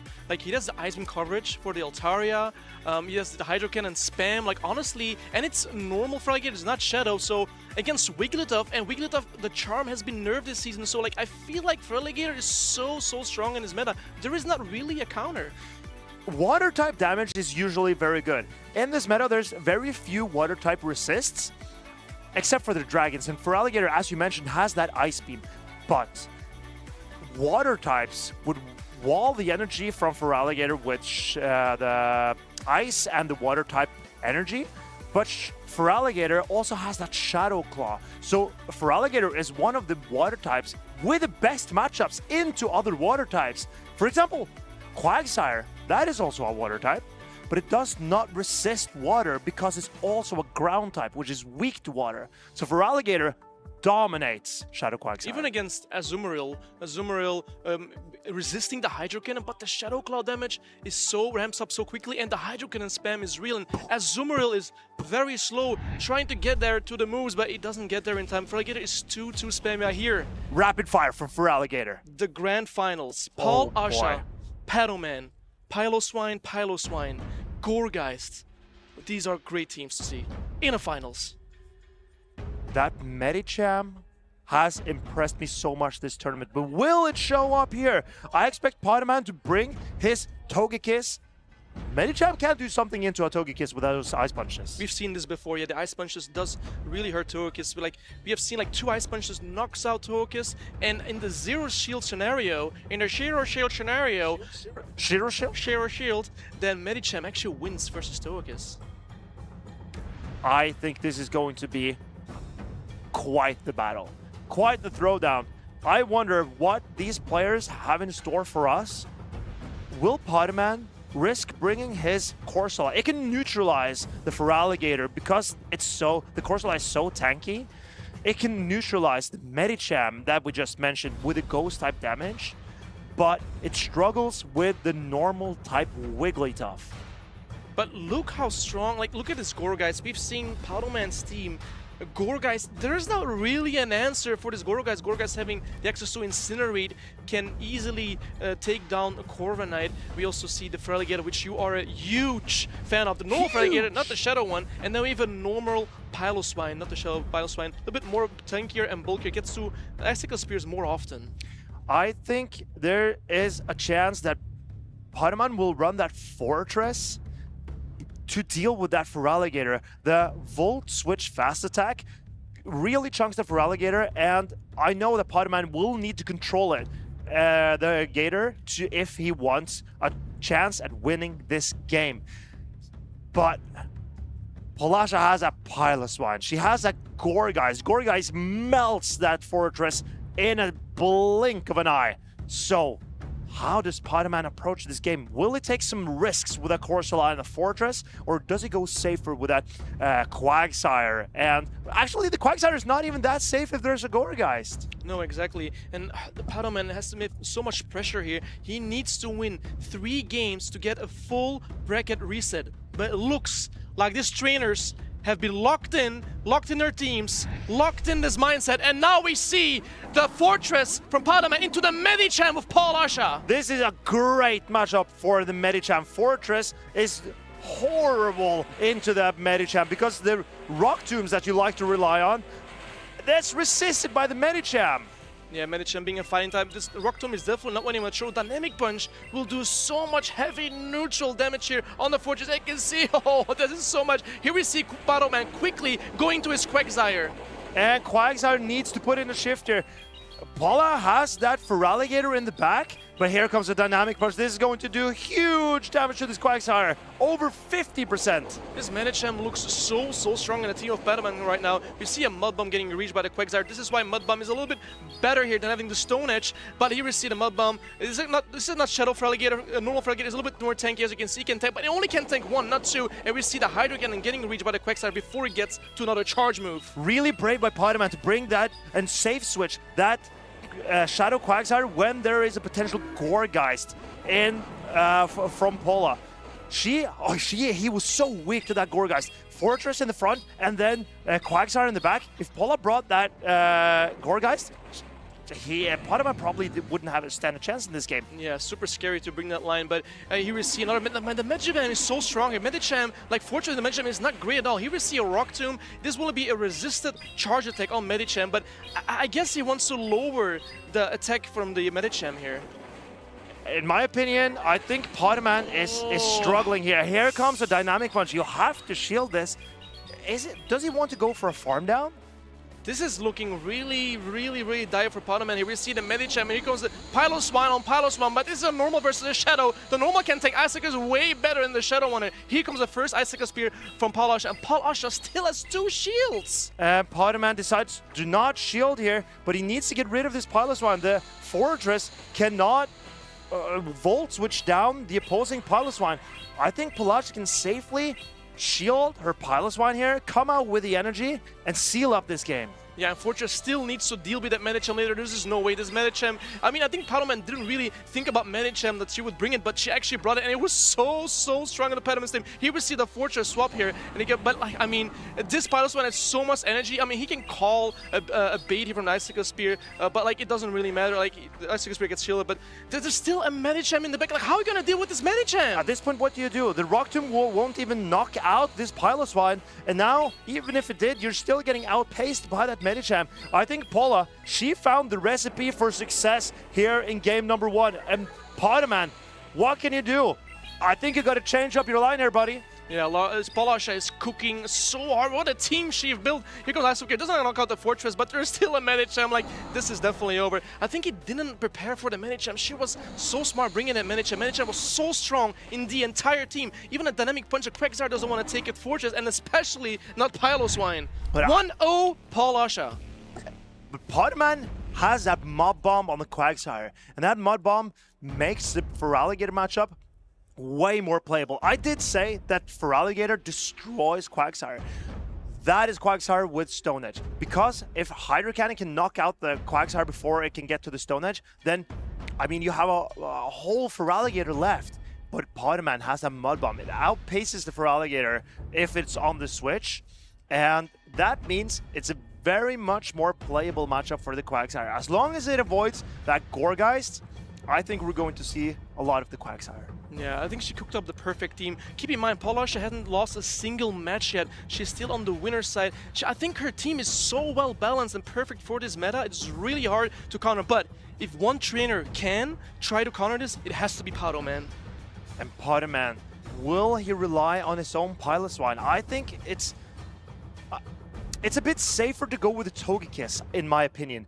Togekiss has that Aura Sphere to hit the Piloswine. It plays really well into that Medicham. It wins Charge Attack priority against the Feraligatr. It's good into Gourgeist, it's good into Corviknight, and it's playable into Wigglytuff. I think Pokémon needs to realize that his most trusted pick for this tournament, the Togekiss, I think he needs to bring it back.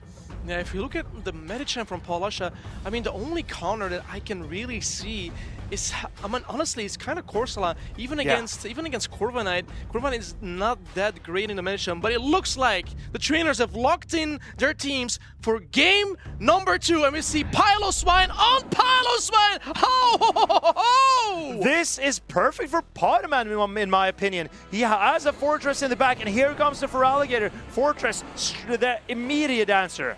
This is exactly I think what Pokémon wants, like bringing the Fortress just to shut down that Feraligatr. Oh yeah. Like, I mean, the Hydro Cannon still hurts, but the super effective Volt Switches and access to Rock Tomb to lower the attack, as you can see, this is why actually you want to see the Fortress, right? You don't want to see it on the Piloswine as well. Yeah, you definitely don't want to see it on the Piloswine. Polasha, is she expending her Feraligatr? No, she protects it. Rock Tomb shielded by the Fortress. Here we can see Polasha overloading on energy. The second Hydro Cannon comes through. I wonder if Pokémon is gonna shield this because the Feraligatr paces out so quickly, and there goes Fortress. But I mean, Pokémon got a shield. Maybe that's what he's wanted. Pokémon knows that Shadow Piloswine is up a shield, is a real threat to the entire team of Polasha as well, because she doesn't have fast move damage into it except for the Gourgeist. It's just a Feraligatr. And now the Feraligatr is in Icicle Spear range. Marcus, how do you farm down this Feraligatr? You just can't farm this down. It's impossible. Oh, he needs to throw the Icicle Spear, and Pola She lets the Feraligatr go. Her trusted Feraligatr, Pokémon, is finding a way around this Feraligatr with his Piloswine.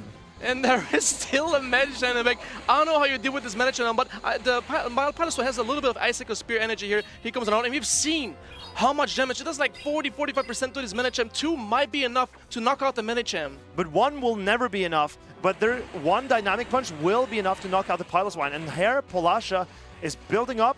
She's throwing a Dynamic Punch into this Corviknight. This Dynamic Punch will hit for neutral damage on the Corviknight, and there is still a full Piloswine left for Polasha here. And the thing is, like, this is a normal Piloswine. This is not a Shadow form, so this Payback won't even do that much damage. It is kind of tanky.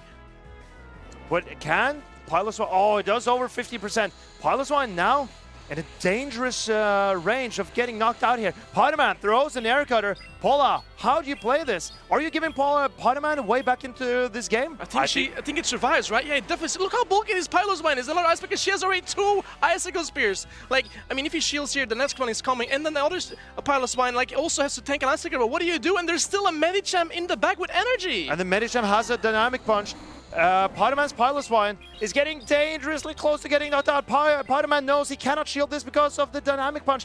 Will this knock out? Barely not, but now it's getting Psycho cut down. Paula, 2 games up. 1 game away from winning this Grand Finals. She is only 1 game away, Chad. Just 1 game. She's just absolutely like the Medicham show right now. She knows how to play this Medicham so well. We haven't seen Gourgeist as of yet. I want to see the some Gourgeist action, but like the Medicham is doing so well. And I mean, we got the Fortress, saw the Fortress on the Feraligatr, but we saw that like that Medicham is way too much to deal with. I'm not sure if I want the Gourgeist from Polasha here. She deals with the Fortress just fine with the Feraligatr, the Piloswine, and the Medicham that she has been bringing. I think, and I've been saying it, I think Pokémon needs to change up his line. He's been running that Piloswine against Polasha, but I don't think he's done him very well.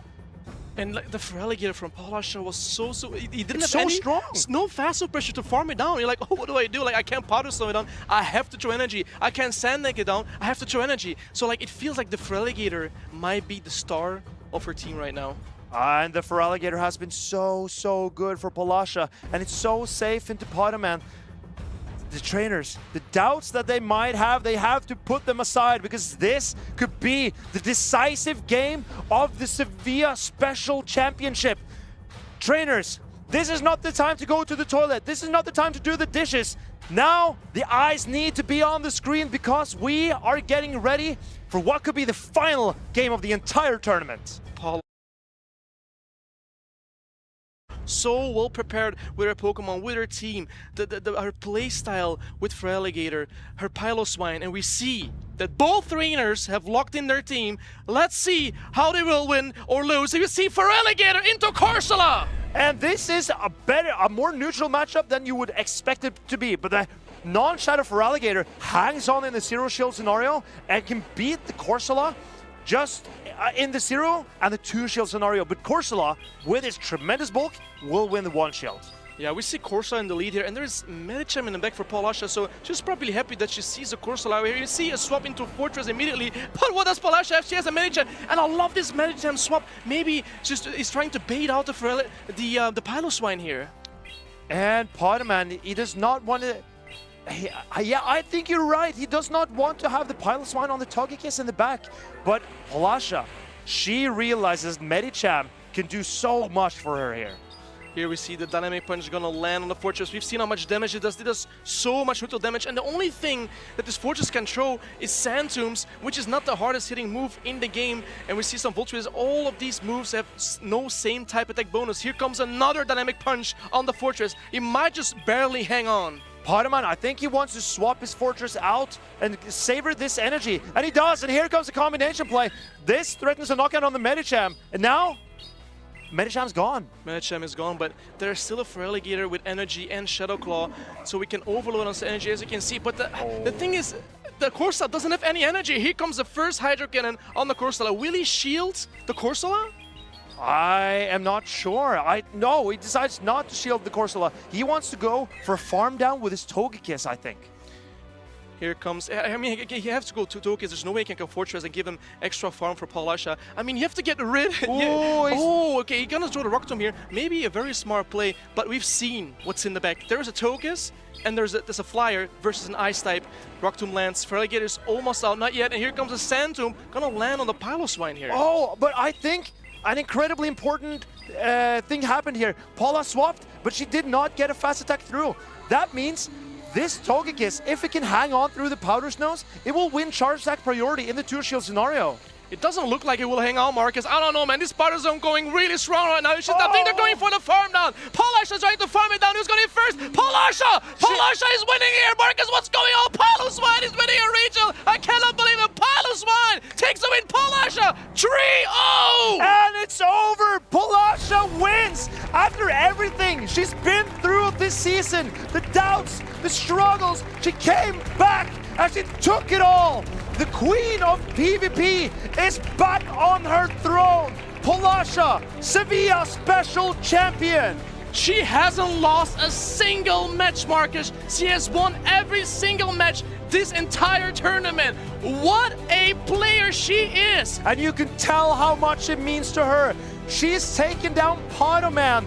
He has been to so many grand finals and he's been so consistent for so long. And Palasha, she goes on to celebrate with her loved ones and her supporters and her fans. And I might be one of them. The Feraligator play that she has brought to this tournament has been exquisite. I don't think I've ever seen anything like this in play Pokemon history. This win is for her dog that passed away that she initially said on Monday. Very sad, but this win is for her dog. She took it all. And the dog must be so proud. He must be really proud. I mean, I can't believe, like, she played that so well. That Medicham was so crucial. The Feraligator, like you said, was so strong for her, Marcus. And that Piloswine was debuffed through a... no, it was debuffed through a Sand Tomb, but it still hung on through the pecs from the Togekiss and managed to Powder Snow down the Togekiss the entire way. Palasha, she did not flinch. In this situation, both players have 2 shields left, but Palasha, she realized what her win condition was, and that was just to go for the fast attack damage. And here it is. Piloswine wins a special championship. Who would have guessed? Did you have that on your 2026 bingo card? I did not. I did not. I thought it was going to be Wigglytuff or Medicham or Corviknight, but Piloswine stole the show today. We saw it so many times. Even though there was a Wigglytuff winning, a Medicham and a Corviknight winning, it was the Piloswine, as you said, it stole the show completely, and it just made a joke out of that Volt Switch Fortress, out of that Togekiss that Pokémon has used to so much success this entire tournament. Piloswine doesn't care. But what's your prediction, as in like the Pokemon that will like do well this day too? Was it Feraligator? I almost picked the Feraligator. I did pick the Malamar, but it was between the two. Remember what I chose? Yeah, you picked the Shadow Piloswine, didn't you? Of Pokémon. No, I just took Piloswine. I just took Piloswine. I think it was. I might be the prodigy of the seniors. I might be the prodigy of the seniors. Yeah. I don't know, man. I saw the vision. I saw it. I saw the vision. I saw the spice. You saw a vision, but it was going home after this and crying about the Shadow Piloswine. It was the regular Piloswine this time, and I think, in my opinion, it was the Feraligator that was the real MVP for Palasha here. It shut down the Corsola. It shut down the Piloswine of Pokémon. It has a really good matchup into Medicham. It deals, like you saw it against Strange Top. It could even deal with Wigglytuff. I think I'm seeing the lights. It is the Feraligator again. Welcome back, my friend. Let's check out the loser bracket quickly. Like a review of the loser bracket. What happened today? As we can see, look at Powderman. Came all the way from losers round 1 all the way to the loser finals, and then eventually to the grand finals. He had like such a huge climb. What a player he is. He had an incredible loser bracket run at EUIC too, but I mean, he's inevitable. If you want to win a tournament, you have to beat Powderman. There's so many great trainers here. Stone Collection, Z Swallows. We've seen them on the biggest stage so many times before. Chris, It's just a matter of time before he's winning a big tournament too. A medal for him today, and Dianoski and Snorek. I know they both wanted another medal and a shot at winning the entire thing, but maybe next time. They both showed great consistency. Maybe next time, yeah. Let's look at the winner's bracket, what happened today in day 2 here. We see that Paul Asha doesn't lose a single game at all. Oh, she has lost? Not a single match, I'm sorry. She lost the game in field, but like not a single match until the grand finals when she 3-0'd Padoman. That's a huge achievement. Not a lot of trainers do that. And I'm not sure if Padoman has ever gone 0-3. I'll have to look that up, but that is an incredible feat. And then I gotta give it to Strange Top. He played magnificently against Snorek with some technical issues that could have distracted him, but no, he kept his cool. He pulled it so close against Polasha. She has barely dropped any games, as you're saying, but Strange Top, he made it so close. What a run from him. Yeah, the top players being all Spanish is really, really cool to see. I'm not gonna lie, but I mean, Paul Asha, very, very convincing win. There's no other way to say it. I mean, it was so convincing. Like, I mean, I saw it beforehand. I was like, okay, I mean, this might be Paul Asha's tournament, 100%. I think she's back on the throne, guys. There's no way around it. Polasha, the queen of PvP, back on the throne. Yeah, she's back on the throne. She showed tremendous power with her Pokemon, with her Piloswine. She figured out the meta, and we might see a different meta shift in future events, but for now, I mean, she has set the meta. She has set the teams. So, if you were going to Prague, which is the next European event, what would you be running? I probably would run Piloswine, normal. Okay. Maybe a normal Feraligatr. A Gourgeist. Gourgeist, that sounds like a great idea. I think potentially a Medicham. Medicham, really impressive. Yeah, a Corviknight. Corviknight, that's good. That's good. I like Corviknight. And then I'll throw in a Togekiss for fun. Togekiss? Yeah, something different. Yeah. Wow, you're such a creative player. I know all these Pokemon outside of my head, all the spicy ones. I just know these teams, man. Wow, I mean, very rare and spicy Pokemon. I can't believe how you thought of them all so quickly. I mean, I am a trainer. You are a trainer? I'm a strong trainer. Oh, I can tell I've been you're a a strong trainer since 2016, Marcus. Oh, boy. I'm OG. Are you OG? They call me Unk. Oh, yeah, because you are an Unk. I'm an Unk. Unfortunately, I'm an Unk. But let's go to Leo, King Leohart, for the ceremony. Thank you, Mattis. Indeed, another tournament has concluded, this time in the beautiful city of Sevilla. And as we are in Spain, the Spanish trainers have dominated the competition, and now it is time to celebrate the 4 best placing trainers in this tournament. Immediately, in 4th place, it is a trainer who has had a phenomenal season. This isn't even the first medal that he won. It is Chris!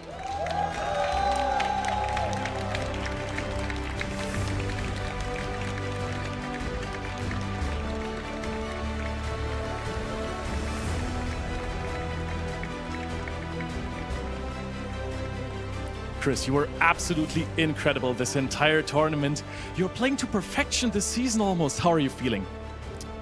I think I could do a little bit better in every tournament I do.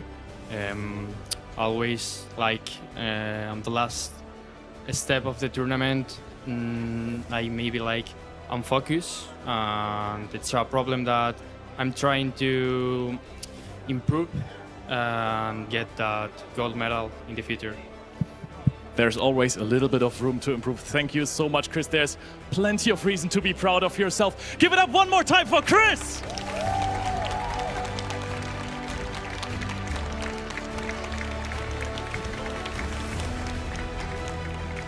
In 3rd place, a trainer who has been around for ages. He is beloved by the community and loved by his family that came here to support him in his hunt for his first medal that he eventually got. 3rd place, Strange Top!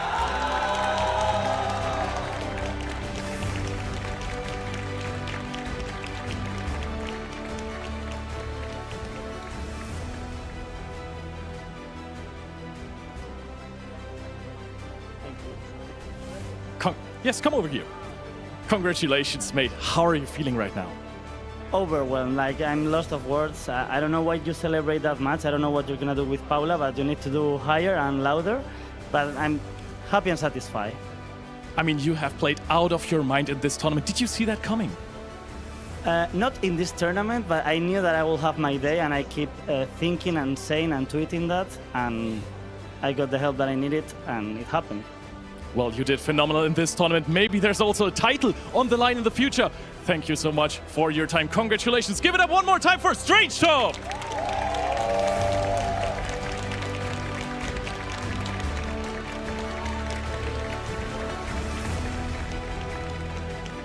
In second place, a trainer who needs no introduction whatsoever. He is so used to the podium, so used to ceremonies. It is Pokémon!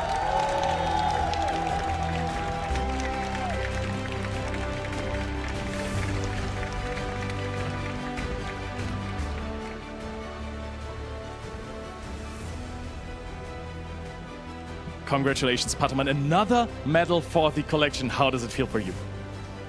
I mean, you always want gold, right? But I think this has been a great tournament with all my friends. Getting to the final as well seems super great, so I cannot say I'm not happy. So yeah, that's all. I mean, we have just seen you win the EUIC. Are you going to be back to win NAIC too? I mean, let's see. I think I do better in international than in the regional championship, so I guess we'll have that goal for sure. But yeah, my main goal is always winning Worlds. This year, I think I might have a shot. Let's see. So yeah. I think with the way you're playing, you definitely have a shot of winning the World Championships. Congratulations, Pataman. Give it up one more time!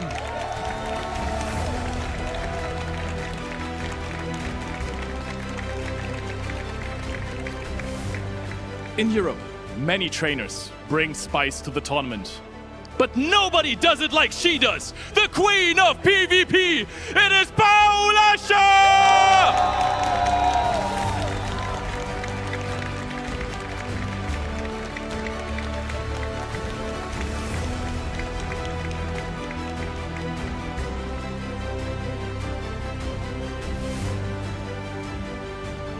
Paula, fantastic performance again. You almost did not come to this tournament. How are you feeling right now?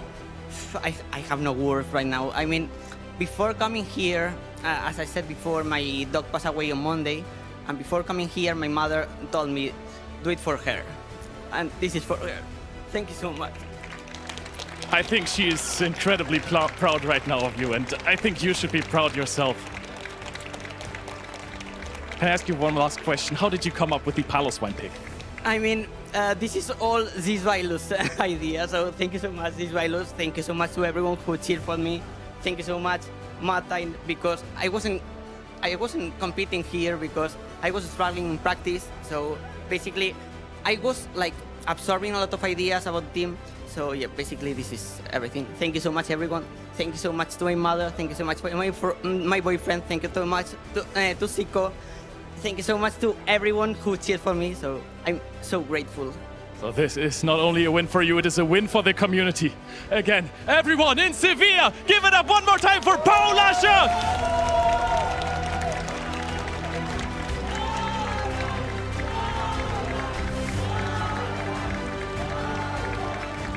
The tournament might be over, but the show is not yet. So we are going to be right back.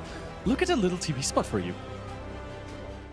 What's my favorite? My favorite's the one that's got jet black hair. He's extremely fast. Limitless. So cute. She has a 12-octave vocal range. Can be calm. Powerful. Estilo como yo. 닮기도 한 것 같아갖고. He would improvise on the spot. Just always finds a way to make it funny. We both have very fast moves. and can change the world using its mind. Jigglypuff is my favorite. Jigglypuff, Jigglypuff. Every single time you met a new Pokemon, it felt like you met a new part of yourself. He likes to sleep. Just like me. 뭔가 여러 모습으로 변할 수 있는 모습도. Sí, tiene muchas formas de superar a sus oponentes. Como mis chivias, por Dios, su love language. Sa loyauté, sa rapidité. She uses her voice to protect herself. It's homey, you know? Totally. That's why I love it. My favorite is Eevee. Mi favorito es Arcanine. Gengar. Jigglypuff. So, what's your favorite?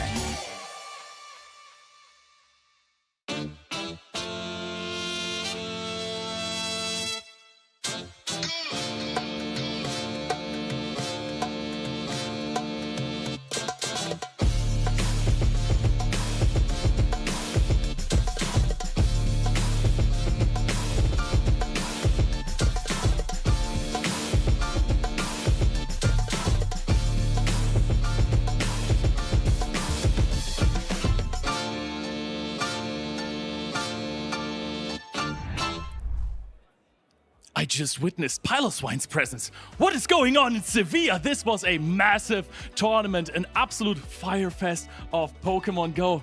Guys, how are we feeling after this? I mean, Piloswine had to cool down the hot weather here a little bit, right? So no surprise that this Pokemon, well, maybe this specific Pokemon was present here, but yeah, it showed that it was really good. I wasn't surprised at all because it was my pick for today. Oh, of course. It didn't get any show yesterday, but today it was popping off. It took a while for Piloswine to get going, but when it did, as you said, it popped off. But I would mention that Feraligatr. Oh boy, it was launching Hydro Cannons left, right, center. It really was impressive. But I mean, that's enough talk about the Pokemon for a second. Let's look at the final standings of our players in this tournament. Of course, Paulasha won the entire thing with this Gourgeist, Feraligatr, Piloswine core. But there's plenty more players who made it to top 8. What I find really interesting is how the Fairy-type meta is shaping up. We see a variety in these. Previously, it was Wigglytuff that was top and top meta. Then, it's Axton and Houston inspired trains to bring Togekiss, and it proved to be an absolute asset to some teams. And some trains like to play it a little bit safer with Florges, with diverse moveset in Trailblaze and Chilling Water. And then we see a lot of Corviknight, a lot of Quagsire. There's not a lot of stuff that can do the same thing as they can. Fairy types, yes, they have some nuances between them, and you can differentiate. But the flying types, none of them are exactly the same as Corviknight. Altaria and Talonflame, they work very differently, and there's no other ground type like that Quagsire. We see Stone Collection being and Dianoski being the only two trainers not bringing Corviknight, and Zwalis and Paulasha winning the entire thing, not bringing that Quagsire. Yeah, Shadow Quagsire was really good, but if you have the Feraligatr, you might not even need it. Let's look at the winners of the event, Paulasha, Patoman, and Strange Top in those 3 first spots. What do you think about the teams? As you can see, we see 3 top Spanish players here. We see Paulasha, we've talked about it, but we see like the Piloswine, 2 Piloswines on the screen, Strange Top as well. There's 2 Fortresses with the 2 Piloswine, we see 2 Wigglytuffs. There are some core metas built, but there are those trainers that are making sure they're bringing some spice. Phenomenal trainers, phenomenal teams with the Piloswine spice. It's just incredible. And now Paulasha, as she won that tournament, got the golden ticket, the direct qualification to the World Championships. She is part of a list of some champions here. So many good trainers on this list, and obviously with more events to come. You look at Patoman in the grand finals. That guy just won EUIC, so medals and trophies to spare. I think Patoman's last 3 tournaments is second, first, and second, and what can I say? That guy is a grand final, I don't know, merchant. He has it in his jacket pocket. Silverware collector. Second, first, second kind of also sounds like his first season. I think that was second, and first then. But we have just now finished Sevilla. What is next? What venues can you visit?